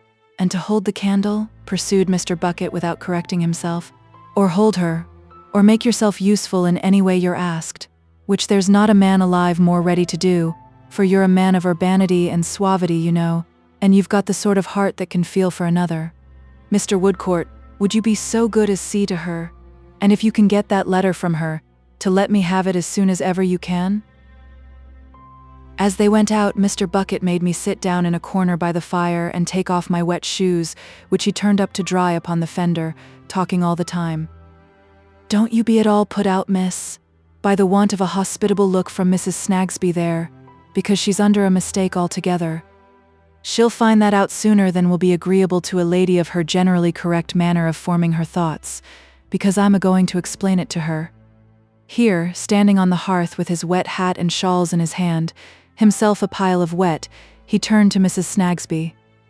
"Now, the first thing that I say to you, as a married woman possessing what you may call charms, you know, believe me, if all those endearing and satyr, you're well acquainted with the song, because it's in vain for you to tell me that you and good society are strangers, charms, attractions, mind you, that ought to give you confidence in yourself is, that you've done it." Mrs. Snagsby looked rather alarmed, relented a little and faltered. What did Mr. Bucket mean? "What does Mr. Bucket mean?" he repeated, and I saw by his face that all the time he talked he was listening for the discovery of the letter, to my own great agitation, for I knew then how important it must be. "I'll tell you what he means, ma'am. Go and see Othello acted. That's the tragedy for you." Mrs. Snagsby consciously asked why. "Why?" said Mr. Bucket. "Because you'll come to that if you don't look out. Why, at the very moment while I speak, I know what your mind's not wholly free from respecting this young lady. But shall I tell you who this young lady is? Now come. You're what I call an intellectual woman, with your soul too large for your body, if you come to that, and chafing it, and you know me, and you recollect where you saw me last and what was talked of in that circle. Don't you? Yes, very well. This young lady is that young lady." Mrs. Snagsby appeared to understand the reference better than I did at the time. "And Tove, him, as you call Joe, was mixed up in the same business and no other, and the law writer that you know of was mixed up in the same business and no other, and your husband, with no more knowledge of it than your great-grandfather, was mixed up, by Mr. Tulkinghorn deceased, his best customer, in the same business and no other, and the whole biling of people was mixed up in the same business and no other. And yet a married woman, possessing your attractions, shuts her eyes, and sparklers too, and goes and runs her delicate formed head against a wall. Why, I am ashamed of you. I expected Mr. Woodcourt might have got it by this time." Mrs. Snagsby shook her head and put her handkerchief to her eyes. "Is that all?" said Mr. Bucket excitedly. "No. See what happens. Another person mixed up in that business and no other, a person in a wretched state, comes here tonight and is seen as speaking to your maidservant, and between her and your maidservant there passes a paper that I would give £100 for, down. What do? You hide and you watch 'em, and you pounce upon that maidservant, knowing what she's subject to and what a little thing will bring him on in that surprising manner and with that severity that, by the Lord, she goes off and keeps off, when a life may be hanging upon that girl's words. He so thoroughly meant what he said now that I involuntarily clasped my hands and felt the room turning away from me. But it stopped. Mr. Woodcourt came in, put a paper into his hand, and went away again. "Now, Mrs. Snagsby, the only amends you can make," said Mr. Bucket, rapidly glancing at it, "is to let me speak a word to this young lady in private here. And if you know of any help that you can give to that gentleman in the next kitchen there, or can think of any one thing that's likelier than another to bring the girl round, do your swiftest and best." In an instant she was gone, and he had shut the door. "Now, my dear, you're steady and quite sure of yourself." "Quite," said I. "Whose writing is that?" It was my mother's. A pencil writing on a crushed and torn piece of paper, blotted with wet, folded roughly like a letter, and directed to me at my guardian's. "You know the hand," he said, "and if you are firm enough to read it to me, do, but be particular to a word." It had been written in portions at different times. I read what follows. "I came to the cottage with two objects. First, to see the dear one, if I could, once more, but only to see her, not to speak to her or let her know that I was near. The other object, to elude pursuit and to be lost. Do not blame the mother for her share. The assistance that she rendered me, she rendered on my strongest assurance that it was for the dear one's good. You remember her dead child? The men's consent I bought, but her help was freely given. I came, that was written," said my companion, when she rested there. "It bears out what I made of it. I was right. The next was written at another time. I have wandered a long distance and for many hours, and I know that I must soon die. These streets I have no purpose but to die.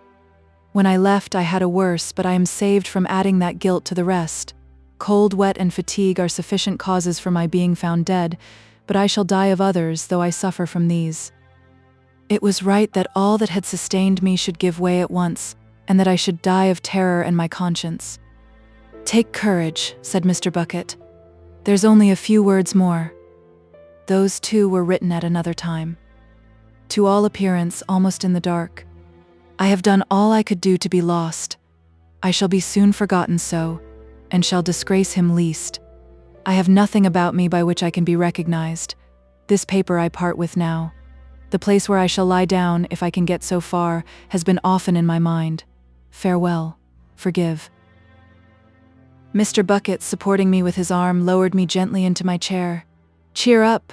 Don't think me hard with you, my dear, but as soon as ever you feel equal to it, get your shoes on and be ready."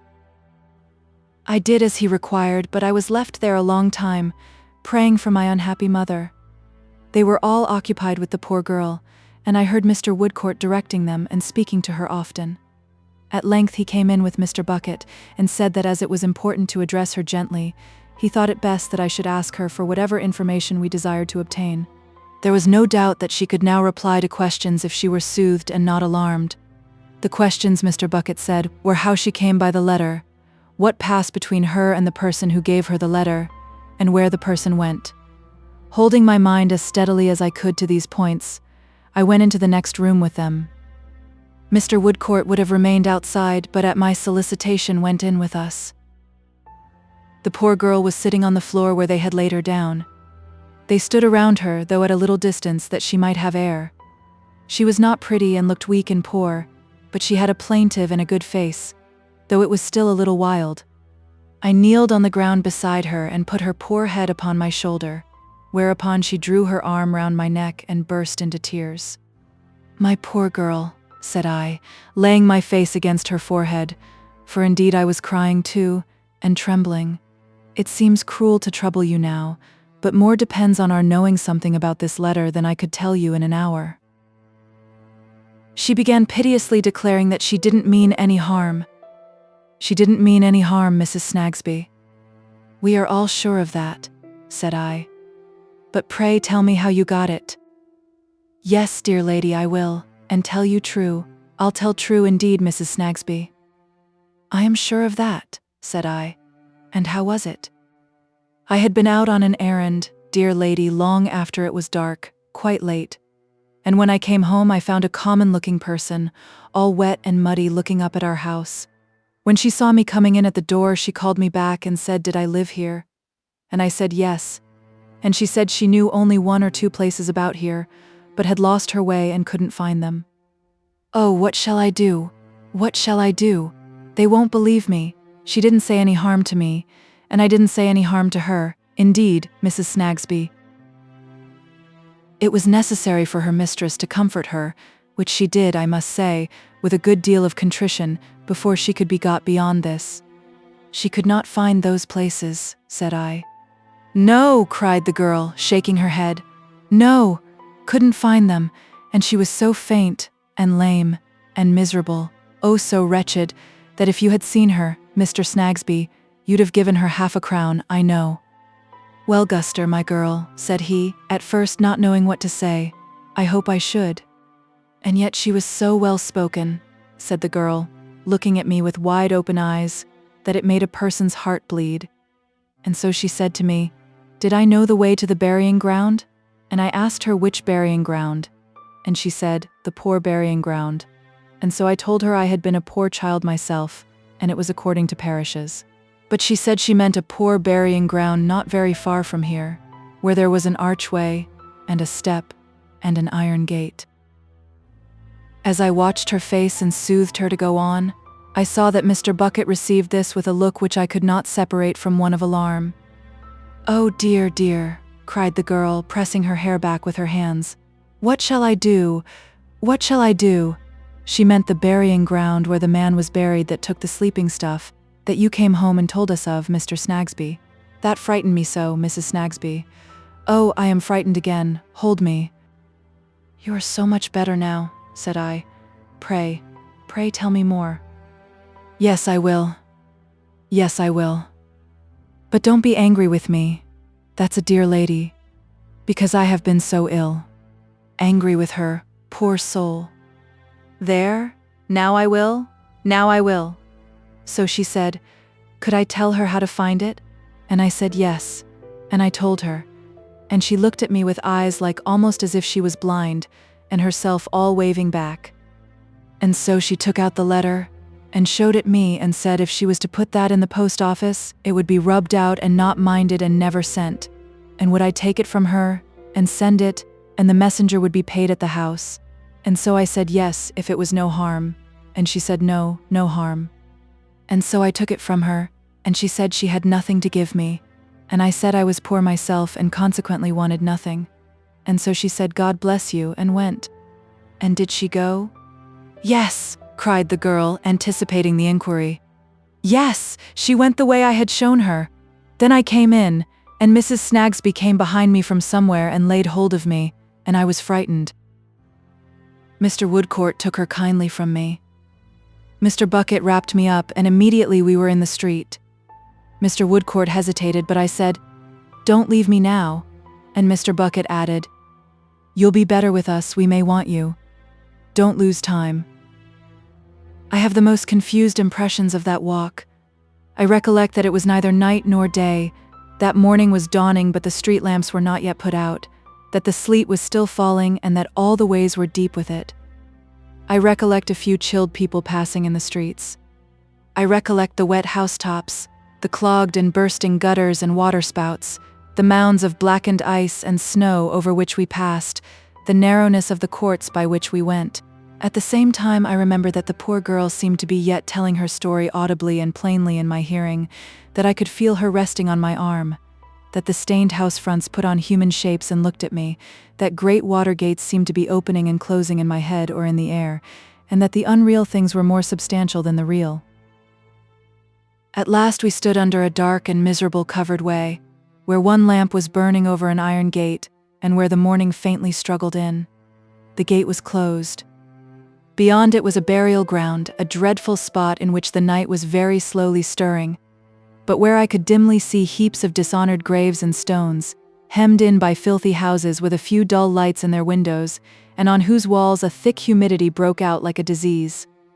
On the step at the gate, drenched in the fearful wet of such a place, which oozed and splashed down everywhere, I saw, with a cry of pity and horror, a woman lying, Jenny, the mother of the dead child. I ran forward, but they stopped me, and Mr. Woodcourt entreated me with the greatest earnestness, even with tears, before I went up to the figure to listen for an instant to what Mr. Bucket said. I did so as I thought. I did so as I am sure. Miss Summerson, you'll understand me if you think a moment. They changed clothes at the cottage. They changed clothes at the cottage. I could repeat the words in my mind, and I knew what they meant of themselves, but I attached no meaning to them in any other connection. And one returned, said Mr. Bucket, and one went on. And the one that went on only went on a certain way agreed upon to deceive and then turned across country and went home. Think a moment. I could repeat this in my mind too, but I had not the least idea what it meant. I saw before me lying on the step, the mother of the dead child. She lay there with one arm creeping round a bar of the iron gate and seeming to embrace it. She lay there who had so lately spoken to my mother. She lay there, a distressed, unsheltered, senseless creature. She who had brought my mother's letter, who could give me the only clue to where my mother was. She who was to guide us to rescue and save her whom we had sought so far, who had come to this condition by some means connected with my mother that I could not follow, and might be passing beyond our reach and help at that moment. She lay there, and they stopped me. I saw but did not comprehend the solemn and compassionate look in Mr. Woodcourt's face. I saw but did not comprehend his touching the other on the breast to keep him back. I saw him stand uncovered in the bitter air, with a reverence for something, but my understanding for all this was gone. I even heard it said between them, "Shall she go? She had better go. Her hands should be the first to touch her. They have a higher right than ours." I passed on to the gate and stooped down. I lifted the heavy head, put the long dank hair aside and turned the face. And it was my mother, cold and dead. Chapter 60. Perspective. I proceed to other passages of my narrative. From the goodness of all about me, I derived such consolation as I can never think of unmoved. I have already said so much of myself, and so much still remains, that I will not dwell upon my sorrow. I had an illness, but it was not a long one, and I would avoid even this mention of it if I could quite keep down the recollection of their sympathy. I proceed to other passages of my narrative. During the time of my illness, we were still in London, where Mrs. Woodcourt had come, on my guardian's invitation, to stay with us. When my guardian thought me well and cheerful enough to talk with him in our old way, though I could have done that sooner if he would have believed me, I resumed my work and my chair beside his. He had appointed the time himself, and we were alone. "Dame Trot," said he, receiving me with a kiss, "welcome to the growlery again, my dear. I have a scheme to develop, little woman. I propose to remain here, perhaps for 6 months, perhaps for a longer time as it may be. Quite to settle here for a while, in short. And in the meanwhile leave Bleak House?" said I. "I, my dear? Bleak House," he returned, "must learn to take care of itself." I thought his tone sounded sorrowful, but looking at him, I saw his kind face lighted up by its pleasantest smile. "Bleak House," he repeated, and his tone did not sound sorrowful, I found. "Must learn to take care of itself. It is a long way from Ada, my dear, and Ada stands much in need of you." "It's like you, guardian," said I, "to have been taking that into consideration for a happy surprise to both of us. Not so disinterested either, my dear, if you mean to extol me for that virtue, since if you were generally on the road, you could be seldom with me. And besides, I wish to hear as much and as often of Ada as I can in this condition of estrangement from poor Rick. Not of her alone, but of him too, poor fellow." "Have you seen Mr. Woodcourt this morning, guardian?" "I see Mr. Woodcourt every morning, Dame Durden." "Does he still say the same of Richard?" "Just the same. He knows of no direct bodily illness that he has. On the contrary, he believes that he has none. Yet he is not easy about him who can be. My dear girl had been to see us lately every day, sometimes twice in a day. But we had foreseen all along that this would only last until I was quite myself. We knew full well that her fervent heart was as full of affection and gratitude towards her cousin John as it had ever been, and we acquitted Richard of laying any injunctions upon her to stay away. but we knew on the other hand that she felt it a part of her duty to him to be sparing of her visits at our house. My guardian's delicacy had soon perceived this and had tried to convey to her that he thought she was right. "Dear, unfortunate, mistaken Richard," said I. "When will he awake from his delusion?" "He is not in the way to do so now, my dear," replied my guardian. "The more he suffers, the more averse he will be to me, having made me the principal representative of the great occasion of his suffering." I could not help adding, so unreasonably. "Ah, Dame Trot, returned my guardian. "What shall we find reasonable in Jarndyce and Jarndyce? Unreason and injustice at the top, unreason and injustice at the heart and at the bottom, unreason and injustice from beginning to end, if it ever has an end. How should poor Rick, always hovering near it, pluck reason out of it? He no more gathers grapes from thorns or figs from thistles than older men did in old times." His gentleness and consideration for Richard whenever we spoke of him touched me so that I was always silent on this subject very soon. "I suppose the Lord Chancellor and the Vice-Chancellors and the whole Chancery battery of great guns would be infinitely astonished by such unreason and injustice in one of their suitors," pursued my guardian. "When those learned gentlemen begin to raise moss roses from the powder they sow in their wigs, I shall begin to be astonished too." He checked himself in glancing towards the window to look where the wind was and leaned on the back of my chair instead. Well, little woman, to go on, my dear. This rock we must leave to time, chance, and hopeful circumstance. We must not shipwreck Ada upon it. She cannot afford, and he cannot afford, the remotest chance of another separation from a friend. Therefore I have particularly begged of Woodcourt, and I now particularly beg of you, my dear, not to move this subject with Rick. Let it rest. Next week, next month, next year, sooner or later, he will see me with clearer eyes. I can wait. But I had already discussed it with him, I confessed, and so I thought, had Mr. Woodcourt. So he tells me, returned my guardian. Very good. He has made his protest, and Dame Durden has made hers, and there is nothing more to be said about it. Now I come to Mrs. Woodcourt. How do you like her, my dear?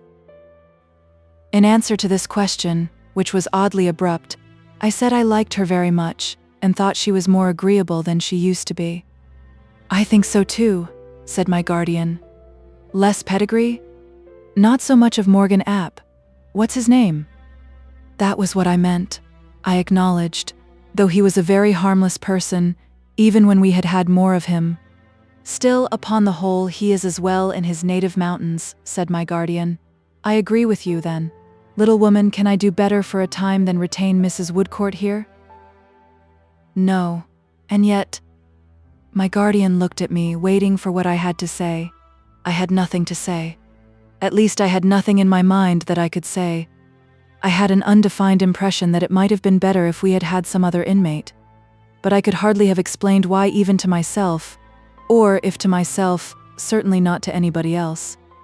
You see, said my guardian, our neighborhood is in Woodcourt's way, and he can come here to see her as often as he likes, which is agreeable to them both, and she is familiar to us and fond of you. Yes, that was undeniable. I had nothing to say against it.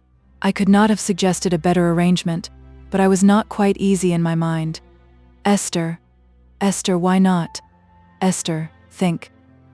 It is a very good plan indeed, dear guardian, and we could not do better. Sure, little woman? Quite sure. I had had a moment's time to think since I had urged that duty on myself, and I was quite sure. Good, said my guardian, it shall be done. Carried unanimously. Carried unanimously, I repeated, going on with my work. It was a cover for his book table that I happened to be ornamenting. It had been laid by on the night preceding my sad journey and never resumed. I showed it to him now, and he admired it highly. After I had explained the pattern to him and all the great effects that were to come out by and by, I thought I would go back to our last theme. You said, dear guardian, when we spoke of Mr. Woodcourt before Ada left us, that you thought he would give a long trial to another country. Have you been advising him since? Yes, little woman, pretty often. Has he decided to do so? I rather think not. Some other prospect has opened to him, perhaps, said I. Why? Yes, perhaps, returned my guardian, beginning his answer in a very deliberate manner. About half a year hence or so, there is a medical attendant for the poor to be appointed at a certain place in Yorkshire. It is a thriving place, pleasantly situated streams and streets, town and country, mill and moor, and seems to present an opening for such a man.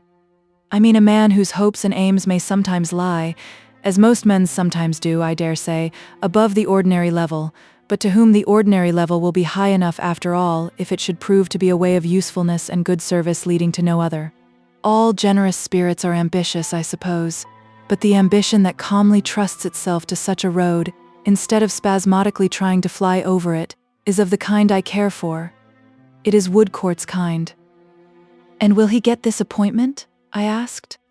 Why, little woman, returned my guardian, smiling. Not being an oracle, I cannot confidently say, but I think so.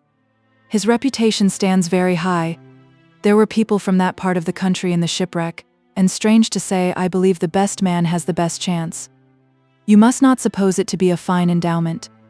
It is a very, very commonplace affair, my dear, an appointment to a great amount of work and a small amount of pay, but better things will gather about it, it may be fairly hoped. The poor of that place will have reason to bless the choice if it falls on Mr. Woodcourt, guardian. You are right, little woman, that I am sure they will. We said no more about it, nor did he say a word about the future of Bleak House, but it was the first time I had taken my seat at his side in my morning dress, and that accounted for it, I considered. I now began to visit my dear girl every day in the dull, dark corner where she lived. The morning was my usual time, but whenever I found I had an hour or so to spare, I put on my bonnet and bustled off to Chancery Lane. They were both so glad to see me at all hours, and used to brighten up so when they heard me opening the door and coming in, being quite at home I never knocked, that I had no fear of becoming troublesome just yet. On these occasions I frequently found Richard absent. At other times he would be writing or reading papers in the cause at that table of his, so covered with papers which was never disturbed. Sometimes I would come upon him lingering at the door of Mr. Vholes's office. Sometimes I would meet him in the neighborhood lounging about and biting his nails. I often met him wandering in Lincoln's Inn, near the place where I had first seen him. Oh, how different! How different! That the money Ada brought him was melting away with the candles I used to see burning after dark in Mr. Vholes's office I knew very well. It was not a large amount in the beginning. He had married in debt, and I could not fail to understand, by this time, what was meant by Mr. Vholes's shoulder being at the wheel, as I still heard it was. My dear made the best of housekeepers and tried hard to save, but I knew that they were getting poorer and poorer every day. She shone in the miserable corner like a beautiful star. She adorned and graced it so that it became another place. Paler than she had been at home, and a little quieter than I had thought natural when she was yet so cheerful and hopeful. Her face was so unshadowed that I half believed she was blinded by her love for Richard to his ruinous career. I went one day to dine with them while I was under this impression. As I turned into Simon's Inn, I met little Miss Flite coming out. She had been to make a stately call upon the wards in Jarndyce, as she still called them, and had derived the highest gratification from that ceremony. Ada had already told me that she called every Monday at 5 o'clock, with one little extra white bow in her bonnet, which never appeared there at any other time, and with her largest reticule of documents on her arm. "My dear," she began. "So delighted. How do you do? So glad to see you, and you are going to visit our interesting Jarndyce wards, to be sure. Our beauty is at home, my dear, and will be charmed to see you." "Then Richard has not come in yet?" said I. "I am glad of that, for I was afraid of being a little late."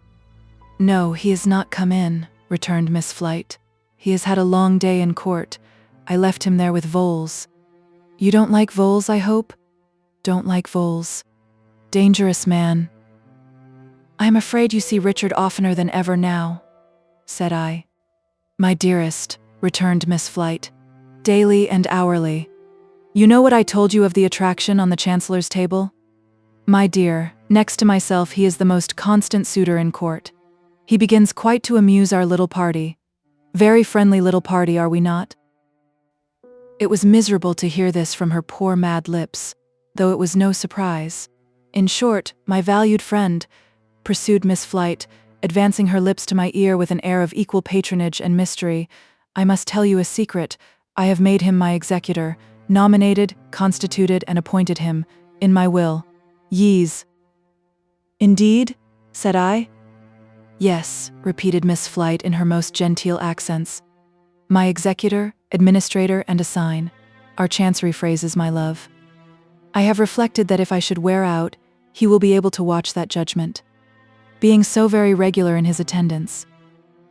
It made me sigh to think of him. I did at one time mean, said Miss Flite, echoing the sigh, to nominate, constitute, and appoint poor Gridley, also very regular, my charming girl. I assure you most exemplary. But he wore out, poor man, so I have appointed his successor. Don't mention it. This is in confidence. She carefully opened her reticule a little way and showed me a folded piece of paper inside as the appointment of which she spoke. Another secret, my dear. I have added to my collection of birds. Really, Miss Flite? Said I, knowing how it pleased her to have her confidence received with an appearance of interest. She nodded several times and her face became overcast and gloomy. 2 more. I call them the wards in Jarndyce. They are caged up with all the others, with hope, joy, youth, peace, rest, life, dust, ashes, waste, want, ruin, despair, madness, death, cunning, folly, words, wigs, rags, sheepskin, plunder, precedent, jargon, gammon, and spinach. The poor soul kissed me with the most troubled look I had ever seen in her and went her way. Her manner of running over the names of her birds, as if she were afraid of hearing them even from her own lips, quite chilled me. This was not a cheering preparation for my visit, and I could have dispensed with the company of Mr. Vholes, when Richard, who arrived within a minute or two after me, brought him to share our dinner. Although it was a very plain one, Ada and Richard were for some minutes both out of the room together, helping to get ready what we were to eat and drink. Mr. Vholes took that opportunity of holding a little conversation in a low voice with me. He came to the window where I was sitting and began upon Simon's Inn.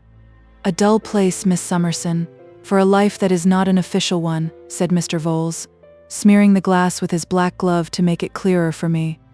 There is not much to see here, said I. Nor to hear, miss, returned Mr. Vholes. A little music does occasionally stray in, but we are not musical in the law and soon eject it. I hope Mr. Jarndyce is as well as his friends could wish him. I thanked Mr. Vholes and said he was quite well. I have not the pleasure to be admitted among the number of his friends myself, said Mr. Vholes, and I am aware that the gentlemen of our profession are sometimes regarded in such quarters with an unfavorable eye. Our plain course, however, under good report and evil report, and all kinds of prejudice, we are the victims of prejudice, is to have everything openly carried on. How do you find Mr. C looking, Miss Summerson? He looks very ill, dreadfully anxious. Just so, said Mr. Vholes. He stood behind me with his long black figure reaching nearly to the ceiling of those low rooms, feeling the pimples on his face as if they were ornaments and speaking inwardly and evenly, as though there were not a human passion or emotion in his nature. Mr. Woodcourt is in attendance upon Mr. C, I believe? He resumed. Mr. Woodcourt is his disinterested friend, I answered. But I mean in professional attendance, medical attendance. That can do little for an unhappy mind, said I. Just so, said Mr. Vholes. So slow, so eager, so bloodless and gaunt, I felt as if Richard were wasting away beneath the eyes of this adviser and there were something of the vampire in him. Miss Summerson, said Mr. Vholes, very slowly rubbing his gloved hands, as if to his cold sense of touch, they were much the same in Black Kid or out of it. This was an ill-advised marriage of Mr. C's. I begged he would excuse me from discussing it. They had been engaged when they were both very young, I told him, a little indignantly, and when the prospect before them was much fairer and brighter, when Richard had not yielded himself to the unhappy influence which now darkened his life. Just so, assented Mr. Vholes again. Still, with a view to everything being openly carried on, I will, with your permission, Miss Summerson, observe to you that I consider this a very ill-advised marriage indeed. I owe the opinion not only to Mr. C's connections, against whom I should naturally wish to protect myself, but also to my own reputation, dear to myself as a professional man aiming to keep respectable, dear to my 3 girls at home, for whom I am striving to realize some little independence, dear, I will even say, to my aged father, whom it is my privilege to support. It would become a very different marriage, a much happier and better marriage, another marriage altogether, Mr. Vholes, said I, if Richard were persuaded to turn his back on the fatal pursuit in which you are engaged with him. Mr. Vholes, with a noiseless cough or rather gasp into one of his black gloves, inclined his head as if he did not wholly dispute even that. Miss Summerson, he said, it may be so, and I freely admit that the young lady who has taken Mr. C's name upon herself in so ill-advised a manner, you will, I am sure, not quarrel with me for throwing out that remark again, as a duty I owe to Mr. C's connections, is a highly genteel young lady. Business has prevented me from mixing much with general society in any but a professional character. Still, I trust I am competent to perceive that she is a highly genteel young lady. As to beauty, I am not a judge of that myself, and I never did give much attention to it from a boy, but I dare say the young lady is equally eligible in that point of view. She is considered so, I have heard, among the clerks in the inn, and it is a point more in their way than in mine, in reference to Mr. C's pursuit of his interests. Oh, his interests, Mr. Vholes. Pardon me, returned Mr. Vholes, going on in exactly the same inward and dispassionate manner. Mr. C takes certain interests under certain wills disputed in the suit. It is a term we use. In reference to Mr. C's pursuit of his interests, I mentioned to you, Miss Summerson, the first time I had the pleasure of seeing you, in my desire that everything should be openly carried on, I used those words, for I happened afterwards to note them in my diary, which is producible at any time. I mentioned to you that Mr. C had laid down the principle of watching his own interests, and that when a client of mine laid down a principle which was not of an immoral, that is to say unlawful nature, it devolved upon me to carry it out. I have carried it out. I do carry it out. But I will not smooth things over to any connection of Mr. C's on any account. As open as I was to Mr. Jarndyce, I am to you. I regard it in the light of a professional duty to be so, though it can be charged to no one.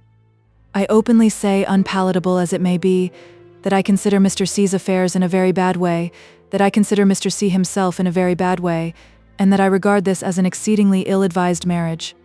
Am I here, sir? Yes, I thank you. I am here, Mr. C, and enjoying the pleasure of some agreeable conversation with Miss Summerson, for which I have to thank you very much, sir. He broke off thus in answer to Richard, who addressed him as he came into the room. By this time I too well understood Mr. Vholes's scrupulous way of saving himself and his respectability not to feel that our worst fears did but keep pace with his client's progress. We sat down to dinner, and I had an opportunity of observing Richard, anxiously. I was not disturbed by Mr. Vholes, who took off his gloves to dine, though he sat opposite to me at the small table, for I doubt if, looking up at all, he once removed his eyes from his host's face. I found Richard thin and languid, slovenly in his dress, abstracted in his manner, forcing his spirits now and then, and at other intervals relapsing into a dull thoughtfulness. About his large, bright eyes that used to be so merry there was a wanness and a restlessness that changed them altogether. I cannot use the expression that he looked old. There is a ruin of youth which is not like age, and into such a ruin Richard's youth and youthful beauty had all fallen away. He ate little and seemed indifferent what it was, showed himself to be much more impatient than he used to be, and was quick even with Ada.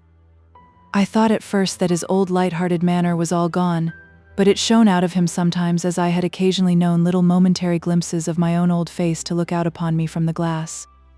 His laugh had not quite left him either, but it was like the echo of a joyful sound, and that is always sorrowful. Yet he was as glad as ever in his old affectionate way to have me there, and we talked of the old times pleasantly. These did not appear to be interesting to Mr. Vholes, though he occasionally made a gasp which I believe was his smile. He rose shortly after dinner and said that with the permission of the ladies he would retire to his office. "Always devoted to business, Vholes," cried Richard. "Yes, Mr. C," he returned. "The interests of clients are never to be neglected, sir. They are paramount in the thoughts of a professional man like myself, who wishes to preserve a good name among his fellow practitioners and society at large. My denying myself the pleasure of the present agreeable conversation may not be wholly irrespective of your own interests, Mr. C. Richard expressed himself quite sure of that and lighted Mr. Vholes out. On his return he told us, more than once, that Vholes was a good fellow, a safe fellow, a man who did what he pretended to do, a very good fellow indeed. He was so defiant about it that it struck me he had begun to doubt Mr. Vholes. Then he threw himself on the sofa, tired out, and Ada and I put things to rights, for they had no other servant than the woman who attended to the chambers. My dear girl had a cottage piano there and quietly sat down to sing some of Richard's favorites, the lamp being first removed into the next room, as he complained of its hurting his eyes. I sat between them, at my dear girl's side, and felt very melancholy listening to her sweet voice. I think Richard did too. I think he darkened the room for that reason.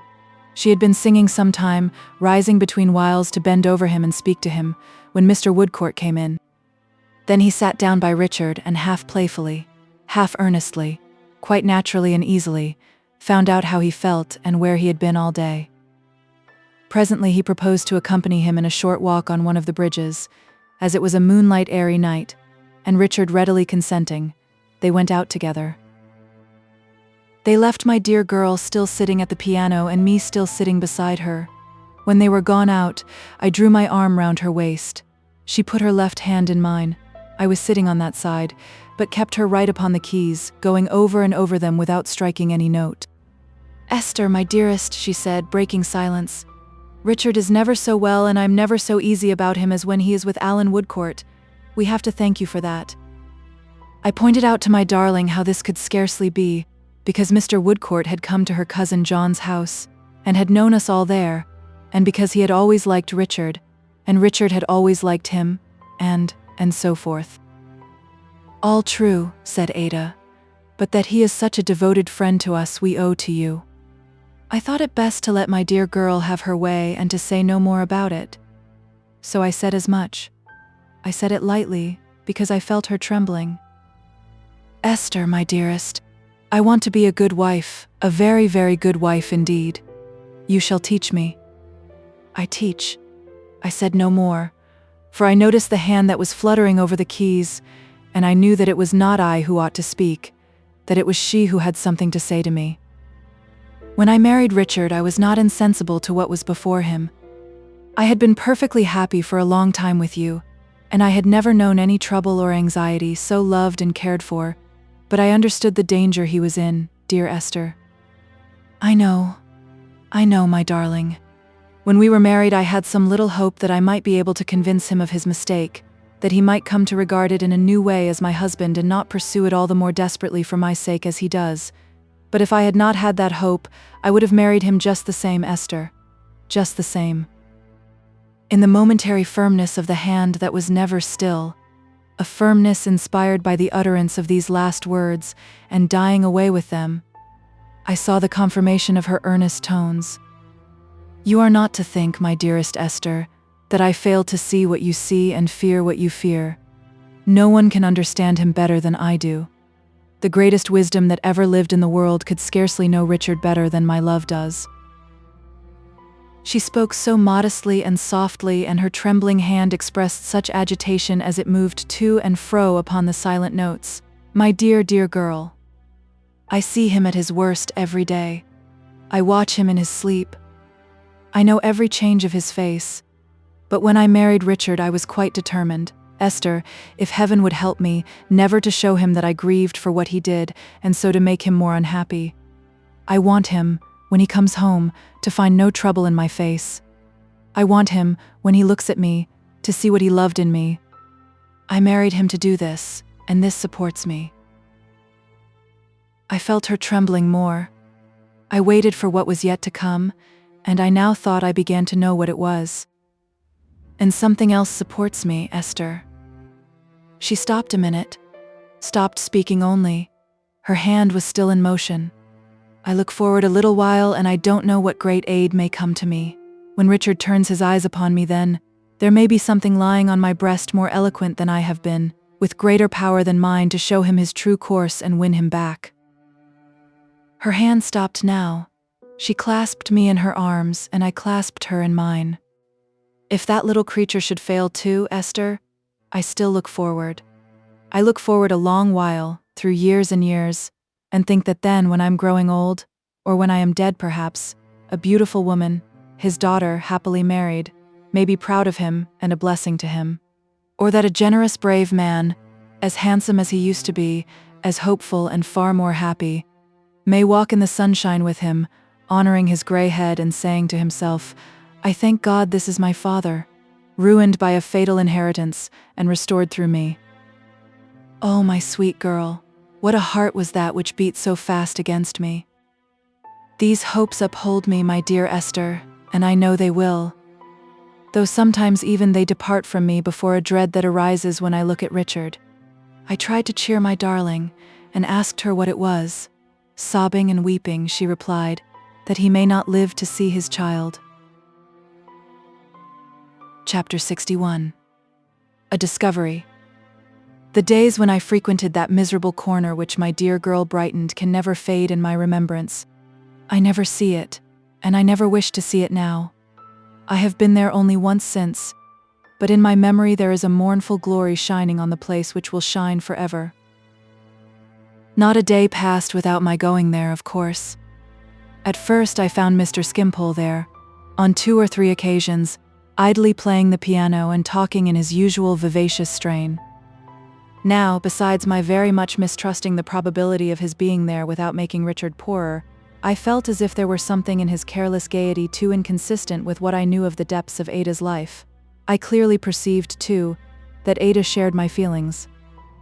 I therefore resolved, after much thinking of it, to make a private visit to Mr. Skimpole and try delicately to explain myself. My dear girl was the great consideration that made me bold. I set off one morning, accompanied by Charlie, for Somers Town. As I approached the house, I was strongly inclined to turn back, for I felt what a desperate attempt it was to make an impression on Mr. Skimpole, and how extremely likely it was that he would signally defeat me. However, I thought that being there, I would go through with it. I knocked with a trembling hand at Mr. Skimpole's door, literally with a hand, for the knocker was gone, and after a long parley gained admission from an Irish woman, who was in the area when I knocked, breaking up the lid of a water butt with a poker to light the fire with. Mr. Skimpole, lying on the sofa in his room, playing the flute a little, was enchanted to see me. Now, who should receive me, he asked. Who would I prefer for mistress of the ceremonies? Would I have his comedy daughter, his beauty daughter, or his sentiment daughter? Or would I have all the daughters at once in a perfect nosegay? I replied, half defeated already, that I wished to speak to himself only if he would give me leave. My dear Miss Summerson, most joyfully, of course, he said, bringing his chair nearer mine and breaking into his fascinating smile. Of course it's not business. Then it's pleasure. I said it certainly was not business that I came upon, but it was not quite a pleasant matter.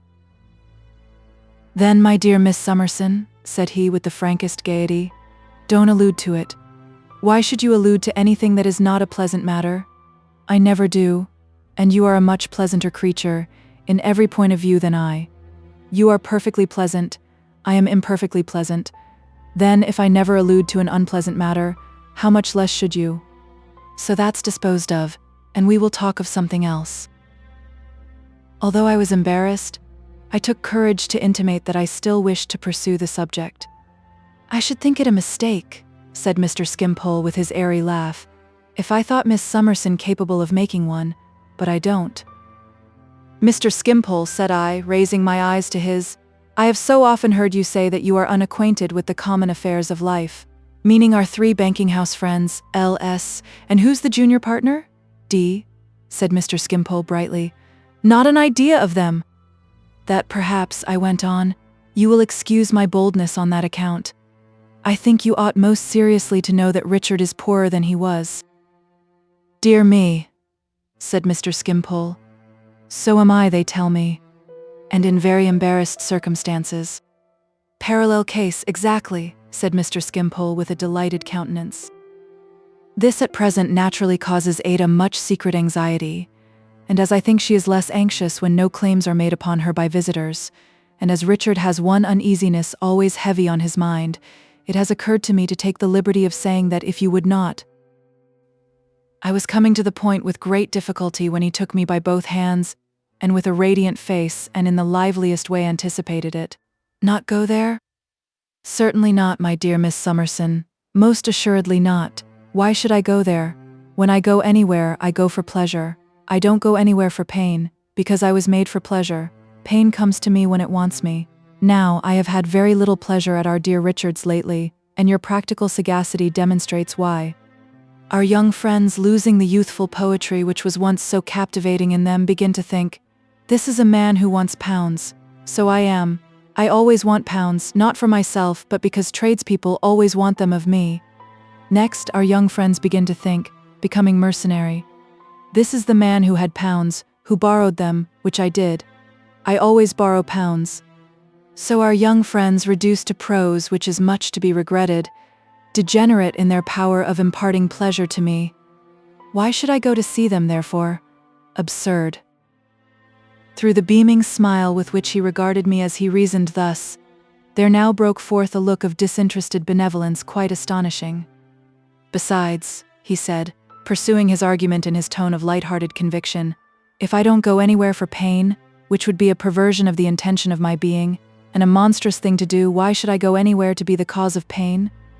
If I went to see our young friends in their present ill-regulated state of mind, I should give them pain.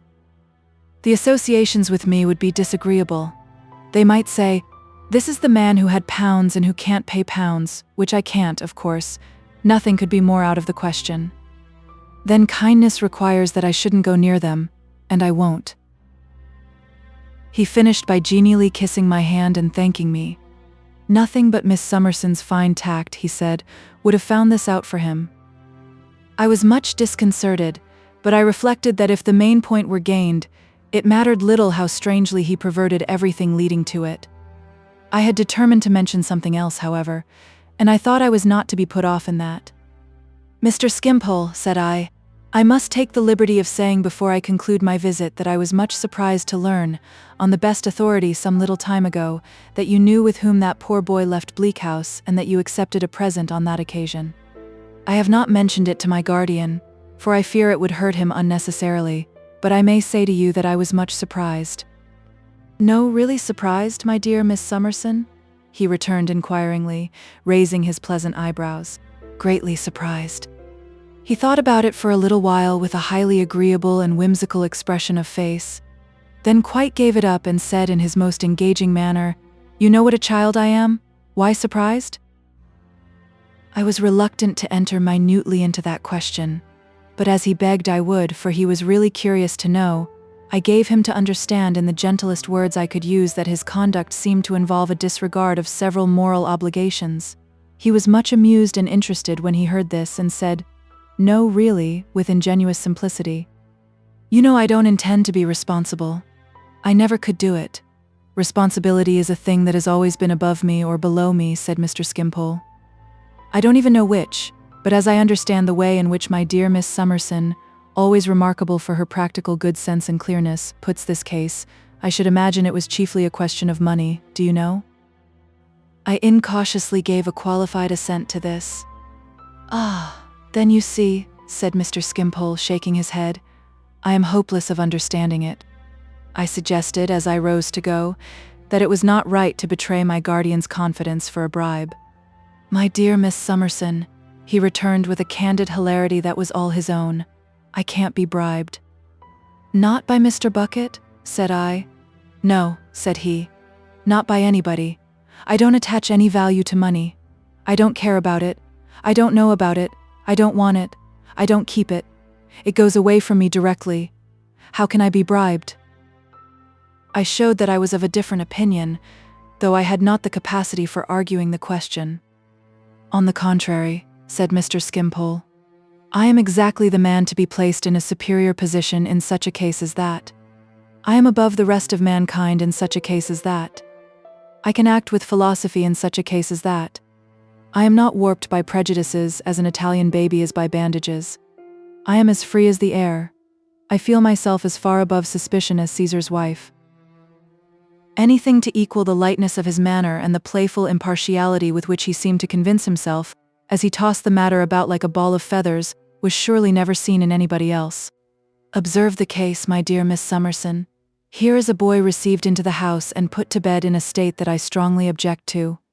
The boy being in bed, a man arrives, like the house that Jack built. Here is the man who demands the boy who is received into the house and put to bed in a state that I strongly object to. Here is a banknote produced by the man who demands the boy who is received into the house and put to bed in a state that I strongly object to. Here is the skimpole who accepts the banknote produced by the man who demands the boy who is received into the house and put to bed in a state that I strongly object to. Those are the facts. Very well. Should the skimpole have refused the note? Why should the skimpole have refused the note? Skimpole protests to Bucket. What's this for? I don't understand it. It is of no use to me. Take it away. Bucket still entreats Skimpole to accept it. Are there reasons why Skimpole, not being warped by prejudices, should accept it? Yes. Skimpole perceives them. What are they? Skimpole reasons with himself.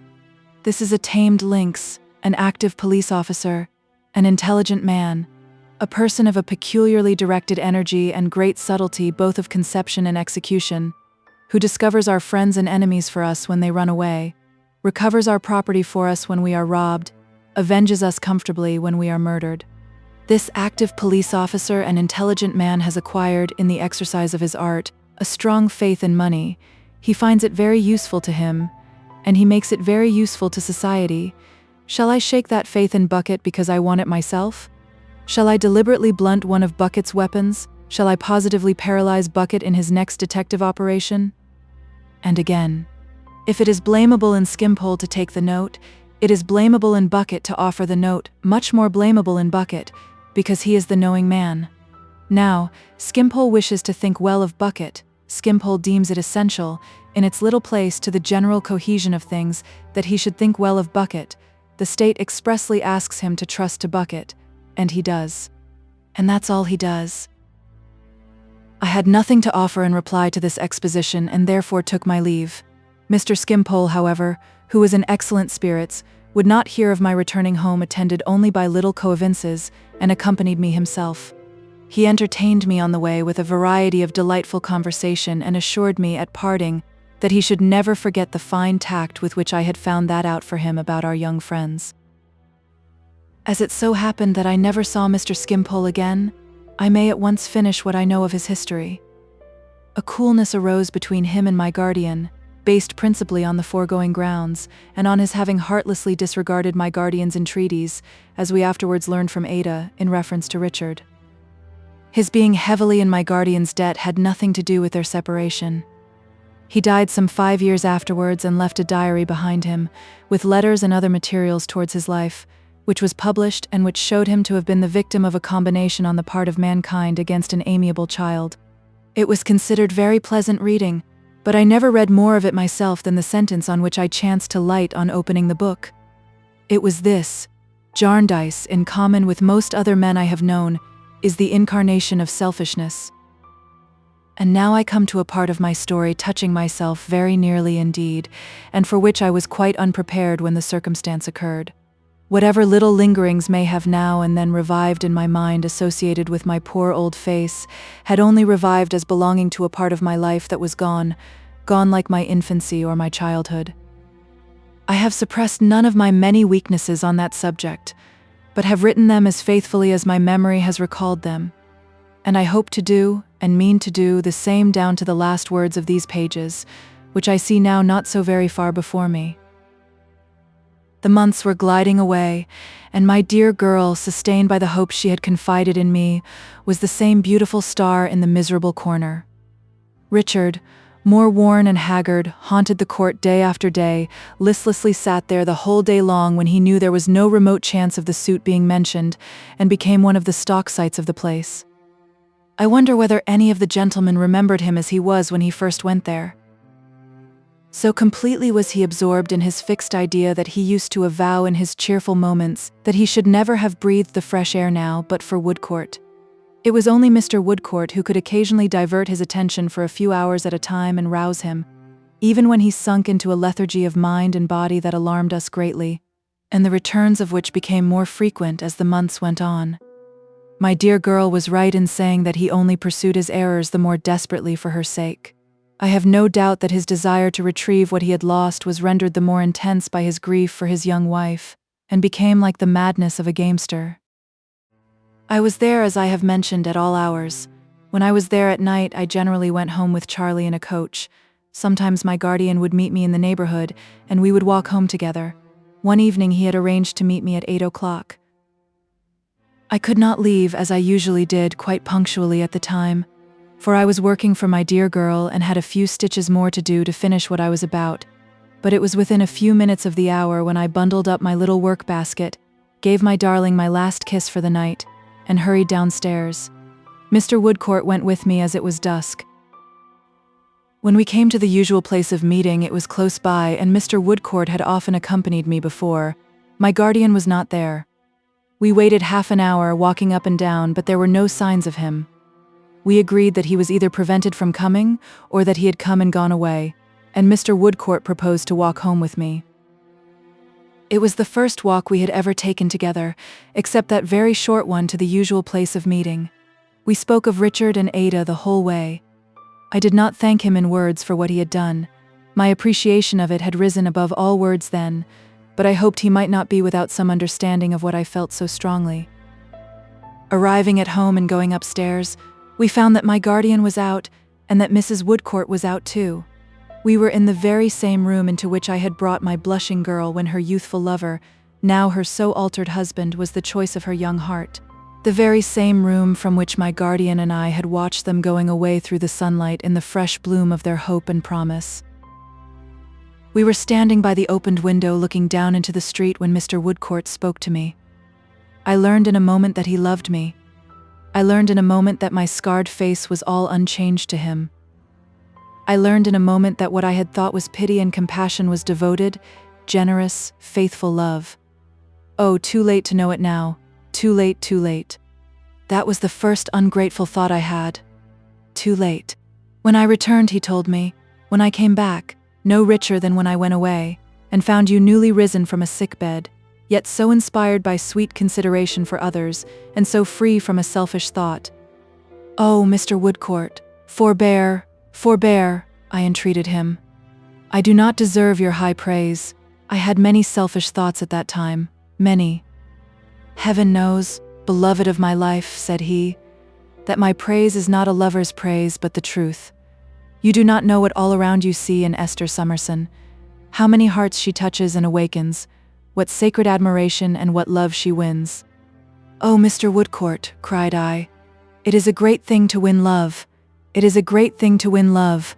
I am proud of it, and honored by it, and the hearing of it causes me to shed these tears of mingled joy and sorrow, joy that I have won it, sorrow that I have not deserved it better, but I am not free to think of yours. I said it with a stronger heart, for when he praised me thus, and when I heard his voice thrill with his belief that what he said was true, I aspired to be more worthy of it. It was not too late for that. Although I closed this unforeseen page in my life tonight, I could be worthier of it all through my life. And it was a comfort to me, and an impulse to me, and I felt a dignity rise up within me that was derived from him when I thought so. He broke the silence.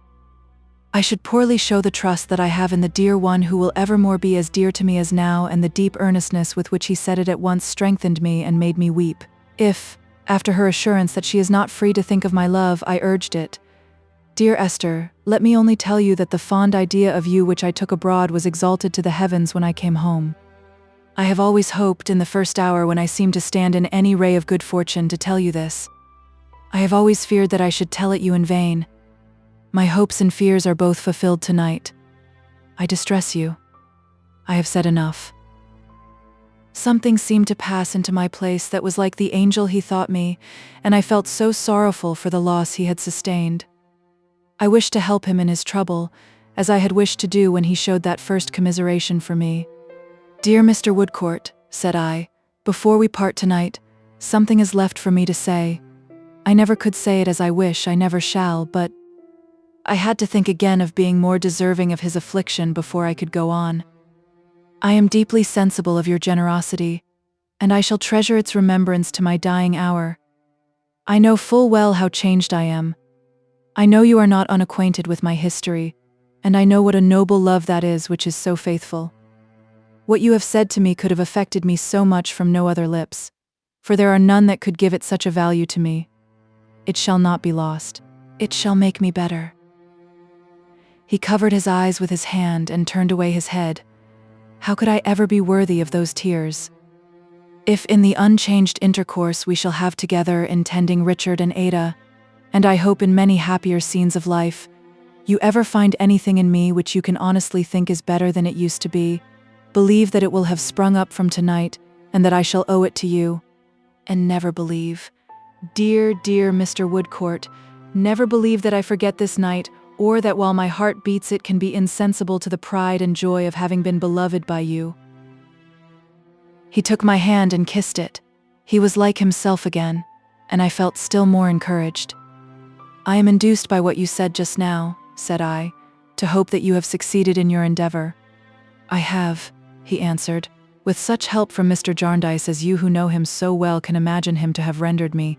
I have succeeded." "Heaven bless him for it," said I, giving him my hand, "and heaven bless you in all you do." "I shall do it better for the wish," he answered. "It will make me enter on these new duties as on another sacred trust from you." "Ah, Richard!" I exclaimed involuntarily, "what will he do when you are gone?" "I am not required to go yet. I would not desert him, dear Miss Summerson, even if I were. One other thing I felt it needful to touch upon before he left me. I knew that I should not be worthier of the love I could not take if I reserved it. Mr. Woodcourt," said I, "you will be glad to know from my lips before I say good night that in the future, which is clear and bright before me, I am most happy, most fortunate, have nothing to regret or desire." It was indeed a glad hearing to him, he replied. "From my childhood I have been," said I, "the object of the untiring goodness of the best of human beings, to whom I am so bound by every tie of attachment, gratitude, and love, that nothing I could do in the compass of a life could express the feelings of a single day." "I share those feelings," he returned. "You speak of Mr. Jarndyce?" "You know his virtues well," said I, "but few can know the greatness of his character as I know it. All its highest and best qualities have been revealed to me in nothing more brightly than in the shaping out of that future in which I am so happy. And if your highest homage and respect had not been his already, which I know they are, they would have been his, I think, on this assurance and in the feeling it would have awakened in you towards him for my sake." He fervently replied that indeed they would have been. I gave him my hand again. "Good night," I said. "Goodbye. The first until we meet tomorrow. The second as a farewell to this theme between us forever. Yes. Good night. Goodbye." He left me, and I stood at the dark window watching the street. His love, in all its constancy and generosity, had come so suddenly upon me that he had not left me a minute, when my fortitude gave way again, and the street was blotted out by my rushing tears. But they were not tears of regret and sorrow. No.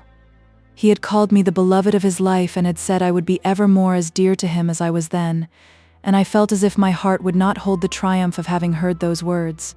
My first wild thought had died away. It was not too late to hear them, for it was not too late to be animated by them to be good, true, grateful, and contented. How easy my path, how much easier than his. Chapter 62. Another discovery. I had not the courage to see anyone that night. I had not even the courage to see myself, for I was afraid that my tears might a little reproach me. I went up to my room in the dark, and prayed in the dark, and lay down in the dark to sleep. I had no need of any light to read my guardian's letter by, for I knew it by heart. I took it from the place where I kept it, and repeated its contents by its own clear light of integrity and love, and went to sleep with it on my pillow. I was up very early in the morning and called Charlie to come for a walk. We bought flowers for the breakfast table and came back and arranged them, and were as busy as possible. We were so early that I had a good time still for Charlie's lesson before breakfast. Charlie, who was not in the least improved in the old defective article of grammar, came through it with great applause, and we were altogether very notable. When my guardian appeared, he said, "Why, little woman, you look fresher than your flowers." And Mrs. Woodcourt repeated and translated a passage from the Mullin Willenwaud expressive of my being like a mountain with the sun upon it. This was all so pleasant that I hope it made me still more like the mountain than I had been before.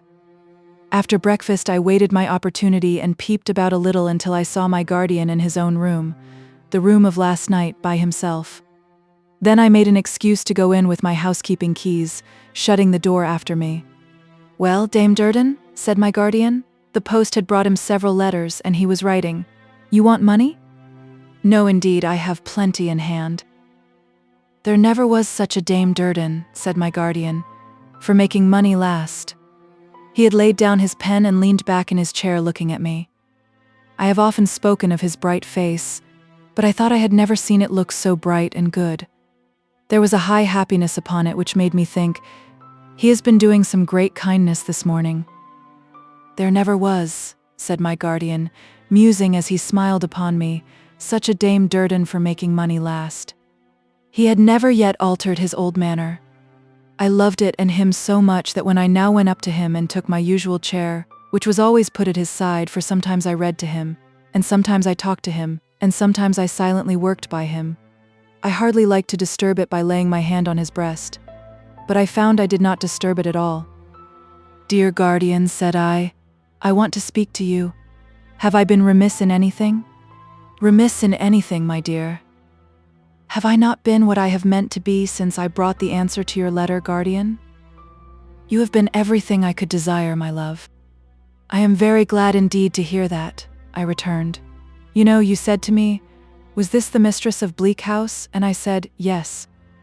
"Yes," said my guardian, nodding his head. He had put his arm about me as if there were something to protect me from, and looked in my face, smiling. "Since then," said I, "we have never spoken on the subject except once." And then I said Bleak House was thinning fast, and so it was, my dear. And I said, I timidly reminded him, but its mistress remained. He still held me in the same protecting manner and with the same bright goodness in his face. "Dear guardian," said I know how you have felt all that has happened, and how considerate you have been, as so much time has passed, and as you spoke only this morning of my being so well again, perhaps you expect me to renew the subject. Perhaps I ought to do so. I will be the mistress of Bleak House when you please." "See," he returned gaily, "what a sympathy there must be between us. I have had nothing else, poor Rick excepted. It's a large exception in my mind. When you came in, I was full of it. When shall we give Bleak House its mistress, little woman?" "When you please. Next month?" "Next month, dear guardian?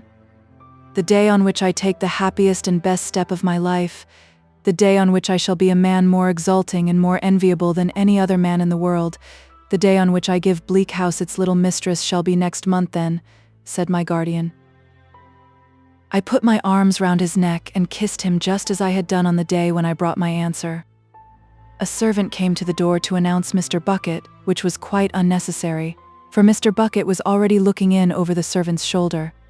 "Mr. Jarndyce and Miss Summerson," said he, rather out of breath, "with all apologies for intruding, will you allow me to order up a person that's on the stairs and that objects to being left there in case of becoming the subject of observations in his absence? Thank you. Be so good as chair that their member in this direction, will you?" said Mr. Bucket, beckoning over the banisters. This singular request produced an old man in a black skullcap, unable to walk, who was carried up by a couple of bearers and deposited in the room near the door. Mr. Bucket immediately got rid of the bearers, mysteriously shut the door, and bolted it. "Now you see, Mr. Jarndyce," he then began, putting down his hat and opening his subject with a flourish of his well-remembered finger. "You know me, and Miss Summerson knows me. This gentleman likewise knows me, and his name is Smallweed. The discounting line is his line principally, and he's what you may call a dealer in bills." "That's about what you are, you know, ain't you?" said Mr. Bucket, stopping a little to address the gentleman in question, who was exceedingly suspicious of him. He seemed about to dispute this designation of himself when he was seized with a violent fit of coughing. "Now, moral, you know," said Mr. Bucket, improving the accident. "Don't you contradict when there ain't no occasion, and you won't be took in that way. Now, Mr. Jarndyce, I address myself to you. I've been negotiating with this gentleman on behalf of Sir Leicester Dedlock, Baronet, and one way and another I've been in and out and about his premises a deal. His premises are the premises formerly occupied by Crook, marine store dealer, a relation of this gentleman's that you saw in his lifetime, if I don't mistake? My guardian replied, yes. Well, you are to understand, said Mr. Bucket, that this gentleman he come into Crook's property, and a good deal of magpie property there was, vast lots of waste paper among the rest, Lord bless you, of no use to nobody. The cunning of Mr. Bucket's eye and the masterly manner in which he contrived, without a look or a word against which his watchful auditor could protest, to let us know that he stated the case according to previous agreement, and could say much more of Mr. Smallweed if he thought it advisable, deprived us of any merit in quite understanding him. His difficulty was increased by Mr. Smallweed's being deaf as well as suspicious, and watching his face with the closest attention. Among them odd heaps of old papers, this gentleman, when he comes into the property, naturally begins to rummage. Don't you see? Said Mr. Bucket. To which? Say that again, cried Mr. Smallweed in a shrill, sharp voice. To rummage, repeated Mr. Bucket. Being a prudent man and accustomed to take care of your own affairs, you begin to rummage among the papers as you have come into, don't you? Of course I do, cried Mr. Smallweed. Of course you do, said Mr. Bucket conversationally, and much to blame you would be if you didn't. And so you chance to find, you know, Mr. Bucket went on, stooping over him with an air of cheerful raillery which Mr. Smallweed by no means reciprocated, and so you chance to find, you know, a paper with the signature of Jarndyce to it, don't you? Mr. Smallweed glanced with a troubled eye at us and grudgingly nodded assent. And coming to look at that paper at your full leisure and convenience, all in good time, for you're not curious to read it, and why should you be? What do you find it to be but a will, you see?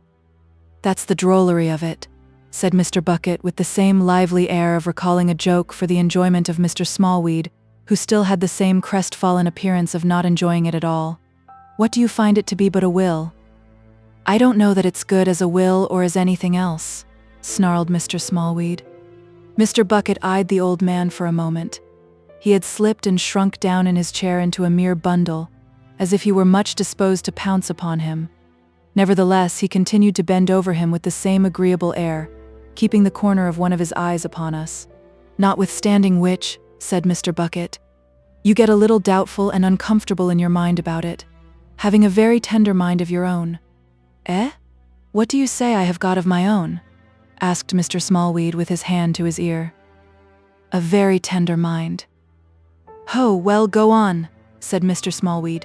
And as you've heard a good deal mentioned regarding a celebrated chancery will case of the same name, and as you know what a card crook was for buying all manner of old pieces of furniture, and books and papers and what not, and never liking to part with 'em, and always a-going to teach himself to read, you begin to think, and you never was more correct in your born days, ecod. If I don't look about me, I may get into trouble regarding this will. Now mind how you put it, Bucket, cried the old man anxiously with his hand at his ear. Speak up, none of your brimstone tricks. Pick me up, I want to hear better. Oh Lord, I am shaken to bits. Mr. Bucket had certainly picked him up at a dart. However, as soon as he could be heard through Mr. Smallweed's coughing and his vicious ejaculations of, "Oh my bones, oh dear, I've no breath in my body, I'm worse than the chattering, clattering brimstone pig at home," Mr. Bucket proceeded in the same convivial manner as before. So, as I happen to be in the habit of coming about your premises, you take me into your confidence, don't you? I think it would be impossible to make an admission with more ill will and a worse grace than Mr. Smallweed displayed when he admitted this, rendering it perfectly evident that Mr. Bucket was the very last person he would have thought of taking into his confidence if he could by any possibility have kept him out of it. And I go into the business with you very pleasant we are over it. And I confirm you in your well-founded fears that you will get yourself into a most precious line if you don't come out with that there will, said Mr. Bucket emphatically, and accordingly you arrange with me that it shall be delivered up to this present Mr. Jarndyce on no conditions. If it should prove to be valuable, you trusting yourself to him for your reward, that's about where it is, ain't it? That's what was agreed. Mr. Smallweed assented with the same bad grace. In consequence of which, said Mr. Bucket, dismissing his agreeable manner all at once, and becoming strictly businesslike. You've got that will upon your person at the present time, and the only thing that remains for you to do is just to out with it. Having given us one glance out of the watching corner of his eye, and having given his nose one triumphant rub with his forefinger, Mr. Bucket stood with his eyes fastened on his confidential friend, and his hands stretched forth ready to take the paper and present it to my guardian. It was not produced without much reluctance and many declarations on the part of Mr. Smallweed that he was a poor industrious man, and that he left it to Mr. Jarndyce's honor not to let him lose by his honesty. Little by little he very slowly took from a breast pocket a stained, discolored paper which was much singed upon the outside and a little burnt at the edges, as if it had long ago been thrown upon a fire and hastily snatched off again. Mr. Bucket lost no time in transferring this paper, with the dexterity of a conjurer, from Mr. Smallweed to Mr. Jarndyce. As he gave it to my guardian, he whispered behind his fingers, hadn't settled how to make their market of it, quarrelled and hinted about it. I laid out £20 upon it. First, the avaricious grandchildren split upon him on account of their objections to his living so unreasonably long, and then they split on one another. Lord, there ain't one of the family that wouldn't sell the other for £1 or £2, except the old lady, and she's only out of it because she's too weak in her mind to drive a bargain. Mr. Bucket, said my guardian aloud, whatever the worth of this paper may be to anyone, my obligations are great to you, and if it be of any worth, I hold myself bound to see Mr. Smallweed remunerated accordingly. Not according to your merits, you know, said Mr. Bucket in friendly explanation to Mr. Smallweed. Don't you be afraid of that, according to its value? That is what I mean, said my guardian. You may observe, Mr. Bucket, that I abstain from examining this paper myself. The plain truth is, I have forsworn and abjured the whole business these many years, and my soul is sick of it. But Miss Summerson and I will immediately place the paper in the hands of my solicitor in the cause, and its existence shall be made known without delay to all other parties interested. Mr. Jarndyce can't say fairer than that, you understand, observed Mr. Bucket to his fellow visitor, and it being now made clear to you that nobody's a-going to be wronged, which must be a great relief to your mind, we may proceed with the ceremony of chairing you home again. He unbolted the door, called in the bearers, wished us good morning, and with a look full of meaning and a crook of his finger at parting went his way. We went our way too, which was to Lincoln's Inn, as quickly as possible. Mr. Kengay was disengaged, and we found him at his table in his dusty room with the inexpressive-looking books and the piles of papers. Chairs having been placed for us by Mr. Guppy, Mr. Kenge expressed the surprise and gratification he felt at the unusual sight of Mr. Jarndyce in his office. He turned over his double eyeglass as he spoke, and was more conversation Kenge than ever. I hope, said Mr. Kenge, that the genial influence of Miss Summerson, he bowed to me, may have induced Mr. Jarndyce, he bowed to him, to forego some little of his animosity towards a cause and towards a court which are, shall I say, which take their place in the stately vista of the pillars of our profession.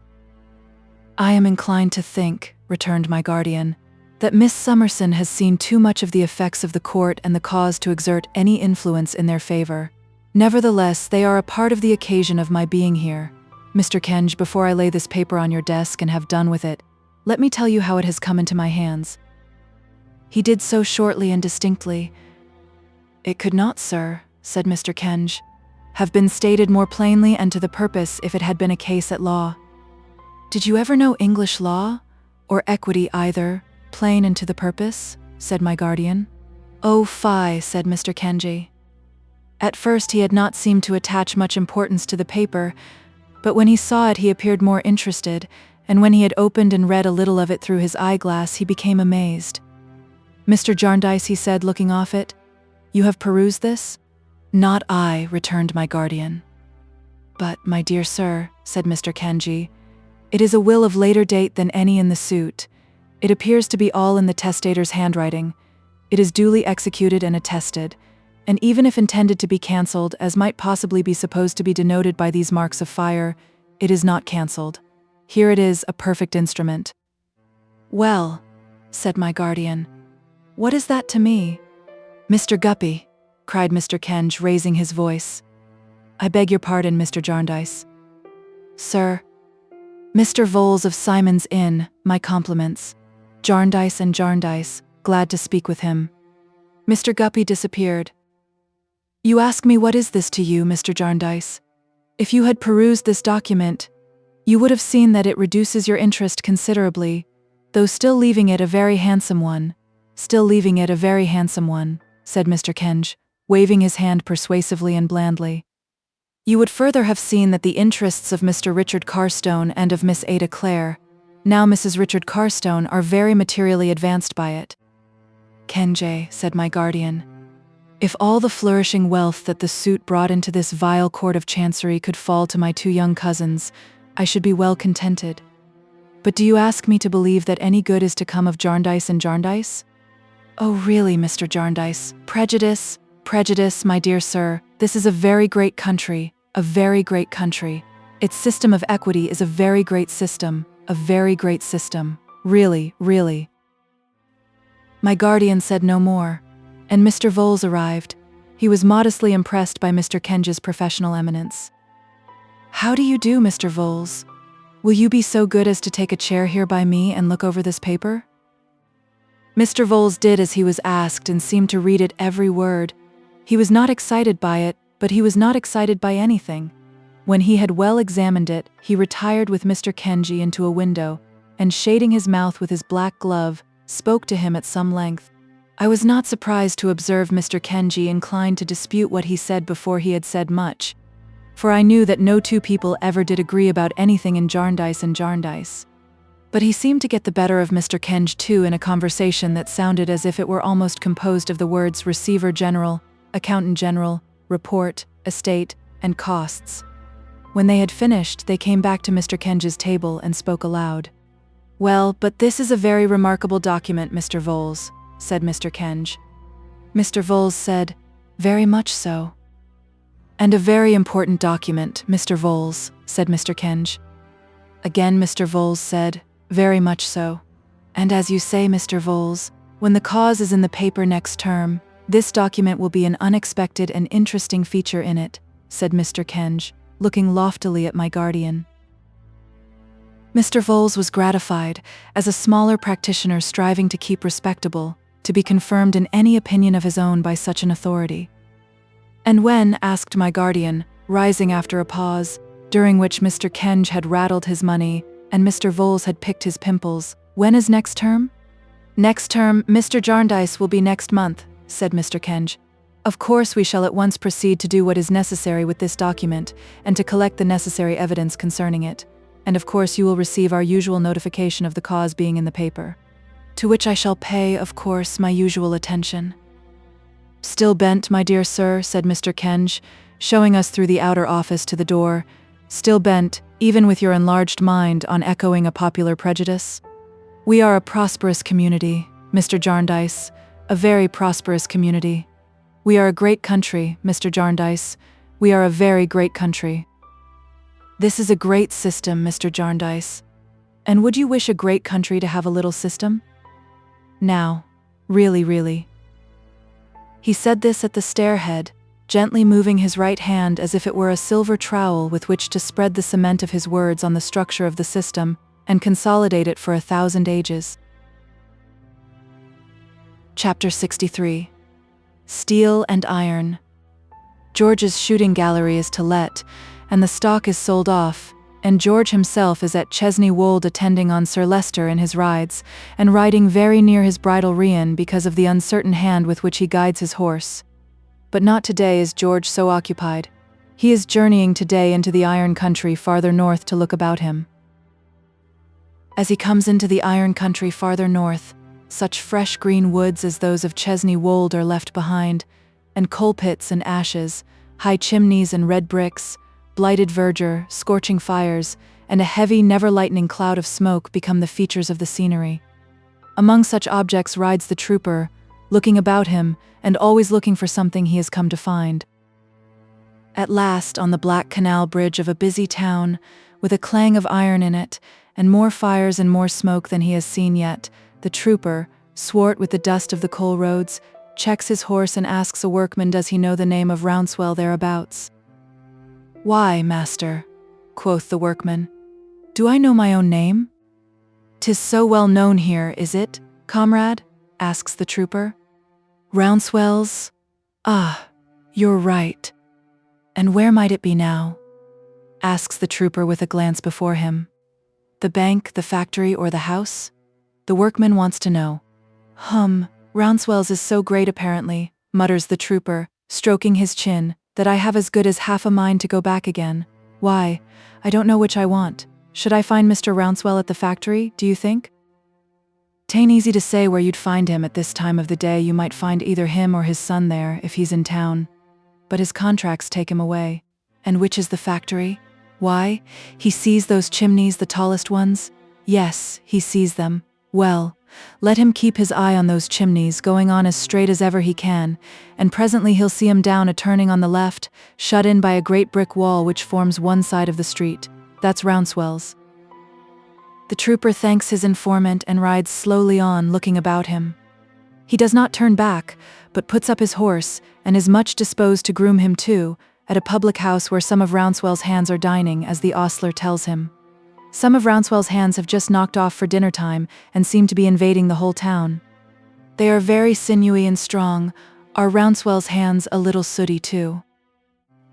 He comes to a gateway in the brick wall, looks in, and sees a great perplexity of iron lying about in every stage, and in a vast variety of shapes, in bars, in wedges, in sheets, in tanks, in boilers, in axles, in wheels, in cogs, in cranks, in rails, twisted and wrenched into eccentric and perverse forms as separate parts of machinery, mountains of it broken up and rusty in its age, distant furnaces of it glowing and bubbling in its youth, bright fireworks of it showering about under the blows of the steam hammer, red-hot iron, white-hot iron, cold black iron, an iron taste, an iron smell, and a babel of iron sounds. This is a place to make a man's head ache too, says the trooper, looking about him for a counting house. Who comes here? This is very like me before I was set up. This ought to be my nephew, if likenesses run in families. Your servant, sir. Yours, sir. Are you looking for anyone? Excuse me. Young Mr. Rouncewell, I believe? Yes. I was looking for your father, sir. I wish to have a word with him. The young man, telling him he is fortunate in his choice of a time, for his father is there, leads the way to the office where he is to be found. Very like me before I was set up, devilish like me, thinks the trooper as he follows. They come to a building in the yard with an office on an upper floor. At sight of the gentleman in the office, Mr. George turns very red. What name shall I say to my father? Asks the young man. George, full of the idea of iron, in desperation answers steel, and is so presented. He is left alone with the gentleman in the office, who sits at a table with account books before him, and some sheets of paper blotted with hosts of figures and drawings of cunning shapes. It is a bare office, with bare windows looking on the iron view below. Tumbled together on the table are some pieces of iron, purposely broken to be tested at various periods of their service, in various capacities. There is iron dust on everything, and the smoke is seen through the windows rolling heavily out of the tall chimneys to mingle with the smoke from a vaporous Babylon of other chimneys. I am at your service, Mr. Steele, says the gentleman when his visitor has taken a rusty chair. Well, Mr. Rouncewell, George replies, leaning forward with his left arm on his knee and his hat in his hand, and very chary of meeting his brother's eye, I am not without my expectations that in the present visit I may prove to be more free than welcome. I have served as a dragoon in my day, and a comrade of mine that I was once rather partial to was, if I don't deceive myself, a brother of yours. I believe you had a brother who gave his family some trouble, and ran away, and never did any good but in keeping away. Are you quite sure, returns the ironmaster in an altered voice, that your name is Steele? The trooper falters and looks at him. His brother starts up, calls him by his name and grasps him by both hands. You are too quick for me, cries the trooper with the tears springing out of his eyes. How do you do, my dear old fellow? I never could have thought you would have been half so glad to see me as all this. How do you do, my dear old fellow? How do you do? They shake hands and embrace each other over and over again, the trooper still coupling his "How do you do, my dear old fellow?" with his protestation that he never thought his brother would have been half so glad to see him as all this. So far from it, he declares at the end of a full account of what has preceded his arrival there. I had very little idea of making myself known. I thought if you took by any means forgivingly to my name, I might gradually get myself up to the point of writing a letter. But I should not have been surprised, brother, if you had considered it anything but welcome news to hear of me. We will show you at home what kind of news we think it, George, returns his brother. This is a great day at home, and you could not have arrived, you bronzed old soldier, on a better. I make an agreement with my son Watt today that on this day 12th he shall marry as pretty and as good a girl as you have seen in all your travels. She goes to Germany tomorrow with one of your nieces for a little polishing up in her education. We make a feast of the event, and you will be made the hero of it. Mr. George is so entirely overcome at first by this prospect that he resists the proposed honor with great earnestness. Being overborne, however, by his brother and his nephew, concerning whom he renews his protestations that he never could have thought they would have been half so glad to see him, he is taken home to an elegant house in all the arrangements of which there is to be observed a pleasant mixture of the originally simple habits of the father and mother with such as are suited to their altered station, and the higher fortunes of their children. Here Mr. George is much dismayed by the graces and accomplishments of his nieces that are, and by the beauty of Rosa, his niece that is to be, and by the affectionate salutations of these young ladies, which he receives in a sort of dream. He is sorely taken aback, too, by the dutiful behavior of his nephew, and has a woeful consciousness upon him of being a scapegrace. However, there is great rejoicing and a very hearty company and infinite enjoyment, and Mr. George comes bluff and martial through it all, and his pledge to be present at the marriage and give away the bride is received with universal favor.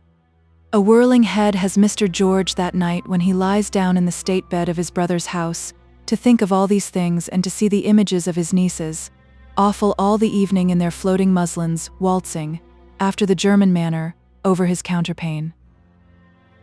The brothers are closeted next morning in the ironmaster's room, where the elder is proceeding, in his clear, sensible way, to show how he thinks he may best dispose of George in his business, when George squeezes his hand and stops him. Brother, I thank you 1,000,000 times for your more than brotherly welcome, and 1,000,000 times more to that for your more than brotherly intentions. But my plans are made. Before I say a word as to them, I wish to consult you upon one family point. How, says the trooper, folding his arms and looking with indomitable firmness at his brother, how is my mother to be got to scratch me? I am not sure that I understand you, George, replies the ironmaster. I say, brother, how is my mother to be got to scratch me? She must be got to do it somehow.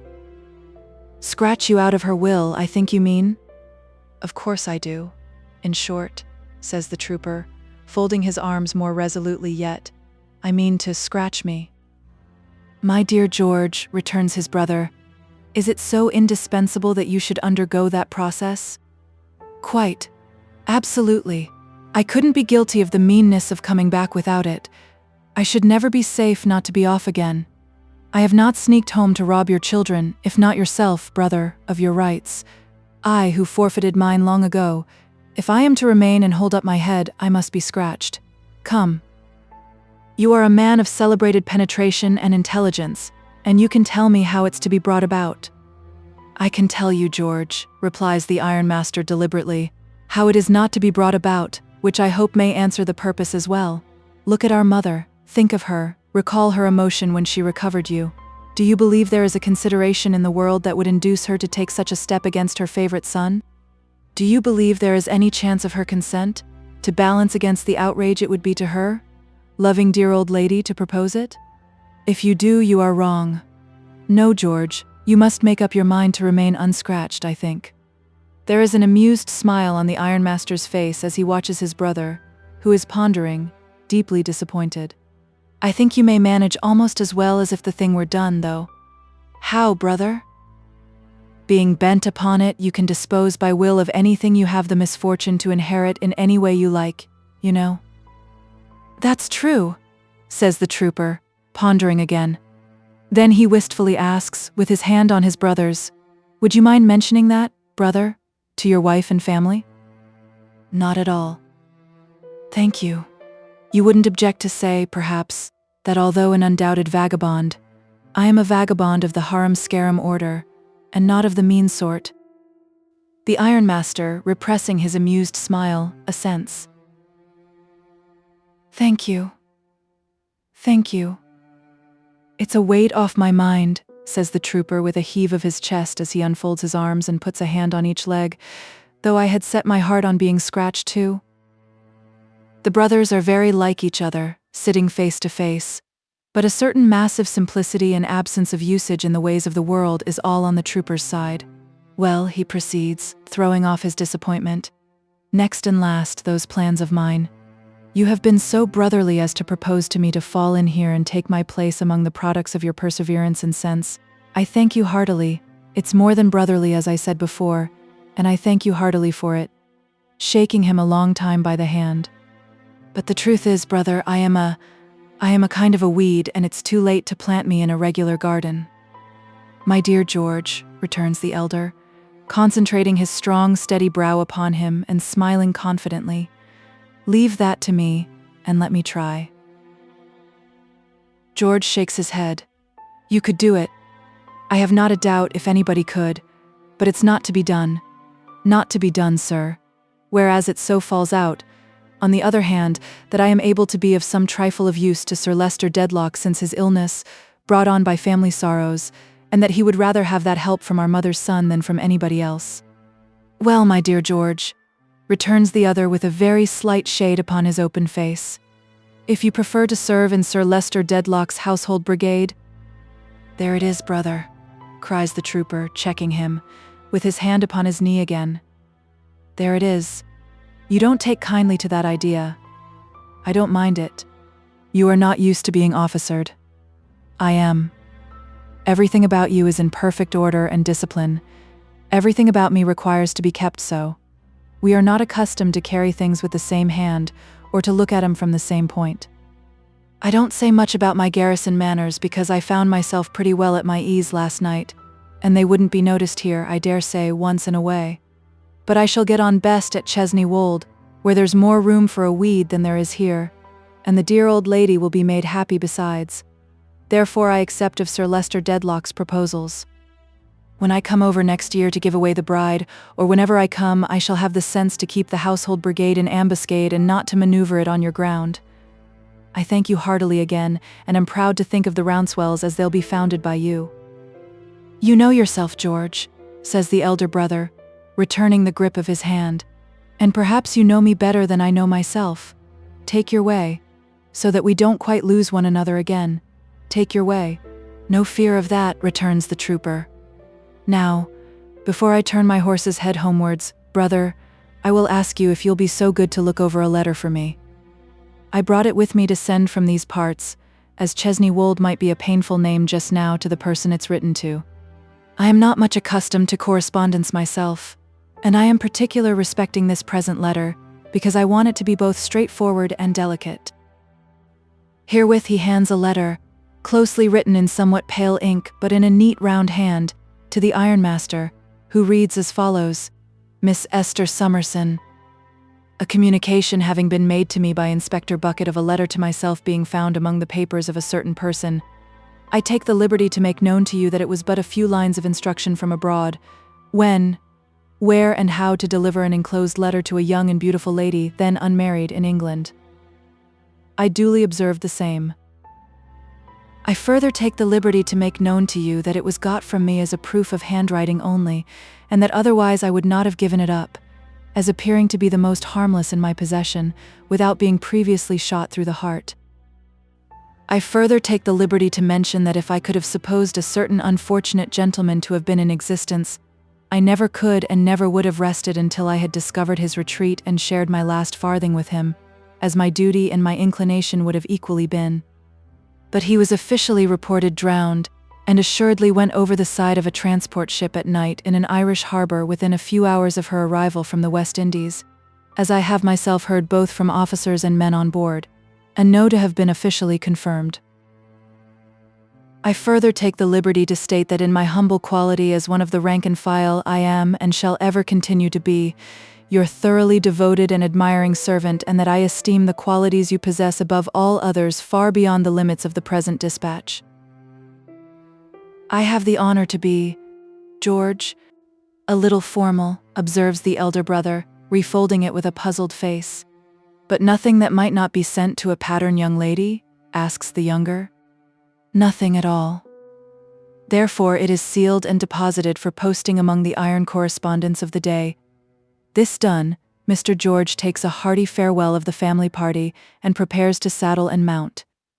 His brother, however, unwilling to part with him so soon, proposes to ride with him in a light open carriage to the place where he will bait for the night, and there remain with him until morning, a servant riding for so much of the journey on the thoroughbred old grey from Chesney Wold. The offer, being gladly accepted, is followed by a pleasant ride, a pleasant dinner, and a pleasant breakfast, all in brotherly communion. Then they once more shake hands long and heartily and part, the ironmaster turning his face to the smoke and fires, and the trooper to the green country. Early in the afternoon, the subdued sound of his heavy military trot is heard on the turf in the avenue as he rides on with imaginary clank and jingle of accoutrements under the old elm trees. Chapter 64. Esther's narrative. Soon after I had that conversation with my guardian, he put a sealed paper in my hand one morning and said, "This is for next month, my dear." I found in it £200. I now began very quietly to make such preparations as I thought were necessary. Regulating my purchases by my guardian's taste, which I knew very well of course, I arranged my wardrobe to please him, and hoped I should be highly successful. I did it all so quietly because I was not quite free from my old apprehension that Ada would be rather sorry, and because my guardian was so quiet himself. I had no doubt that under all the circumstances we should be married in the most private and simple manner. Perhaps I should only have to say to Ada, "Would you like to come and see me married tomorrow, my pet?" Perhaps our wedding might even be as unpretending as her own, and I might not find it necessary to say anything about it until it was over. I thought that if I were to choose, I would like this best. The only exception I made was Mrs. Woodcourt. I told her that I was going to be married to my guardian, and that we had been engaged some time. She highly approved. She could never do enough for me and was remarkably softened now in comparison with what she had been when we first knew her. There was no trouble she would not have taken to have been of use to me, but I need hardly say that I only allowed her to take as little as gratified her kindness without tasking it. Of course this was not a time to neglect my guardian, and of course it was not a time for neglecting my darling. So I had plenty of occupation, which I was glad of, and as to Charlie, she was absolutely not to be seen for needlework. To surround herself with great heaps of it, baskets full and tables full, and do a little, and spend a great deal of time in staring with her round eyes at what there was to do, and persuade herself that she was going to do it, were Charlie's great dignities and delights. Meanwhile, I must say I could not agree with my guardian on the subject of the will, and I had some sanguine hopes of Jarndyce and Jarndyce. Which of us was right will soon appear, but I certainly did encourage expectations. In Richard, the discovery gave occasion for a burst of business and agitation that buoyed him up for a little time, but he had lost the elasticity even of hope now, and seemed to me to retain only its feverish anxieties. From something my guardian said one day when we were talking about this, I understood that my marriage would not take place until after the term time we had been told to look forward to, and I thought the more, for that, how rejoiced I should be if I could be married when Richard and Ada were a little more prosperous. The term was very near indeed when my guardian was called out of town and went down into Yorkshire on Mr. Woodcourt's business. He had told me beforehand that his presence there would be necessary. I had just come in one night from my dear girls and was sitting in the midst of all my new clothes, looking at them all around me and thinking, when a letter from my guardian was brought to me. It asked me to join him in the country and mentioned by what stagecoach my place was taken and at what time in the morning I should have to leave town. It added in a postscript that I would not be many hours from Ada. I expected few things less than a journey at that time, but I was ready for it in half an hour and set off as appointed early next morning. I traveled all day, wondering all day what I could be wanted for at such a distance. Now I thought it might be for this purpose, and now I thought it might be for that purpose, but I was never near the truth. It was night when I came to my journey's end and found my guardian waiting for me.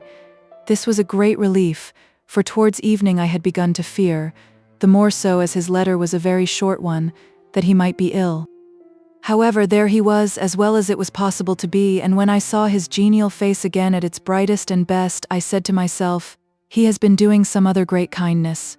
Not that it required much penetration to say that, because I knew that his being there at all was an act of kindness. Supper was ready at the hotel, and when we were alone at table he said, full of curiosity no doubt, little woman, to know why I have brought you here. Well, guardian, said I, without thinking myself a Fatima or you a Bluebeard, I am a little curious about it. Then to ensure your night's rest, my love, he returned gaily. I won't wait until tomorrow to tell you. I have very much wished to express to Woodcourt, somehow, my sense of his humanity to poor unfortunate Joe, his inestimable services to my young cousins, and his value to us all.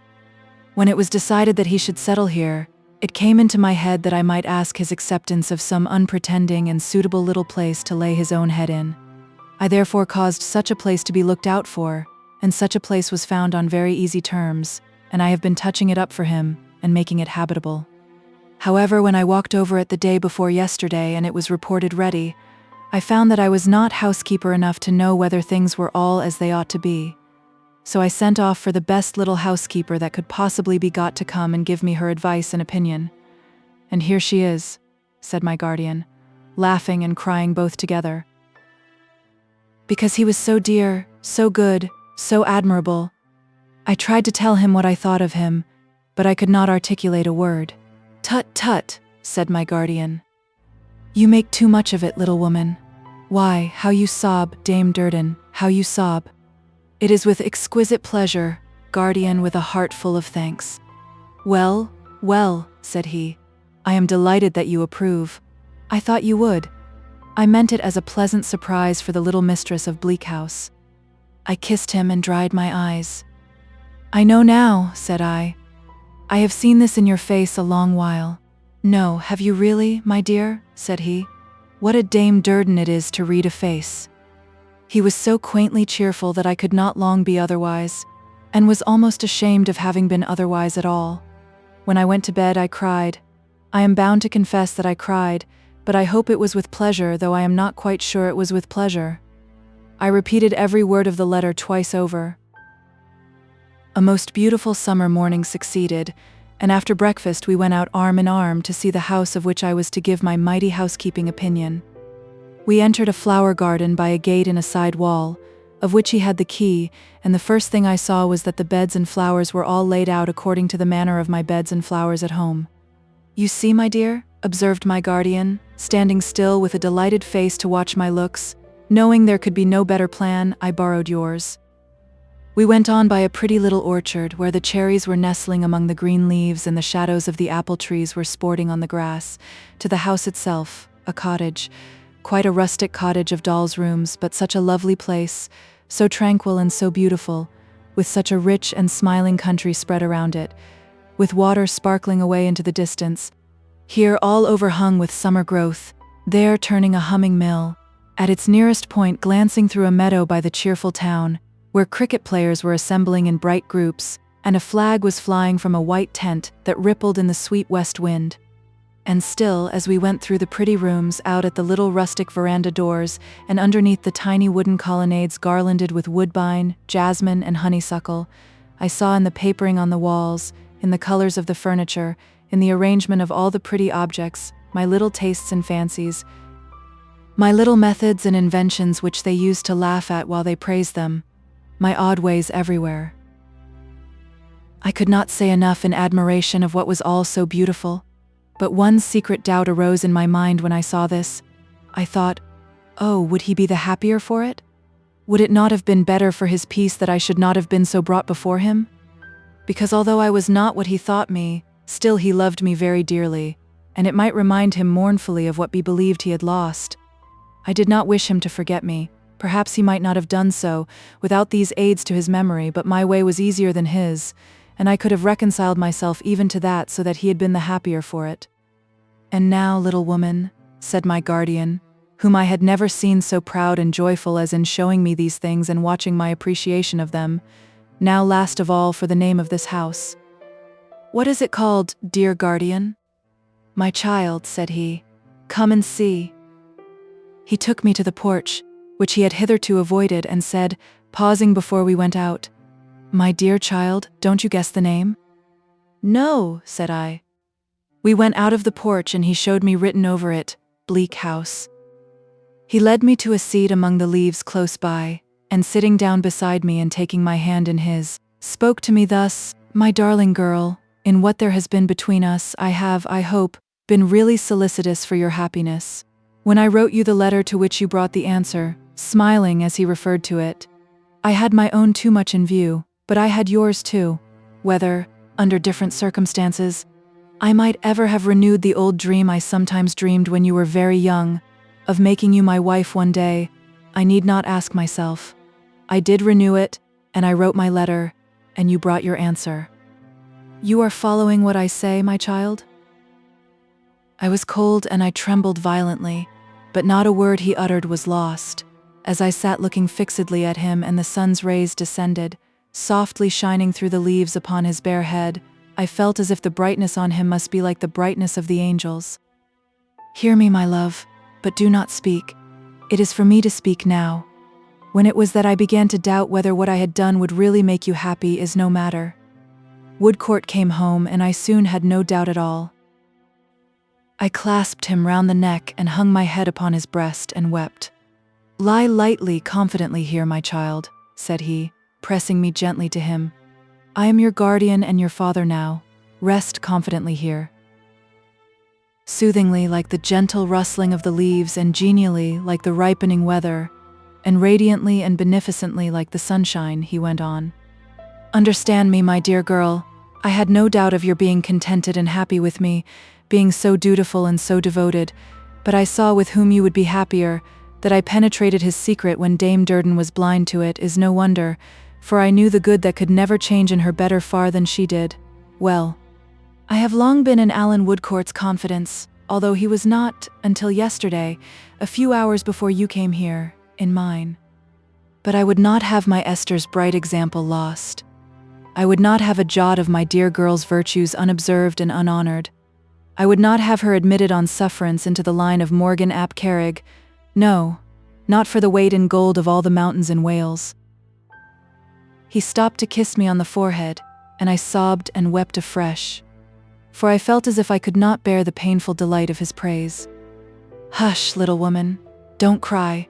This is to be a day of joy. I have looked forward to it," he said exultingly, "for months on months. A few words more, Dame Trot, and I have said my say. Determined not to throw away one atom of my Esther's worth, I took Mrs. Woodcourt into a separate confidence. Now, madam, said I clearly perceive, and indeed I know, to boot, that your son loves my ward. I am further very sure that my ward loves your son, but will sacrifice her love to a sense of duty and affection, and will sacrifice it so completely, so entirely, so religiously, that you should never suspect it though you watched her night and day.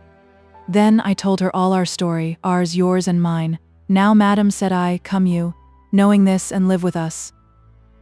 Come you, and see my child from hour to hour. Set what you see against her pedigree, which is this, and this, for I scorn to mince it, and tell me what is the true legitimacy when you shall have quite made up your mind on that subject. Why, honor to her old Welsh blood, my dear, cried my guardian with enthusiasm. I believe the heart it animates beats no less warmly, no less admiringly, no less lovingly towards Dame Durden than my own. He tenderly raised my head, and as I clung to him, kissed me in his old fatherly way again and again. What a light, now, on the protecting manner I had thought about. One more last word.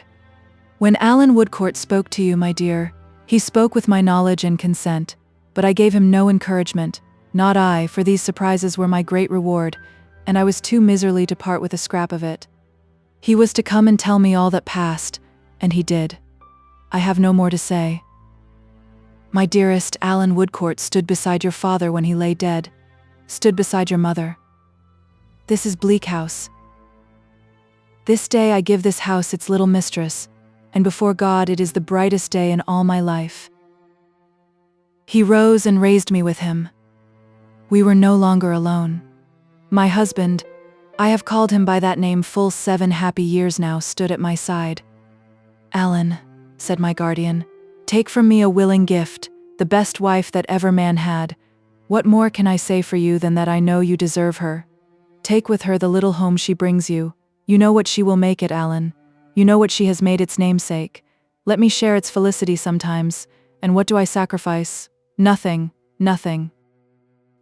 He kissed me once again, and now the tears were in his eyes as he said more softly, Esther, my dearest, after so many years there is a kind of parting in this too. I know that my mistake has caused you some distress. Forgive your old guardian in restoring him to his old place in your affections, and blot it out of your memory. Alan, take my dear. He moved away from under the green roof of leaves, and stopping in the sunlight outside and turning cheerfully towards us, said, I shall be found about here somewhere. It's a west wind, little woman, due west. Let no one thank me any more, for I am going to revert to my bachelor habits, and if anybody disregards this warning, I'll run away and never come back. What happiness was ours that day! What joy! What rest! What hope! What gratitude! What bliss! We were to be married before the month was out, but when we were to come and take possession of our own house was to depend on Richard and Ada. We all three went home together next day. As soon as we arrived in town, Alan went straight to see Richard and to carry our joyful news to him and my darling. Late as it was, I meant to go to her for a few minutes before lying down to sleep, but I went home with my guardian first to make his tea for him and to occupy the old chair by his side, for I did not like to think of its being empty so soon. When we came home, we found that a young man had called 3 times in the course of that one day to see me, and that having been told on the occasion of his 3rd call that I was not expected to return before 10 o'clock at night, he had left word that he would call about then. He had left his card 3 times, Mr. Guppy. As I naturally speculated on the object of these visits, and as I always associated something ludicrous with the visitor, it fell out that in laughing about Mr. Guppy I told my guardian of his old proposal and his subsequent retraction. After that, said my guardian, we will certainly receive this hero. So instructions were given that Mr. Guppy should be shown in when he came again, and they were scarcely given when he did come again. He was embarrassed when he found my guardian with me, but recovered himself and said, How do do, sir? How do you do, sir? Returned my guardian. Thank you, sir, I am tolerable, returned Mr. Guppy. Will you allow me to introduce my mother, Mrs. Guppy of the Old Street Road, and my particular friend, Mr. Weevil? That is to say, my friend has gone by the name of Weevil, but his name is really and truly Jobling. My guardian begged them to be seated, and they all sat down. Tony, said Mr. Guppy to his friend after an awkward silence, will you open the case? Do it yourself, returned the friend rather tartly. Well, Mr. Jarndyce, sir, Mr. Guppy, after a moment's consideration, began, to the great diversion of his mother, which she displayed by nudging Mr. Jobling with her elbow and winking at me in a most remarkable manner. I had an idea that I should see Miss Summerson by herself and was not quite prepared for your esteemed presence. But Miss Summerson has mentioned to you, perhaps, that something has passed between us on former occasions? Miss Summerson, returned my guardian, smiling, has made a communication to that effect to me. That, said Mr. Guppy, makes matters easier. Sir, I have come out of my articles at Kenge and Carboy's, and I believe with satisfaction to all parties. I am now admitted, after undergoing an examination that's enough to badger a man blue, touching a pack of nonsense that he don't want to know, on the roll of attorneys, and have taken out my certificate, if it would be any satisfaction to you to see it. Thank you, Mr. Guppy, returned my guardian. I am quite willing. I believe I use a legal phrase to admit the certificate. Mr. Guppy therefore desisted from taking something out of his pocket and proceeded without it. I have no capital myself, but my mother has a little property which takes the form of an annuity. Here Mr. Guppy's mother rolled her head as if she never could sufficiently enjoy the observation, and put her handkerchief to her mouth, and again winked at me, and a few pounds for expenses out of pocket in conducting business will never be wanting, free of interest, which is an advantage. You know? Said Mr. Guppy feelingly. Certainly an advantage, returned my guardian. I have some connection, pursued Mr. Guppy, and it lays in the direction of Walcott Square, Lambeth. I have therefore taken a house in that locality which, in the opinion of my friends, is a hollow bargain, taxes ridiculous, and use of fixtures included in the rent, and intend setting up professionally for myself there forthwith. Here Mr. Guppy's mother fell into an extraordinary passion of rolling her head and smiling waggishly at anybody who would look at her. It's a 6-roomer, exclusive of kitchens, said Mr. Guppy. And in the opinion of my friends, a commodious tenement. When I mention my friends, I refer principally to my friend Jobling, who I believe has known me. Mr. Guppy looked at him with a sentimental air, from boyhood's hour. Mr. Jobling confirmed this with a sliding movement of his legs. My friend Jobling will render me his assistance in the capacity of clerk, and will live in the house, said Mr. Guppy. My mother will likewise live in the house when her present quarter in the Old Street Road shall have ceased and expired, and consequently there will be no want of society. My friend Jobling is naturally aristocratic by taste, and besides being acquainted with the movements of the upper circles, fully backs me in the intentions I am now developing. Mr. Jobling said certainly, and withdrew a little from the elbow of Mr. Guppy's mother. Now, I have no occasion to mention to you, sir, you being in the confidence of Miss Summerson, said Mr. Guppy. Mother, I wish you'd be so good as to keep still, that Miss Summerson's image was formerly imprinted on my art, and that I made her a proposal of marriage. That I have heard, returned my guardian. Circumstances, pursued Mr. Guppy, over which I had no control, but quite the contrary, weakened the impression of that image for a time. At which time Miss Summerson's conduct was highly genteel, I may even add, magnanimous. My guardian patted me on the shoulder and seemed much amused. Now, sir, said Mr. Guppy, I have got into that state of mind myself that I wish for a reciprocity of magnanimous behavior. I wish to prove to Miss Summerson that I can rise to a height of which perhaps she hardly thought me capable. I find that the image which I did suppose had been eradicated from my art is not eradicated. Its influence over me is still tremendous, and yielding to it, I am willing to overlook the circumstances over which none of us have had any control, and to renew those proposals to Miss Summerson which I had the honor to make at a former period. I beg to lay the house in Walcott Square, the business and myself before Miss Summerson for her acceptance. Very magnanimous indeed, sir, observed my guardian. Well, sir, replied Mr. Guppy with candor, my wish is to be magnanimous. I do not consider that in making this offer to Miss Summerson I am by any means throwing myself away, neither is that the opinion of my friends. Still, there are circumstances which I submit may be taken into account as a set-off against any little drawbacks of mine, and so a fair and equitable balance arrived at. I take upon myself, sir, said my guardian, laughing as he rang the bell, to reply to your proposals on behalf of Miss Summerson. She is very sensible of your handsome intentions, and wishes you good evening and wishes you well. Oh, said Mr. Guppy with a blank look. Is that tantamount, sir, to acceptance or rejection or consideration? To decided rejection, if you please, returned my guardian. Mr. Guppy looked incredulously at his friend, and at his mother, who suddenly turned very angry, and at the floor, and at the ceiling. Indeed? Said he. Then, Jobling, if you was the friend you represent yourself, I should think you might hand my mother out of the gangway instead of allowing her to remain where she ain't wanted. But Mrs. Guppy positively refused to come out of the gangway. She wouldn't hear of it. Why, get along with you, said she to my guardian. What do you mean? Ain't my son good enough for you? You ought to be ashamed of yourself. Get out with you. My good lady, returned my guardian. It is hardly reasonable to ask me to get out of my own room. I don't care for that, said Mrs. Guppy. Get out with you. If we ain't good enough for you, go and procure somebody that is good enough. Go along and find 'em. I was quite unprepared for the rapid manner in which Mrs. Guppy's power of jocularity merged into a power of taking the profoundest offense. Go along and find somebody that's good enough for you, repeated Mrs. Guppy. Get out. Nothing seemed to astonish Mr. Guppy's mother so much, and to make her so very indignant as our not getting out. Why don't you get out? Said Mrs. Guppy. What are you stopping here for? Mother, interposed her son, always getting before her and pushing her back with one shoulder as she sidled at my guardian. Will you hold your tongue? No, William, she returned. I won't. Not unless he gets out, I won't.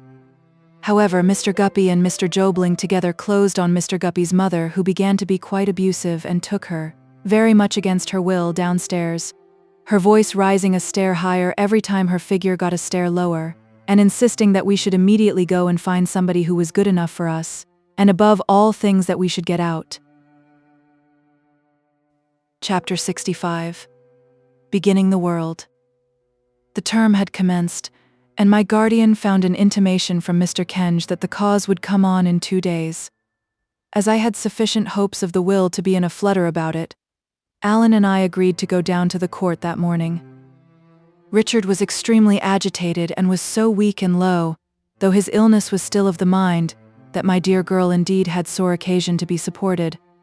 But she looked forward, a very little way now, to the help that was to come to her, and never drooped. It was at Westminster that the cause was to come on. It had come on there, I dare say, 100 times before, but I could not divest myself of an idea that it might lead to some result now.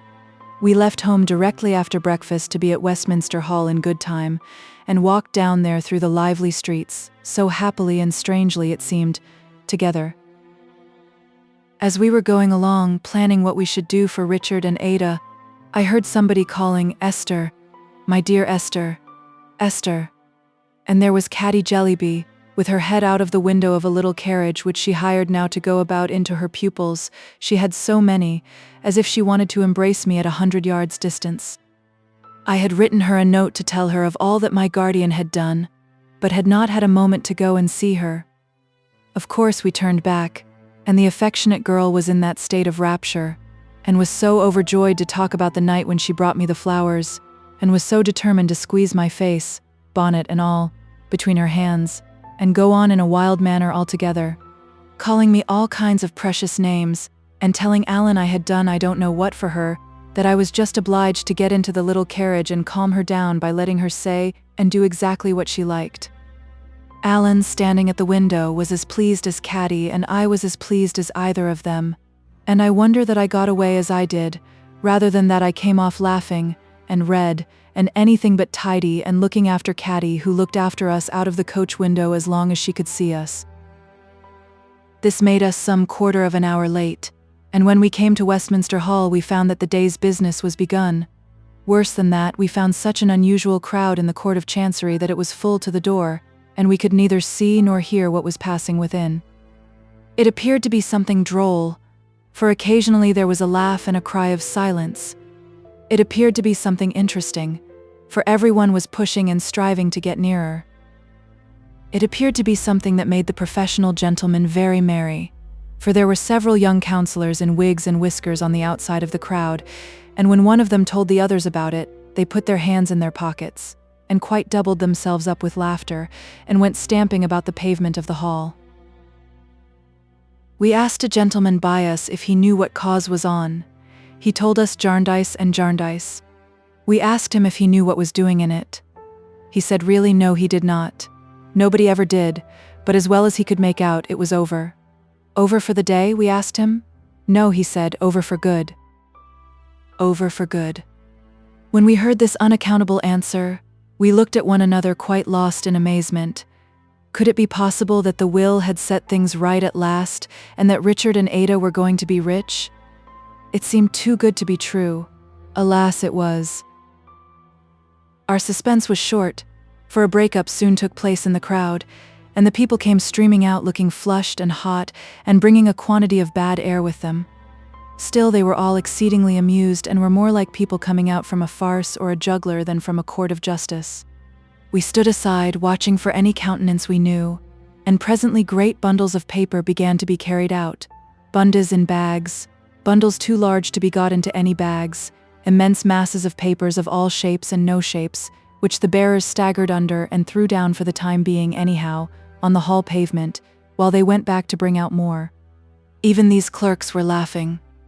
We glanced at the papers, and seeing Jarndyce and Jarndyce everywhere, asked an official-looking person who was standing in the midst of them whether the cause was over.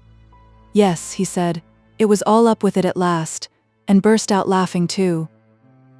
At this juncture we perceived Mr. Kenge coming out of court with an affable dignity upon him, listening to Mr. Vholes, who was deferential and carried his own bag. Mr. Vholes was the first to see us.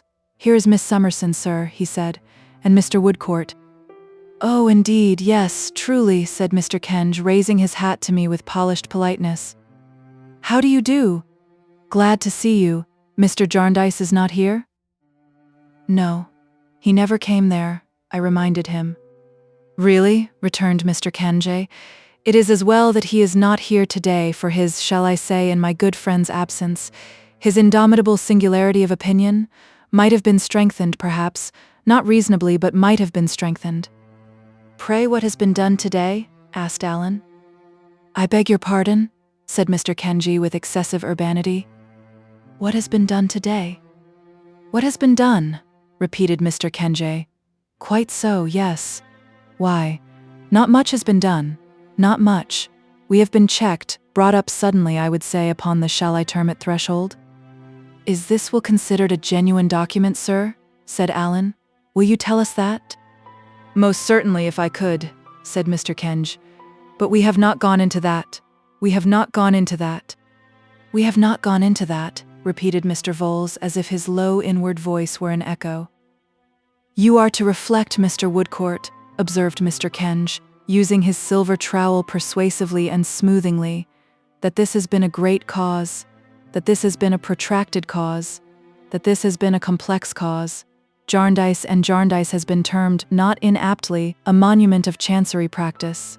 And patience has sat upon it a long time, said Alan. Very well indeed, sir, returned Mr. Kenji with a certain condescending laugh he had. Very well. You are further to reflect, Mr. Woodcourt, becoming dignified almost to severity, that on the numerous difficulties, contingencies, masterly fictions, and forms of procedure in this great cause, there has been expended study, ability, eloquence, knowledge, intellect, Mr. Woodcourt, high intellect. For many years, the I would say the flower of the bar, and the I would presume to add, the matured autumnal fruits of the woolsack, have been lavished upon Jarndyce and Jarndyce.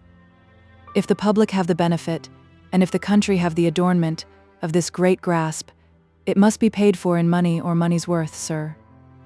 Mr. Kenj, said Alan, appearing enlightened all in a moment. Excuse me, our time presses. Do I understand that the whole estate is found to have been absorbed in costs? Hem, I believe so, returned Mr. Kenj. Mr. Vholes, what do you say? I believe so, said Mr. Vholes. And that thus the suit lapses and melts away? Probably, returned Mr. Kenji. Mr. Vholes? Probably, said Mr. Vholes. My dearest life, whispered Alan, this will break Richard's heart. There was such a shock of apprehension in his face, and he knew Richard so perfectly, and I too had seen so much of his gradual decay, that what my dear girl had said to me in the fullness of her foreboding love sounded like a knell in my ears. In case you should be wanting Mr. C, sir, said Mr. Vholes, coming after us, you'll find him in court. I left him there resting himself a little. Good day, sir.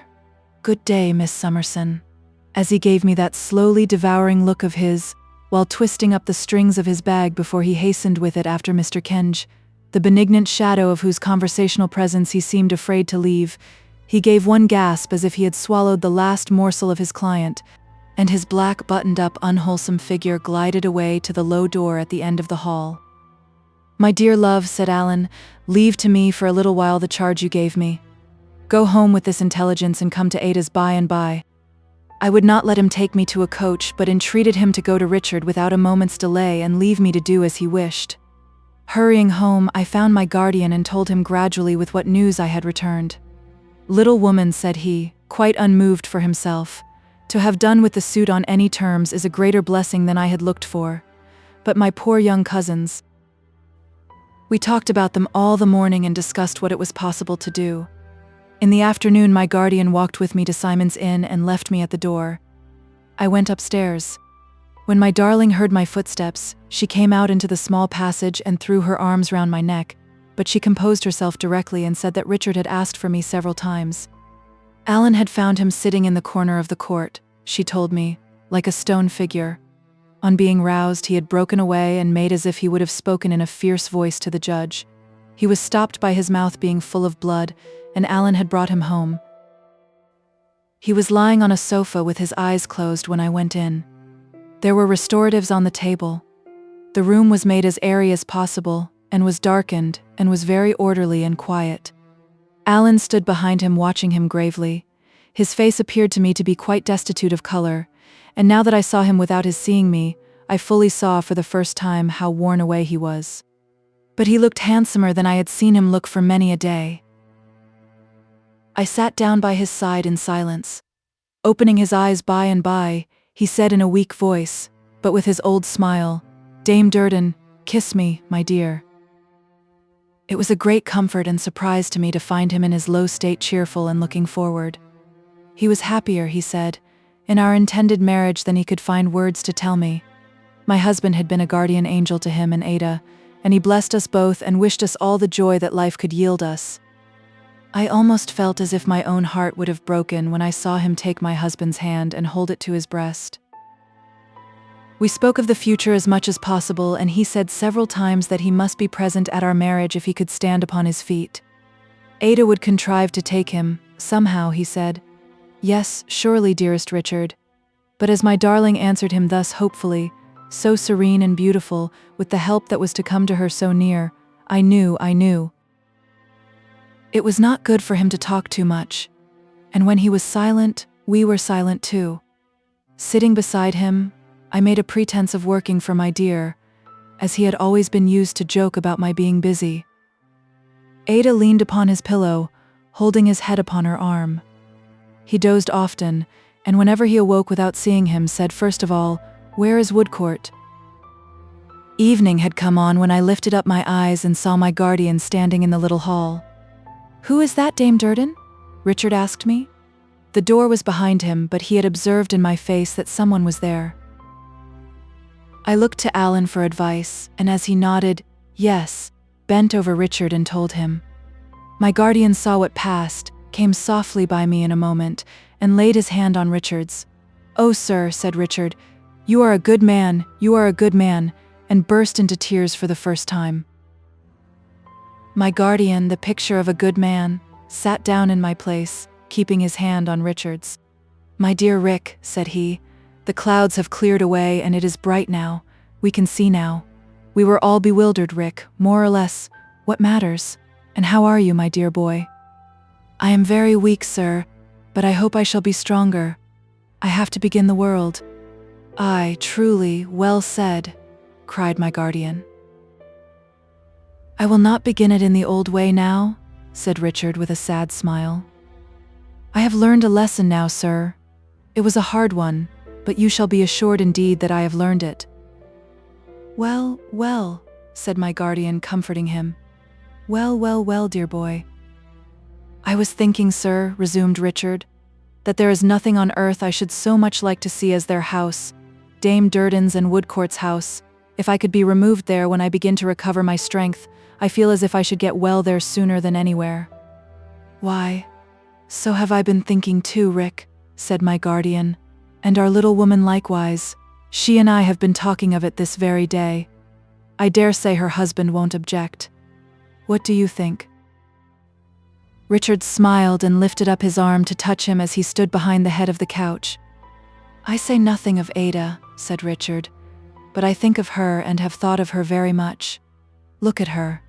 See her here, sir, bending over this pillow when she has so much need to rest upon it herself. My dear love, my poor girl." He clasped her in his arms and none of us spoke. He gradually released her and she looked upon us, and looked up to heaven and moved her lips. "When I get down to Bleak House," said Richard, "I shall have much to tell you, sir, and you will have much to show me. You will go, won't you?" "Undoubtedly, dear Rick." "Thank you. Like you, said Richard. "But it's all like you. They have been telling me how you planned it and how you remembered all Esther's familiar tastes and ways. It will be like coming to the old Bleak House again." "And you will come there too, I hope, Rick? I am a solitary man now, you know, and it will be a charity to come to me." "A charity to come to me, my love," he repeated to Ada as he gently passed his hand over her golden hair and put a lock of it to his lips. I think he vowed within himself to cherish her if she were left alone. "It was a troubled dream?" said Richard, clasping both my guardian's hands eagerly. "Nothing more, Rick, nothing more. And you, being a good man, can pass it as such, and forgive and pity the dreamer, and be lenient and encouraging when he wakes. Indeed I can. What am I but another dreamer, Rick?" "I will begin the world," said Richard with a light in his eyes. My husband drew a little nearer towards Ada, and I saw him solemnly lift up his hand to warn my guardian.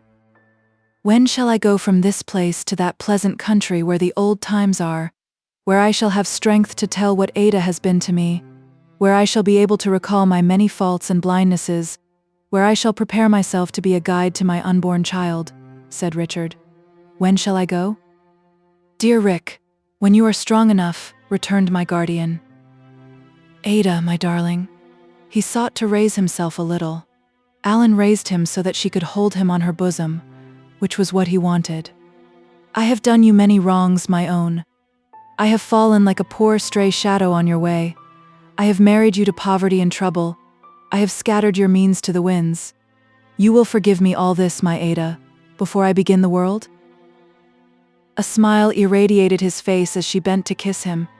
He slowly laid his face down upon her bosom, drew his arms closer round her neck, and with one parting sob began the world. Not this world. Oh, not this. The world that sets this right. When all was still, at a late hour, poor crazed Miss Flight came weeping to me and told me she had given her birds their liberty. Chapter 66. Down in Lincolnshire. There is a hush upon Chesney Wold in these altered days, as there is upon a portion of the family history. The story goes that Sir Leicester paid some who could have spoken out to hold their peace, but it is a lame story, feebly whispering and creeping about, and any brighter spark of life it shows soon dies away. It is known for certain that the handsome Lady Dedlock lies in the mausoleum in the park, where the trees arch darkly overhead, and the owl is heard at night making the woods ring, but whence she was brought home to be laid among the echoes of that solitary place, or how she died, is all mystery. Some of her old friends, principally to be found among the peachy-cheeked charmers with the skeleton throats, did once occasionally say, as they toyed in a ghastly manner with large fans like charmers reduced to flirting with grim death, after losing all their other beaux, did once occasionally say, when the world assembled together, that they wondered the ashes of the Dedlocks, entombed in the mausoleum, never rose against the profanation of her company, but the dead and gone Dedlocks take it very calmly and have never been known to object. Up from among the fern in the hollow, and winding by the bridle road among the trees, comes sometimes to this lonely spot the sound of horses' hoofs. Then may be seen Sir Leicester, invalided, bent, and almost blind, but of worthy presence yet, riding with a stalwart man beside him, constant to his bridle rein.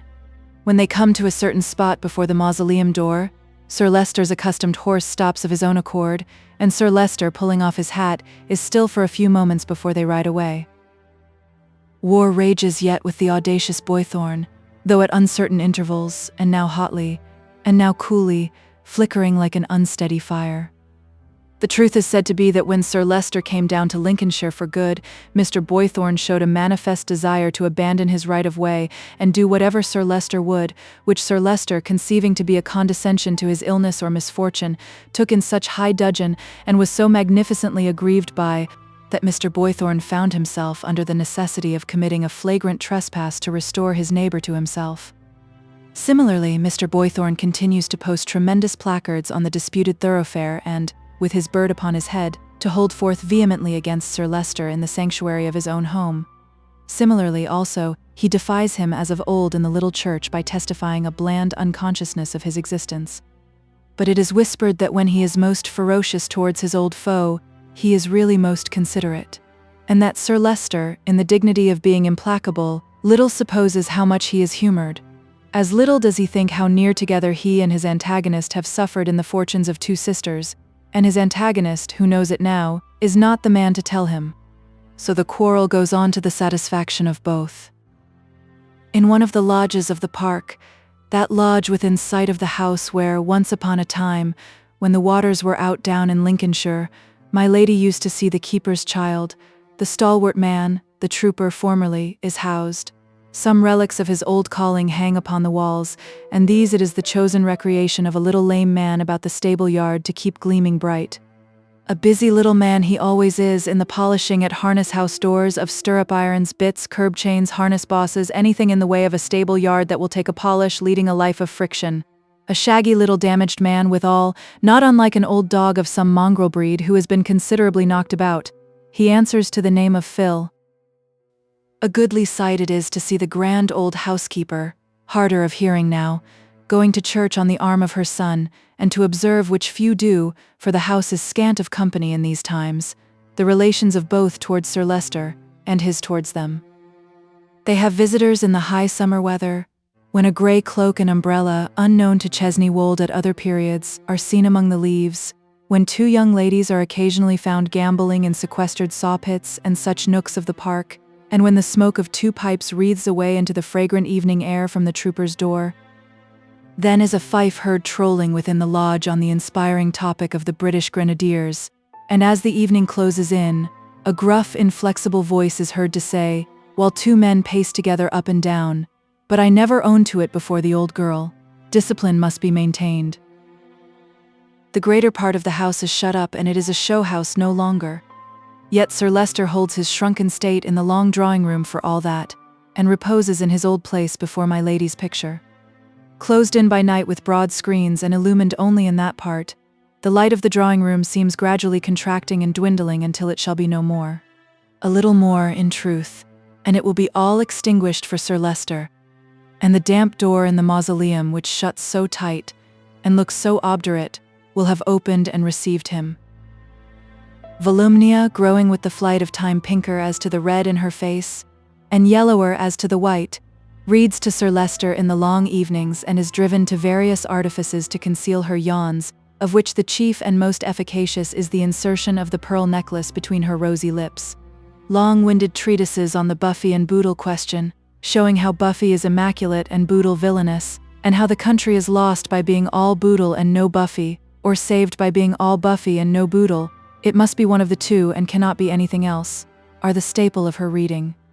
Sir Leicester is not particular what it is and does not appear to follow it very closely. Further than that, he always comes broad awake the moment Volumnia ventures to leave off, and sonorously repeating her last words, begs with some displeasure to know if she finds herself fatigued.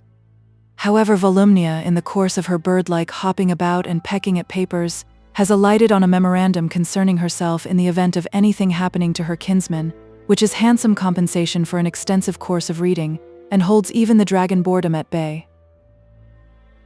The cousins generally are rather shy of Chesney Wold in its dullness, but take to it a little in the shooting season, when guns are heard in the plantations, and a few scattered beaters and keepers wait at the old places of appointment for low-spirited twos and threes of cousins. The debilitated cousin, more debilitated by the dreariness of the place, gets into a fearful state of depression, groaning under penitential sofa pillows in his gunless hours and protesting that such fernal old jails "noth sue flare up, freever." The only great occasions for Volumnia in this changed aspect of the place in Lincolnshire are those occasions, rare and widely separated, when something is to be done for the county or the country in the way of gracing a public ball. Then indeed does the tuckered sylph come out in fairy form, and proceed with joy under cousinly escort to the exhausted old assembly room, 14 heavy miles off, which during 364 days and nights of every ordinary year, is a kind of antipodean lumber room full of old chairs and tables upside down. Then indeed does she captivate all hearts by her condescension, by her girlish vivacity, and by her skipping about as in the days when the hideous old general with the mouth too full of teeth had not cut one of them at 2 guineas each.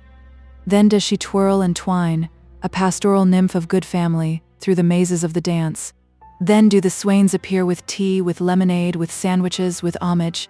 Then is she kind and cruel, stately and unassuming, various, beautifully willful.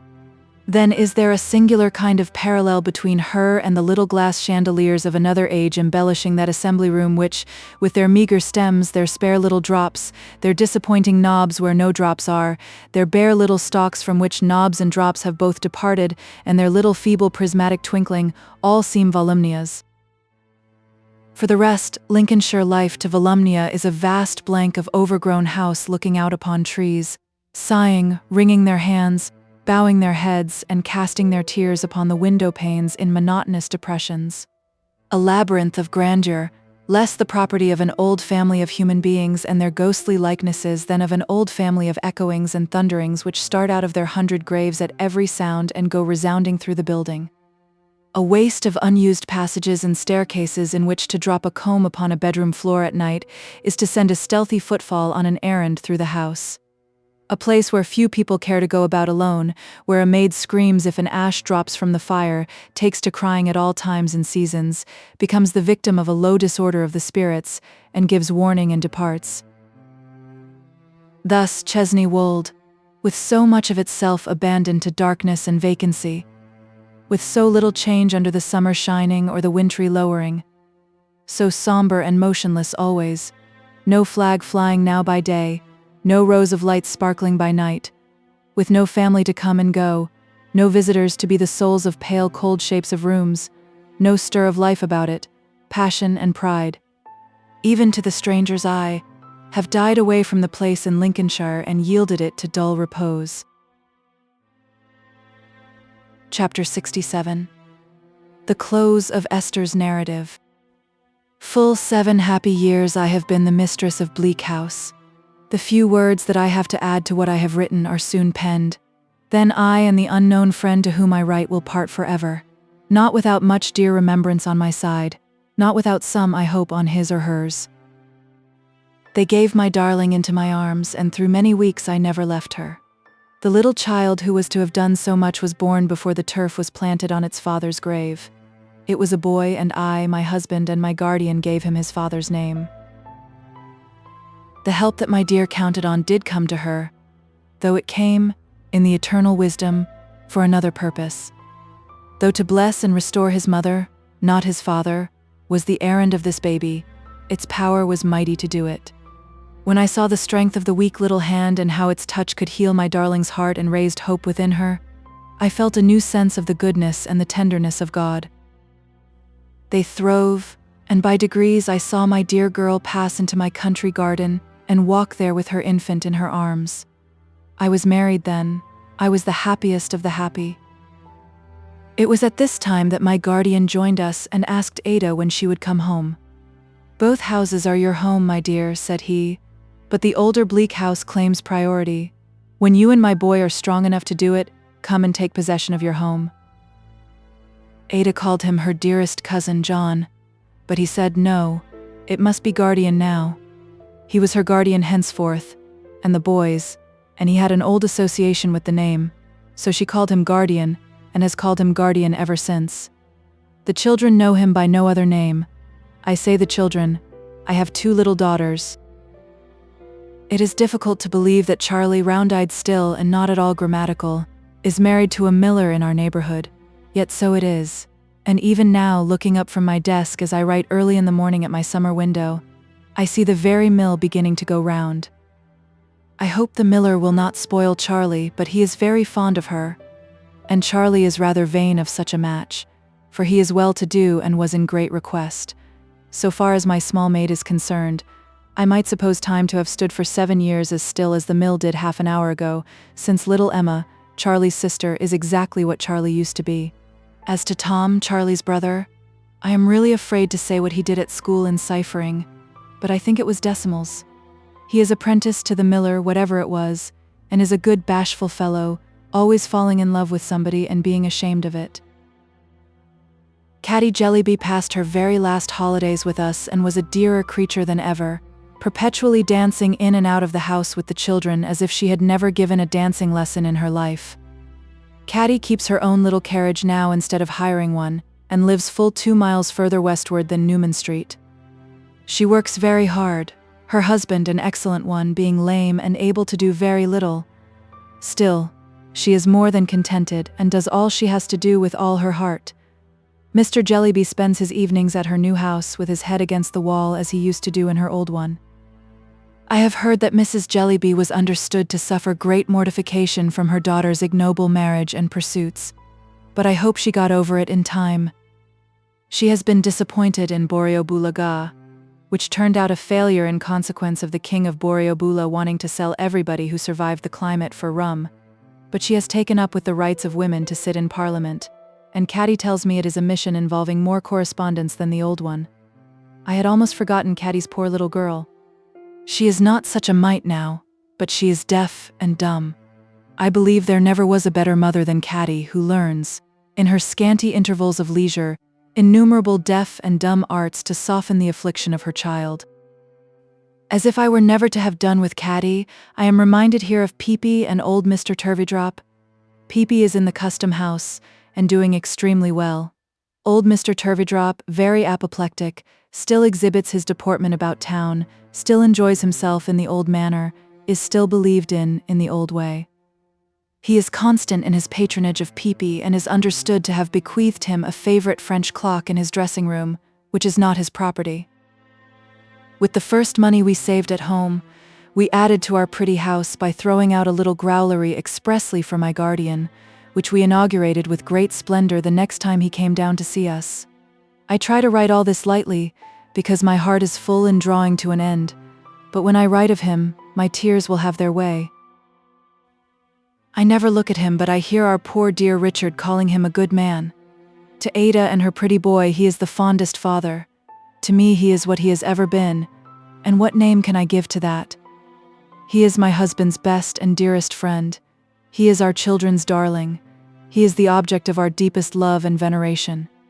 Yet while I feel towards him as if he were a superior being, I am so familiar with him and so easy with him that I almost wonder at myself. I have never lost my old names, nor has he lost his, nor do I ever, when he is with us, sit in any other place than in my old chair at his side, Dame Trot, Dame Durden, little woman, all just the same as ever, and I answer, yes, dear guardian, just the same. I have never known the wind to be in the east for a single moment since the day when he took me to the porch to read the name. I remarked to him once that the wind seemed never in the east now, and he said no, truly, it had finally departed from that quarter on that very day. I think my darling girl is more beautiful than ever. The sorrow that has been in her face, for it is not there now, seems to have purified even its innocent expression, and to have given it a diviner quality.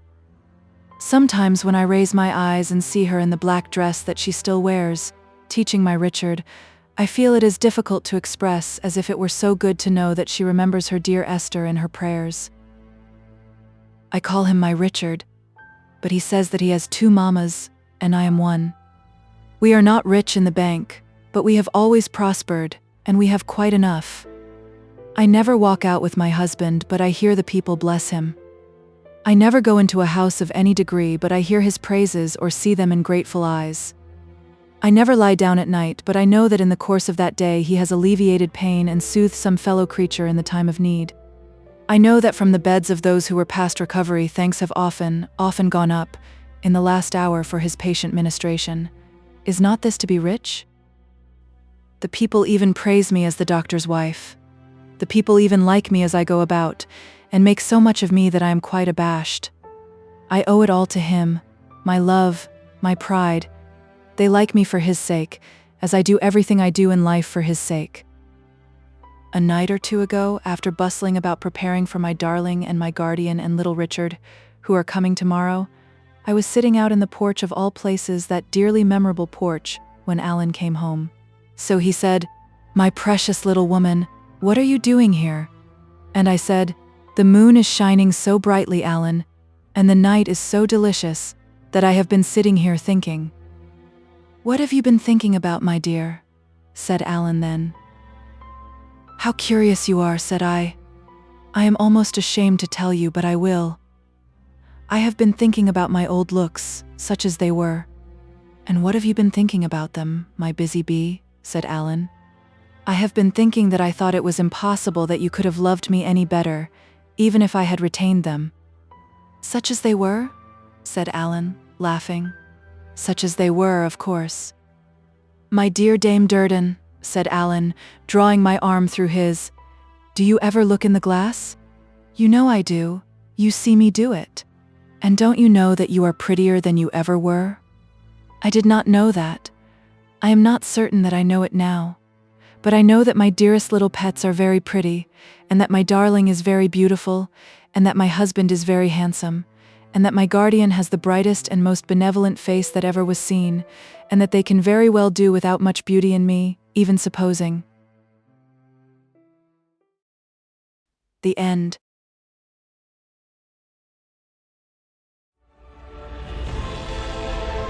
A whole galaxy to go.